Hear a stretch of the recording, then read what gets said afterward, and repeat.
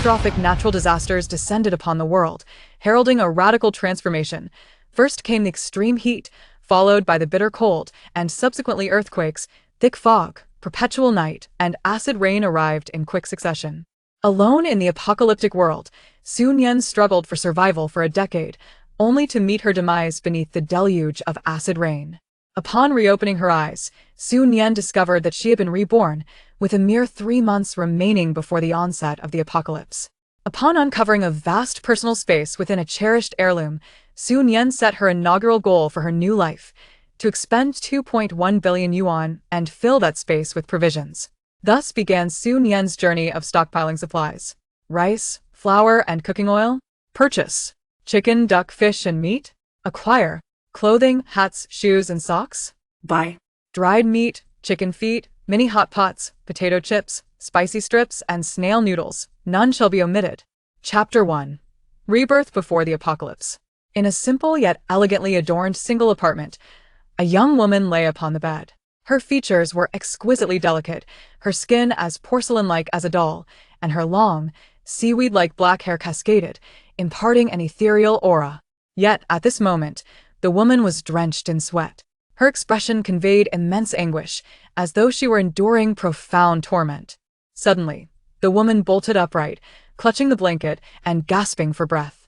Beads of sweat rolled down her porcelain-white cheeks, trailing along her slender neck and vanishing into her collar. After several moments of heavy breathing, Su Nian's gaze finally shifted from a fixed point. Surveying her surroundings, she felt a wave of confusion wash over her. Where was this? Had someone saved her? But who had come to her aid? Who could possibly rescue her? The acid rain had arrived abruptly, cascading from the heavens like a torrential downpour. Not only she, but all those exposed outdoors were corroded by the rain, with no chance to escape. Even if someone had rescued her, where in the apocalypse could there be such a clean and orderly room? Moreover, the blanket she clutched exuded the warmth of sunlight. Wait.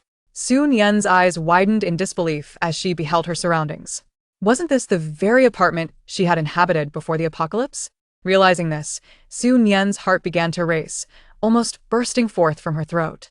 She flung aside the blanket and groped on the bed, ultimately retrieving her phone from beneath the pillow. The screen of the phone clearly displayed the date, May 20th, 20XX. As she beheld this date, tears streamed down Su Nian's cheeks. She had returned. She had truly returned.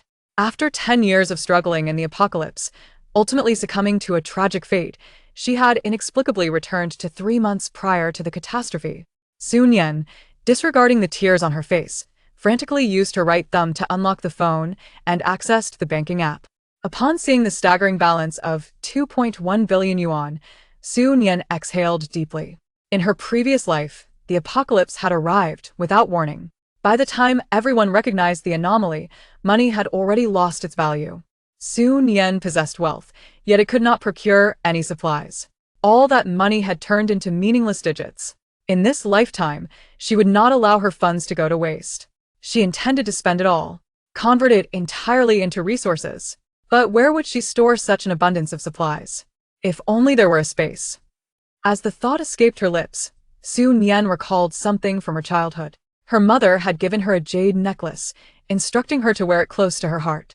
The jade was an emerald, square and devoid of any design, yet her mother had claimed it to be their family's treasured heirloom. In her past life, she had worn that necklace until the world had grown increasingly perilous, prompting her to conceal it for fear of attracting attention. However, at some point, it had been lost, leaving her heartbroken for a long time, for it was the sole memento her mother had left her. Yet now, that very necklace rested securely around her neck. Contemplating this, Su Nian removed the necklace, gazing at the jade in her palm, a bold idea blossoming in her mind. It is often written in novels that heirlooms possess hidden spaces. I wonder if mine does. Speaking aloud, Su Nian descended from the bed, donned her slippers, and made her way to the kitchen. She grasped a fruit knife and, without hesitation, made a small incision on her fingertip. Her delicate, fair fingers were instantly cut, blood welling forth, yet Su Nian did not flinch. She placed the jade upon the wound. Miraculously, the blood was absorbed by the jade upon contact. The hue of the jade gradually deepens, swiftly transitioning from a vibrant green to a dark crimson. As the jade assumes a blood-red shade, a flash of crimson light envelopes Su Nian, and the jade vanishes from sight. Along with it, the wound has also disappeared.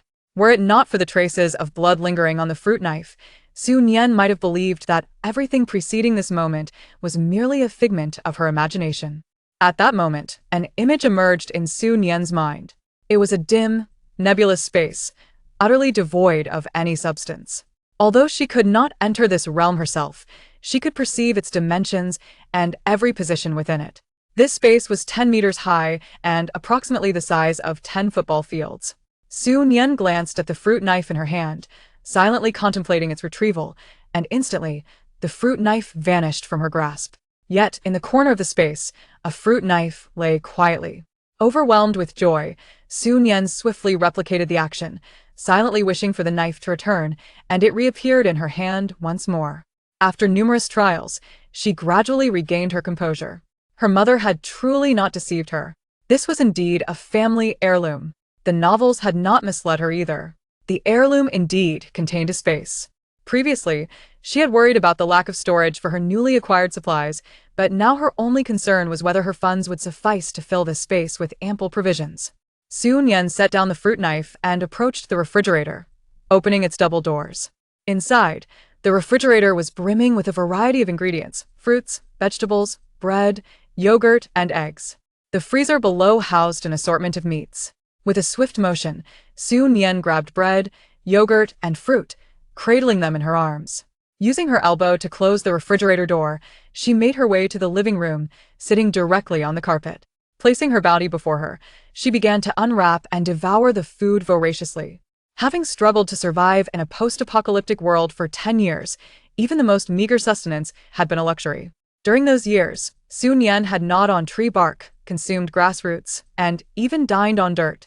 Now, as she savored the soft bread, rich yogurt, and crisp, sweet fruit, tears of joy threatened to spill from her eyes. Taking a deep breath, Su Nian stifled her tears. She must not cry. There were still many tasks ahead of her. She needed to eat quickly, for every moment was precious and should not be squandered. It was only when she had gorged herself that Su Nian finally paused. Observing the yogurt with only 2 sips remaining, she had a thought and decided to store it in the space. She needed to test whether this space had preservation properties, enabling her to better ascertain what supplies she should stockpile. Naturally, Su Nian did not remain idle. Having satisfied her hunger, she returned to her bedroom and powered on her computer. Opening a blank document, she began to plan the supplies she intended to purchase. It was May 20th, and summer had yet to officially commence, with the temperature remaining quite pleasant. However, starting today, the weather would gradually become warmer. Initially, the rising temperatures elicited no attention from anyone. After all, summer typically grows increasingly hotter day by day. It was not until late August, when the heat persisted and temperatures soared to a staggering 45 degrees, that people began to sense that something was amiss. It was during that time that many realized it had been almost a month since the last rainfall. The absence of rain, coupled with the rising temperatures, caused anxiety to mount among the populace, leading to a frantic rush to stockpile supplies. The discourse of the apocalypse began to emerge from that moment onward. Chapter 2. Acquiring 1 billion worth of supplies to fill the space. In her previous life, Su Nian also joined the fray to secure resources. However, at that time, the small vendors were reluctant to part with their goods, tightly holding onto their supplies, leaving few willing to sell. Large supermarkets and shopping malls continued their operations. Yet everyone was in a frenzy to purchase, and her acquisitions were meager. Furthermore, as a solitary young woman, she attracted the attention of those with ill intentions. Fortunately, Su Nian had trained in martial arts since childhood, spending her early years as a lay disciple at Shaolin Temple, honing skills that exceeded the average person's capabilities, thus safeguarding herself. Reflecting on this, Su Nian inscribed 2 words at the top of her document: weapons. Weapons are of paramount importance. Su Nian considered her combat prowess to be formidable, yet barehanded combat and wielding a suitable weapon represent entirely different realms of power. Beyond weaponry, she must also meticulously arrange her daily needs. Her fingers danced across the keyboard as the document burgeoned with increasing text. Once she had drafted a comprehensive list, Su Nian printed it out in its entirety. She intended to follow the records meticulously to avoid overlooking any essentials. dressed in comfortable athletic wear. With her long hair fashioned into a bun, she grabbed her keys and wallet and promptly stepped out, taking the elevator to the underground parking lot. She pressed the key fob, locating her vehicle by the sound. After years had passed, she had forgotten where her parking spot was. Su Nian's parents had built their fortune from nothing, possessing remarkable business acumen, amassing substantial wealth within a mere decade, and subsequently giving birth to Su Nian. After she was kidnapped at the age of 3 and narrowly rescued, her parents sent her to the Shaolin Temple to learn martial arts for self-defense. To ensure her education did not falter, they engaged various tutors to reside alongside her at the temple. Those years were marked by relentless training and learning, leaving her exhausted. However, in the apocalyptic world, Su Nian felt immeasurable gratitude towards her parents. Had they not sent her to learn martial arts? As a solitary young woman in a world where humanity devoured humanity, she would have found it impossible to safeguard herself. Su Nian's parents tragically perished in a plane crash the previous year. Both were only children, and their ancestors had also passed away in preceding years. Following the death of her parents, Su Nian was left alone. After managing her parents' funeral arrangements, she sold the family business. Unlike her parents, she lacked a business mindset. While they were alive, they had discussed the scenario with her, suggesting that should they no longer be present and she had no desire to manage the company, she should sell it. The proceeds would suffice to ensure her financial independence. Ultimately, Su Nian sold the company for $1 billion. If no unforeseen circumstances arose, this sum would indeed grant her a lifetime of security. However, the onset of the apocalypse shattered this illusion. Su Nian pondered how heart-wrenching it would be for her parents to witness her suffering in her past life. Nevertheless, in this lifetime, she vowed to prepare diligently to thrive and endure in the impending chaos. Though Su Nian possessed an exquisite and striking appearance, her extensive martial arts training imbued her with a resolute character, distinct from that of typical young women. She had no penchant for flashy, beautiful sports cars. Instead, she favored off-road vehicles, currently driving a Hummer. With 2 rows of seating for 5 and an exceptionally spacious trunk, it was perfectly suited for transporting goods. Her first stop was a hair salon, where she opted to cut her long, waist-length hair. Naturally wavy and never subjected to dye or perm, her hair was in pristine condition. However, she felt no regret as she transformed her lengthy locks into a chic bob.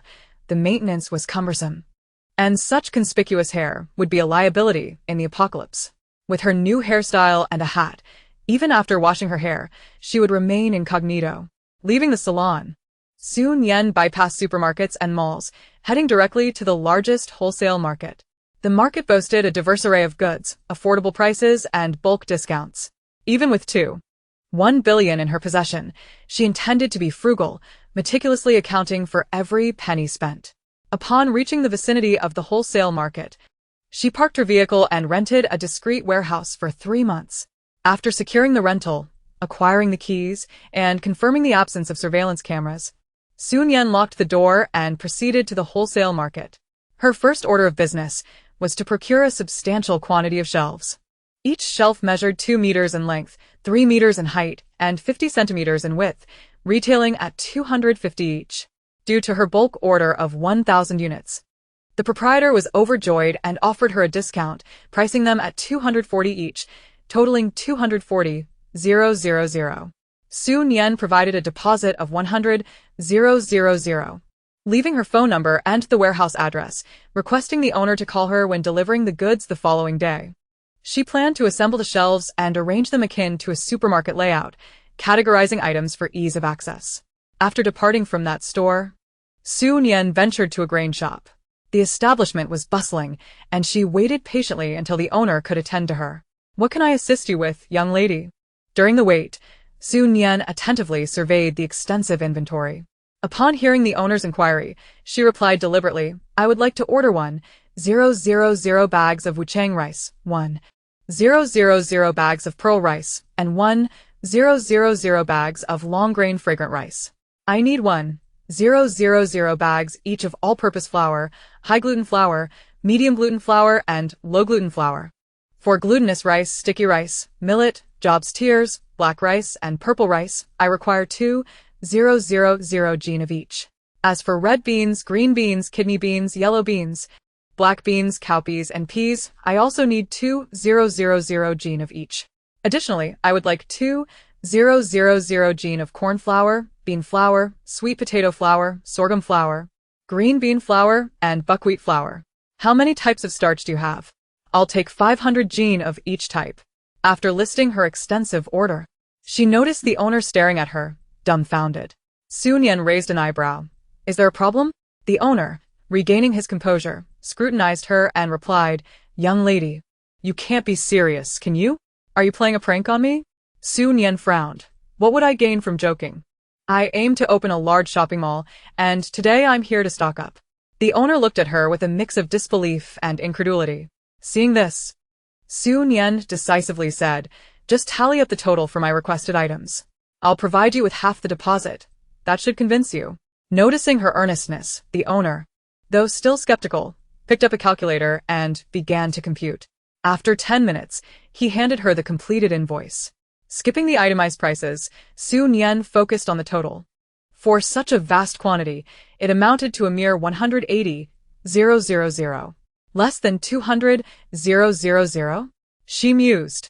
As she remained silent, the owner began to retract the invoice. Convinced she was merely toying with him. Who in their right mind would source supplies for a shopping mall from a wholesale market? Just then, a delicate hand, pale as jade, pressed down on the bill. What is your account number? I'll transfer the funds right now. Chapter 3. Yet another day of grand procurement. The owner stared at Nian, utterly astonished. Are you truly going to buy all this? Nian nodded with an air of certainty. Of course, she would make a purchase. She had already informed her family of her intentions to embark on her own entrepreneurial venture, determined to astonish them. Upon hearing Nian's declaration, the shopkeeper instinctively nodded in agreement. With such a significant quantity of grain being bought, who wouldn't be taken aback? Though he pondered this, the shopkeeper swiftly provided his account information. A fool who turns down money, he thought, indifferent to whether Nian would turn a profit. His priority was to secure her funds first. Nian transferred half of the deposit, arranging for the goods to be delivered to the warehouse in 3 days. And then she departed from the store. Having secured her grain, her next destination was an oil shop. There, she ordered 100 barrels of rapeseed oil, 100 barrels of peanut oil, 100 barrels of soybean oil, 100 barrels of sunflower oil, and 100 barrels of sesame oil. In addition, she requested 500 bottles each of hemp oil, corn oil, olive oil, camellia oil, palm oil, grapeseed oil, and walnut oil. The sheer volume of oil was staggering. Nian mused that even in her next lifetime, she wouldn't be able to consume it all. However, having endured hunger in her past life, she was unconcerned with whether she could finish it. Her only desire was to buy. What she acquired would be hers, providing her with a sense of security. Next, Nian ventured to a wholesale grocery store to procure various seasonings. Salt was indispensable, not only for personal consumption but also a highly sought-after currency in a post-apocalyptic world, useful for barter. She purchased 1,000 boxes of salt, each containing 50 bags. In addition to salt, she stocked up on sugar, another valuable commodity in the aftermath of the apocalypse. 1,000 pounds of white sugar, 1,000 pounds of white rock sugar, 1,000 pounds of yellow rock sugar, and 1,000 pounds of brown sugar. She also ordered 500 pounds each of various fruit-flavored candies, milk candies, and crispy candies. For sauces, she requested 500 bottles each of light soy sauce, dark soy sauce, aged vinegar, fragrant vinegar, rice vinegar, white vinegar, cooking wine, and flavor enhancer. Furthermore, she ordered 100 boxes each of chicken essence, monosodium glutamate, 5-spice powder, 13-spice mix, cumin powder, chili powder, and pepper powder. Various barbecue seasonings, hot pot base ingredients, and cooking kits were also included, with each type receiving an order of 100 boxes. Nian did not neglect to buy an array of sauces: shiitake mushroom sauce, lao gan ma, yellow soybean sauce, broad bean paste, rice mixing sauce, chili sauce, sweet paste, and Korean sweet chili sauce, each ordered by the case, with a total of 200 boxes for each variety. Spices were equally essential, including Sichuan pepper, prickly ash, star anise, bay leaves, cloves, rosemary, sage, fennel, chili, and cinnamon.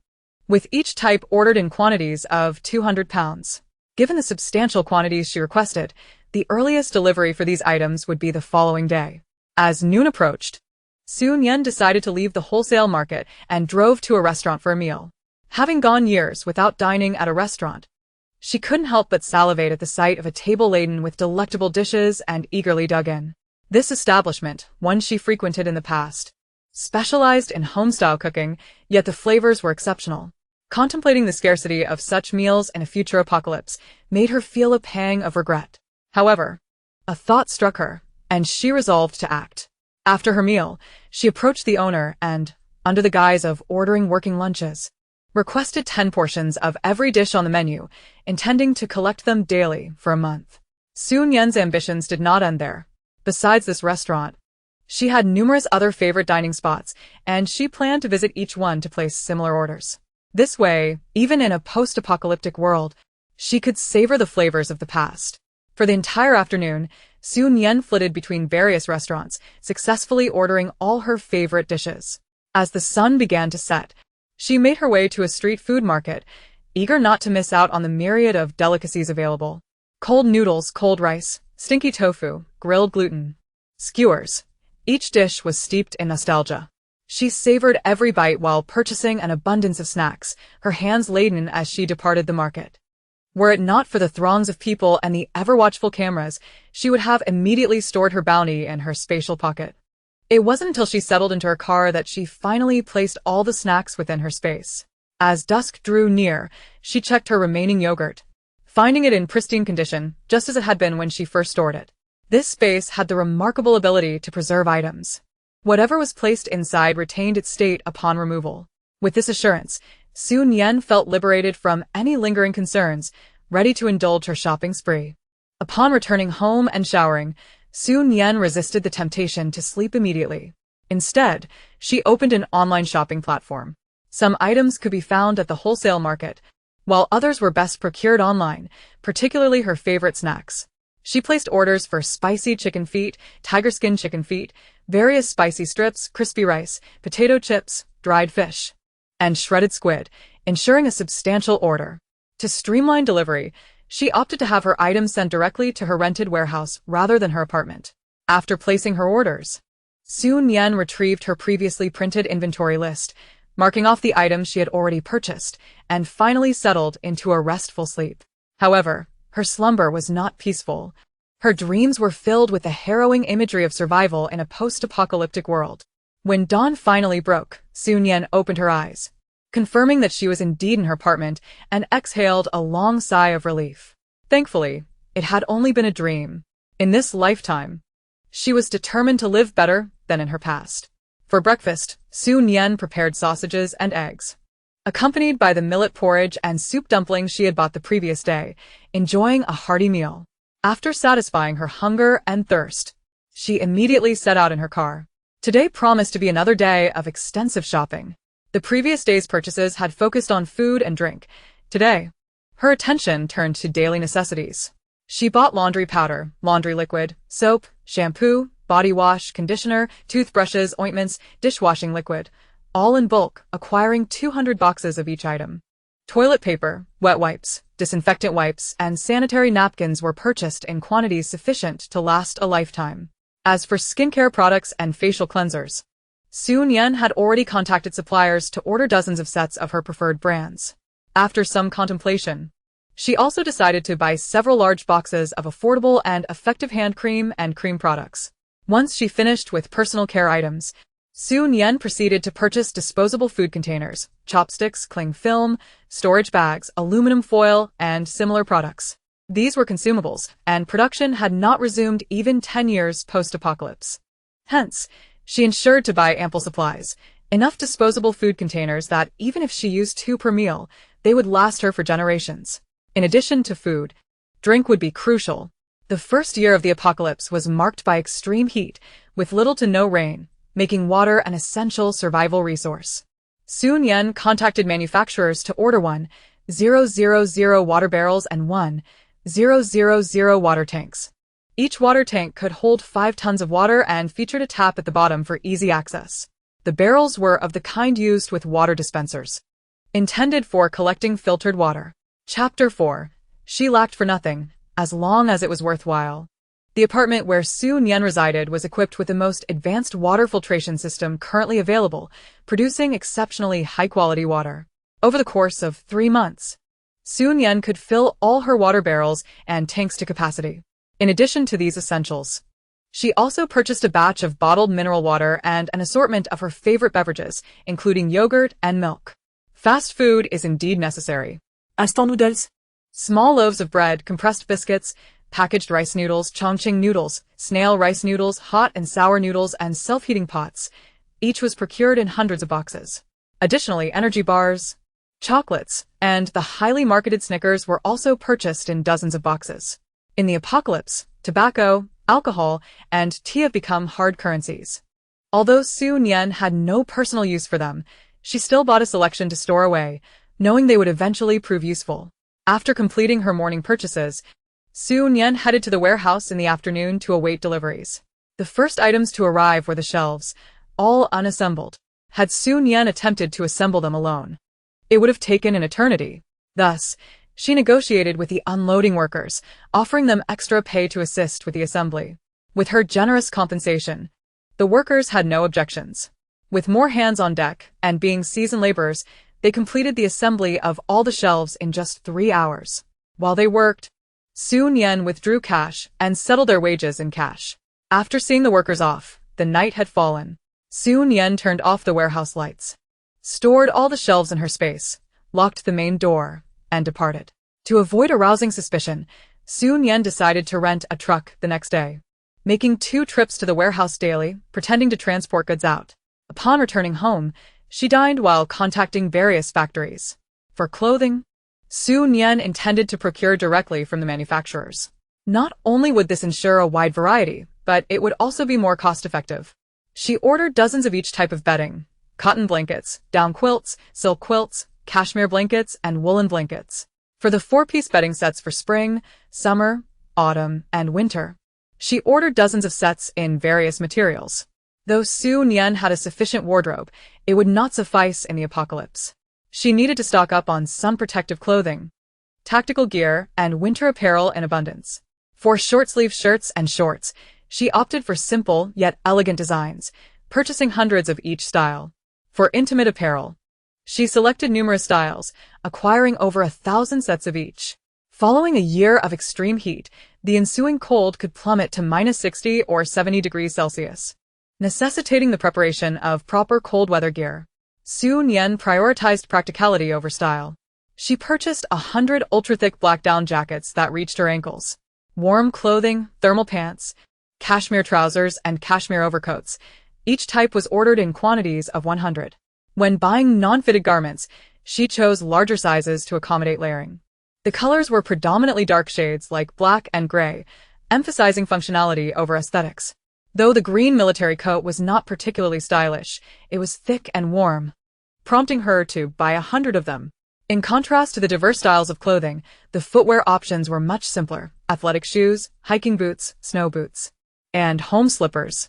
Su Nian didn't even glance at high heels, having long expelled such frivolous items from her life. In the following period, Su Nian was either receiving shipments or placing orders. She ordered a variety of pest control products, mosquito coils, insect powders, floral water, anti-itch ointments, and frostbite creams from factories. The bulk orders not only offered better prices, but also minimized suspicion, as factories only cared about selling their goods. Additionally, she needed to prepare various medications. However, the quantities available at pharmacies were insufficient. After some contemplation, Su Nian contacted a friend of her father's, a pharmaceutical representative with connections in this area. Upon receiving Su Nian's call and listening to her requests, he readily agreed, as she was only asking for common medications, such as fever reducers, cold medicines, cough syrups, anti-inflammatory drugs, and some for gastrointestinal issues and diarrhea. Moreover, she requested external injury treatments, including powders, sprays, disinfectants, alcohol pads, iodine, gauze, bandages, and adhesive bandages. The selection was limited, but the quantities she required were considerable. The representative inquired about her intentions for such a large order. Su Nian had already prepared her response. stating it was for donation to remote mountain regions, wishing to do her part. This was not entirely a lie, as she did indeed donate a small portion of the supplies, but the remainder was sufficient for her own use. Grateful for his assistance, Nian anonymously sent a batch of food and drink supplies to his home. Regardless of whether in the apocalypse or in her rebirth, Nian had no intention of disclosing her circumstances. Whether labeled cold-blooded or heartless, she was someone who had faced death once. Now that she had been given a second chance at life, she simply wished to live well. Once the medication situation was resolved, all the goods Nian had ordered began to arrive in her space. After collecting the last batch of supplies, Nian locked the warehouse door and drove away. After extensive inquiries, Nian finally found a lead on weapons. A weapons enthusiast operated a cold weapon collection gallery where they ostensibly sold collectibles. But many genuine items were also available. Nian visited and purchased 2 tang swords, 1 long dagger, and 1 short dagger, spending 2 million without a hint of regret. She had ample funds, provided the purchases were worthwhile. By this time, a month had passed since Nian's rebirth. After collecting various delicacies from the shops, she rented a large truck and exited the city. While her grain supplies were sufficient, she still needed to buy fruits and vegetables. Nian planned to drive to the countryside or a farm to gather them, ensuring their freshness. She also intended to buy freshly slaughtered poultry, fish, pork, and beef. The advantage of fresh slaughter was the availability of fresh pig's blood and duck's blood. Additionally, canned goods were essential. She made another trip to the canning factory and purchased a substantial amount of canned food, along with ham, braised beef, braised pig's trotters, and various cooked foods. Over the next month, Nian traveled to several nearby cities, purchasing everything she could conceive. Each time she passed a gas station, she refueled. After leaving the gas station, she would find a location without surveillance to siphon the gasoline into pre-purchased barrels. Though cumbersome and inconvenient, this method ensured safety. By the end of the month, she had amassed several tons of gasoline and diesel. While not an excessive amount, it was more than sufficient for Nian's needs.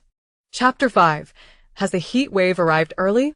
After a month of bustling activity, Nian returned to her apartment, collapsing onto the sofa, feeling utterly exhausted. Yet, a profound sense of satisfaction filled her heart. Gazing at the abundance of supplies in her space, she felt an overwhelming sense of security. Nian retrieved her printed checklist to identify any gaps in her preparations. With less than a month remaining before the apocalypse, she meticulously examined what she might have overlooked. Upon review, she realized she had indeed missed several crucial items. Diesel generators, gasoline generators, solar storage panels, electric solar lights, solar-powered chargers, flashlights, batteries, candles, fans, air conditioning fans, portable heaters, and warming packs. These must all be meticulously arranged. Moreover, an essential item remains: seeds. In a post-apocalyptic world characterized by extreme climates, the outside conditions are wholly unsuitable for agricultural growth, rendering cultivation impossible and rendering life increasingly arduous. Although Nian lacks agricultural expertise, she understands the importance of stockpiling seeds, which may prove invaluable in the future. To ensure absolute preparedness, she ventured to a seed store to procure various seeds and also gathered seeds saved by farmers in the countryside. These seeds, if left in their possession, would inevitably spoil once the heat intensifies. Selling them to her seemed a far better option. Nian is not devoid of compassion. Observing the simplicity of the farmers, she felt compelled to offer them a piece of advice. My friend works at the meteorological station and has warned of prolonged high temperatures. It would be wise to stock up on food and water. This casual warning left no trace for others to trace back to her, as it is unlikely she would encounter these individuals again. Furthermore, she had taken care to disguise her appearance, making it doubtful that they would recognize her upon a future meeting. After purchasing the seeds, Nian proceeded to acquire fuel. In terms of fuel, she secured 20 tons of coal. After some consideration, she decided to add propane tanks, intending to store at least 1,000 canisters for when she drives to transport them. Additionally, she purchased several hundred boxes of portable gas canisters. Nian also acquired 10 diesel tricycles, 10 pedal tricycles, and 10 bicycles, along with a plethora of vehicle parts. In a world turned upside down, the number of individuals capable of driving cars dwindles, while those who can navigate diesel tricycles command a certain prestige. The majority resort to pedal tricycles or bicycles. During her travels in other cities, Nian seized every opportunity to gather delicacies. Her storage space is now brimming with an array of cooked dishes, filling 10 shelves to the brim. To accommodate even more culinary delights, she purchased smaller shelving units to place atop the larger ones. The shelves are meticulously organized, utilizing every inch of space to its fullest potential. Adjacent to these, 10 empty shelves await the meals she intends to prepare. From this point forward, Nian has resolved not to venture outside unnecessarily. She plans to cook all her meals herself, ensuring she prepares extra portions to store in disposable containers for later consumption when cooking proves inconvenient. For over 2 months, Nian has been preoccupied with gathering various supplies, hardly paying attention to the passage of time. Now that she has a moment to pause, she realizes it is already mid-August.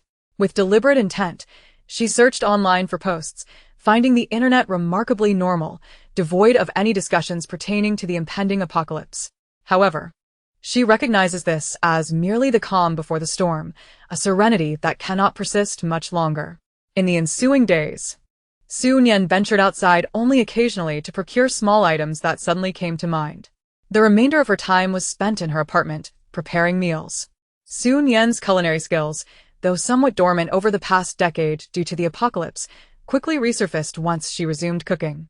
Each day, she crafted an array of dishes, their enticing aromas wafting far beyond her apartment. Indeed, Nian even noticed inquiries in the community group about the identity of the individual whose culinary creations were so delectable that they tempted others to wake in the night from hunger. Upon reading this message, Nian merely smiled in amusement. Her primary focus remained on various online posts. As the end of August approached, the temperatures not only failed to decline, but continued to rise alarmingly.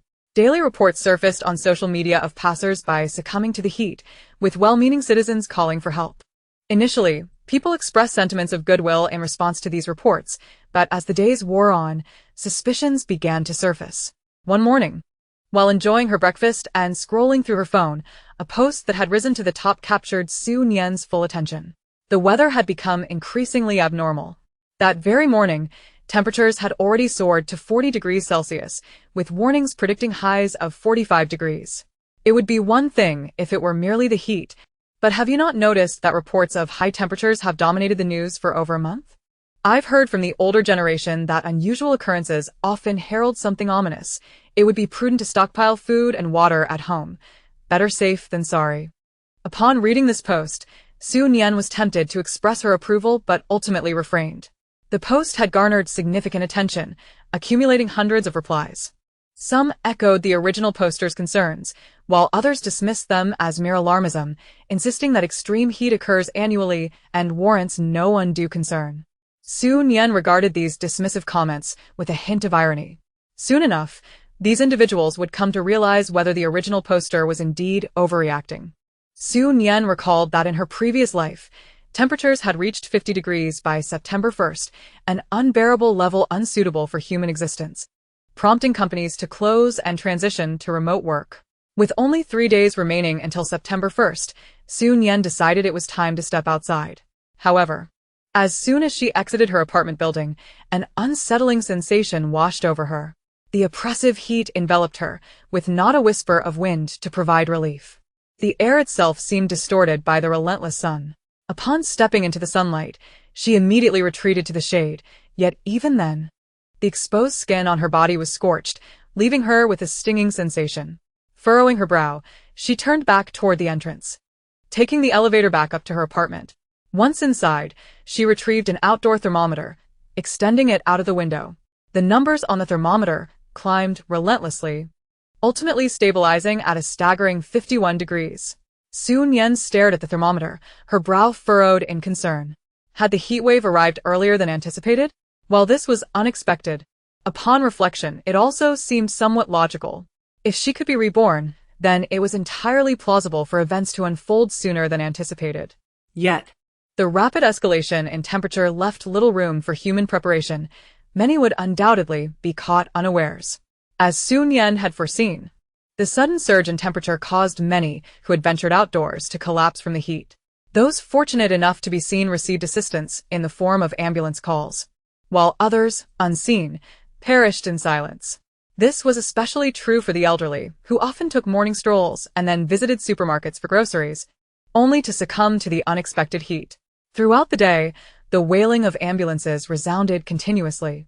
Su Nian's residential community, an upscale complex featuring both apartments and houses, was home to many residents. Several succumbed to heat-related illnesses, compelling ambulances to make repeated trips. Various online posts about the extreme heat proliferated, cascading like snowflakes. Initially, Su Nian would read through them, but soon she opted to turn off her phone. This was merely the beginning. The days ahead promised to be even more challenging. Until dusk, the temperature remained elevated. The tranquil neighborhood, which had been silent throughout the day, erupted into a cacophony after nightfall. After changing into a fresh outfit, Su Nian descended the stairs. As she stepped outside, a wave of heat hit her face. Su Nian estimated that even with the sun set, the temperature still lingered above 30 degrees Celsius. Not far into her walk, she began to feel a sticky sheen of perspiration forming on her skin. Nevertheless, she had no intention of returning indoors. The days ahead would only grow hotter, and she needed her body to acclimatize to the current temperature to enhance her survival in the impending apocalypse. Upon exiting the community, she was greeted by a vibrant street lined with open shops and various vendors setting up stalls. As she strolled along, she indulged in numerous small purchases. Over the past 3 months, Su Nian had diligently gathered supplies, spending 18 billion of her 21 billion, filling her storage to 9/10 capacity. She retained only a few million in cash, converting the remainder into gold bars, which she stacked within her space. With this scant cash, she pondered whether she could exhaust it all before currency lost its value. As she continued her shopping, she bought whatever caught her fancy, regardless of its utility. After 2 hours of wandering, Su Nian finally returned home. The first order of business was a refreshing shower. Once she emerged, she approached her ice machine, extracting the ice and filling a large container, subsequently storing it in her space. After returning from the neighboring city, she had ordered 2 ice machines to operate incessantly, producing ice around the clock. The freshly made ice was stored in pre-purchased large containers, ready to be tucked away in her space. While electricity still flowed, Su Nian aimed to produce as much ice as possible, ensuring that if the power went out, she could still cool herself with the ice. When she first acquired the ice machines, Su Nian had driven her Hummer to several cold storage facilities, purchasing truckloads of ice creams and popsicles. She had also procured ample ingredients for making ice creams and popsicles. During her idle moments, she would prepare some to freeze, placing them in her space once solidified. Like a little hamster, she gradually filled her storage to the brim. The supply area within her space was distinctly organized, although she could not physically enter. She could retrieve any item she needed by simply identifying its location. Before drifting off to sleep, Su Nian checked her supplies, feeling a sense of satisfaction as she closed her eyes. In the 3 months since her rebirth, she no longer experienced nightmares. Upon awakening, the daylight streamed through the gaps in the curtains, illuminating the room.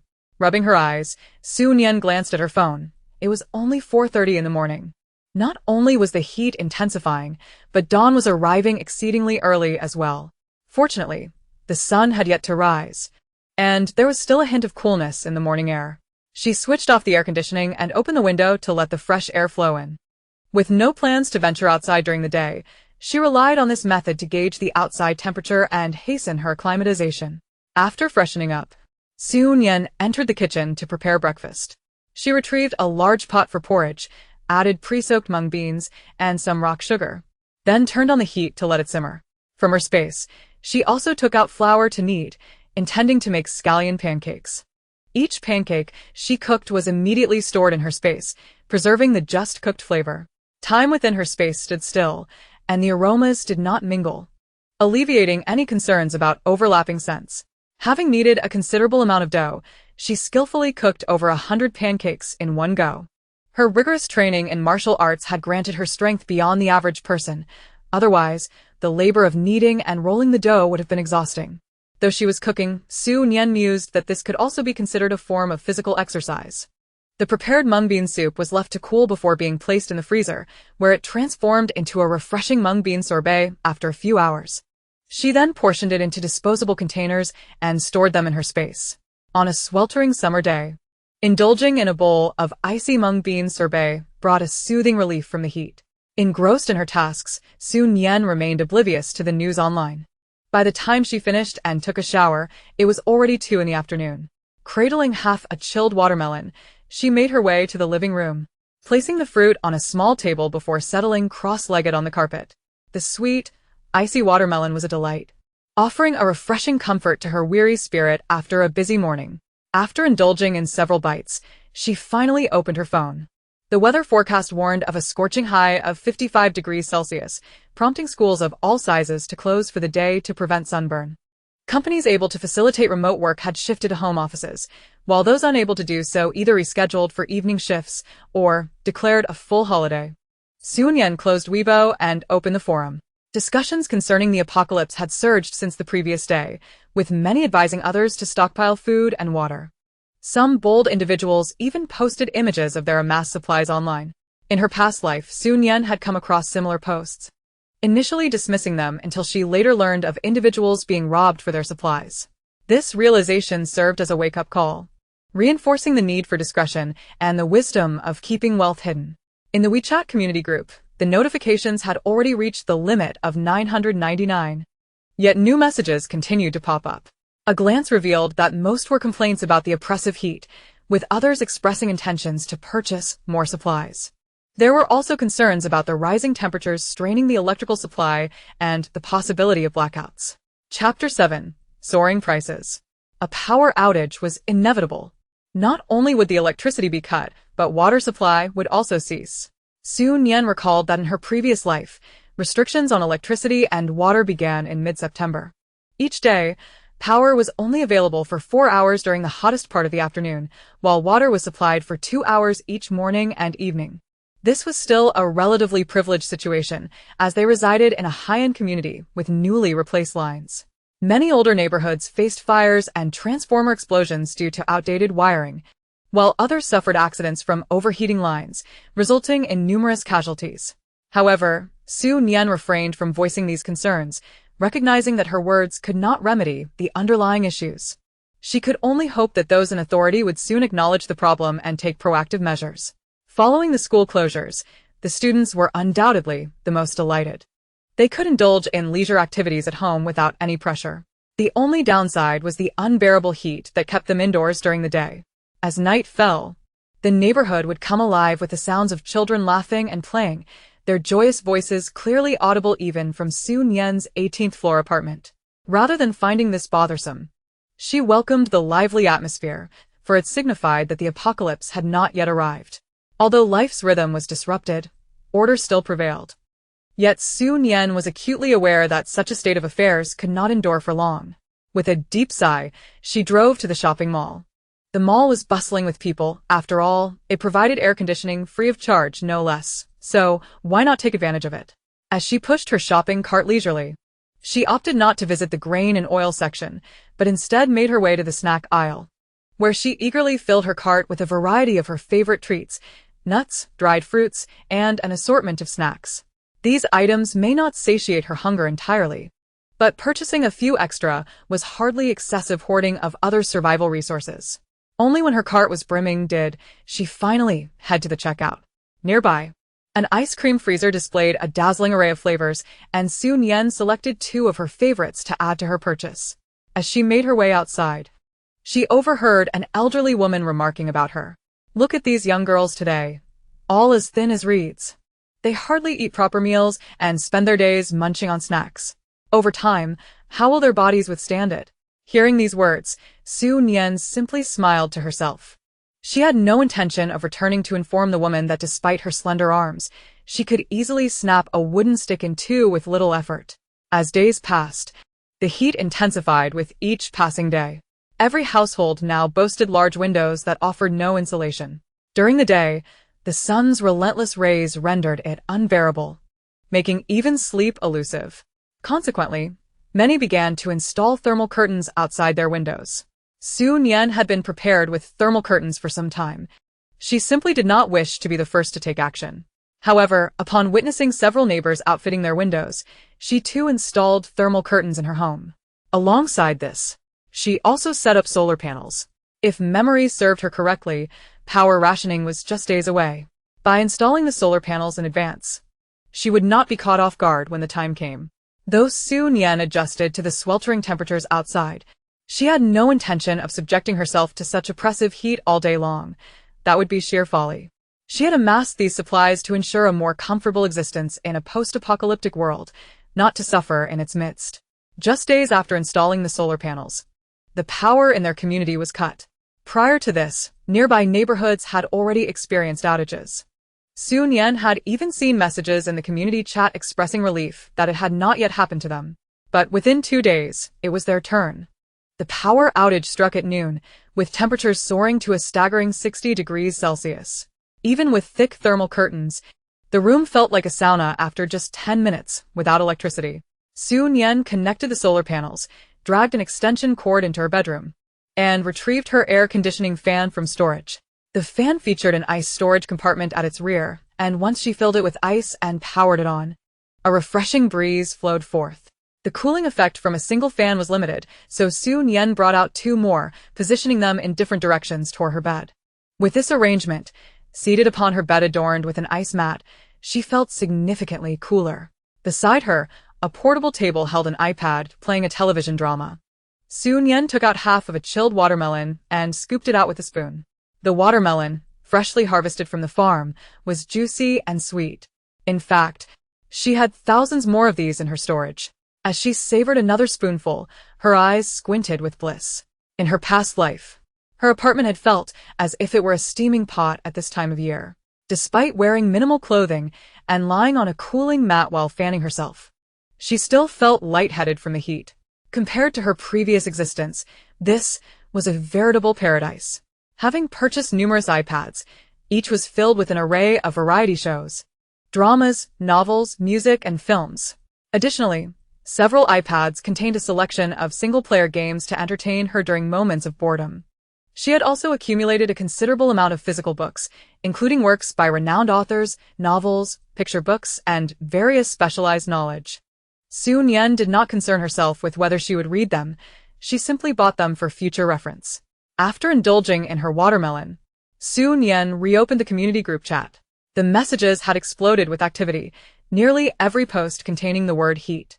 Observing the flurry of communication, Su Nian remained silent.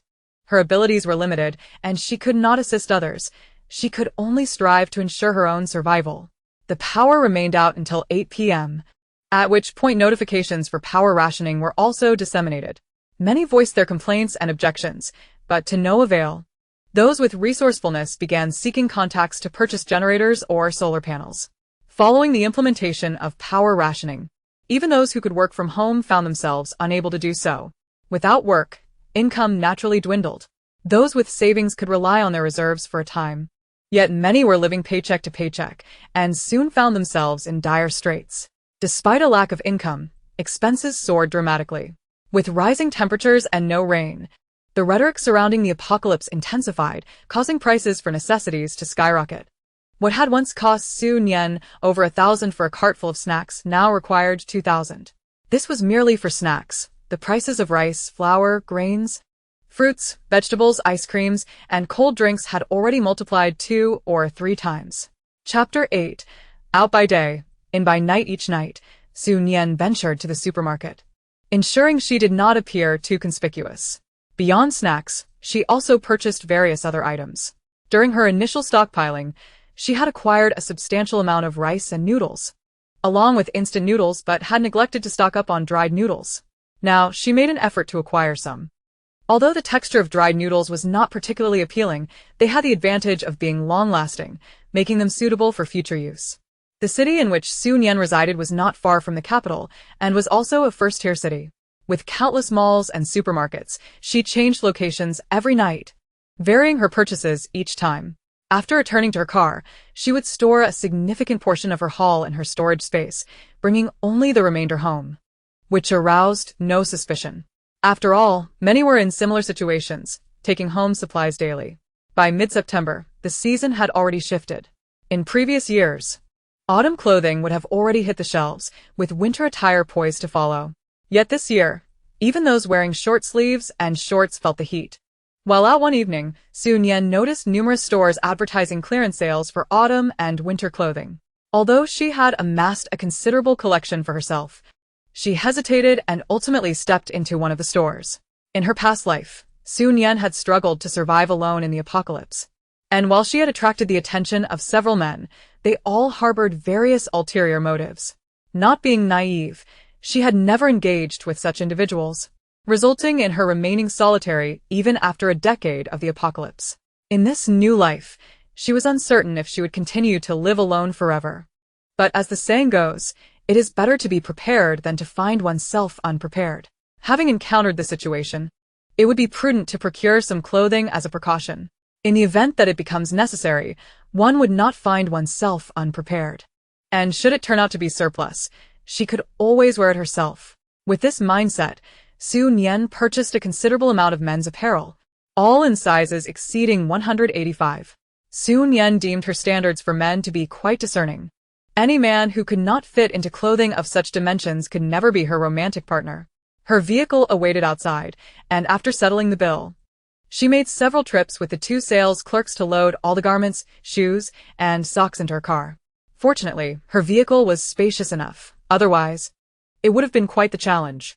Once she returned to the underground parking of her community and parked, she grabbed a bag of food and entered the elevator. As for the clothing, it had already been stowed away in her space. When the elevator reached the ground floor, the doors opened to admit two elderly women, each laden with bags, their faces flushed and dripping with sweat. After they stepped in, they engaged in idle chatter. One of them remarked on the necessity of filling all the water containers at home, as there would be limited water supplies starting tomorrow. They needed to stock up. For how could one endure such sweltering heat without water? The other woman echoed her sentiments, lamenting the recent restrictions on electricity and now water, questioning how life seemed to be regressing. She mentioned hearing from her son about the numerous discussions online regarding an impending apocalypse. Nian stood quietly behind them, absorbing their conversation. Before long, their floor arrived, and they exited the elevator, leaving Nian alone. She had been so engrossed in her shopping that she had completely overlooked the community group notifications, unaware of the impending water restrictions.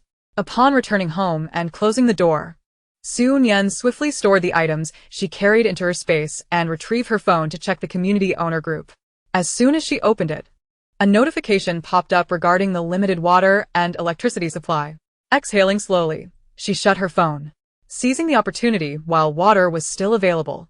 Nian hurried to take a shower, then returned to her bedroom and turned on a fan. Even with the evening temperature hovering around 30 degrees Celsius, she usually preferred just the fan. Having previously filled 1,000 water tanks and buckets, she had since ordered an additional 200 of each. During this time, every container had been filled with water. With the impending water restrictions, Nian felt no anxiety. She was well prepared.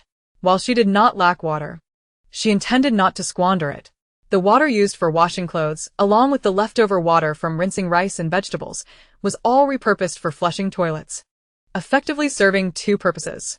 Nian believed that many would adopt similar practices once the water supply was limited. If one does not exercise thrift, life will inevitably compel one to do so. However, she was aware that such measures would only suffice temporarily. As water resources dwindled, even drinking water would become a concern, rendering laundry and flushing toilets a luxury. At that point, a mere flush would echo through the building, attracting unwanted attention. In her past life, when water became scarce, many ceased using home toilets and resorted to public facilities or even more discreet locations. Some, lacking civic sense, would relieve themselves indiscriminately. The thought of accidentally stepping into such a predicament during a night outing was an unpleasant memory Nian wished to avoid.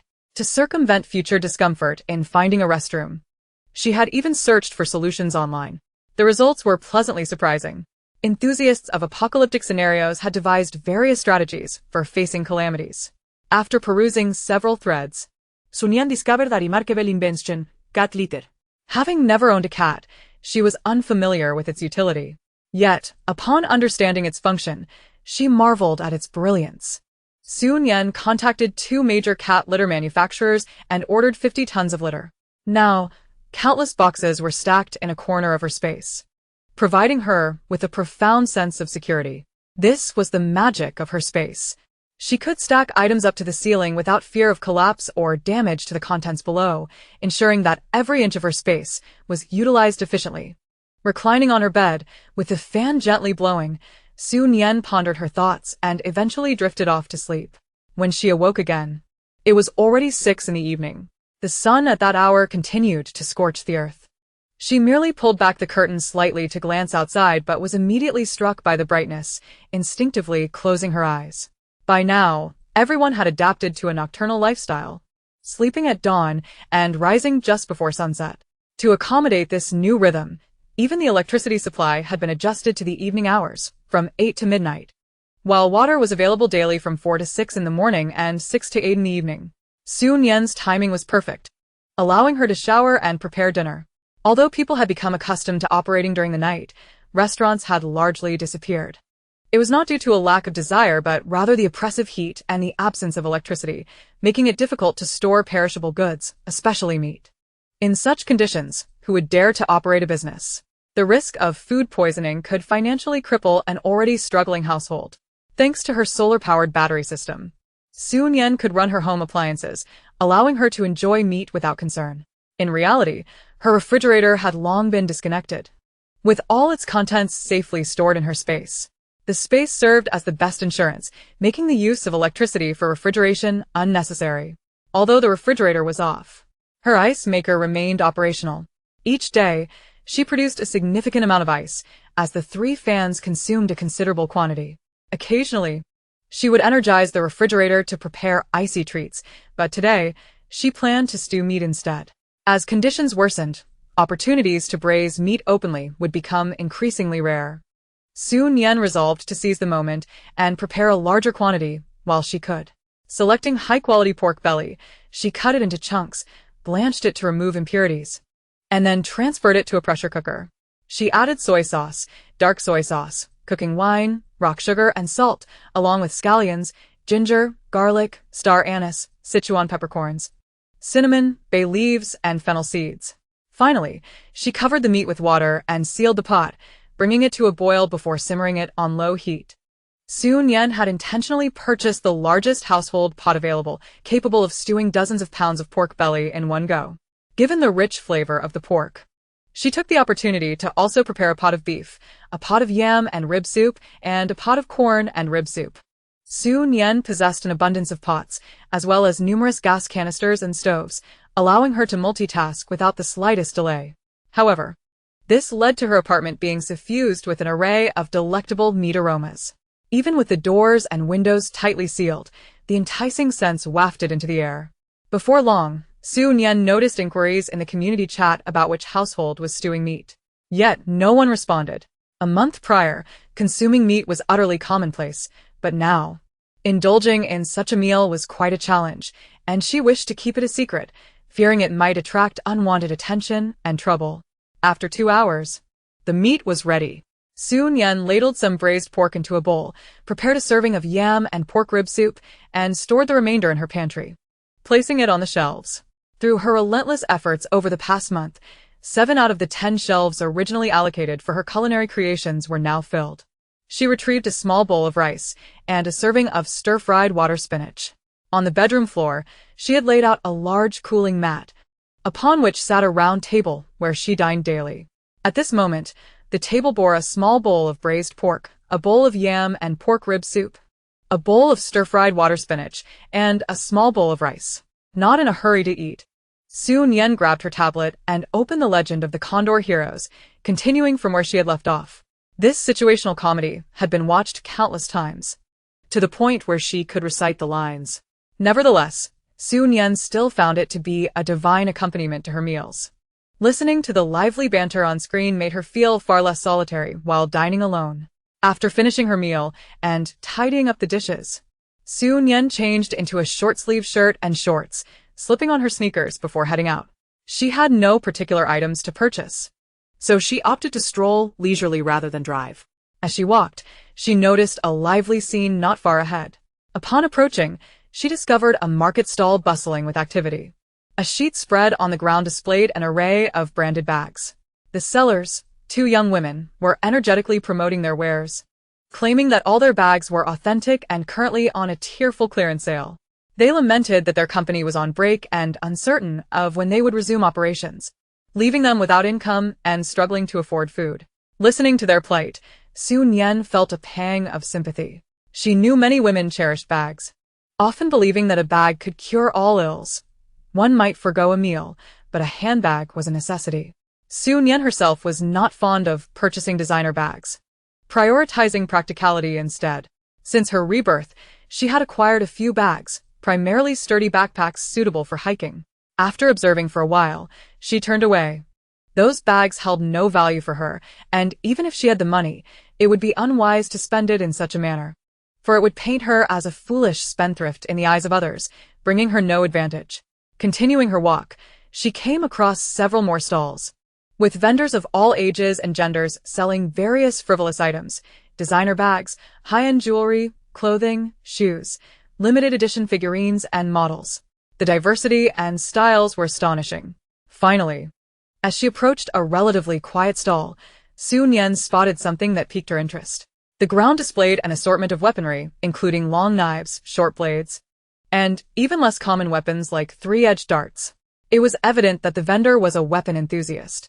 Curiosity stirred within her as she glanced at the stall owner seated in the corner. While other vendors displayed their goods beneath streetlights, he had chosen a spot farther away. In the dim light, she could just make out a strikingly handsome man. The faint glow highlighted his chiseled nose and sharp jawline, while his long brows and well-proportioned lips added to his allure. He wore a slight frown, suggesting he was troubled. Just by observing the lack of customers at his stall, Nian could guess the source of his distress. No sales meant he was indeed troubled. Despite life being somewhat more difficult now than a month ago, order still prevailed, and no severe incidents had occurred. Those struggling likely contemplated selling their possessions for money, not buying cold weapons. Nian crouched down and casually drew a dagger from its sheath. The moment the blade emerged, she was taken aback. The cold gleam was dazzling, and the blade hummed ominously. Instinctively, she snapped the dagger shut and looked at the man, astonished that such a fine piece was up for sale. Chapter 10. A little fairy like you, beautiful and kind-hearted. The man raised his gaze, and in the dim light, his eyes sparkled.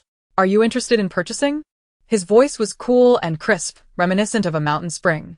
Nian shivered slightly. He certainly exuded an air of aloofness. How much for this dagger? She inquired directly.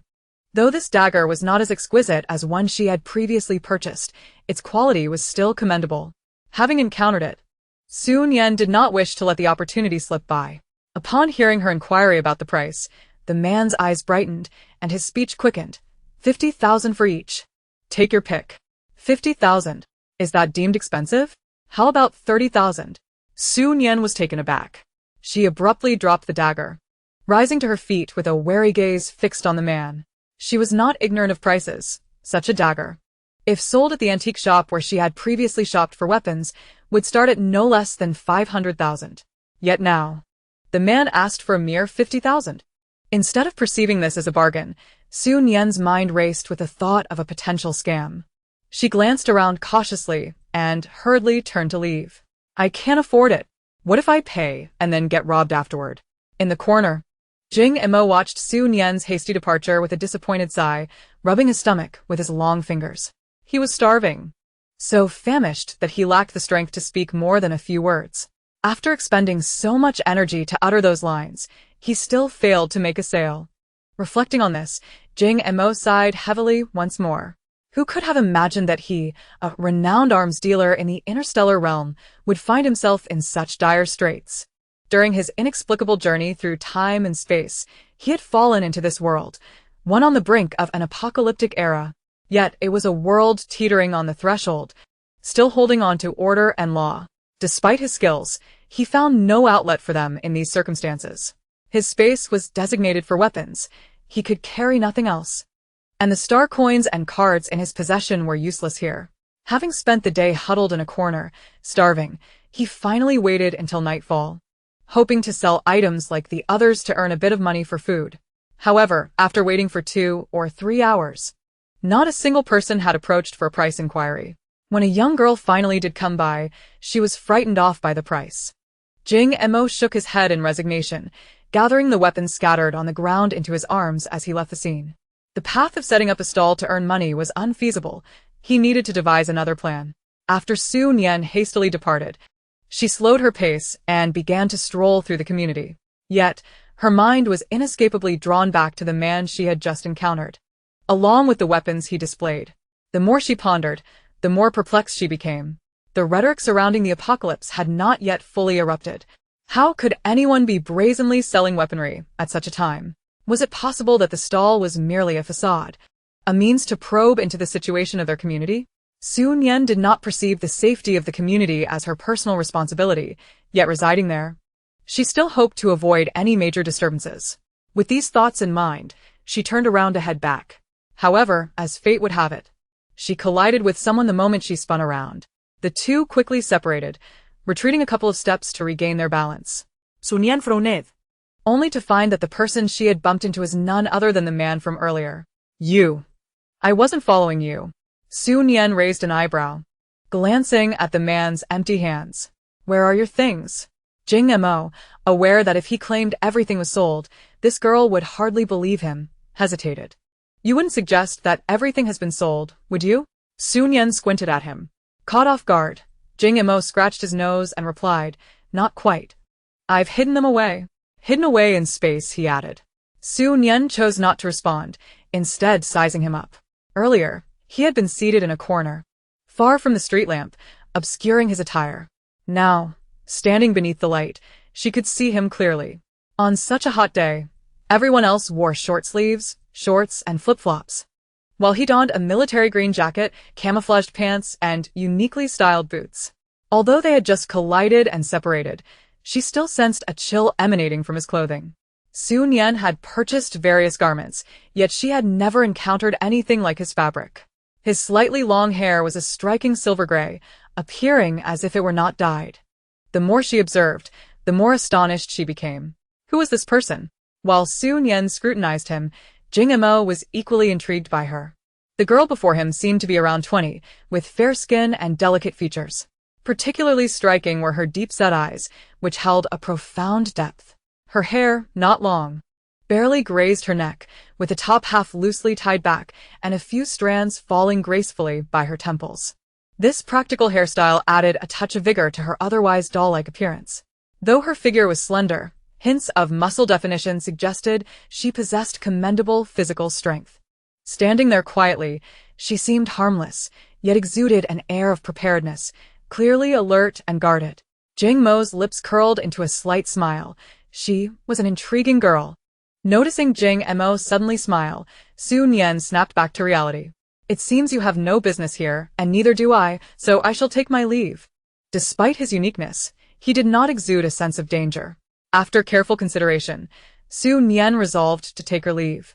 As she turned to walk away, she was called back. Do you have any food? Confused, Su Nian looked back to see a pitiable expression on his face. I'm thirsty and hungry. I can barely hold on. His lips appeared pale and cracked, a clear sign of dehydration. Yet, what concern was that to her? Before Su Nian could decline, he removed a ring from his hand. Here, take this. Su Nian's expression grew more vigilant. They had only met twice, and he was offering her a ring? Sensing her hesitation, Jing Mo quickly clarified, it's a weapon. As he spoke, his fingers glided over the ring surface, and instantly, 3 sharp spikes emerged, the longest measuring about a centimeter. To an untrained eye, it would appear as an ordinary piece of jewelry, posing no threat, particularly for a girl like her. In times of peace, such an item would be unnecessary, but in an apocalyptic world where survival was paramount, it could serve as a valuable trump card. Su Nian felt a surge of desire. However, the question of price lingered. He had said she could offer whatever she deemed fit. After some deliberation, she finally stated a price, 50,000. This was the amount he had mentioned earlier. Deal. Upon hearing his agreement, Su Nian wasted no time in opening her crossbody bag and retrieving the cash, 50,000, a substantial sum that made a noticeable stack in her hands. Jing Montag, surprised, inquired. You carry that much cash with you? With a nod, Su Nian replied, of course. Nowadays, no one accepts mobile payments. Everything requires cash. The relentless heat, nocturnal activities, water and power outages, and the escalating apocalyptic discourse had instilled a sense of caution in people. Aside from large malls and supermarkets, most places only accepted cash. Thus, Su Nian always carried a spacious bag whenever she went out to accommodate cash or supplies she purchased. Upon hearing her explanation, Jing Mo nodded in understanding, taking the money with one hand while passing her the ring with the other. After the exchange, Su Nian did not linger but nodded at him and swiftly departed, her figure soon disappearing into the shadows. Watching her hurried retreat, Jing Mo touched his face. Was he truly that intimidating? Did she need to avoid him so vehemently? Unbeknownst to him, Su Nian had no immediate intention of returning home. Instead, she wandered the community for an hour. This hour was not merely aimless. It served the dual purpose of acclimatizing to the outside temperature and eavesdropping on the conversations of passers-by. Even with ample supplies, she had no desire to isolate herself. Gathering information about her surroundings was still crucial. However, she did not glean any particularly useful information, just a few tidbits about rising prices and someone being hospitalized due to the heat. Having found no significant news and confirming that no one was trailing her, Su Nian finally made her way back to her apartment building. When Su Nian returned home, it was already past 11 o'clock. At this hour, the water supply had long ceased. She made her way to the bathroom, retrieving a large wooden bathtub from her space. And after disrobing, she settled into it. The water, perfectly warmed, had been prepared in advance for such occasions. After bathing, the water could be retained for flushing the toilet, thus not deemed wasteful. Su Nian was not particularly dirty. She merely had a bit of sweat, and her short hair made washing it a breeze. 20 minutes later, she emerged from the bathroom clad in a sleeveless top. After drying her hair until it no longer dripped, she decided to leave it be, as the sweltering weather would soon dry it. Rather than heading directly to her bedroom, she first collected all the ice from the ice maker and stored it in her space, replenishing the ice maker with water before finally returning to her room. 3 air conditioning units had been activated as soon as she entered the house, and after running for a while, the temperature in the bedroom had significantly dropped. Su Nian extracted her iPad, selecting a post-apocalyptic disaster film, and began to indulge in some crayfish as she watched. Eating crayfish was best accompanied by chilled beer. Thus, she procured an ice bucket containing half ice and half beer, stored this way after freezing. A sip of the icy beer instantly elevated the flavor of the crayfish. On such a hot summer night, enjoying this late-night snack made life feel worthwhile. She continued to eat and watch, not stopping until 2 hours had passed and the film concluded, at which point she began to tidy up the table. She tightly secured the trash bag and stored it in her space. A corner of her space was designated for a logistics box, which served as her makeshift trash can. When it was inconvenient to dispose of rubbish, she would temporarily place it there, planning to discreetly discard it in the trash bin during her evening stroll. After 8 o'clock, power would be cut off, leaving the area devoid of surveillance, alleviating her concerns. The only light came from solar-powered street lamps in the community. Otherwise, the neighborhood would be cloaked in darkness by nightfall. After turning off the film, Su Nian turned her attention to video tutorials. The subject matter varied daily, but all were related to various outdoor survival techniques. Even after 10 arduous years of survival in her previous life, Su Nian believed that acquiring more skills was never folly. After 2 hours of study, she shut off the iPad and retrieved her dumbbells and other fitness equipment, commencing her strength training. The real estate prices in her community were exceptionally high, not merely due to its prime location and lush greenery, but also because of the high-quality construction, which offered excellent sound insulation, even with lively gatherings. Closing the door ensured no disturbance to others. To thrive in an apocalyptic world, a healthy body and sufficient combat prowess were indispensable. Despite the harsh conditions of her former life, Su Nian had never neglected her fitness. With circumstances in this life vastly improved, she naturally trained even harder. In the face of the apocalypse, complacency and stagnation could quickly lead to demise.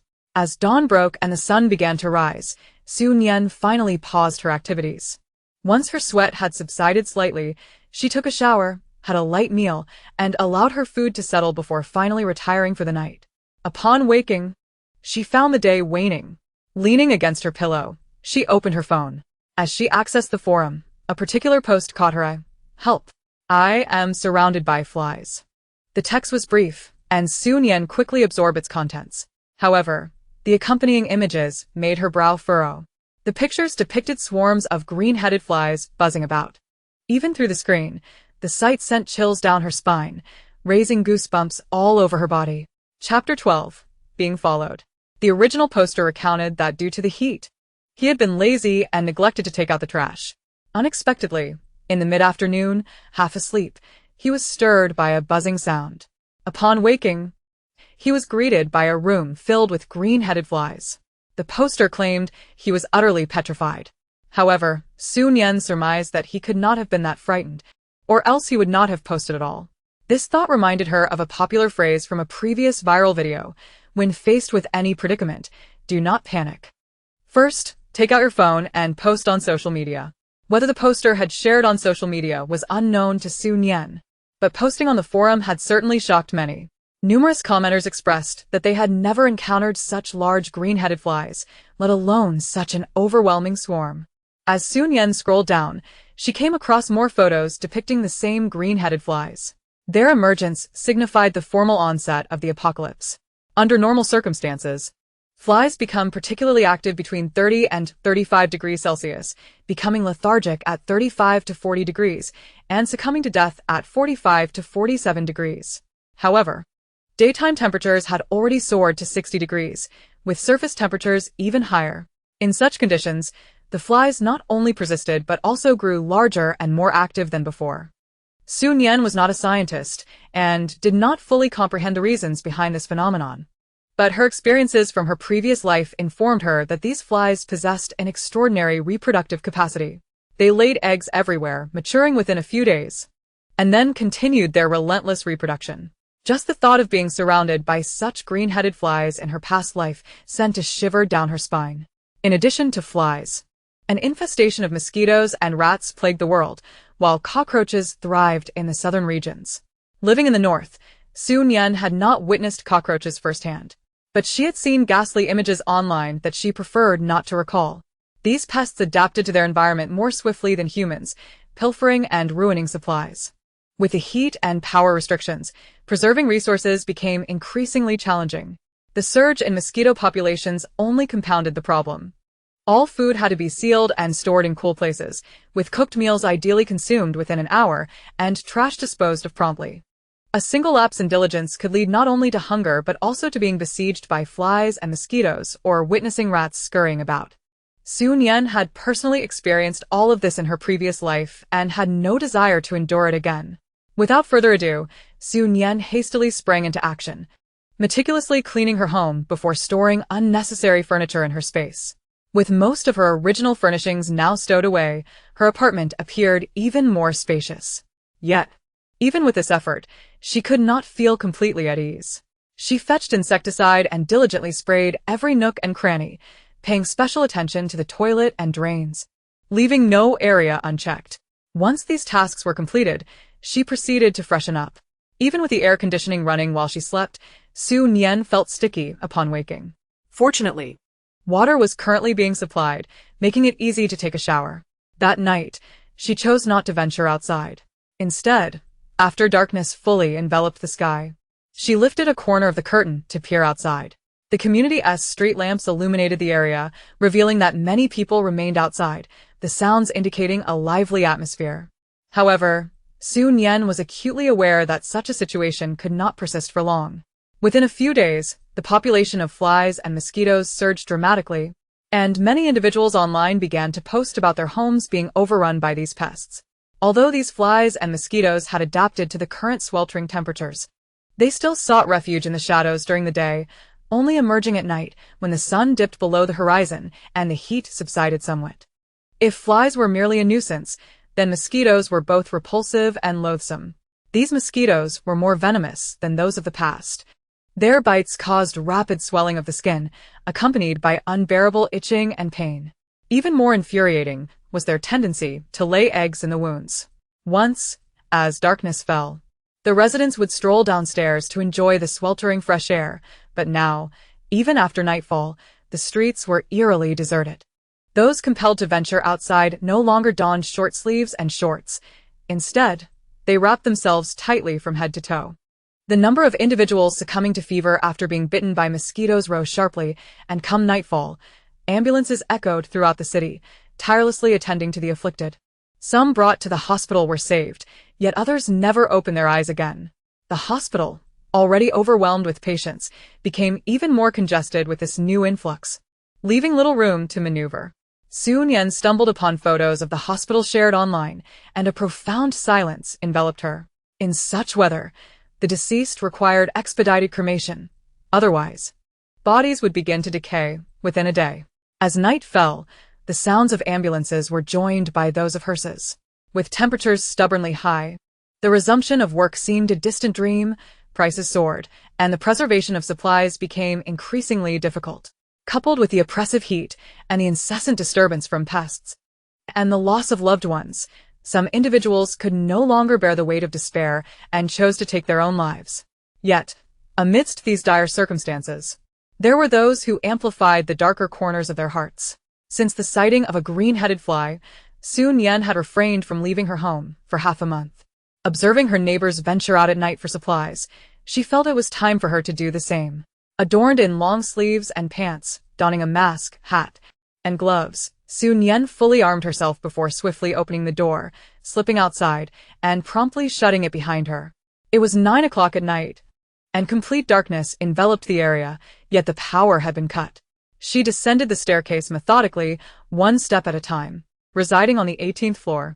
The descent was manageable, but she would have to ascend again shortly. Even though Nian possessed good stamina, the thought of climbing back up made her head throb. Upon reaching the underground parking garage, she first sprayed insecticide on her car before hastily slipping inside while the mosquitoes and flies hesitated to approach. Once inside, she exhaled a sigh of relief and drove out of the garage. The community was remarkably quiet, with hardly anyone in sight. Nian set her course for the nearby supermarket. From a distance, she could see a long line of people queuing outside. Recently, restrictions on supplies had tightened, limiting the number of individuals allowed inside at any given time, thus necessitating the formation of queues. Nian was reluctant to wait in line. She planned to take a stroll outside before returning to her apartment to retrieve some supplies from her storage space. As she turned her vehicle around and had not driven far, she realized she was being followed. With few people currently driving, given that fuel prices had soared more than fivefold, most individuals could hardly afford meals, let alone the luxury of driving. Chapter 13. She had plenty of supplies. Following her was a silver van. Glancing in the rearview mirror, Nian smirked slightly before pressing the accelerator, propelling her car forward with haste. The vehicle surged ahead, its engine roaring loudly, a stark contrast to the quiet night. Nian sped along, and before long, she reached the outskirts of the city, where she finally brought her car to a halt. Stepping out, she leaned against her vehicle, waiting for the van to approach. Once the van came to a stop, several figures emerged, all bundled up tightly, their faces obscured by cloth, leaving only their eyes visible. The leading man took a few steps forward, sizing up Nian. His voice, muffled by the fabric, sounded somewhat indistinct. "You've got quite the nerve, girl. Realizing you were being followed, instead of retreating home, you chose to come out to this desolate place." Nian leaned against her car, casting a glance at the man without offering any response. Perhaps feeling disregarded. The man became increasingly irate, his tone turning menacing. "I'll give you a chance. Take us to your home and hand over your money, food, drinks, and gasoline. Not to mention your car. Be smart about this, and we might let you live. Brother who, she's just a delicate little thing. Living alone is so perilous. Why not come with us? We big guys can protect you." "Yes, yes. Not only can we protect her, but we can also pamper her." At this, several men erupted in laughter. Listening to their taunts, Nian slowly straightened. Picking up the tang knife Tiger lay on the ground, his eyes wide with terror and disbelief. He could never have anticipated that in this era of peace, a seemingly frail young girl could strike with such ferocity. Nian, wielding a tang knife, approached the van belonging to Tiger and his companions. After confirming the absence of anyone inside, she opened the door. Discovering a dash cam within, She swiftly removed the memory card and cast it into her spatial storage, then violently dismantled the camera, tossing it aside. A foul odor permeated the van, causing Su Nian to wrinkle her nose in distaste. She had no interest in rummaging through the contents. She possessed ample supplies.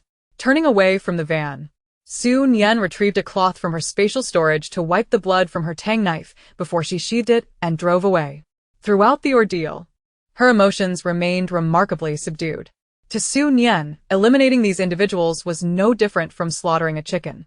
Whether they had followed her by chance or had been tailing her for some time, she could not allow them to leave alive. Any hint of mercy on her part would undoubtedly lead to future complications. It was far better to eradicate potential threats now. After 10 years of surviving in a post-apocalyptic world, Su Nian had long since shed any inclination towards compassion. As she neared her apartment complex, Su Nian found a dark spot devoid of streetlights to park her vehicle and extinguish the lights. She retrieved a change of clothes from her spatial storage and changed out of her soiled attire, placing the discarded garments into a garbage bag before stowing it away. With power outages rampant and surveillance rendered ineffective, Su Nian felt assured that she had left no trace at the scene of her actions. Situated far from the city center in a desolate area, the bloodied clothing was not something she could simply discard. Keeping it in her spatial storage provided her with peace of mind. Upon returning to the underground garage of her complex, Su Nian carried the supplies she had retrieved from her spatial storage towards the stairwell. Although there were mosquitoes in the corridor, their numbers paled in comparison to those outside. She ambled slowly, reaching the 18th floor after 10 minutes. Just as she was about to unlock her door, a girl emerged from the adjacent apartment, her head poking out inquisitively. "Did you go to gather supplies? Was the line long? Next time, could you bring me some? I'll pay you." No. Su Nian replied curtly. Why not? The girl pouted, but quickly revised her request. "Then can you take me with you next time? I know you have a car." This time, Su Nian did not flatly refuse. "Fine, but for the round trip, it will cost 400. Upon hearing this, the girl erupted. "Why should I pay for gas? You're driving your own car anyway. What is the harm in bringing me along? We've been neighbors for over a year. And you can't even help me with this small favor." How cold-hearted. Hearing the girl's words, Su Nian couldn't help but laugh in disbelief. "What am I? Your mother? Why should I drive you to the supermarket for free? Even if you were willing to call me mom, I wouldn't want a daughter like you." With that, Su Nian stepped inside her apartment, not waiting for the girl's reaction. The soundproofing was effective. She only heard the girl mutter a curse as she closed the door behind her. Su Nian stored the items she had been carrying into her spatial storage, then entered her bedroom to turn on the air conditioning before stepping back out. She did not rush to take a shower. Instead, she commenced her training for the day. The furniture in the living room had long been removed, leaving ample space for her to practice. Today, as events had made it clear to Su Nian that such tranquil days were unlikely to last. She needed to train diligently and enhance her capabilities to ensure her survival. 3 hours later, drenched in sweat, Su Nian entered the bathroom. Drawing a bath and sinking into the warm water, having just exerted herself, the sensation of soaking was utterly delightful. Meanwhile, not far from where Su Nian had departed, a figure emerged from the nearby woods. With silver hair and a confident stride, it was none other than Jing Mo. He approached the scene, surveying the scattered bodies, a smirk curling at the corners of his mouth. His instincts had not led him astray. She was indeed an intriguing girl, ruthless and decisive in her actions. Remarkable. Jing Mo paid no heed to the corpses, but instead made his way to the van, entered, and drove off. A free vehicle. Not bad at all. When they met again, he would be sure to express his gratitude. Unbeknownst to Su Nian, someone was already contemplating how to thank her upon their next meeting. After her bath, she sat in front of the air conditioning, enjoying skewers while watching a movie. The film was rife with bloodshed and violence. Yet Su Nian savored every bite. This was the perfect accompaniment to her meal, with a skewer in one hand and a chilled pineapple beer in the other. Life felt exceptionally rewarding. Once satiated, she noted the time. It was already 4 in the morning. Outside, the sky was brightening, signaling bedtime for some. However, Su Nian had no intention of sleeping. She emerged from her bedroom, grabbed a stool, and positioned it behind the door. After a brief wait of about 10 minutes, she heard a commotion outside. Someone was attempting to pry the door open. A grin spread across her lips as she kicked the stool aside, swiftly opening the door and delivering a kick to each of the two intruders. They hadn't anticipated the door swinging open so suddenly. Nor did they expect Su Nian to strike without uttering a word. With all her might, she propelled them backward, their bodies crashing against the wall before tumbling to the ground.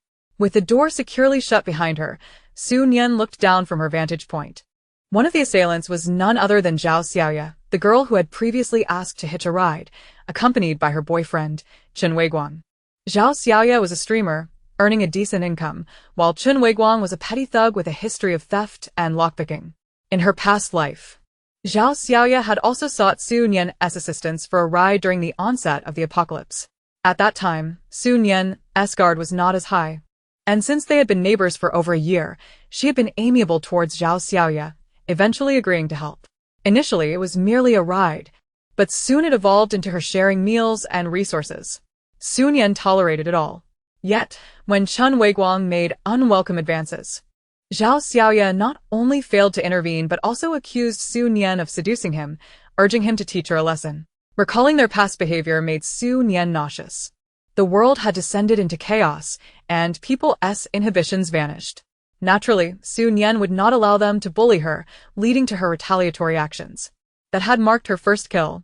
After her rebirth, she frequently encountered the pair, but chose to remain oblivious, not out of mercy, but rather waiting.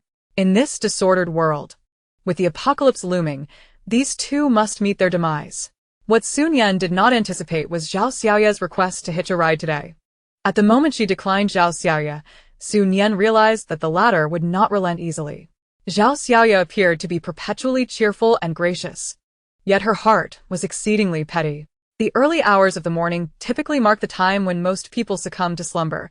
If Zhao Xiaoya truly harbored intentions, she would act at this hour. Thus, Su Nian was prepared, waiting at the door.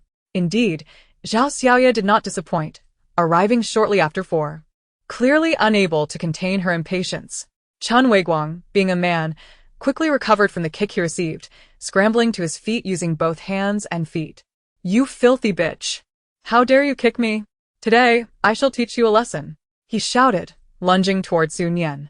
However, before he could reach her, Su Nian seized his arm and executed a shoulder throw, sending Chen Weiguang crashing to the ground.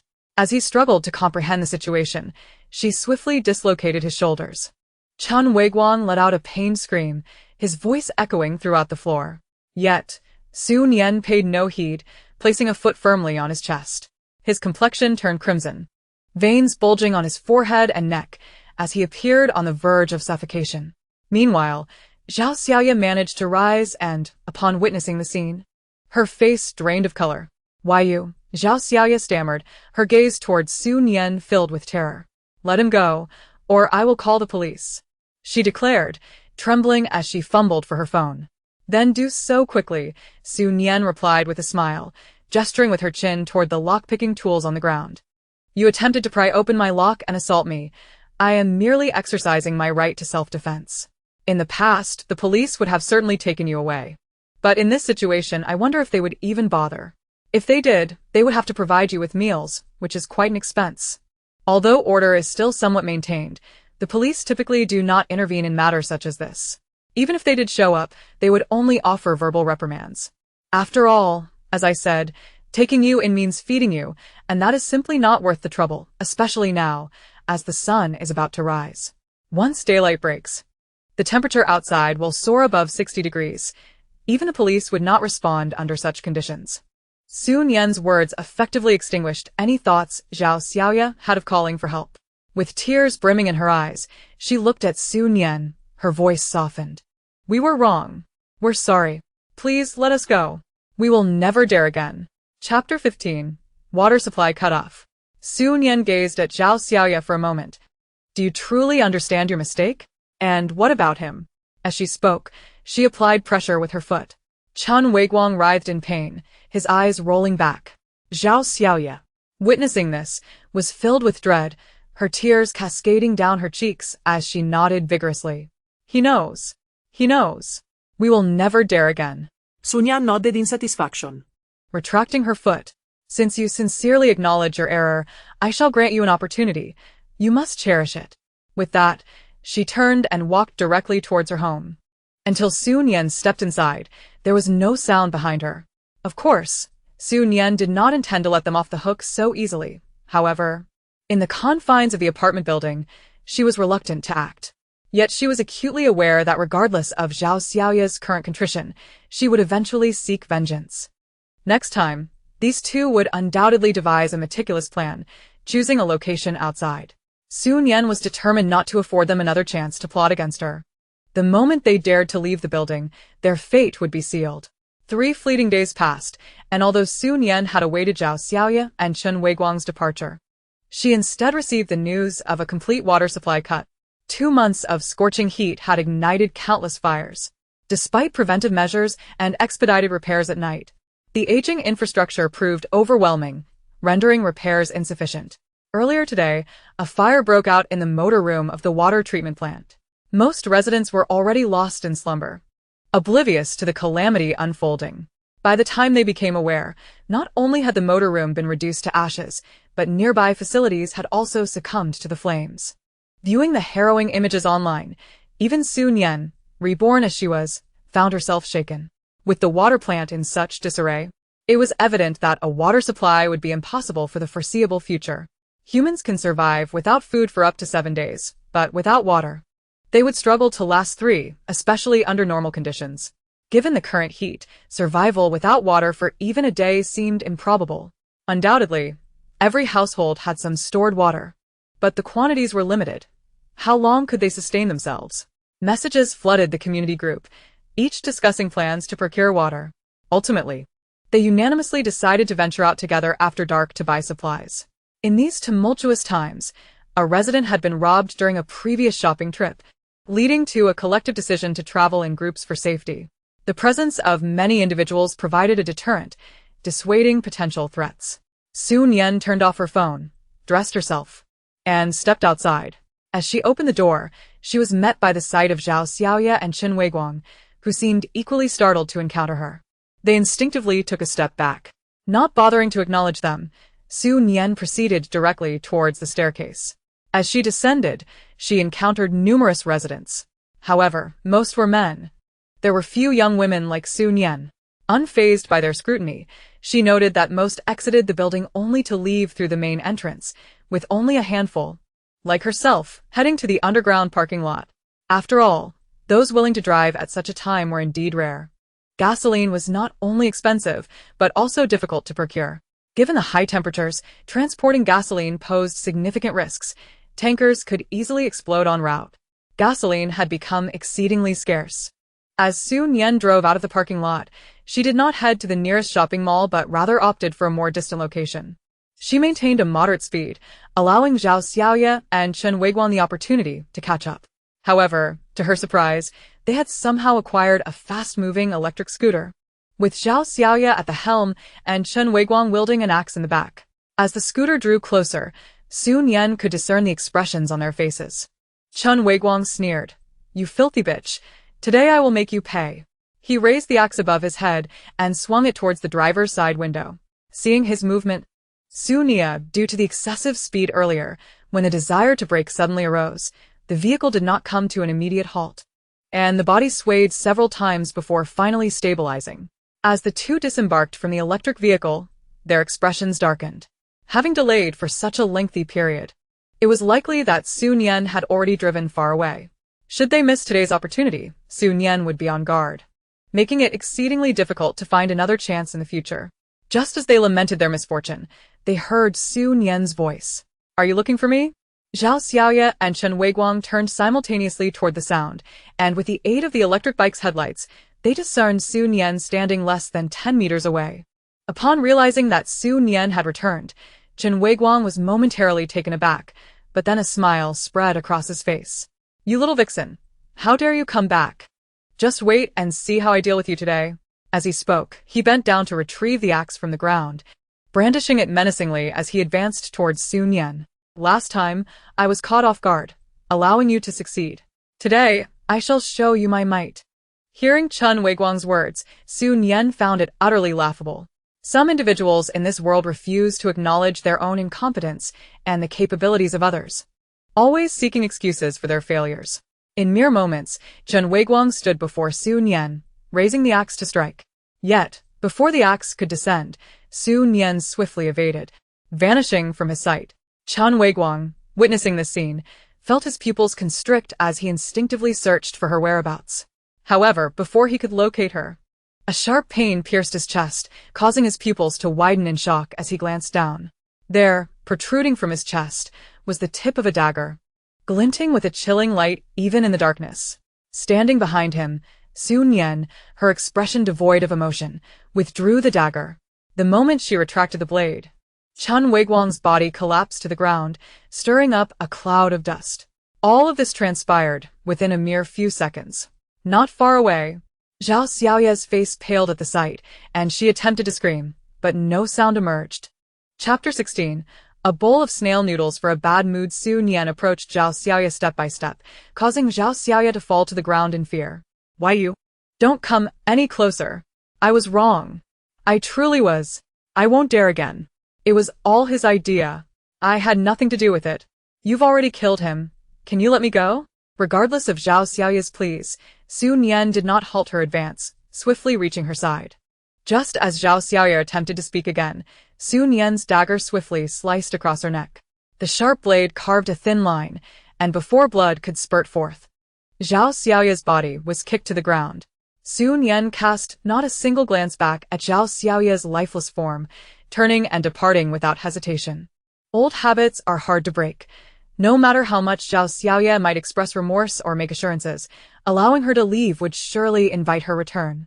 Only the dead are truly reliable. As Su Nian stepped away, the clouds above gradually parted, revealing a magnificent full moon in the sky. The cool moonlight cascaded down, enveloping her in its glow and lending her silhouette an air of solitude. In the shadowy corner, Jing Mo turned the ring on his finger, astonished that their reunion was marked by the sight of her taking a life. He admired her decisiveness, yet her solitary figure tugged at his heartstrings. For the first time in his life, Jing Mo yearned to draw closer to someone, to understand her, and even to walk alongside her. Su Nian returned to her vehicle and drove away. In her previous life, after the water plant caught fire, the neighborhood had never resumed its water supply. Residents were forced to queue at supermarkets to purchase water. Although the prices in the supermarkets were not exorbitant, there were limits. Each person could buy only 500 milliliters a day. What does 500 milliliters equate to? A single bottle of Nongfu Spring is precisely 500 milliliters. One bottle per day merely ensured that an individual would not perish from thirst. If a household had multiple members, they could purchase more bottles, sufficient for cooking and meal preparation. However, for those living alone or as a couple, 2 bottles barely sufficed, leaving them without enough for instant noodles, let alone for washing or bathing. In addition to the supermarkets, water trucks occasionally visited the community to sell water, but at double the supermarket price. Their neighborhood housed quite a few affluent individuals, and whenever a water truck arrived, long lines formed as people queued to buy water. However, the water procured could only guarantee basic needs like eating and brushing teeth. The luxury of bathing was beyond the reach of many. Su Nian resolved that upon returning home today, she would forego using the toilet. With everyone struggling to find water for cooking, it would be utterly absurd for her to still have water to flush the toilet. Although she had never used cat litter, she was not one to be overly finicky. From that day forward, Su Nian, reminiscent of the early days of the apocalypse, descended from her residence daily. Each time she went down, she carried a bag on her back and held a bucket in her hand. Many like her existed, but the only difference was that while others carried buckets meant for toilets, Su Nian's was simply an empty container. Su Nian merely put on a facade, hoping to avoid drawing attention to her uniqueness. However, this could not continue indefinitely. With the news of secure bases yet to be disclosed, Su Nian could only bide her time. After a complete halt of water supply for half a month, incidents of robbery surged. Not only were people robbed while out buying water, but some were also attacked within their own homes. Such occurrences had transpired in her past life as well. At this juncture in her previous existence, Su Nian had been preoccupied with devising ways to acquire more water, scarcely paying heed to online developments. By the time she learned of such incidents, it was already too late. with reports of robberies in her neighborhood. The robbers were often towering men, some of whom were petty criminals, while others were newcomers to the scene. Initially, they lay in wait on the streets, targeting those procuring supplies. However, they soon grew dissatisfied, deeming their haul too meager and the process too slow. Thus, they shifted their focus to affluent neighborhoods, believing that the residents there possessed ample resources. Victims reported the incidents to the police, but law enforcement only responded the following evening. With no surveillance footage and victims unable to provide clear descriptions of the assailants, investigations yielded no results. Consequently, some individuals, previously hesitant, began to act as robbers themselves. Purchasing goods required both money and time, and the quantities obtained were limited. Yet, robbery presented a starkly different scenario. No one wished to be a victim, prompting some to band together for mutual support and resistance, while others, feeling powerless to fight back, chose to join the ranks of the plunderers. The fragile order that remained disintegrated in an instant. In her past life, Nian had no desire to become a marauder nor to be preyed upon. She could only rise in defiance to protect herself. Recognizing her formidable prowess, some approached her to form a team, seeking her assistance. Having received her protection, yet unwilling to offer anything in return, she abandoned her when danger loomed. From that moment on, Nian resolved to cease meddling in the affairs of others. The fates of others held no sway over her. Having grasped this truth in her previous life, Nian vowed never again to involve herself in the lives of others. Each day, she secluded herself, indulging in her own existence. When her spirits were high, she savored crayfish and barbecued delights, yet on somber days, she sought solace in a bowl of snail noodles accompanied by 2 tiger-skin chicken feet. After dining, she would luxuriate in a warm bath, recline beneath the gentle breeze of her air-conditioning fan, and either watch a film or enjoy a variety show, leading a leisurely life. As November rolled in, the chill that typically gripped northern regions was absent. People still donned lighter clothing as daytime temperatures lingered between 50 and 60 degrees. Even as the sun set, the evening warmth remained in the 30s. Over the months, the populace transitioned from initial restlessness to utter despair, finally succumbing to numbness. 10 days prior, the power grid had failed entirely. The relentless heat had ignited numerous fires, scorching the wiring beyond repair. After the blackout, life became increasingly arduous for those residing in high-rise buildings. Many sought supplies and conferred with those on lower levels, opting to relocate. On Nian's floor, she remained the sole occupant, as everyone else had descended to lower levels. During this tumultuous period, Nian had occasionally attracted unwanted attention during her nighttime excursions. As a single young woman, she appeared an easy target.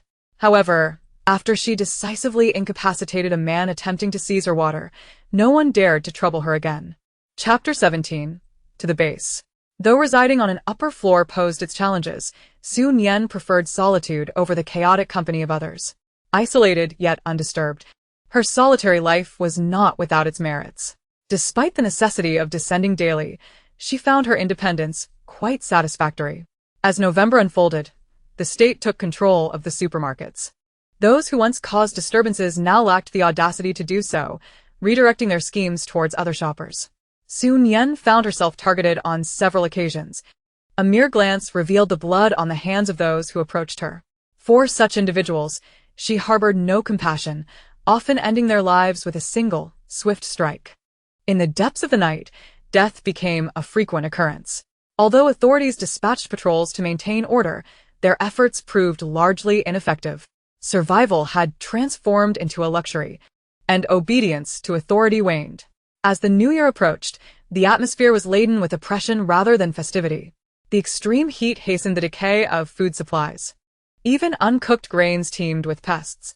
Previously, the rice weevils and flour beetles were mere nuisances, but now their sizes had burgeoned, surpassing even the largest grains of pearl rice. Upon opening grain containers, many were met with a swarm of writhing insects, leading to overwhelming despair, not from fear, but from the hopelessness of food scarcity. Within the small communities, harmony had gradually eroded. Silence replaced conversations. Once, Nian had observed groups of people venturing out for supplies, but now they distanced themselves from one another, clearly divided by emerging conflicts. It was no surprise that temporary cohabitation would fracture in the wake of self-interest. This was the very reason Su Nian shunned forming alliances. On New Year's Eve, she celebrated alone, treating herself to sweet and sour fish, braised beef, boiled shrimp, and garlic broccoli, marking the first new year since the apocalypse. In her previous life, she had shared a pot of bland boiled noodles with her neighbors, the distribution of which had nearly sparked a brawl, devoid of any smiles. Now, Though solitary, Su Nian felt a profound sense of happiness, content in the knowledge that she could replicate this joyous solitude in years to come. After the new year, the power was permanently cut and water delivery ceased in the community. The market operated nightly, yet the offerings dwindled. Some waited all night without securing a purchase. The small rivers and lakes within the city had long since dried up, the sun relentlessly scorching the earth, leaving low shrubs dead and cut for firewood, while towering trees drooped, half alive. Such a bleak existence offered little hope, and despair began to spread. Those with family in rural areas contemplated escape, yet without gasoline. Transportation remained a challenge. Even upon arrival, the quality of life in the countryside was uncertain. Many had departed from Su Nian's community, some even seeking to borrow gasoline from her, only to be met with a firm refusal as she explained her own shortage. To demonstrate her lack of fuel, she walked every evening when venturing out. Though some attempted to invade her home, they ultimately retreated, unable to overpower her. Numerous individuals left, yet Su Nian remained steadfast, awaiting news from the base. In her previous life, she had journeyed to the countryside alongside her neighbors at this juncture. Yet life there proved little better than in the city. Only deep wells yielded water, shallow ones remained dry. The countryside lacked large supermarkets, and while villagers hoarded supplies, they were unwilling to sell. Her group foraged for roots and tree bark, desperately seeking sustenance until they finally received word of a small base. However, life at the base was scarcely improved. Shortly after their arrival, temperatures plummeted, making survival increasingly difficult. In this lifetime, Su Nian resolved to avoid such detours. She would await the announcement of the 10 official bases, intent on heading directly to one upon its revelation. The news of these bases, she had learned in her past life, promised a standard of living comparable to that before the apocalypse.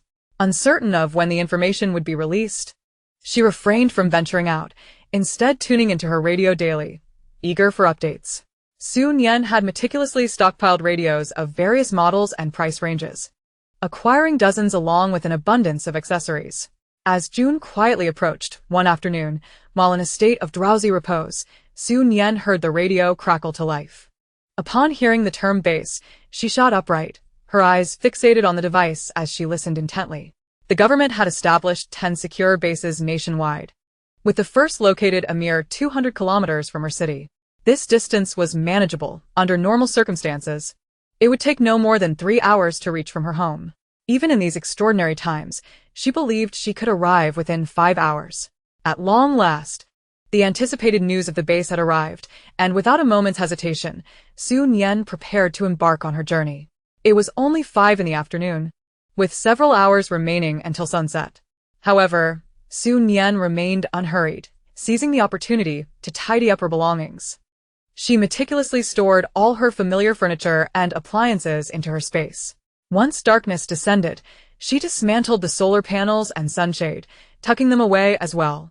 Consequently, the apartment appeared quite empty. Anticipating that someone would come to inspect the place after her departure, Su Nian brought out a set of furniture and appliances from her space and arranged them within the apartment. They were not of high quality, merely items she had collected during her resource-gathering ventures. Ensuring that all transportable belongings were accounted for, Su Nian donned her attire, locked the door behind her, and proceeded step by step to the underground parking garage. The parking area was filled with numerous vehicles, many of which were coated in a thick layer of dust, indicating they had not been driven in quite some time. Without lingering, Su Nian climbed into her own vehicle. In addition to this Hummer, her space also contained several other cars, including custom-made off-road vehicles, RVs, and heavy-duty trucks. She had purchased 2 additional cars after the prices surged, securing them from a dealership along with $200,000 worth of gasoline.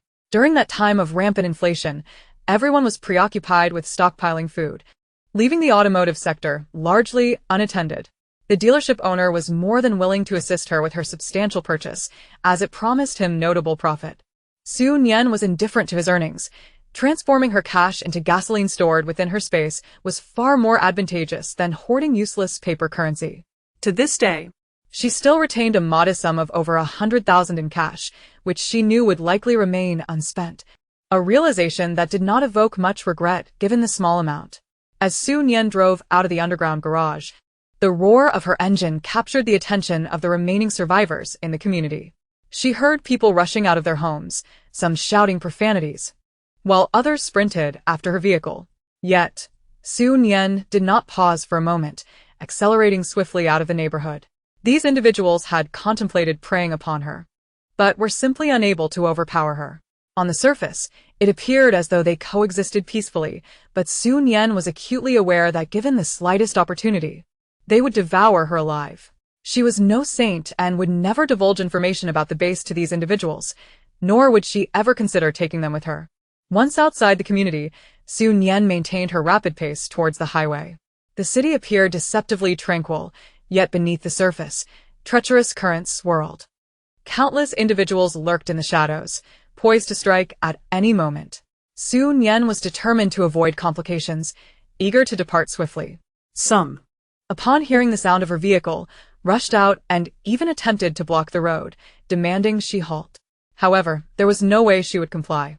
Pressing the accelerator to the floor, she sped towards the obstruction, which quickly sidestepped to the roadside mere meters from her car. She merely scoffed at their cowardice. As she approached the outskirts of the city, Su Nian noticed a van trailing closely behind her. The vehicle appeared somewhat familiar. After a moment of contemplation, she recalled that it resembled the van owned by Brother Hu. Hadn't his group perished? Could there be a survivor among them, stealthily shadowing her? Su Nian found this improbable and chose not to dwell on it. The performance and speed of the van were no match for her own vehicle. Once on the highway, Su Nian swiftly left the van far behind.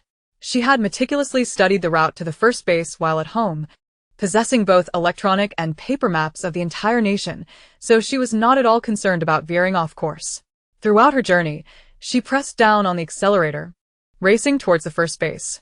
3 hours later, she exited the highway and arrived at Rihe. The first base was established within Rihe, a region abundant in both mountains and water. Su Nian mused that this must have been the reason for the base's establishment in this location. The first base was easy to locate, as it had been expanded from the original Rihe summer resort. Although Su Nian had never visited the resort, navigating with her map proved uncomplicated. En route to the resort, she found a suitable spot to stop and began retrieving items from her space. She gathered mats, pillows, clothing, bedding, and various toiletries. She also extracted a radio, solar panels, an induction cooker with accompanying cookware, an electric kettle, and a rice cooker, filling half of her trunk. Assessing the remaining space, Su Nian grabbed 2 bags of vacuum-packed rice, each weighing 50 pounds, along with some vacuum-sealed dehydrated vegetables, noodles, mushrooms, and seasonings. She also included half a bottle of oil and half a jar of salt, as well as some instant noodles and sausages. In the passenger seat, she placed a large hiking backpack, bulging with supplies. Once she deemed her preparations sufficient, Su Nian resumed her drive towards the base. Upon catching sight of the base in the distance, a long sigh of relief escaped her lips. After waiting nearly a year, she finally arrived at the base. She was not alone in her journey. Several vehicles were lined up ahead and behind her, all en route to the base. As they drew closer, Su Nian observed a long line of vehicles outside the base, extending over 1,000 meters. Just as she parked at the end of the queue, she noticed movement behind her. Glancing in the rearview mirror, she saw vehicles approaching from afar. It appeared that many people had received word of the base. While waiting in line, Su Nian observed the base before her.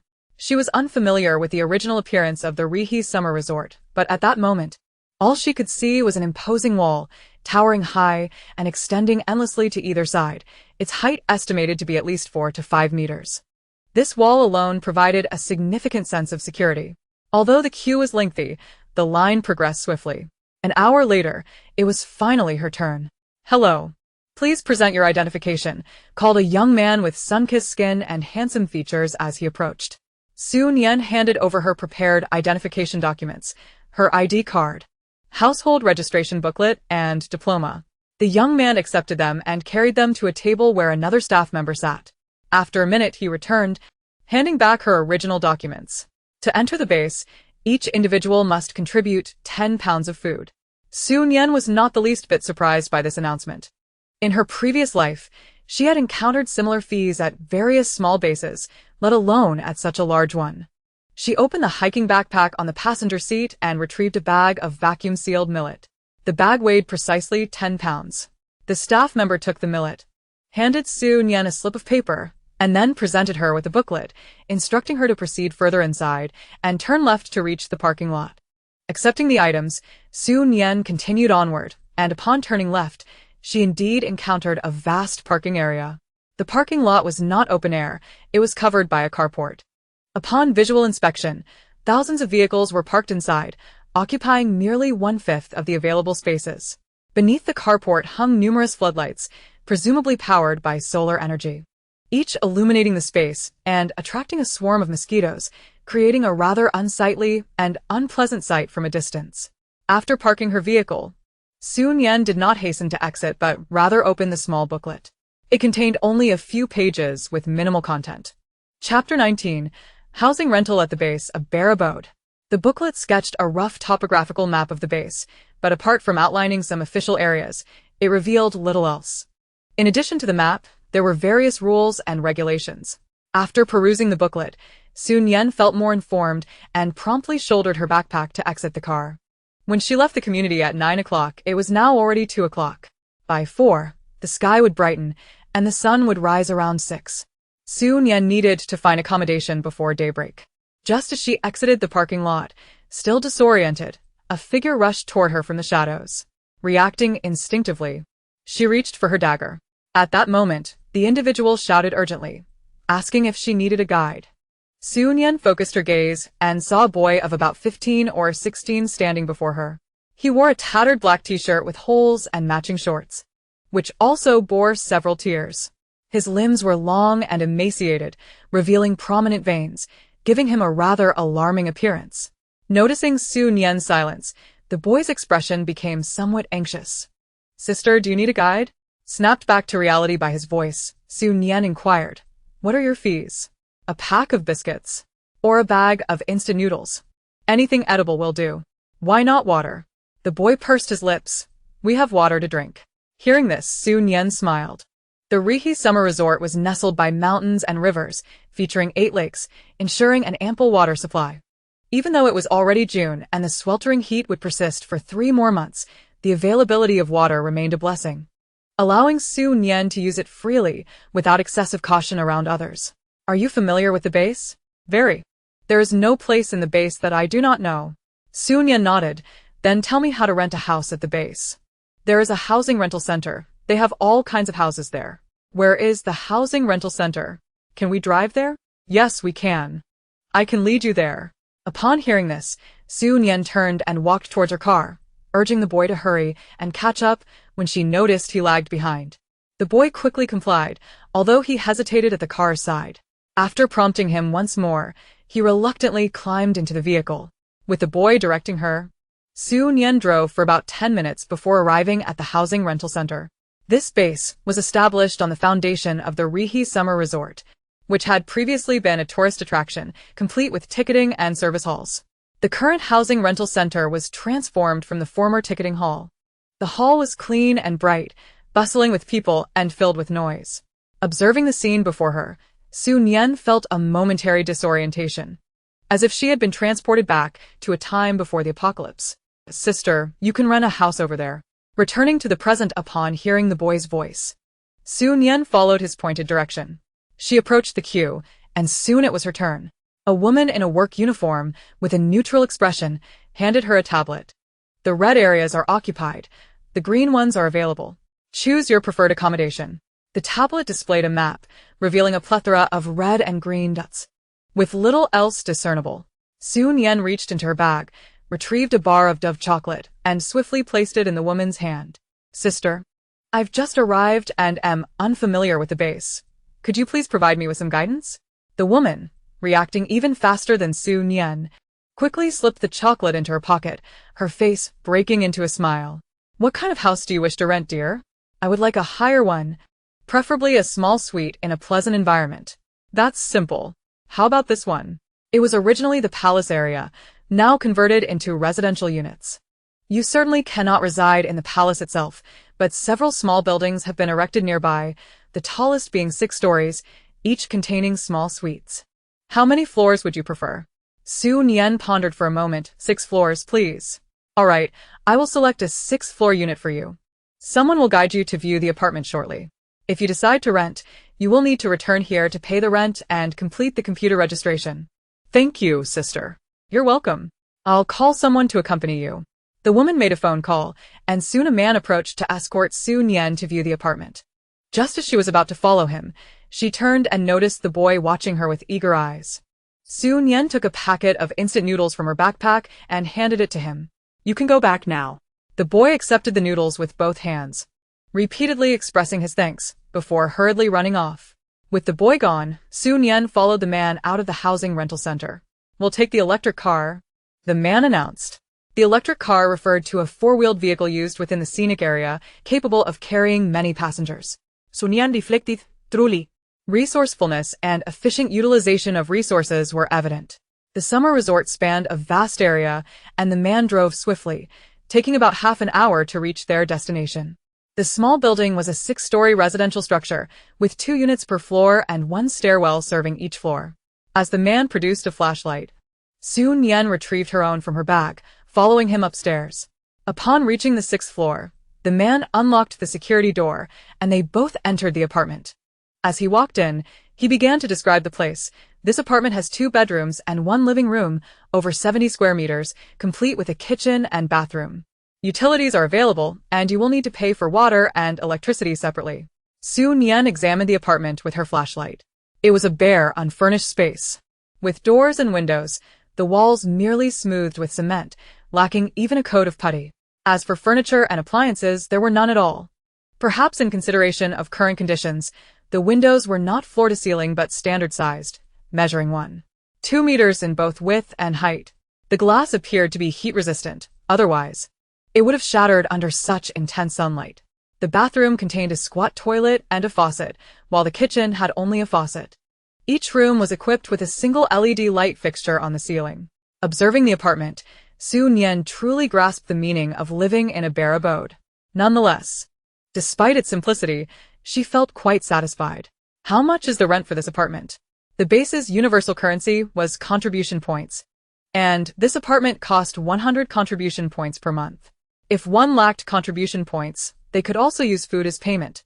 Nian did not inquire further about contribution points, simply stating that she would use food to rent the apartment. The 2 individuals returned to the housing rental center, where Nian utilized the 2 large bags of rice and an assortment of dehydrated vegetables to settle 2 months' rent. This was largely due to the superior quality of her rice and dehydrated vegetables. Otherwise, it would only suffice for a single month's payment. Chapter 20. Arranging the new home.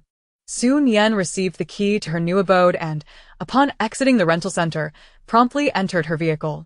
The clock indicated that it was nearly 3 o'clock. With just 1 hour remaining until dawn, Nian needed to transfer all the items from her car to her 6th-floor residence before the sun fully emerged and to find a suitable parking spot for her vehicle. Arriving at the base of her rented building, she inhaled deeply and began transporting her belongings upstairs. The 6th floor was devoid of light, suggesting it was unoccupied, while the floors below were illuminated, indicating the presence of residents. Perhaps at that very moment, someone was lurking behind the curtains, surreptitiously observing her. Nian aspired to reside at Base 1 for an extended period and wished to avoid raising any suspicions upon her arrival. Consequently, she refrained from using her spatial abilities for moving her possessions. Instead, she repeatedly retrieved items from her space, placed them in her car, and then unloaded them, making several trips upstairs. The greater the number of trips she undertook, the more she would be able to procure in the future. With the night shrouding her activities, she parked her car in a shadowy corner, ensuring that those peering out from the building could not discern the quantity of her belongings. Fortunately, Nian had trained in martial arts since childhood, endowing her with superior physical fitness and strength. Though the repeated trips left her somewhat fatigued, she persevered. Once she felt she had gathered a sufficient amount of items, she drove to a nearby parking lot. Aside from the immense parking area at the entrance of the base, it was evident that other parking facilities existed, as traversing the vast expanse solely on foot was impractical. This parking lot, while equipped with a shelter, offered minimal insulation against the elements, but it was better than nothing. After securing her vehicle, Nian contemplated and retrieved a fuel barrel, siphoning the gasoline from her car before returning to the small building. By the time she ascended to the 6th floor, the first light of dawn was beginning to break, allowing her to discern the interior of her new home even without the lights on. She did not rush to undertake any other tasks but prioritized replacing the lock cylinder on the security door. Only by installing her own lock could she feel truly secure. After all, who could know whether others possessed keys to her door? The door itself was somewhat flimsy, prompting Nian to resolve that once she became familiar with the base, she would find a way to retrieve an iron gate from her space to install an additional barrier for enhanced security. After locking the door, she propped a ladder against it and retrieved a hammer and nails, proceeding to affix the curtain rods inside. By the time she had installed all the rods and hung blackout curtains, the sun had fully risen. In that brief span, the temperature surged dramatically. Glancing at the thermometer revealed it had already reached 40 degrees Celsius. Thankfully, the curtains were all in place, effectively shielding every window from sunlight and obscuring views from both the front and back of the building. Nian chose not to turn on the lights immediately. Instead, she employed a flashlight to inspect her surroundings. Having already paid for electricity and water using instant noodles and sausages, the house was illuminated. After ensuring that no surveillance equipment or listening devices were present, she finally switched on the lights. It was not a matter of paranoia, but rather a necessity born from the multitude of secrets she harbored, prompting her to exercise caution. As the lights illuminated the ceiling, the entire room was cast in a bright glow. Despite having been busy throughout the night, Nian remained invigorated by the excitement of moving into her new home. Feeling no hint of weariness, she took another round through the house, spraying insect repellent throughout the rooms. The apartment spanned over 70 square meters, featuring 2 south-facing bedrooms, one larger with a balcony and another smaller with a single window. Ultimately, Nian opted for the smaller room as her bedroom, reasoning that it would cool down more rapidly when using an air conditioner. She sprinkled water on the floor before sweeping away the cement debris and dust. Following that, she retrieved interlocking wooden flooring from her space. This type of flooring was straightforward to install and even easier to replace if necessary. Nian possessed not only this wooden flooring but also solid wood and vinyl options. The smaller bedroom measured merely a dozen square meters, and Nian completed the flooring installation within an hour. Once the flooring was laid, she mopped the area and positioned the bed frame and mattress in a suitable spot. She then retrieved a new set of ice silk bedding, transforming the small room into a cozy sanctuary. The walls were already equipped with outlets, and Nian connected a power strip with a lengthy cord to the outlet, plugging in 2 air coolers and adding ice before activating them. As the cool air circulated, Nian, previously drenched in sweat, felt an immediate sense of relief. Seated cross-legged on the floor, she enjoyed the refreshing breeze until her perspiration had dissipated sufficiently. Only then did she rise and head to the bathroom. She retrieved a bath basin, disrobed, and indulged in a thorough wash before stowing the basin back in her space. With the external temperature soaring, she was concerned that leaving the basin outside would lead to foul odors. She had ample water from her previous baths, which had gone unused until now. However, the situation had changed. It could now be utilized for flushing the toilet, likely saving her a considerable amount on water bills. Every effort to conserve was essential. Nothing could be wasted. The items piled on the living room floor were immediately returned to her space. Although the rooms required reorganization, there was no urgency. Upon returning to her small bedroom, Nian found the temperature had dropped significantly. She retrieved some congee and dumplings from her space for a light meal, allowing time for digestion before finally lying down at 8 o'clock. The bedroom windows measured 2 by 2 meters, yet the curtains she hung obscured the entire wall where the window was located. The curtains possessed excellent blackout properties. Once the lights were extinguished, the room was enveloped in darkness. The entire building was silent, and outside, there was no sound, only the gentle hum of the 2 air coolers. With the soothing noise accompanying her, Su Nian gradually drifted into slumber. When she awoke, it was already 6 o'clock in the evening. After an uninterrupted slumber lasting 10 hours, Su Nian felt rejuvenated. After lingering in bed for a while, she sat up, tidied her bedding, and hastily proceeded to wash up and prepare her evening meal. Having only snacked lightly before sleep, she was now ravenously hungry. Considering it was a momentous occasion of moving into a new home, Su Nian resolved to treat herself to a hearty meal. She laid out a cooling mat on the floor, placed the table she had previously used for dining atop it, and brought out her desired dishes one by one. Dining alone, and to ensure a variety of flavors, she prepared modest portions of each dish, utilizing small plates and bowls. Chapter 21. A job offering food and shelter in the post-apocalypse. A stir-fried beef dish, shrimp and tofu, cold bamboo shoots, accompanied by a square piece of dongpa pork, And a bowl of borscht. a sumptuous feast comprising 4 dishes, and a soup sufficed to satiate Su Nian's hunger, without the need for rice. After tidily clearing away the tableware, she resumed her industrious endeavors. Having laid the flooring in her bedroom yesterday, today she intended to spruce up the walls, which appeared rather lackluster. Su Nian had purchased an array of wall stickers in various colors. After a moment's contemplation, she opted for the timeless elegance of white, knowing it would endure the test of time. Should her taste change, she could always embellish it further. Each wall sticker measured 80 by 80 centimeters, making application a breeze for a solitary individual. Given the modest size of the room, she swiftly adorned all 4 walls and the ceiling with the pristine decals. Apart from the need to carve out spaces for switches and outlets, the rest adhered seamlessly. Upon completing the wall decor, Su Nian placed a clothes rack at the foot of her bed, positioned a nightstand beside it, and brought out a bedside table for her iPad. Aside from its slightly diminished dimensions, this bedroom bore a striking resemblance to the one she had inhabited in her previous apartment. After her flurry of activity, darkness had settled outside. Su Nian extinguished the room's lights and positioned herself between the window and the curtains to apply a heat-insulating film on the window. In addition to the film, she planned to hang insulating fabric outside the window. With these 3 layers of shielding, her abode would remain protected from the sun's relentless rays. The 2-bedroom, 1-living-room layout was neither excessively spacious nor unreasonably cramped. However, completing the tasks alone would require time. Fortunately, Su Nian possessed an abundance of time, allowing her to tackle the bedroom first and approach the remaining chores at a leisurely pace. By the time the bedroom was in order, it was already 10 o'clock in the evening.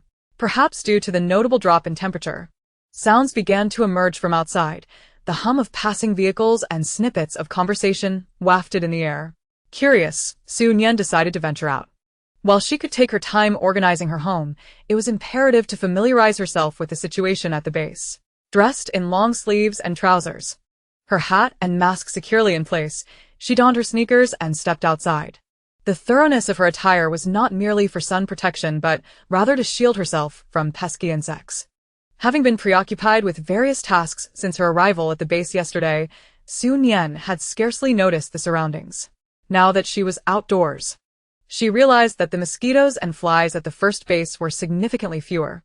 While not entirely absent, their presence was a stark contrast to the swarms she had encountered in her previous neighborhood. Su Nian surmised that the first base must have developed some kind of repellent to mitigate the insect population. Though not entirely eradicated, their diminished numbers were a welcome relief, granting her a quieter environment. The base was illuminated by streetlights, casting clarity upon the surrounding area. As she strolled, she observed the hurried passers-by, their purposes unknown to her. Despite her curiosity, Su Nian exercised caution and refrained from approaching anyone. She continued her leisurely walk, memorizing her route until, after about 10 minutes, she detected a cacophony of voices ahead. The noise hinted at a considerable gathering. Following the sound, she stumbled upon an open space bustling with numerous stalls, reminiscent of a night market atmosphere. The stalls were plentiful, showcasing an eclectic array of items: books, toys, cookware, teapots and cups, bedding, as well as clothing, shoes, and cosmetics. Many were brand-name products, yet their prices were remarkably low. 1 contribution point for a piece of clothing or a pair of shoes, with an abundance to choose from. After perusing the market, although Su Nian did not purchase anything, she gleaned valuable information on how to exchange contribution points. These points could be redeemed at the service hall for food items, seeds, or convenience foods, anything related to sustenance. Additionally, the base was also hiring, offering compensation in contribution points. These points served as the currency within the base, interchangeable for goods at the official supermarket, with no purchasing limits, and could also be utilized for dining at restaurants, renting accommodations, or paying utility bills. In summation, the prevailing currency within the base comprised contribution points and food, rendering previous monetary forms obsolete. Individuals arriving at the base with skills could rent their own accommodations, akin to Su Nian, while those without could reside in communal dormitories, subject to the base's regulations and required to work nightly. It was akin to a post-apocalyptic employment arrangement offering room and board.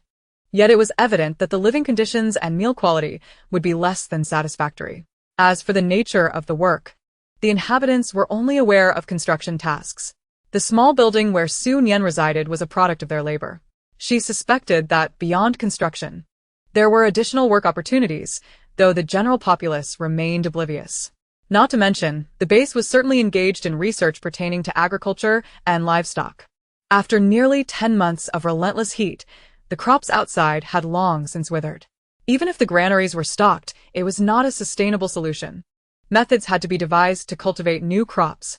Open-air planting was unfeasible due to the scorching sun, necessitating a focus on indoor cultivation.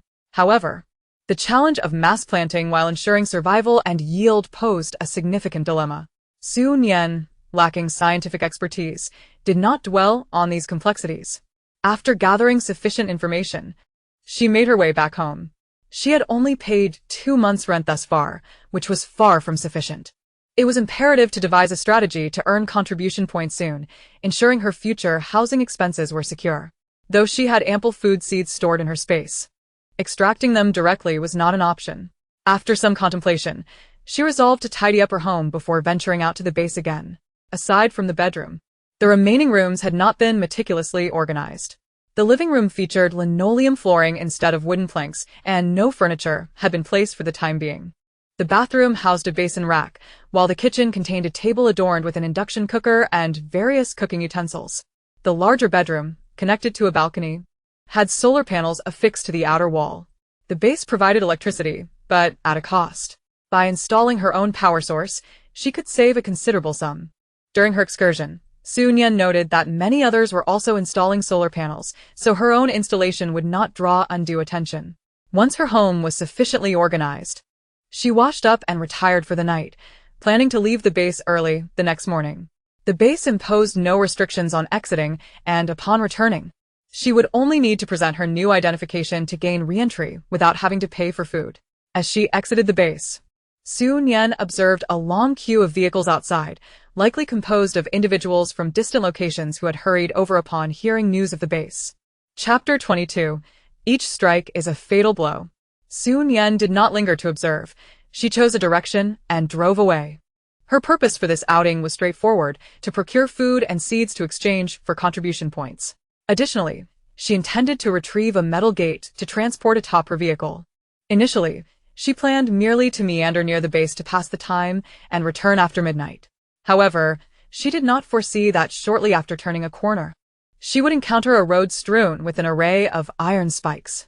Su Nian hastily pressed the brake while glancing into the rear-view mirror.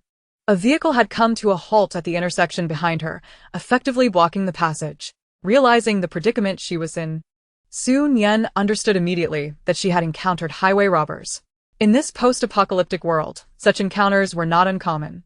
However, she had not anticipated that anyone would dare to obstruct the road so close to the first base, which was merely a few kilometers away. Flanking the road were fields, raised about half a meter above them, and trees lined the edges. Even though the trees were nearly dead, a collision with them would yield disastrous consequences. A smirk crept onto Su Nian's lips. With no viable escape route, she decided to stay put. Just then, 4 men emerged from behind the trees lining the road, while another 4 disembarked from the vehicle blocking the intersection. All 8 men were clad in black attire, sporting shaved heads, a common sight in the first year of the apocalypse. Not all bases, unlike the first base, had an abundance of water. Many smaller bases struggled even to secure drinking water, let alone hygiene. the inability to wash their hair, coupled with the sweltering heat, led not only men and boys, but even some women to shave their heads to avoid the discomfort of lice. In the face of survival, aesthetics became trivial. Observing these 8 bald men, Nian did not rush to exit the vehicle. Instead, she scrutinized them carefully. The gleam of her headlights illuminated their figures, allowing her to ascertain that they were armed only with cold weapons like steel pipes and watermelon knives, devoid of firearms. Turning to the side, she reached for her tang knife from the passenger seat. The group moved slowly, seemingly relishing the thrill of the hunt. When Nian finally stepped out of the car, they were still several meters away. Upon spotting her alone, the bald men erupted into laughter. What fortune! They had stumbled upon a girl. Though masked, her figure implied she was not lacking in appeal. Will you have there, little lady? I suggest you comply and refrain from resistance, lest you regret it. One of them taunted. Without uttering a word, Nian drew her tang knife, which gleamed ominously, revealing its quality to anyone who laid eyes on it. The bald men, taken aback by her audacity, were momentarily stunned. However, their surprise quickly morphed into raucous laughter. Oh, look at you, darling, playing with a knife. Sweetheart, heed your elder brother's advice and put that down. It's not a toy for you. If you wish to play, I have a gun for you to indulge in. As their vile words echoed in her ears, Nian's eyes turned icy with disdain. The last person who had spoken to her in such a manner was part of Tiger Brothers' gang, who had already met their fate. Recognizing that these bald men were equally deserving of a similar end, she resolved to send them on their way. With one hand gripping the tang knife and the other reaching for the car keys hanging from her waist, she extinguished the headlights. As the Hummer's lights went dark, the surroundings were enveloped in darkness. The vehicle at the intersection remained illuminated, but its distance rendered it ineffective. The sudden absence of light startled the bald men. Before they could react, the sound of hurried footsteps filled the air. A glint of cold steel flashed before one man's eyes, and before he could comprehend, his body was severed from his head. Without hesitation, Nian swung her knife at the next man. In quick succession, she dispatched 4 of them, leaving the remaining men startled and furious. As their eyes adjusted to the darkness, they brandished their weapons, attempting to discern Nian's position amidst the faint light, and charged toward her. Compared to them, Nian appeared small and frail, yet she moved with remarkable agility. The length of her tang knife kept the bald men at bay. Within minutes of combat, 3 of the remaining 4 lay defeated. The sole survivor, having lost an arm, fell to his knees in despair. Beautiful lady, I was wrong. I failed to recognize your might and offended you. Please, spare my life, he pleaded. Hearing his words, Nian paused. The man grinned, perhaps believing he had found a reprieve. In that moment, Nian swung her right hand, the blade of her knife gliding across his neck. He crumpled to the ground, his body convulsing twice before falling silent. With the knife in hand, Nian briskly approached the vehicle at the intersection. However, she hesitated, uncertain if anyone else remained inside. Standing 3 meters away, she pondered before retrieving a smoke bomb from her pocket, activating it, and tossing it through the open door. Soon, the interior was shrouded in swirling smoke, accompanied by a pungent odor that would drive anyone inside to flee. Patiently, Nian waited. Sure enough, within seconds, 2 bald men burst from the bus, charging at her. With swift precision, she dispatched them with 2 clean cuts. It was not that these men were inept, rather, Nian's skill far surpassed theirs. Having survived for a decade in the apocalypse, she had faced countless life-and-death struggles, her blade tasting blood. Her expertise extended beyond mere martial arts. She had mastered the art of killing. Each strike was lethal, coupled with a well-honed weapon and nearly a year of rigorous training. Dealing with these amateur thugs was a trivial matter.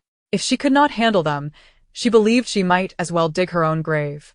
Once the smoke had fully dissipated, Nian boarded the bus.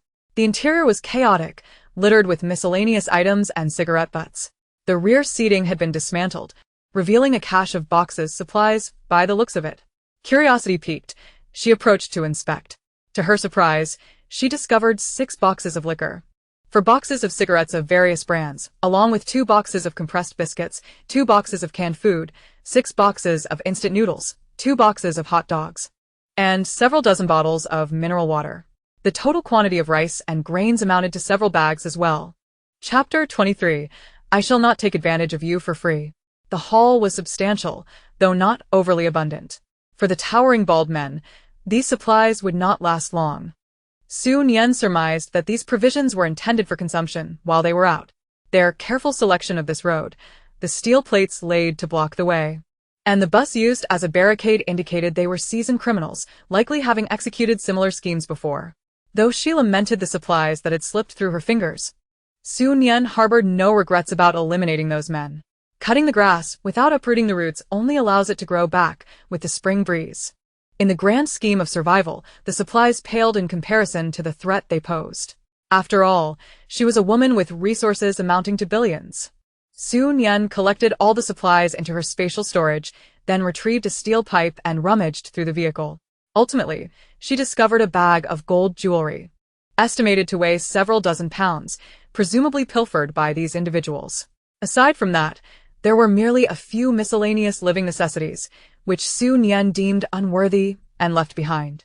Upon disembarking from the bus, she made her way back, first stowing away the steel nail board, then relocating the corpses that lay on the ground before finally departing in her vehicle. After driving for over 10 minutes, Su Nian halted and unloaded the supplies she had acquired from the bus, stacking them within her car. Although these items had taken up little space on the bus, they now filled her vehicle to the brim. Gazing at the bounty, Su Nian felt assured that it would yield a substantial number of contribution points. To avoid encountering similar situations again, she refrained from meandering outside. She placed the iron gate on the roof of her car, securing it with rope before heading back to the first base. Individuals like Su Nian, who returned to the base after venturing out, did not need to queue with the newly arrived. They entered through a different gate. Driving into the base, she made a beeline for the service hall. It was only 11 o'clock, and the atmosphere was bustling as the hall was teeming with people. Su Nian approached a staff member, informing them of her intention to exchange supplies but expressing her inability to carry them alone. The staff member summoned several others, who accompanied Su Nian to her vehicle. As she opened the car door, the staff members gasped in astonishment at the sight of the overflowing boxes. Although they had mentally prepared for a considerable quantity, the reality was still hard to fathom. How could such a seemingly frail girl have amassed so many supplies? However, upon meeting Su Nian's icy gaze, their curiosity dissipated, and they began to tally the goods. The origins of her supplies were irrelevant to them. What mattered was that the cigarettes and alcohol within were in high demand, and they could reserve them for those willing to pay, ensuring they would profit from the exchange. Despite the abundance of items, they were neatly packed in boxes, and with several individuals working together, the inventory was completed swiftly. This batch of supplies earned Su Nian 3,006 contribution points. With the rent for her residence costing 100 contribution points per month, it meant that Su Nian now possessed enough points to cover 3 years of rent. With such a sum in hand, she was in no haste to renew her lease. Having amassed this wealth of contribution points within just 2 days of arriving at the base, it was only natural to attract suspicion. Waiting until next month to renew would yield similar results. With a buoyant spirit, Su Nian left the service hall and drove back home. After parking her vehicle downstairs, she climbed onto the hood and then onto the roof. Untying the rope securing the iron gate, she exerted a forceful tug, causing it to crash to the ground. The surface was merely an unpaved dirt path, so she needn't worry about damaging it. As she leaped down from her vehicle, she heard someone speaking. "Do you need help?" Startled by the inquiry, Su Nian turned to locate the source. Was he speaking to her? Upon seeing the man standing at the entrance of her unit, her brows knitted in confusion. The silver hair immediately identified him as the man who had sold her the ring. She instinctively stroked the ring on her finger. He appeared capable, and it was no surprise he had made it to the first base. Yet, with the base being so vast, their encounter felt rather serendipitous, almost too coincidental. However, the notion that he was stalking her seemed implausible. Noticing Su Nian's silence, Jing Mo smiled and inquired again, "Do you need help?" Despite his benign demeanor, Su Nian remained guarded. "What are you doing here?" "I live here," Jing Mo replied, pointing upwards. "I reside on the 6th floor." Su Nian was taken aback. If anyone suggested this was mere coincidence, she would find it hard to believe. Once or twice might be coincidence, but to encounter him so frequently felt premeditated. You're following me. No, no, no. Jing Mo waved his hands vigorously. I just arrived at the base tonight. The housing rental center guided me to view apartments, and I happened to see you coming down from upstairs. Knowing your door was unoccupied, I decided to rent it. Hearing Jing Mo's explanation, Su Nian's frown softened slightly, yet she still felt uneasy. Why would you choose to live across from me? He scratched his head. I just thought it would be nice to have a familiar neighbor. Familiar? Su Nian was at a loss for words. They had met no more than 3 times. Hardly enough to be considered familiar. However, she had no intention of renting 2 apartments, and his choice to rent the one across from her was made. Compared to living next to a complete stranger, Jing Mo did seem acceptable. Most importantly, he had already secured the apartment, and she had no grounds to evict him. Glancing at the iron gate on the ground, an idea struck her. I initially intended to install this at my door. How about we place it at the stairwell instead? Of course. Jing Mo agreed, without hesitation. Installing such a gate would prevent others from accessing their front door, enhancing security considerably. You can go out.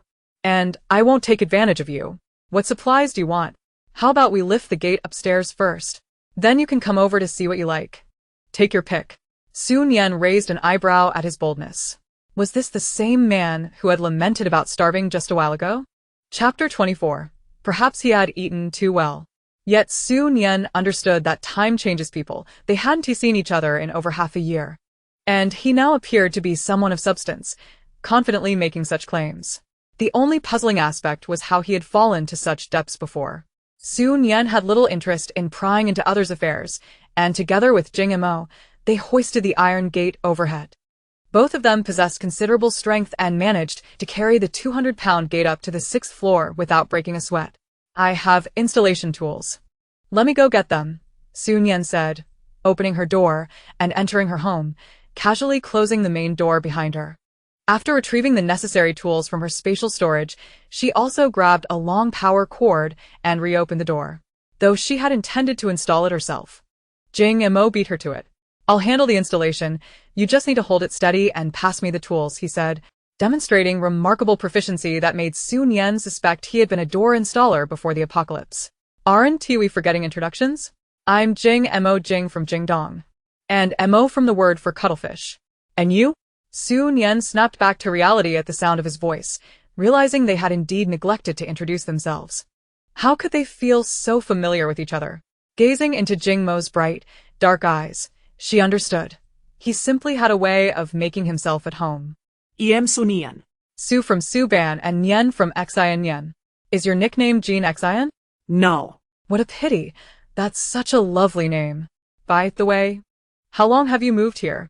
Are you familiar with the base? I would like to explore the base. Could you show me around?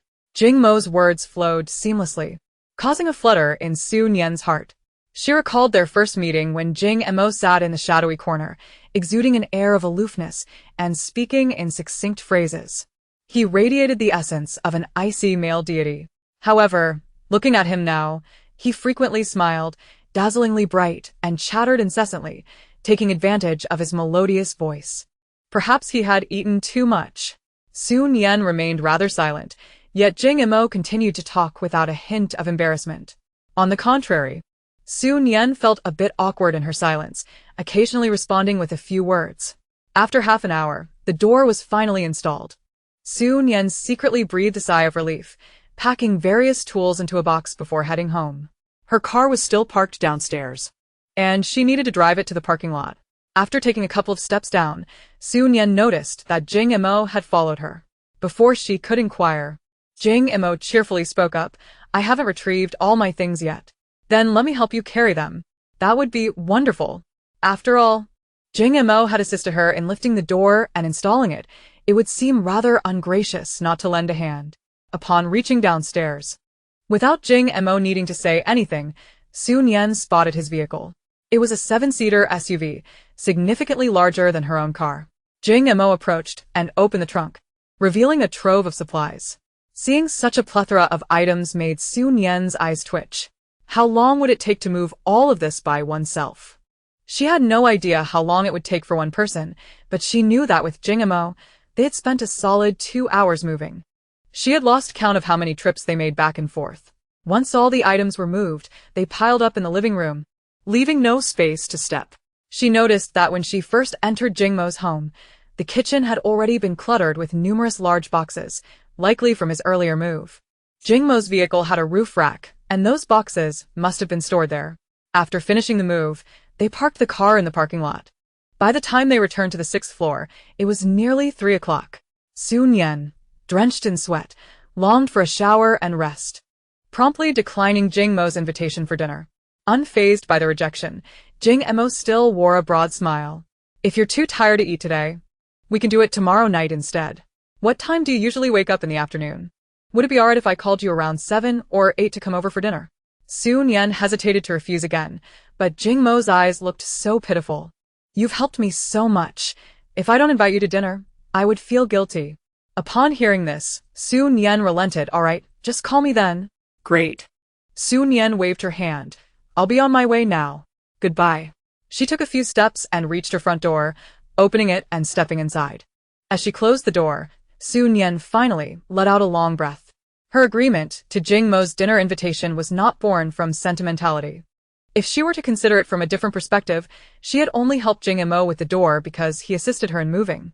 She had no desire to owe anyone a favor, and Jing Mo likely felt the same. Sharing this meal would clear the slate between them. With these thoughts in mind, Nian headed to the bathroom. She retrieved a bathtub, stripped off her clothes, and immersed herself in the warm water. The soothing warmth enveloped her body, coupled with the sweltering 30-degree heat, causing her cheeks to flush and a light sheen of sweat to form on her brow. While soaking, Nian contemplated what she might eat. It had been 6 or 7 hours since her last meal before leaving the base, and after the laborious effort of the day, she felt even hungrier. As she dried her hair while walking to her bedroom, she closed the door and turned on 2 air conditioning units before retrieving food. When hunger struck, she craved meat. Nian took out a braised pork knuckle, along with 2 green vegetables and a small bowl of rice. After finishing the meal, she felt satisfied. Leaning against the edge of her bed, Nian closed her eyes to examine the supplies in her space. She didn't have much of interest to look at, except for the prepared foods.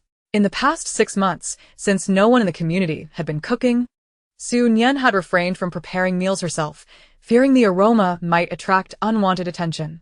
Thus, she had been consuming her previously cooked meals. Over this period, she had consumed 1/5 of her stock. Although the remaining amount was substantial, it wasn't enough.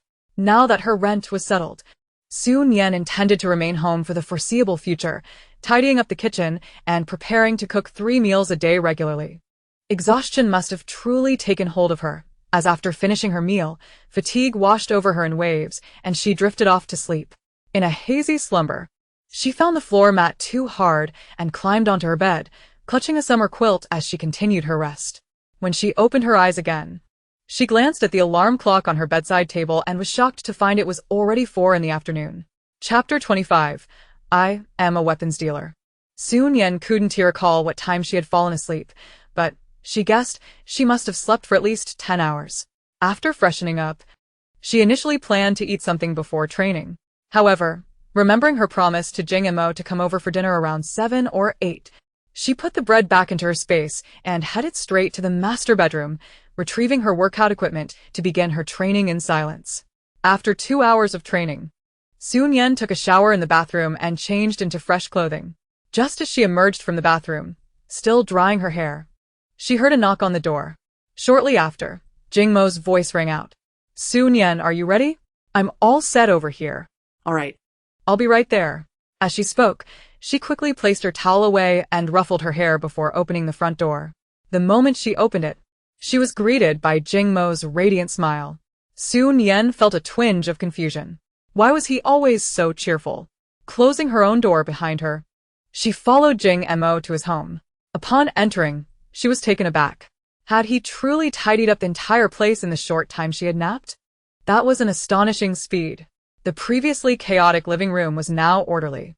The boxes were stacked neatly against the walls, and there were far fewer than before, likely relocated to other rooms. In the center of the living room stood a small square table, flanked by 2 red wine crates, topped with cushions serving as makeshift seats. Not far from the table was a standing fan. It wasn't large, but Su Nian soon discovered that it provided a surprisingly powerful and refreshing breeze. Curiously, she observed the fan for a moment longer. She had seen various fans while shopping for supplies, yet she had never come across one like this. However, there is nothing peculiar about this. In a world brimming with the bizarre, it is quite natural for her to encounter the unfamiliar. At this moment, the small square table stood empty, and Su Nian was left in the dark regarding what Jing Mo intended to serve her. "Wait a moment, let me fetch it," Jing Mo said as he made his way to the kitchen, prompting Su Nian to instinctively glance in his direction. Upon his opening of the kitchen door, Su Nian was astonished to discover a double-door refrigerator positioned by the window. She had not noticed it during their trip to gather supplies the previous day. Jing Mo opened the refrigerator and retrieved a stainless steel platter. Seated as she was, Su Nian could not discern the contents of the platter, but the tantalizing aroma of crayfish wafted towards her. As Jing Mo placed the platter upon the table, she finally beheld the dish before her. Crayfish tossed with noodles. And wait just a moment longer. Jing Mo hurried back to the kitchen and returned with 2 cans of cola, their frosty exteriors exuding a refreshing chill. Jing Mo settled across from Su Nian, offering her one of the cans with a cheerful, "Here." Su Nian accepted the cola, opened it with a single hand, and, with a satisfying pop, the cold air rushed forth. A sip of the icy beverage filled her with a delightful coolness, lifting her spirits considerably. Jing Mo also took a hearty gulp before darting off for 2 bowls and chopsticks, returning somewhat sheepishly. "It's my first time hosting someone for a meal, so I apologize for the lack of preparation." "No offense taken," Su Nian replied, having come empty-handed to the meal and merely needing to sit and wait for food. It would be utterly unreasonable to be finicky. Jing Mo served each of them a bowl of noodles, generously adding extra crayfish meat to Su Nian's portion. After just one bite, she recognized that this was likely the type of instant packaged crayfish, a form of fast food. Before the apocalypse, such crayfish would have been scrutinized for freshness, but in the aftermath, to have access to such a delicacy was indeed a rare privilege. Su Nian had stockpiled a considerable amount of these packaged crayfish herself, though she was curious about Jing Mo's source, as such items were not easily obtained. Lost in thought, she was brought back to reality by Jing Mo's voice. "I sold some weapons to the base, and in return, I received quite a few contribution points, which allowed me to secure this house. The refrigerator and crayfish were part of the delivery I requested yesterday." Upon hearing this, Su Nian paused mid-bite. She had taken down 10 bald men and acquired their supplies, only to earn enough for 3 years' worth of rent. Jing Mo, on the other hand, had sold weapons to the base and received an entire house along with contribution points. The magnitude of which he referred to as not a small amount was clearly significant. Not to mention there was also the refrigerator and crayfish. While Jing Mo only mentioned these 2 items, Su Nian did not genuinely believe that they were all he had received. There must be more. What kind of weapons had Jing Mo sold to the base? Surely, they were not the same cold weapons he had previously displayed. While those swords and knives were indeed valuable, they could not possibly be worth this much. Su Nian's gaze upon Jing Mo was filled with burning curiosity, though their acquaintance was not yet close enough for her to inquire directly. She could only nod in acknowledgement of his words and return to her meal in silence. Just then, Jing Mo's voice reached her ears once more. "Actually, I am a weapons dealer. The base wanted to offer me a position, but I declined. I have grown accustomed to my freedom and dislike constraints. They made a concession, stating that they would call upon me for assistance when needed, with compensation to be negotiated separately. It was a rather advantageous arrangement, so I agreed." "A weapons dealer?" Su Nian softly echoed the phrase, her tone laced with confusion. Was such a profession even viable before the apocalypse? Or did their country have such a role? As her gaze fell upon Jing Mo's silvery hair, understanding dawned upon her. He must be of mixed heritage, though she was unaware of his other nationality. Perhaps the country from which his other lineage hailed had a profession of weapons dealer. In a world where the apocalypse had transpired, it was not surprising that other nations might have such occupations. Su Nian nodded again, signaling her comprehension. Jing Mo paused his meal, leaned forward, and fixed his gaze intently upon her. "Would you be interested in acquiring some weapons?" Taken aback by Jing Mo's sudden proximity, Su Nian instinctively braced herself for his intent. But upon hearing his inquiry, she leaned in closer. "What weapons? They must be of high quality if the base is paying a premium for them." If they could be purchased, that would undoubtedly be splendid. Jing Mo beamed, straightening his posture. Finish your meal. Once you're done, I'll show you. However, this time, I want to accept cash. Of course, Su Nian replied with a smile. I don't have any cash on hand either. Chapter 26. Is it too much to ask for 5 grams of gold? In this day and age, who still uses cash? After the meal, Su Nian assisted in washing the dishes and wiping down the table, eagerly awaiting Jing Mo's unveiling of the weapons. Jing Mo, with no intention of prolonging her anticipation, instructed her to wait a moment before heading to his bedroom. As Su Nian sat at the small square table, the cool breeze from the fan gradually calmed her anxious heart. Before long, Jing Mo emerged, carrying a black leather case. The quality of the case was evident, suggesting that whatever lay within was likely of significant value. Jing Mo set the case horizontally on the table and began to unfasten it. At that moment, Su Nian noticed how fair Jing Mo's complexion was. It was not the pallor of someone who had long been deprived of sunlight, but rather a healthy, radiant whiteness. His hands were slender and well-defined, with meticulously groomed nails, adding to his overall appeal. A smile unconsciously graced Su Nian's lips at the sight of his neatly trimmed nails. She held a certain appreciation for men who maintained such grooming, if not an outright fondness. With a soft click, the case opened, and Su Nian leaned in, her focus fixed on the contents within. Inside lay a small, silver handgun, its compact form exuding an alluring metallic sheen. Jing Mo lifted the firearm, removed the magazine, and methodically loaded bullets into it.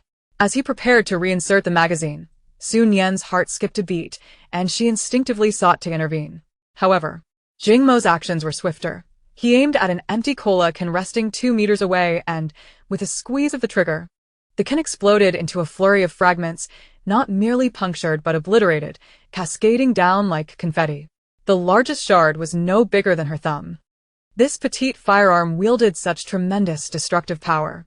More astonishing was the fact that it produced no sound despite the absence of a suppressor. Had she not witnessed it herself, Su Nian would scarcely believe the reality of the event. Jing Mo's fingers danced, spinning the handgun gracefully on his index finger before finally presenting it to Su Nian, muzzle facing downward. Would you care to give it a try? In her previous life, Su Nian endured a decade in the apocalypse, yet she merely fought for survival, never having even encountered an item as formidable as a hand cannon. In this new life, she has contemplated acquiring one. However, lacking connections and channels, she hesitated to inquire too boldly, fearing unwanted attention. Little did Su Nian anticipate that one day, a hand cannon would materialize before her. After a moment of indecision, she ultimately grasped it. The moment the hand cannon was in her hands, it felt unexpectedly heavy, entirely beyond her expectations. Although it appeared small and delicate, its weight was astonishing. The silver-plated hand cannon was visually captivating, yet its material was indiscernible. As she surveyed her surroundings, her gaze landed on the empty soda can. Having never fired a hand cannon before, she felt a moment of uncertainty. Just then, Jing Mo rose from his seat and approached her from behind, gently bending down to assist her in adjusting her grip on the hand cannon. Although he stood behind her, there was a considerable distance between them. His hand merely brushed against her fingers as he corrected her hold, retreating immediately afterward to avoid causing her any discomfort. Jing Mo returned to his seat and flashed a broad smile at Su Nian. Do not be afraid, you are quite intelligent and will surely master it swiftly. Upon hearing his words, Su Nian took a deep breath and squeezed the trigger. In the next moment, the soda can exploded into countless pieces. Su Nian could feel the recoil as the bullet discharged, yet it was well within her tolerable limits. Gradually lowering her hand, she gazed at the hand cannon, her eyes brimming with satisfaction.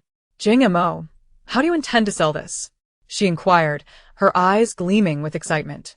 If you possess gold, then offer me 10 pounds. If not, I have. Su Nian sprang to her feet. Wait for me, I shall retrieve it.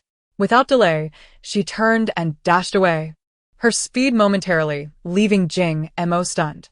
However, once he regained his composure, he chuckled and shook his head.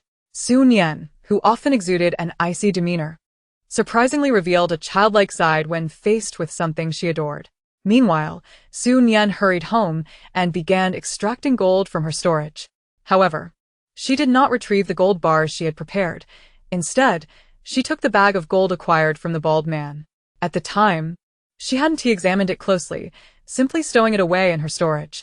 Now, as she pulled it out, she hefted the bag, estimating it to be a considerable weight. Perhaps over 50 pounds. One could only wonder how many gold shops those 10 bald men had robbed.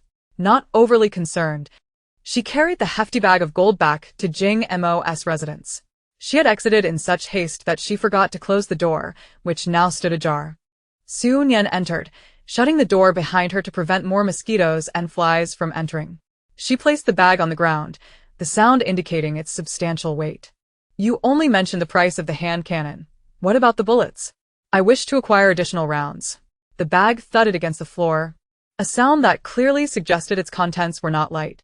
Jing Mo opened the bag for a glance, instantly raising an eyebrow. Bullets are sold individually. 5 grams of gold per bullet seems reasonable, does it not? Nian nodded. That is fair. Such a fine hand cannon would be rendered useless, without ammunition. The high cost of bullets was understandable. Although they lacked a scale, it didn't matter. The price tags on the gold ornaments remained intact, clearly indicating their weights. Together, they counted out 10 pounds of gold to place on the table before tallying the remainder.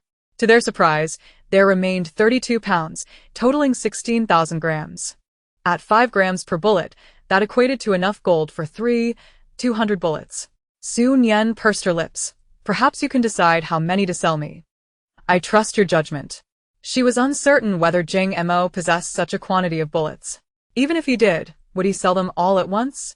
Jing Mo, Catching the hint of concern in her expression, laughed heartily. Worry not. There are ample bullets. He then rose and walked toward the bedroom, returning shortly with a box. Do not underestimate this box. It contains 1,000 rounds. Setting the box down, he went on to retrieve 2 more boxes. This holds 3,000 rounds. The previous box originally contained 300, but having used 2, there are now 298 left. Consider the surplus a gift for your purchase. The value of 5 grams of gold per bullet meant 100 bullets would cost 500 grams, or a full pound. Nian could hardly accept such generosity from Jing Mo quietly. She retrieved a small yellow fish from her pocket and placed it on the table, precisely weighing 500 grams. Jing Mo, do you carry gold bricks casually in your pocket? Observing the large bag of gold on the floor, Jing Mo chuckled. Well, it appears I cannot be too formal then. Nian welcomed his lack of formality. Even among close kin, accounts are settled, given their relative unfamiliarity. It was even more necessary to keep things clear. Jing Mo assisted Nian in moving the boxes into her home, but only to the threshold. He did not venture further inside or linger. Yesterday, I mentioned wanting to visit the base. Do you have time later? Jing Mo asked. Meeting his dark, gleaming eyes and glancing at the boxes at her feet, Nian ultimately nodded. I do. I will come find you after 12. It should be cooler then. All right. Closing the door behind her, Nian let out a sigh. She initially thought that after sharing a meal, they would no longer owe anything to each other. Yet. Who could have anticipated that she would purchase weapons from Jing Mo? It would be unreasonable to turn her back on him immediately after their transaction. Though her experiences in the apocalypse had rendered Nian somewhat aloof, she was not entirely ignorant of social niceties. Fortunately, Jing Mo, while a bit chatty and familiar, exhibited an admirable sense of propriety. Through their evening interaction, they found themselves aware of each other's secrets, but had no intention of prying into them. Just as Nian would not ponder how Jing Mo managed to smuggle so many bullets into the base. He would not question why she had a gold brick tucked in her pocket. Nian's gaze shifted to the boxes on the floor, a smile breaking across her face. Overthinking would yield no benefits. These tangible items were what truly mattered. She carefully opened each box, reverently placing their contents into her storage for easy access, arranging them neatly on the same shelf. Once the hand cannon was loaded with bullets, Nian toyed with it for a while before reluctantly stowing it away, placing it atop the box. With a mere thought, the hand cannon would instantly reappear in her grasp. Acquiring the handheld shotgun is indeed a reason for joy. Yet Nian remains mindful of her prior plans. She envisions a future where she prepares her own meals thrice daily, which necessitates the organization of the kitchen. The kitchen windows are adorned with heat-insulating film and thick blackout curtains, complemented by exterior thermal drapes. At this moment, even with the lights on inside, not a glimmer of light can be perceived from outside. The windows are sealed tight, preventing any ventilation, and even before commencing her culinary endeavors, the kitchen is already sweltering with heat. Consequently, Su Nian retrieves 2 air conditioning fans and plugs them into the ice packs. Once the fans begin to circulate, a refreshing coolness envelopes the space. After some contemplation, she decides to prepare cold noodles and tossed noodles. Given the sweltering weather, it is far more prudent to prepare lighter, Invigorating fare. These dishes not only boast delightful flavors, but also emit minimal aroma. Since Su Nian is still uncertain about the kitchen's insulation, this serves as an opportune moment for testing. If the insulation proves effective, she can subsequently arrange for stews and hot pot dishes. Su Nian prepares buckwheat cold noodles, cooking the noodles until al dente, rinsing them under cold water, and placing them in a large bowl. She then adds an assortment of garnishes and seasoning packets, tosses in some crushed ice, and finally douses it all with a generous pour of Sprite, completing a bowl of buckwheat cold noodles. Su Nian cooks a substantial amount, producing 10 bowls in one go.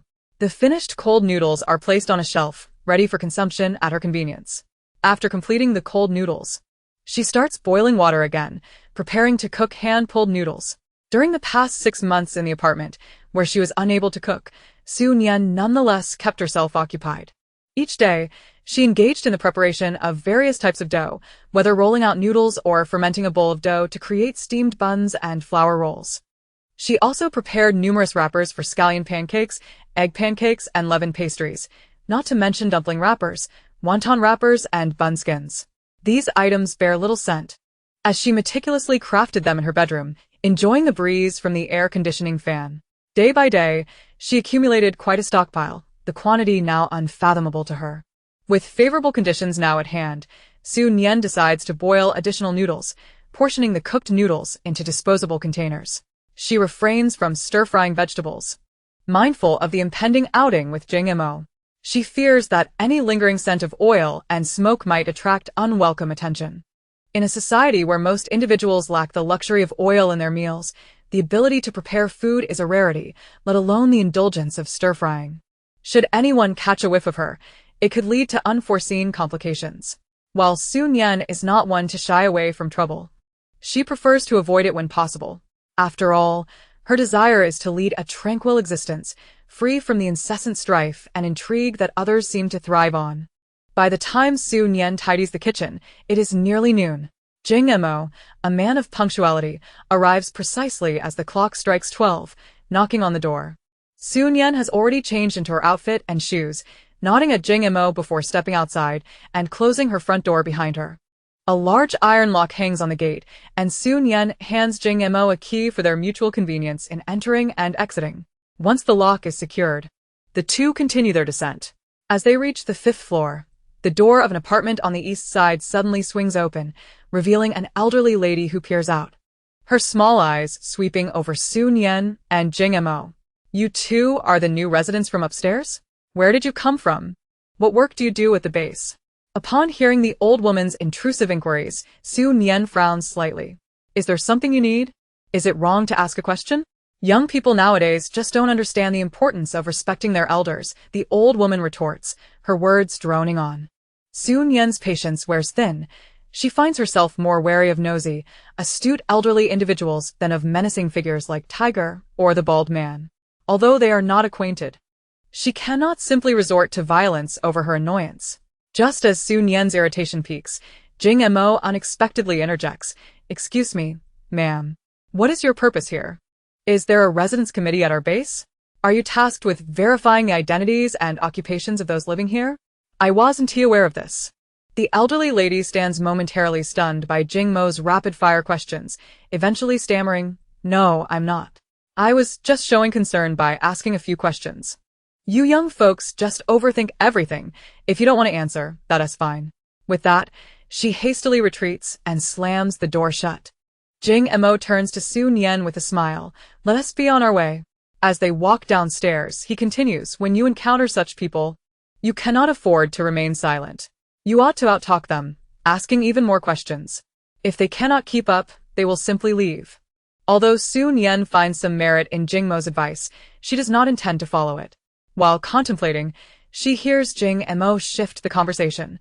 But I see you are not one to engage in such banter, which is perfectly fine. Leave it to me. His words catch Su Nian off guard. Leave it to him? Although she recognizes his good intentions, something feels amiss. By the way, how well do you know the base? Where have you explored?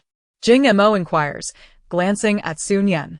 Despite the streetlights not being particularly bright, they cannot obscure the brilliance in his eyes. Su Nian steals a glance and quickly averts her gaze, shaking her head slowly. I've only been out once.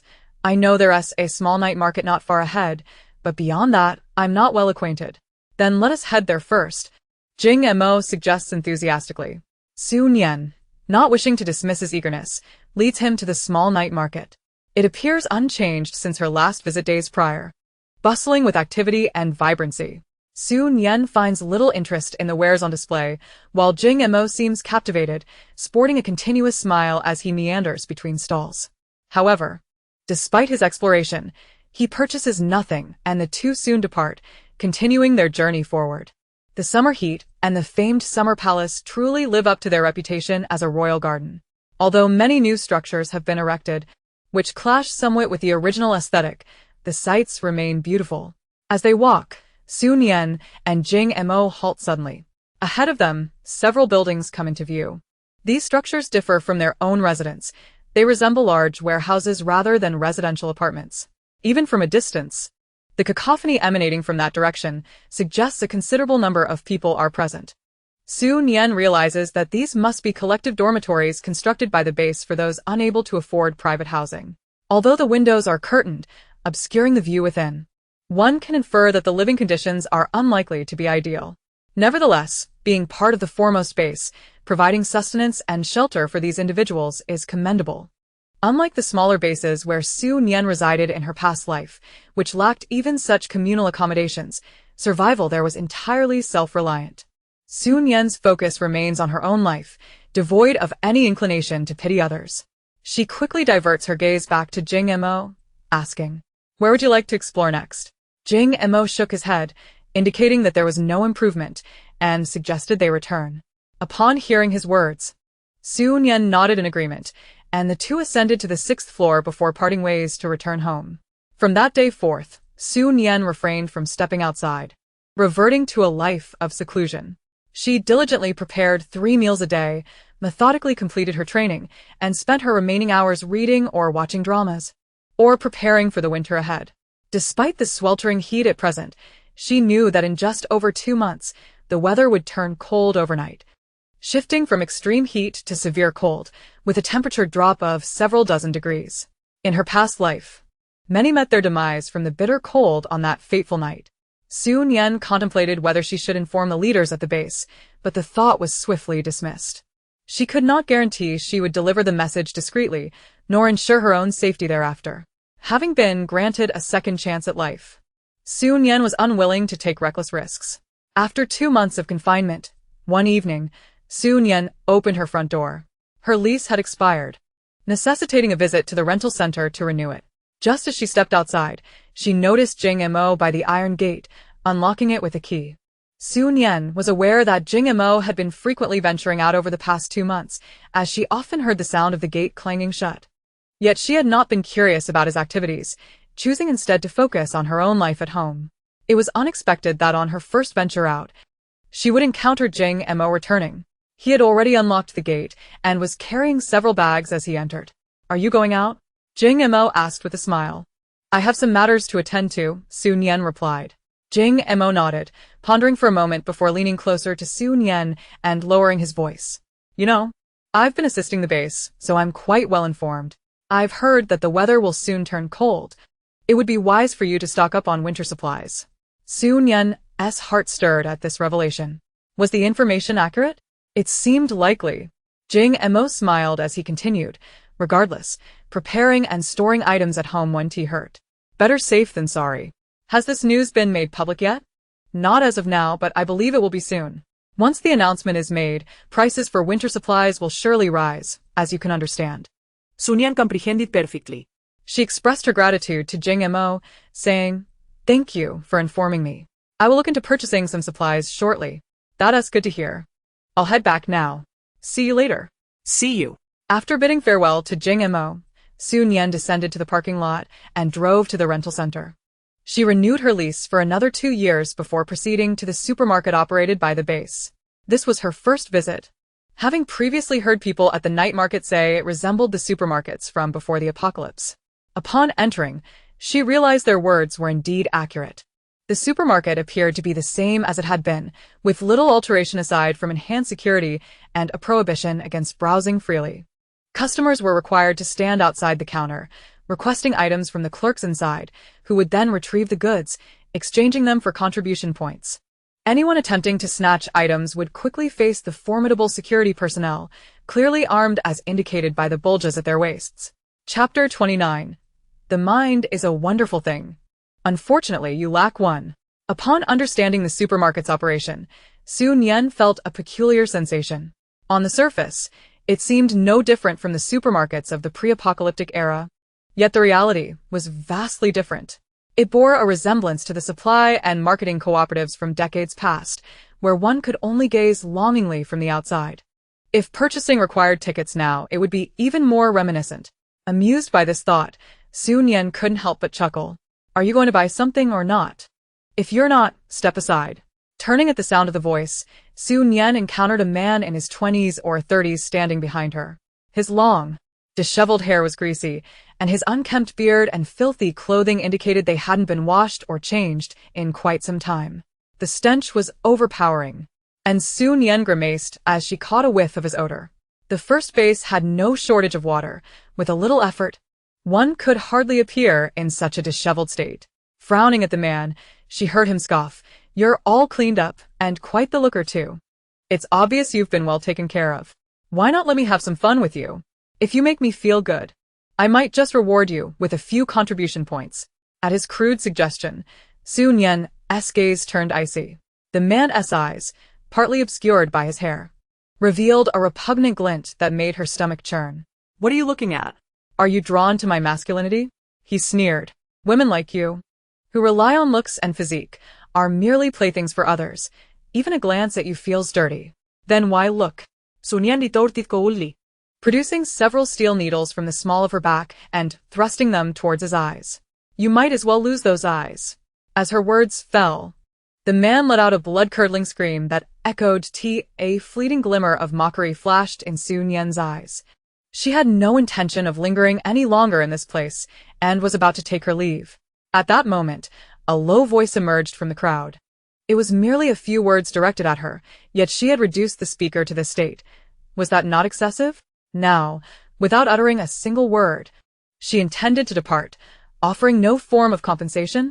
The voice, raspy and deliberately lowered, was unmistakable in its intent. The man on the ground seemed to have been roused, joining in the outcry. Is there no one to intervene? This base is vast, yet no one stands up for us ordinary people? Just because this bitch has a wealthy benefactor, she can rampage unchecked, doing as she pleases? Are our lives not worth anything? Listening to the man's incessant tirade, Nian chuckled softly. It seemed he was truly willing to sacrifice his tongue. As she spoke, her hand moved to her waist, drawing a sharp dagger from beneath her loose t-shirt. The man on the ground could not open his eyes, and thus was oblivious to her actions. However, the ominous hum of the dagger being drawn reached his ears. Coupled with the collective gasps and the cacophony of footsteps around him, panic gripped him. He recoiled in terror, his voice trembling. What do you intend to do? What are you? Before he could finish, he felt someone rush toward him, his chin seized, and something forced into his mouth. Before he could struggle, a chill coursed through him, followed by a searing pain that caused him to convulse before collapsing to the ground. Nian stood slowly, retrieving a bottle of mineral water from her bag. She leisurely opened it and poured the water over the dagger, washing away the bloodstains. In passing, she rinsed her hands, the bottle emptied just in time. With a swift motion, she pressed the dagger against the mineral water bottle, effortlessly slicing it in half. You all. She surveyed the crowd, allowing her gaze to linger on each face. Do you have anything further to say about this matter? As her eyes met theirs, the onlookers recoiled, shaking their heads vigorously, akin to rattling tambourines. Su Nian's gaze continued to drift until it locked onto a diminutive man, equally disheveled. Upon meeting her eyes, he quickly averted his gaze, retreating behind another person. Noticing this, Su Nian's lips curled into a smirk. Ah, so it was you who spoke earlier. Are you in league with him? Friends? Brothers? Do you intend to seek justice on his behalf? With each word she uttered, the small man shook his head more fervently, ultimately dropping to his knees with a thud. I was wrong. I was wrong. I was blinded by foolishness. Please spare me. I swear I will never act so thoughtlessly again. Chapter 30. Sparing his life was indeed a considerable act of mercy. What is going on here? What chaos is this? A sudden authoritative voice interrupted the small man's pleas, drawing the attention of everyone present. The crowd turned to see a man in a black uniform striding forward. He surveyed the scene with a furrowed brow and coldly inquired again, "What is happening here?" Before anyone else could respond, the small man scrambled toward the uniformed figure. Captain Song. Captain Song. You must stand up for us. Song Ping kicked the small man aside. Can you not speak properly? Why are you whining like a child? I have told you countless times that there is no shortage of water in the base. You ought to clean yourself up. Do you not realize you smell worse than a latrine? Why are you clinging to me? Do you wish to suffocate me? After being shoved aside, the small man bore no resentment, instead offering a sycophantic smile, nodding and bowing. Yes, Captain Song, you are right. I will ensure to clean myself next time. But now, Captain, you must take charge for us. Song Ping frowned. Take charge of what? Look at Ho Si. He has not only been blinded but also had his tongue cut out. This has happened under your command, Captain. Is someone daring enough to commit such acts on your territory? Is this not a challenge to your authority? Song Ping had already noticed Ho Si's condition. He scanned the crowd. Who did this? It was her. The small man immediately pointed at Su Nian. Captain Song, it was this vile woman. Relying on her abilities and her unknown benefactor, she dares to harm others. She is not a good person. You cannot let her go unpunished.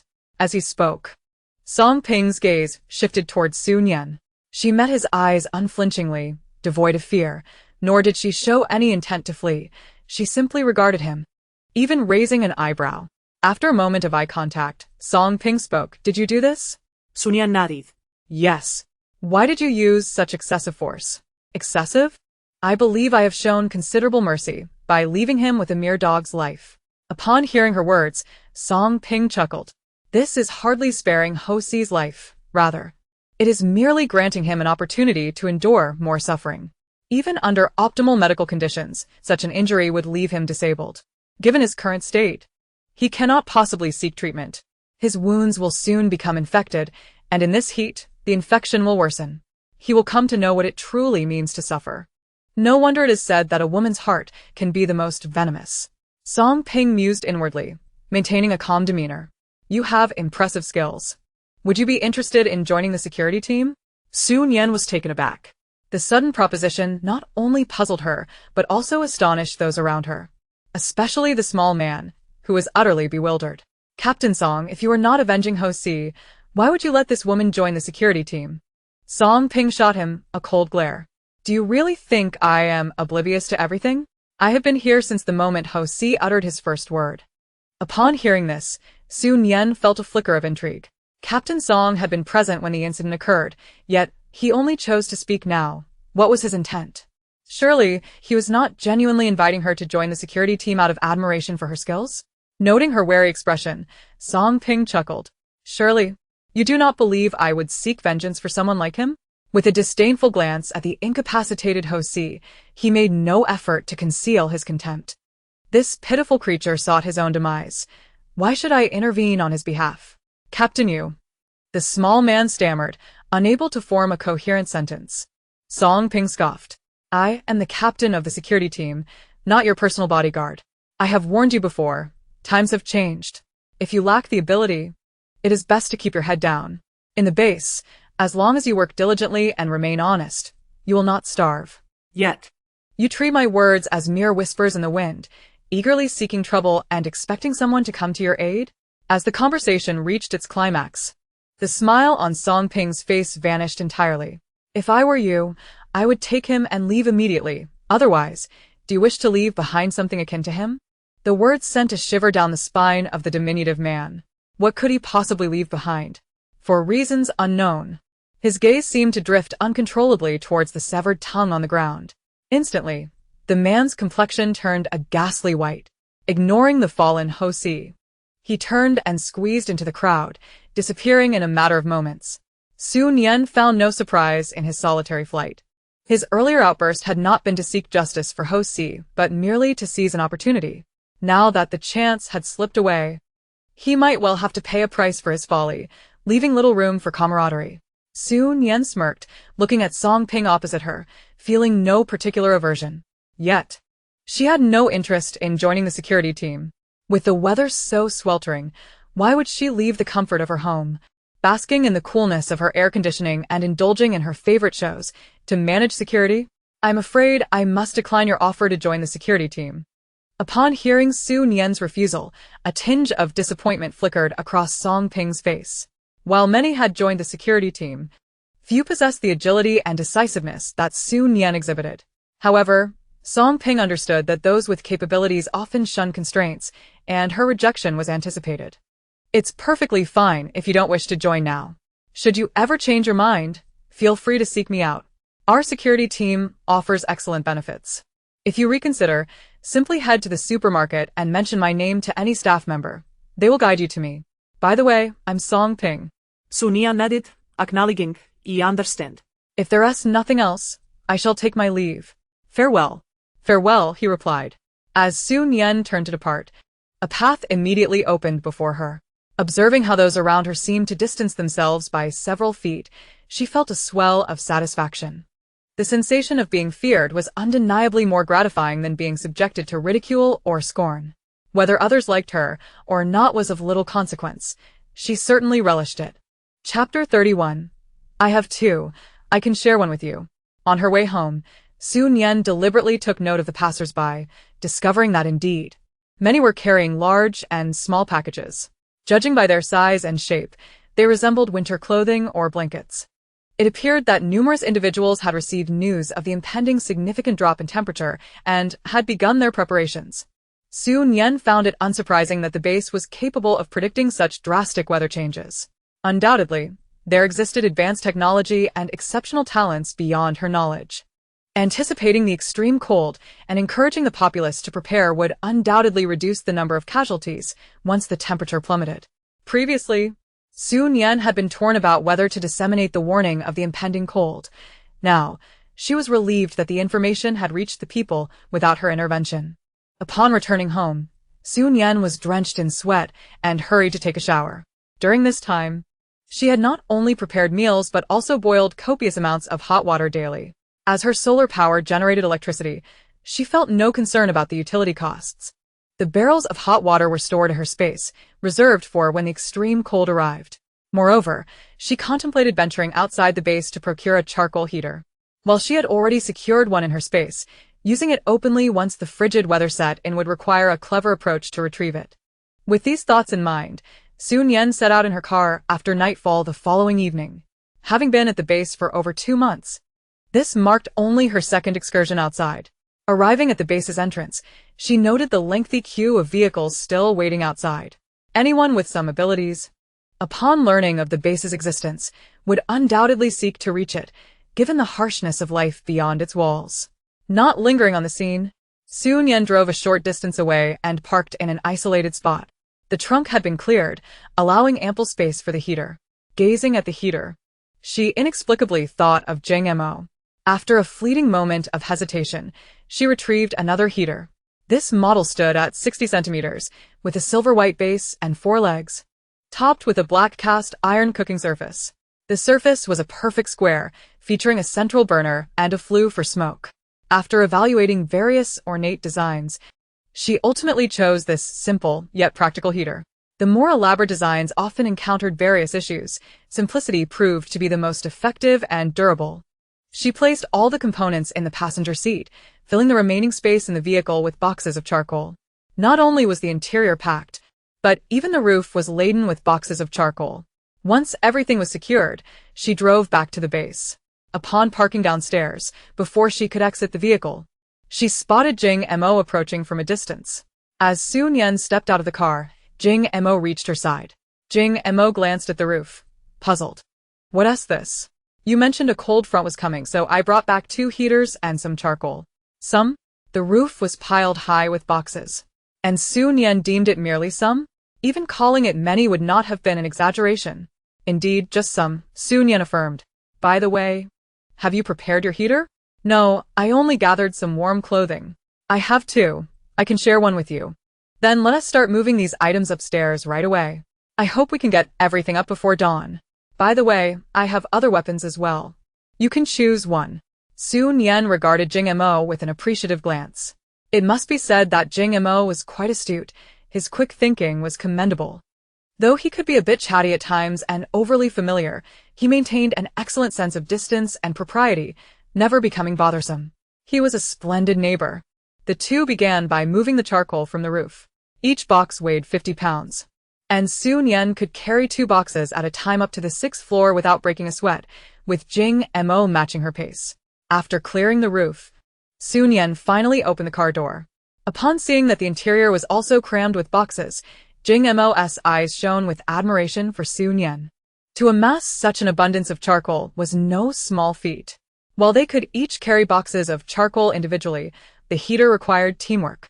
Su Nian had only taken out 2 heaters, but she had retrieved 4 complete sets of components, ensuring they had replacements in case any issues arose in the future. Installing the heater was straightforward. Once they determined the location, they placed the heater, attached the flue, and directed it outside. Su Nian intended to install it all at once, given that the extreme cold would soon arrive. Having now been installed, the apparatus would be ready for immediate use. Prior to stepping out, Su Nian had already tidied up the bedroom, ensuring that any unnecessary items were neatly stored away. As she and Jing Mo carried the stove into the room, she felt no apprehension. The bedroom, originally a mere 10 square meters, had already been reduced by 1/3 due to the bed. The addition of the stove made it seem even more cramped. Yet, Su Nian Harbert no grivensis. A smaller room would facilitate greater warmth once the stove was lit. She had repositioned the bed in advance, clearing a spot by the window, placing the stove there but maintaining a distance of 1 meter from the curtains. The stove was centrally located, unobstructed on all sides to avert any mishaps. After securing the stove and attaching the flue, the next step was to create an opening in the wall. Su Nian retrieved a tool from another bedroom, returning with it in hand. Jing Mo tak. Without a word of inquiry, ascended the ladder and diligently made a hole in the appropriate spot to accommodate the flue. Once this side was completed, they ventured to Jing Mo's room. It was Su Nian's first time entering his quarters, which were markedly simpler than hers. He had neither flooring nor wall coverings, just a bed and a table, while the rest of the space was cluttered with boxes of various sizes. Su Nian refrained from examining the boxes closely and merely inquired where the stove should be placed. Jing Mo's room was also small, filled with items, leaving little room for the stove. Please wait a moment. I will move these to another room, he replied. Su Nian was not unwilling to assist, but as these belongings belonged to Jing Mo, she felt it inappropriate to intervene without his consent. Perhaps it would be best to lower the temperature by 50 or 60 degrees, she mused, contemplating the potential value of the contents within those boxes. Fortunately, Jing Mo worked swiftly. In no time, he had relocated several boxes, clearing a space for the stove. After half an hour, they successfully set up the stove together. How much charcoal do you need? Su Nian asked. Jing Mo shook his head. I don't need any. I will purchase some at the base later. Su Nian understood immediately. Recalling that Jing Mo had mentioned receiving numerous contribution points from the base. Given that he had likely been assisting the base over the past 2 months, he would undoubtedly have accrued additional points. While he wasn't extravagantly wealthy, acquiring some charcoal would not pose a problem. Jing Mo approached a box against the wall and retrieved 2 rectangular cases, returning to present them to Su Nian. I have weapons as well as this. Choose whichever you desire. The boxes, sleek and unadorned, bore no markings, rendering their contents a mystery. Their shape somewhat resembled that of thermal clothing packaging. Could it possibly contain thermal garments? Su Nian pondered, opening one of the boxes to reveal a black garment inside. Do not let its thinness deceive you. Its thermal insulation is remarkably effective. Of course, if you prefer, you may exchange it for a weapon. Su Nian had already closed the box. I want it. If you like it, that's all that matters, Jing Mo replied. Glancing at her watch, Su Nian noted that it was already 4 a.m. Time was slipping away, and though the sun had risen outside, the drawn curtains obscured it from view. Now that our tasks are complete, I should return home, she declared. Very well. I shall accompany you, Jing Mo responded, genuinely escorting her to the entrance. Su Nian found it peculiar that he felt the need to walk her such a short distance. Upon returning home, she did not rush to inspect the 2 garments, but rather took the time to organize the assorted boxes cluttering her living room. These had been transferred from Jing Mo's place, and she had no intention of storing them away. Instead, she left them in the living room, as she spent the majority of her time in the bedroom, rendering the living room somewhat superfluous. After tidying up, Su Nian washed up and retreated to her bedroom. Having had a long and exhausting night, she had no intention of entering the kitchen again. Sitting by her small table, she retrieved a bowl of cold noodles from her space, accompanied by a plate of Korean fried chicken paired with honey mustard dipping sauce. Such a sauce is most delightful in the summertime, especially when enjoyed with chilled beer, as the refreshing sensation invigorates the senses. Having savored her meal, Su Nian did not immediately rest but leaned against the bed, gazing at the stove she had just installed. She had purchased numerous such stoves. In addition to this charcoal-burning model, she also possessed electric heaters, oil radiators, small sun lamps, warm air fans, electric blankets, and heated water blankets, not to mention an abundance of warming pads. The quantity of charcoal, firewood, and kindling supplies was equally extensive. Despite her ample preparation, the thought of the bone-chilling cold that could freeze one's blood sent a shiver down her spine. At that moment, her gaze fell upon the 2 boxes. Having been preoccupied with her meal, Su Nian had neglected to examine the garments closely. Now, seizing the boxes, she opened them to reveal the contents. The garments appeared to be ordinary black thermal wear, seemingly thinner than typical thermal clothing. However, upon touch, she discerned a distinct difference in texture, reminiscent of the fabric Jing Mo had worn when they first met. As she slid her hands into the sleeves, warmth began to radiate from the fabric, intensifying gradually. Although many thermal wear advertisements prior to the apocalypse boasted of self-heating materials, such claims were often mere marketing gimmicks. Yet, the garment in her hands was genuinely emanating heat. Reflecting on Jing Mo, Su Nian soon came to terms with it. If anyone else had presented such a garment, she might have pursued its origins. But since it was Jing Mo, she decided to let it be. Their current dynamic was satisfactory, and it was perhaps wiser not to overstep boundaries or pry into one another's secrets. After washing both garments, Su Nian hung them in the living room. The sun now illuminated the outside world, the temperature rising steadily, and by the time Su Nian awoke from her afternoon nap, the clothes were thoroughly dry. Indeed. Upon her return to the living room, she found the garments completely dried and stored them away in her space for the time being. Not planning to venture out again, Su Nian washed up and headed to the kitchen to prepare a meal. She took out some beef brisket, intending to make a tomato beef stew. To achieve a delectable stew, one must master the cooking time. With ample time at her disposal, Su Nian was in no rush, allowing it to simmer gently over low heat, filling the kitchen with an enticing aroma. As dusk approached, she finally completed a large pot of tomato beef stew. She retrieved a 2-tiered stainless steel lunchbox, filling one layer with rice and the other with a generous serving of the stew. Gathering the lunchbox and the leftover tomato beef brisket into her spatial storage, Su Nian took a refreshing shower to wash away the heavy odors that clung to her. After changing into a fresh outfit, she made her way toward the door. Just as she reached the entrance, and before she could open it, she heard voices outside. Jing Mo, what on earth did you buy? Did the people from the base help you carry it? It was the voice of the elderly lady from the 5th floor. Su Nian hadn't seen her for over 2 months, and was surprised to learn that the lady even knew Jing Mo's name. However, she couldn't help but wonder why the lady was so nosy. As she pondered this, the lady continued, what about that girl across the hall? Why does she never go out? What could she possibly be doing all day? I saw you helping her move quite a few things yesterday. Were they all food? How does a young girl manage to gather so much to eat? Su Nian frowned, about to open the door, when she heard Jing Mo's voice respond. Auntie, haven't you heard that it's going to get colder? Instead of prying into these matters, you should prepare some supplies for the winter. What else there to store? The lady scoffed, her tone dripping with disdain. This wretched weather is about to bake us alive. If only it would actually cool down. It would be best if it dropped 50 or 60 degrees. When I moved in, I brought all my winter clothes with me. I have enough to wear. Chapter 33. The Arrival of Extreme Cold. At this, a mocking smile curved Su Nian's lips. A drop of 50 or 60 degrees. Soon enough. The lady's wish would be granted, perhaps even exceeded. That fateful night, temperatures plummeted from a balmy 30 to over 20 degrees below zero, and a heavy snowfall blanketed the ground. By the following day, the temperature had further descended to 30 or 40 degrees below zero, continuing its descent until it finally stabilized around 50 or 60 degrees below.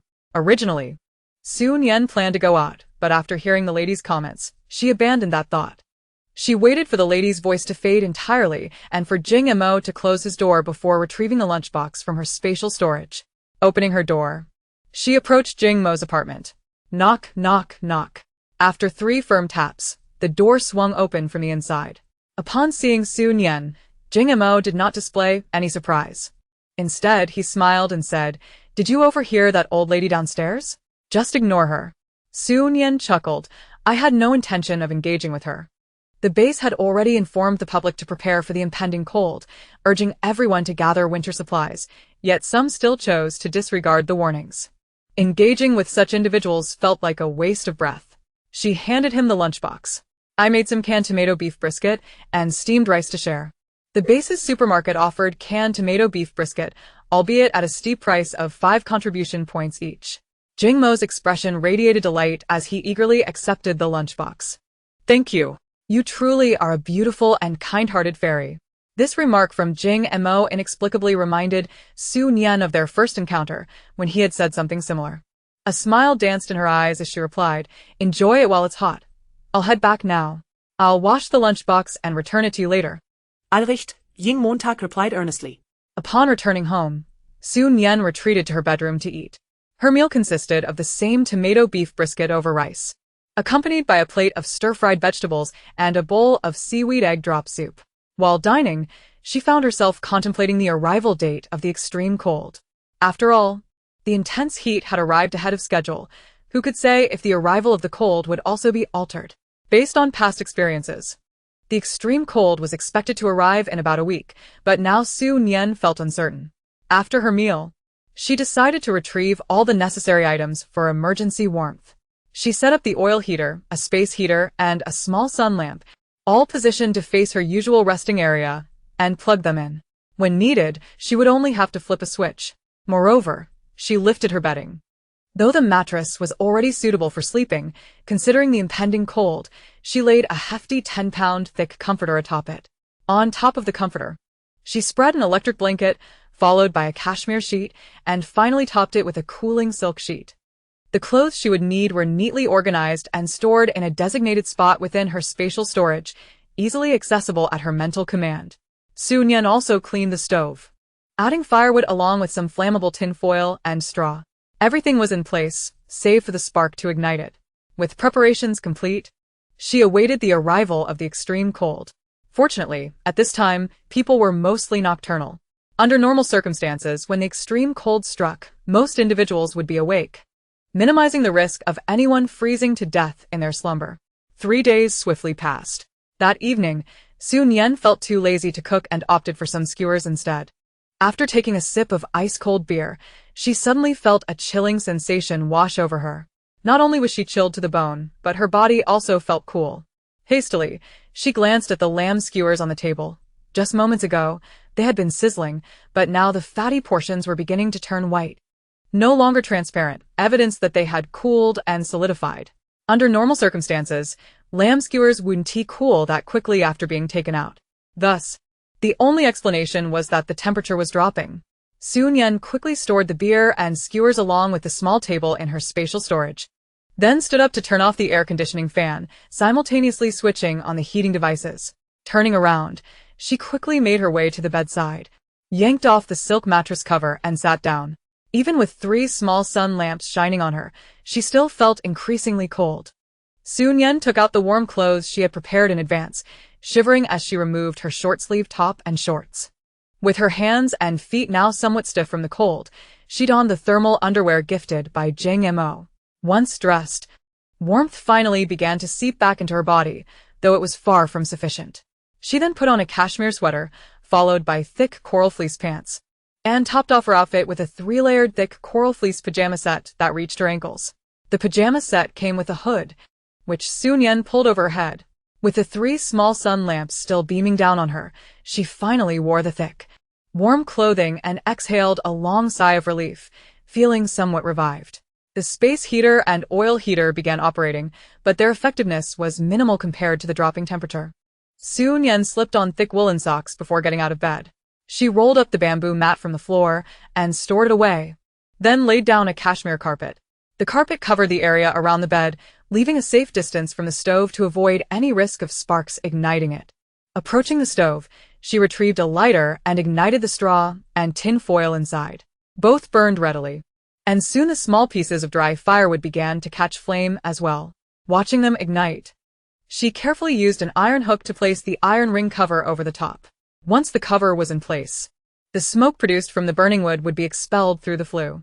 This was the first time the stove had been lit since it was installed, and Nian took her time before adding charcoal, wanting to ensure the flue seal was sound.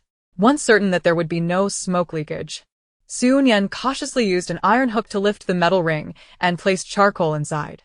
While engaged in this task, she did not feel the chill. But as the stove began to warm up, she realized her hands and feet had grown somewhat numb. Retrieving a thermometer, she waited a moment before glancing at it, and was met with the stark revelation that the current room temperature was a frigid -10 degrees. Who could have imagined that merely 20 minutes ago, the temperature within these walls had been above 20 degrees? Donning a mask and gloves, Nian finally slipped into her thick snow boots, fully arming herself before stepping out of the bedroom. The moment she crossed the threshold, she was jolted by the biting cold. Inside the bedroom, the heating apparatus had provided some respite, but the harshness outside was unrelenting. Chapter 34. Warmth that makes one want to weep even with the mask covering her face.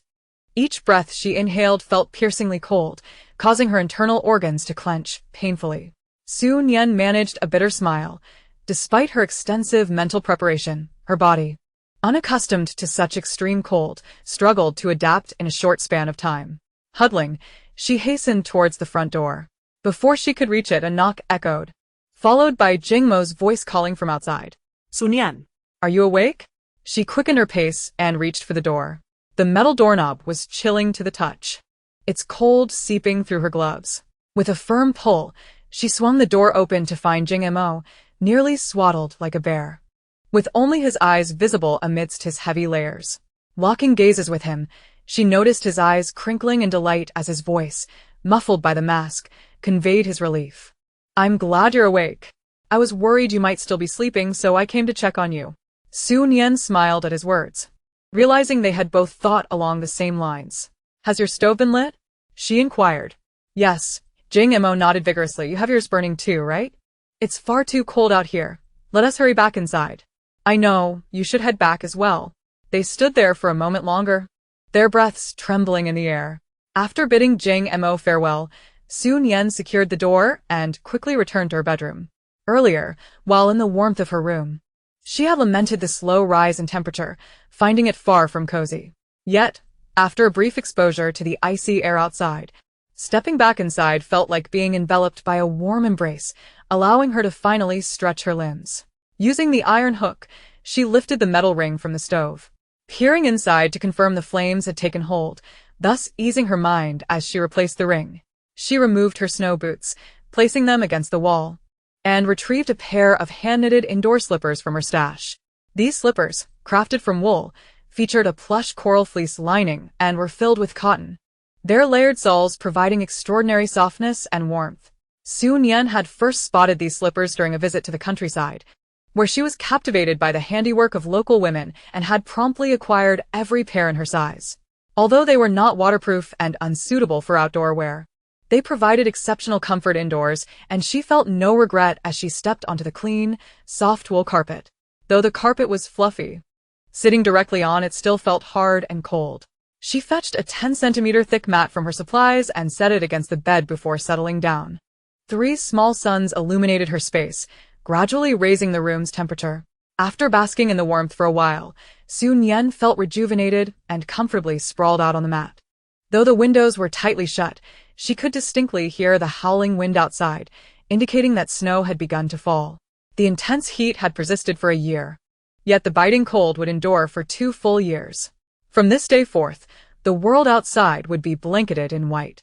Previously, the extreme heat had rendered it impossible to grow crops or fruits, leaving people deficient in various vitamins. After a period of snowfall, many had succumbed to snow blindness. Nian herself had experienced this affliction in her past life. Reflecting on the hardships of her former existence, Nian closed her eyes, determined to banish those memories from her mind. That was the past. In this life, she vowed never to fall into such despair again. Rising to a seated position, she pulled out a small table for dining, which held a bottle of icy beer and some skewers. Knowing the beer was no longer drinkable, she set it aside. The skewers had grown somewhat cold, so she carried them over to the stove. Lifting the iron ring aside, she placed the grilling rack atop the flames and arranged the skewers one by one. Before long, the previously cool skewers began sizzling and releasing a delightful aroma that filled the room. Nian fetched a high stool and settled next to the stove, enjoying the skewers as they cooked. In no time, she devoured several skewers, yet they left her still yearning for more. Returning to the mat, she retrieved a bowl of spicy and sour noodles from her supplies. The flavors were tangy and piquant, and with just a few bites, beads of sweat formed on her brow, warming her from the inside out. After satisfying her hunger and thirst, she took out 2 humidifiers. Earlier, she had been so focused on combating the cold that she had overlooked the drying effect of the heating devices. Thus, humidifiers were essential. Otherwise, while the warmth was welcome, it would leave her prone to nosebleeds. Stripping off her outer layers, she nestled into bed. The electric blanket had warmed the covers, and with the plush 4-piece bedding set, she felt an overwhelming sense of contentment. Nian preferred thick cotton comforters over light down or duck feather blankets. A substantial cotton quilt topped with a cashmere throw left her feeling snug and warm. Her iPad rested on the bedside table, playing a lively variety show. Lowering the volume slightly, she lay on her side to watch. Perhaps due to her recent meal, the warmth of the room, and her overall comfort, Nian gradually drifted into slumber. When she awoke, the show was still playing on a loop. Glancing at the alarm clock on her nightstand, she saw it was already 6 in the morning. Previously, this would have been the time to settle down for the night, yet today marked her first awakening. After lounging in bed for a while, she finally slipped into her pajamas. The first order of business upon rising was to replenish the stove with charcoal.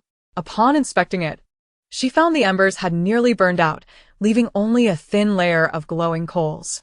Hastily, she added more charcoal, mentally reminding herself to check the stove before sleeping each night in the future. Fortunately, other heating devices were still operational, maintaining the room's warmth. A glance at the wall thermometer revealed that the temperature in the room was approximately 5 degrees.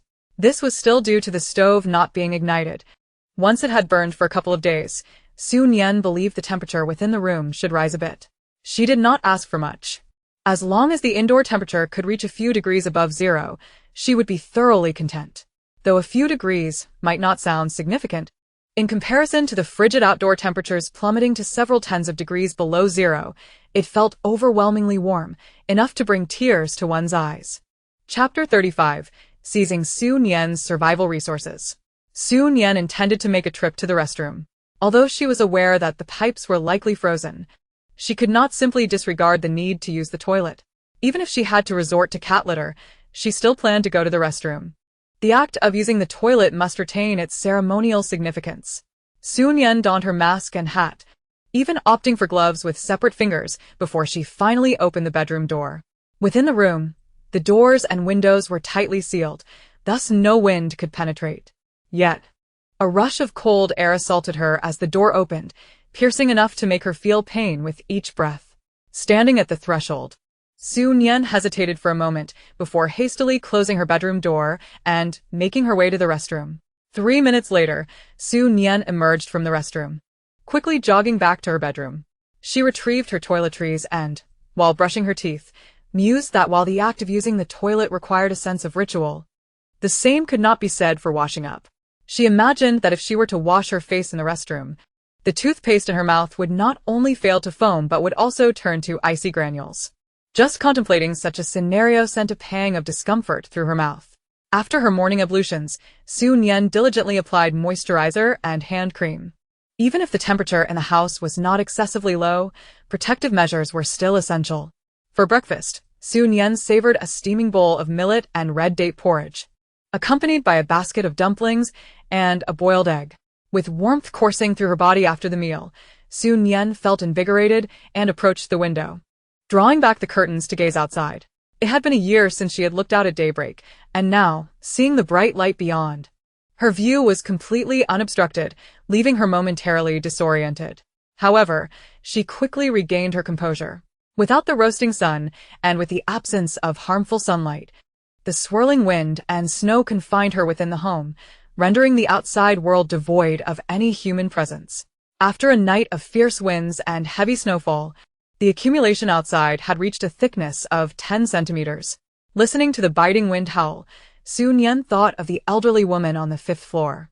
Although the drop in temperature had come late, she wondered what the woman's feelings were at that moment. It was not until the following day that Nian learned some news from Jing Mo. Although the base had issued warnings about the drop in temperature, they had not specified a precise time.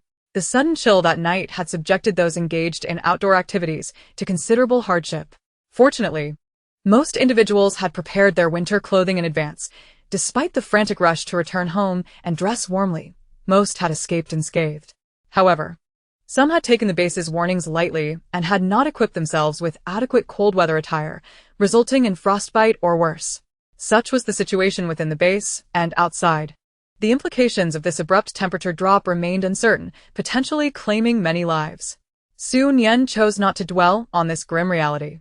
Her capabilities were limited, and she had no aspirations of becoming a savior. Her sole desire was to navigate her life independently and well. After a couple of days of recovery, the residents of the base, witnessing the relentless snow and plummeting temperatures, no longer entertained any illusions. The intense heat had finally subsided, only to be succeeded by extreme cold. Who would have believed that in July, snow would fall abundantly, with temperatures plunging to 50 or 60 degrees below zero? The Earth was no longer the familiar sphere it once was, nor was the climate the one to which people had grown accustomed. Regardless of the circumstances, no one wished to succumb to death. Everyone yearned to fight for their survival, to endure until the calamity passed and normalcy returned. In warmer weather, consuming cold foods brought a refreshing sense of ease. Yet now, at such frigid temperatures, one could hardly endure without consuming something warm. Eating hot meals was merely the most fundamental necessity. To survive well in such weather, one must also devise ways to keep warm. The base, repurposed from a tourist area, boasted air conditioning only in certain sections, with the majority lacking both heating and cooling. The apartment Nian rented was devoid of both. In order to stay warm, people had to resort to the most primitive methods, namely, burning firewood for warmth. During the day, Nian could see individuals gradually emerging from the building below. These individuals were bundled up so snugly that from a distance, they resembled bears. Their heavy attire impeded movement, and compounded by the fierce winds and deepening snow, now knee-high, their progress was painfully slow. These individuals had a clear objective. They were headed toward the trees within the base. Due to the base's ample water supply, while the flowers and grasses had perished, most of the trees remained alive, albeit barely. With the sudden drop in temperature, within just 2 days, the remaining wilted leaves had all swiftly turned yellow and fallen. Observing the bare branches, Nian understood that their existence would not endure for long. She was uncertain how many people inhabited the base, but the number was surely substantial. Even if there were numerous trees in the base, they could not withstand the relentless felling by so many individuals. Nian harbored no objections to these people chopping down trees, even if many were rare ancient specimens that had lived for many years. Yet when survival was at stake, who would concern themselves with the origins of a tree? Aside from standing by the window to gaze outside, Nian had no intentions of venturing out. She had sufficient fuel and provisions, allowing her to be self-sufficient within her home, and there was no need to step outside and compete with others for survival resources. As for the notion of going out to feign activity, that was even less necessary. After having moved numerous boxes up with Jing Mo, aside from him, who could possibly know their contents? Naturally, whatever she claimed they contained was deemed true. What Su Nian did not anticipate was that while she had no desire to venture out and vie for resources, someone else sought to seize her survival supplies. That night, as Su Nian was deep in slumber, she was awakened by a series of clattering noises. Initially, she paid little mind, turning over to continue her rest. However, the sounds grew increasingly distinct, as though they were emanating from nearby. In the darkness, Su Nian slowly opened her eyes, her drowsiness evaporating, replaced by clarity. Before her lay a pitch-black expanse, yet she could hear more acutely. The sound was unmistakably that of someone dismantling the iron gate. Confirming the source of the noise, Su Nian rolled over and sat up, donning her clothing piece by piece. As she was preparing to step outside, she opted not for her pajamas, but instead put on a sweater, layered it with a down jacket, and finished with a green military overcoat. On her feet, she wore not snow boots but sleek black leather boots. After donning her mask, leather cap, and gloves, Su Nian finally opened her bedroom door and stepped out. Upon reaching the entrance, the sounds from outside became even clearer. "Son, keep it down. Don't wake that girl. If she discovers us, we're finished." Mom. "What are you afraid of? It's just her. With us two big men, how could we fear a mere girl? She's all skin and bones. She can't possibly match up to us." True enough. A mere girl, seemingly unaware of the origins of her substantial contribution points, has managed to rent such an exquisite apartment all on her own. How could one even question this? A young and beautiful maiden must rely on her charms to amass such points. Once I have her subdued, everything she possesses will rightfully belong to us. Behind the door, Su Nian silently listened to the exchange between the mother and her two sons outside, a cold smile curling at the corners of her lips. Creak. The security door opened slowly. Though the sound was not loud, in the stillness of the deep night, it echoed clearly. The trio, who had been animatedly conversing only moments before, froze at the sound of the door, slowly raising their heads. Upon seeing Su Nian standing at the threshold, their eyes widened in surprise. The first to recover was the middle-aged woman Su Nian had encountered before. She chuckled awkwardly. "Oh dear, such a young girl. Still awake at this hour? These are my two sons, De Cheng and Er Cheng. We just wanted to check if this door was securely locked." Su Nian remained silent, her gaze icy and unyielding. "Mother, why are you wasting words on her?" De Cheng snapped irritably, slamming his wrench against the iron door. He glared at Su Nian. "You're awake, how fortunate. Be sensible and open the door for me quickly, or else when I break it down myself, you'll wish you hadn't tea." Er Cheng chimed in, "Yes." "Open the door. Hand over all your food, drink, and heating supplies. If you're wise, we might spare your life. Refuse. And, well, what if I refuse?" Er Cheng sneered. "In this bitter cold, a body can be tossed anywhere unnoticed. You're not waiting for that man across the way to come to your rescue, are you? He left this afternoon, and hasn't he returned? He might be frozen to death in some corner by now. Given your appearance, if you serve us well, we might even leave you some provisions. I suggest you be reasonable." Standing at her door, Su Nian looked down upon them, her eyes glinting with derision. "If you wish to enter, I shall gladly provide you with the key." As she spoke, she stepped forward. Just a few steps from the iron gate, she paused, retrieving the key from her pocket. The iron gate was crafted with exceptional materials, and Jing Mo had installed it with meticulous care. The trio before her, lacking proper tools, had only managed to leave some scratches on the door after considerable effort. Even if Su Nian turned a blind eye and allowed them to continue their futile attempts, they would never gain entry. However, she had no desire for them to continue their ruckus outside, as it was far too disruptive to her rest. Upon seeing Su Nian truly produce the key, the woman's expression shifted to one of suspicion. "Is that key for this lock?" De Cheng laughed heartily. "Mother, she must be terrified. If she doesn't open the door today, she'll never see the outside again." Er Cheng joined in the laughter, extending his hand through the bars. "Such a clever little beauty. Once you open the door, I'll treat you with kindness." Before he could finish his sentence, he froze in shock. He barely registered a flash of cold light before something fell to the ground with a dull thud. Looking down, he saw what lay there, his own hand. His eyes widened in horror, and he screamed, "Ah!" The sound reverberated throughout the building. Hearing his scream, Su Nian lifted her leg and delivered a powerful kick to his chest, sending him flying. What a racket! Can't we speak civilly? As Ercheng tumbled backward, he collided with Decheng and their mother, all three of them cascading down the stairs, finally coming to rest between the 5th and 6th floors. Su Nian regarded the heap of bodies with a light chuckle as she slowly unlocked the door. Stepping outside, she descended the stairs one at a time. I initially thought you were simply nosy and gossipy, but it seems you possess quite a bit of audacity. The woman, retreating as Su Nian approached, began to tremble. And no, I am not bold at all. I was wrong. We were wrong. We'll leave right now. However, Decheng scrambled to his feet, declaring, "Leave? This filthy bitch attempted an ambush. I'll kill her right now." He lunged at Su Nian. With a swift motion, she slashed her knife across his neck, cutting through his collar without hesitation. Even though he wore thick clothing, a line of crimson began to bloom. It was a frigid night, with outdoor temperatures plummeting to over 50 degrees below zero. In such conditions, one could not remain outside for long without succumbing to the cold. Even a brief exposure would cause the body to gradually stiffen. Due to the extreme cold, injuries wouldn't immediately bleed profusely, nor would one feel pain. Just like Ercheng, who only comprehended his hand had been severed after the fact. His scream stemmed not from pain but from sheer terror.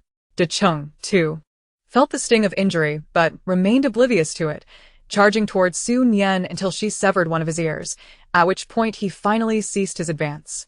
Looking down at the cowering trio, Su Nian remarked, "Your earlier words have reminded me. In this icy cold, no one ventures outside. Should I eliminate you, tossing your bodies away would surely go unnoticed."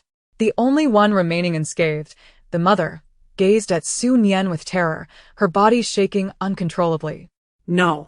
"You can't kill us. The people downstairs must have heard the commotion.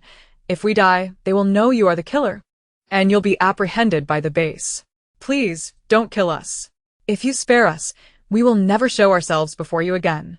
This was our fault. But you've suffered no loss and have injured my sons. Isn't that enough?" Su Nian regarded the woman with an unyielding stare, her voice devoid of warmth. "Because you failed in your endeavor and were met with my counterattack, you believe you have justification? That is the most ludicrous just of all. Had it not been for the quality of this gate, had I not been vigilant in my slumber, had I lacked the capability to defend myself and retaliate, would it not be me lying on the ground, at your mercy? Would you not then say it was my inadequacy that allowed you to bully me?" Chapter 37. The Key to Survival. Su Nian advanced toward the trio, causing the mother to scream in terror. Meanwhile, the injured brothers, growing increasingly stiff from the cold, could only glare at Su Nian with malice, having no capacity to resist. As she approached, Su Nian struck the back of their necks with the hilt of her knife, rendering them unconscious. Just as she completed her task, she sensed someone and turned to look down the stairs. There stood Jing Mo on the 5th floor, gazing up at her. Su Nian raised an eyebrow, wondering when Jing Mo had returned. Before she could inquire, he smiled and spoke, "I've been back for a while, but it seemed you didn't require my assistance, so I refrained from intervening." Hearing this, Su Nian felt a wave of satisfaction. She preferred to resolve matters on her own, indeed wishing for no external interference, especially not desiring anyone to dictate her course of action. However, at this juncture, Su Nian found herself in need of Jing Mo's assistance. "Could you help me carry them back home?" Jing Mo nodded with alacrity. "Of course." Su Nian retrieved the key from the aunt's belongings and successfully unlocked their door. Inside, the room resembled a snow cave, lamentably devoid of possessions, let alone furniture. A fire pit flickered in the living room, though the firewood was nearly consumed, likely to extinguish within mere minutes. Together, Su Nian and Jing Mo transported the trio into the living room, placing them beside the dwindling fire. With a satisfied clap of her hands, Su Nian declared, "Let us be off." Jing Mo cast a glance at the three on the floor and remarked, somewhat wistfully, "Indeed, girls tend to be overly soft-hearted. Had it been me, I would have dealt with them swiftly." In response, Su Nian's eyes sparkled with mirth. Overly soft-hearted? This term bore no relevance to her. She was acutely aware of the extent of her own strength. These three would not awaken for at least 2 or 3 hours. As for the fire in the living room, though still flickering, it lacked any substantial warmth. despite being indoors. The absence of the fire rendered the temperature indistinguishable from that outside. In such conditions, 2 to 3 hours could easily prove fatal. To slay them outright would necessitate devising a means to dispose of the bodies. Leaving them here to succumb to the cold would require no such effort. When the lease expired, the personnel from the base would inevitably come to collect the property and would handle the bodies accordingly. Wasn't that a far more convenient solution? Soon Nian refrained from elaborating further and exited the house with Jing Mo, shutting the door behind them. Upon returning to the 6th floor, Su Nian scrutinized the iron gate as they passed through. The quality of this door was indeed exceptional. The trio had no suitable tools at their disposal. After much effort, they had only managed to leave a few scratches on the surface. Su Nian felt quite pleased with the sturdy door, a testament to the substantial sum she had invested in it. Truly, one gets what one pays for. Locking the iron gate, Su Nian intended to return home. However, just as she reached her doorstep, she paused and turned to Jing Mo. Given the frigid weather, does the base have any contingency plans? Do you have any updates? Su Nian believed that since the base had predicted the advent of extreme cold, they must have devised some strategies. Days had passed, yet no announcements had been made. Indeed. Jing Mo replied, the communal dormitory at the base has been equipped with heating. Those who wish to can relocate there, though it requires contribution points. If one possesses no contribution points, they must adhere to the arrangements of the current residents and work daily. And what if one refuses to relocate? Su Nian inquired. In that case, they must find their own means of warmth. The base does sell some fuel, albeit at a hefty price. Upon hearing Jing Mo's explanation, Su Nian felt no disappointment. The base was immensely vast. Establishing a heating system throughout, given the circumstances, was an unrealistic endeavor. The only viable option was to create a single, larger heated space for more individuals to inhabit. As for those unwilling to move, it was certainly preferable for them to possess the means to fend for themselves, thereby alleviating some burden from the base. Nodding in understanding, Su Nian addressed Jing Mo. It's getting late, and the cold is severe. Let us hurry back and rest. You two get some rest. They each returned home, neither inquiring about the other's intentions regarding the communal dormitory, for they both understood that such a move was out of the question. The thermal underwear provided by Jing Mo proved remarkably effective. After donning it, Su Nian layered several garments over it, and even after spending considerable time outdoors, she merely felt a hint of chill, suffering little discomfort. Upon entering her bedroom, warmth enveloped her, swiftly dissipating the last remnants of cold. She shed her outer garments, hanging them on the rack by the door, and changed into a comfortable, warm set of pajamas. After the flurry of activity, sleep eluded her. She had no intention of retiring to bed immediately. After all, the day was still young, and she could catch up on rest later. Seating herself on the mat, Su Nian nestled into her gigantic teddy bear. In her previous life, during her time in those smaller bases, she too had resided in communal dormitories. Back then, her circumstances were far less favorable, and with the onset of extreme cold, survival on her own was impossible, compelling her to seek refuge in the dormitory. Despite being termed a dormitory, it was merely a room filled with beds, the spacing between each bed barely 30 centimeters. Clad in thick layers, one had to sidle between them. There was no centralized heating. Instead, a few large iron barrels burned wood for warmth, relying on the body heat of over 100 occupants to raise the temperature slightly. Yet, with so many people packed closely together and the room poorly ventilated, the aroma within became quite potent. Su Nian was uncertain about the conditions in the first base S dormitory, but she knew that with a large number of residents, the outcome would be similar. Lying in bed, she pondered for some time until the first light of dawn broke, prompting her to rise and begin her training. Despite the biting cold, Su Nian remained resolute in her commitment to self-improvement. Regardless of the time, a robust physique and exceptional endurance were vital for survival. The small bedroom offered limited space, and during her training sessions, Su Nian would clear away the bed and the cashmere rug, bringing out the necessary equipment. After 3 hours of rigorous training, she emerged drenched in sweat. The room's temperature hovered around 12 or 13 degrees, making a shower rather uncomfortable. However, Su Nian had a plan. During her shopping for the impending cold, she had thoughtfully purchased an outdoor shower tent. This tent, modest in size, could easily accommodate a bathing tub. Once inside, she secured the door and retrieved the tub. Since arriving at the base, she had repurposed the bathing water from her previous apartment for flushing toilets. After thoroughly cleaning the tub, she boiled fresh water and filled it, preparing for her current circumstances. As she shed her garments, a shiver coursed through her. Yet, once she swiftly settled into the tub, enveloped by the warm water, she exhaled a long sigh of relief. The tub was spacious enough that even as the water cooled, she could retain some of it and add more hot water. After finally washing her hair, Su Nian reluctantly emerged from the tub. Thankfully, power had yet to be interrupted, allowing her to use a hairdryer to dry her hair. Over the past year, Su Nian had been the sole stylist of her hair. While her skills did not rival those of a professional, she managed to achieve a presentable result with a few casual trims. Su Nian harbored no particular demands regarding her hairstyle, her sole preference being that it should not be excessively long. Lengthy tresses were not only attention-grabbing but also quite cumbersome to maintain. The current length suited her perfectly. A mere 5 or 6 minutes with the hairdryer rendered her hair almost dry. After diligently stowing away the bathtub and tent, and meticulously wiping the floor free of moisture, Su Nian finally restored the bed and carpet to their rightful places. Were it not for the ample space, the daily ritual of tidying up would surely be exhausting. Following lunch, Su Nian indulged in a brief siesta, lasting no more than 2 hours. She was mindful that an extended slumber could disrupt her nightly rest.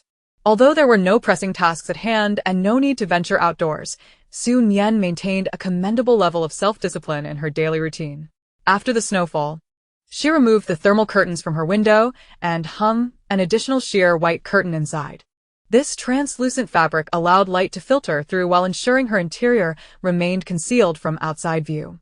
Consequently, during daylight hours, she could forego artificial lighting, especially considering the current limitations of her solar power system compared to the prior scorching heat. While the base had yet to experience a power outage, Su Nian continued to operate several heating devices and humidifiers, opting to keep the lights off whenever possible. This philosophy of prudent resource management, saving when necessary and spending when warranted, was one she adhered to without compromise. After a surfeit of television dramas and variety shows, Su Nian sought refuge in the pages of a book. The tome she selected was a technical guide on greenhouse cultivation. Although she had neither a greenhouse nor any plans to engage in farming, she considered the cultivation of sprouts such as garlic shoots and mung bean sprouts, which could serve as both sustenance and decorative greenery for her abode. With determination, Su Nian procured suitable containers and placed mung beans, soybeans, and garlic within them. The beans required nothing more than water and a covered environment to germinate, while the garlic was meticulously threaded onto wire and arranged in neat circles on a shallow dish. This technique reminded her of her elementary school days when classmates would cultivate garlic sprouts at home and bring them to school for friendly competition. Nostalgic thoughts brought a smile to her face. Provided the temperature and moisture were optimal, the sprouts would flourish within days. In addition to her daily exercise, Su Nian now had the added responsibility of nurturing these tender seedlings. The soybeans sprouted first, and what began as a handful of soaked beans transformed into a substantial bowl of sprouts. Contemplating the bounty, Su Nian decided to share half, donning her outerwear and carrying the bowl as she knocked on Jing Mo's door. Barely a couple of knocks had been struck when Jing Mo opened the door. Su Nian extended the bowl, exclaiming, "These are homegrown bean sprouts. I thought I'd share some with you." Jing Mo's eyes sparkled with surprise as he looked at the bowl. "You possess such a talent. How remarkable!" His sincere tone and the gleam in his eyes caused Su Nian to feel somewhat bashful. "It's really nothing special. Just add water to the beans," she replied modestly. However, Jing Mo shook his head in disagreement. "What you can do that others cannot is indeed a skill." His words held merit, and Su Nian refrained from further argument. Nodding in acquiescence. "It's cold outside. I should head back." "Wait a moment." Su Nian glanced at Jing Mo, puzzled. "What is it?" "I plan to venture out of the base in a couple of days. Would you care to join me?" Su Nian was taken aback by the suggestion. "Where could we possibly go in this frigid weather?" "I've arranged to borrow a snowplow from the base. I will cover the fuel costs myself," Jing Mo explained. Pausing momentarily. If it were anyone else borrowing it, they would need to contribute points daily, 10 contribution points per day, to be precise. The implication was clear. He would not need to provide additional points. This arrangement did sound appealing, but Su Nian hesitated, pondering the likelihood of encountering any game in such wintry conditions. After a brief contemplation, she eventually nodded. All right then. When do you plan to leave? In 2 days. Sounds good. I have fuel as well. I'll contribute half. Just be sure to bring enough supplies. Perfect. I'll call you early on the day we leave. The two agreed upon a time, and Su Nian returned home. Once she had closed her door, Jing Mo followed suit, shutting his own. He then made his way to his bedroom to examine the bowl of sprouts. In the short time since, the sprouts had already frozen solid. Jing Mo removed his gloves and gently tapped the bowl, declaring, I shall eat you for lunch today. Back in her own room, Su Nian contemplated Jing Mo's proposal while removing her outer garments. Since the snowfall, she had not ventured outside, and perhaps it would be refreshing to do so. The base was constructed on the foundation of a summer resort and had been expanded and renovated. The surrounding area was mountainous, replete with other scenic spots, thus likely teeming with wildlife. During the previous sweltering weather, she had encountered no animals. Yet the presence of resilient mosquitoes and rodents indicated that wildlife was more adept at surviving the mutated environment than humans. The absence of sightings did not equate to their non-existence. A foray into the outdoors might yield unexpected rewards. Though Su Nian had ample meat at home, the prospect of legally bringing back game to exchange for contribution points at the base was enticing, even if she had no intention of consuming it herself. However, venturing out in such weather necessitated meticulous preparation. Over the next 2 days, Su Nian diligently readied herself for the outing. She located a half-height mountaineering backpack, filling it with a sleeping bag, tent, and blanket. She even unboxed 2 portable heaters, tucking them snugly within. In addition to the heaters, Su Nian retrieved 2 copper hand warmers, which could be filled with charcoal and wrapped in cotton covers, providing warmth without the risk of burns. She had purchased ample specialized charcoal for these hand warmers, though she had yet to utilize them indoors. After igniting the charcoal and placing it inside, Su Nian was pleased to discover the hand warmers were quite effective. She quickly packed several into her backpack. Besides these warming items, provisions were paramount. After all, in the biting cold, one needed hot meals to stave off frostbite. She was curious about the snowplow Jing Mo had borrowed, if it featured 2 rows of seats. She intended to bring along a portable stove to keep the fire going, allowing for both boiling water and cooking while elevating the temperature inside the vehicle. Uncertain whether it would fit, she set the stove aside as she packed quick-cooking meals that required minimal preparation time and were rich in oil and salt. Chocolates and candies were also essential. A quick bite would provide an energy boost. Water was another critical necessity. She retrieved 2 large-capacity insulated water bottles, each capable of holding 4 liters, and added 2 outdoor sports thermoses that could each contain 2 liters. In total, that amounted to 8 liters, ample for their outing of 1 or 2 days.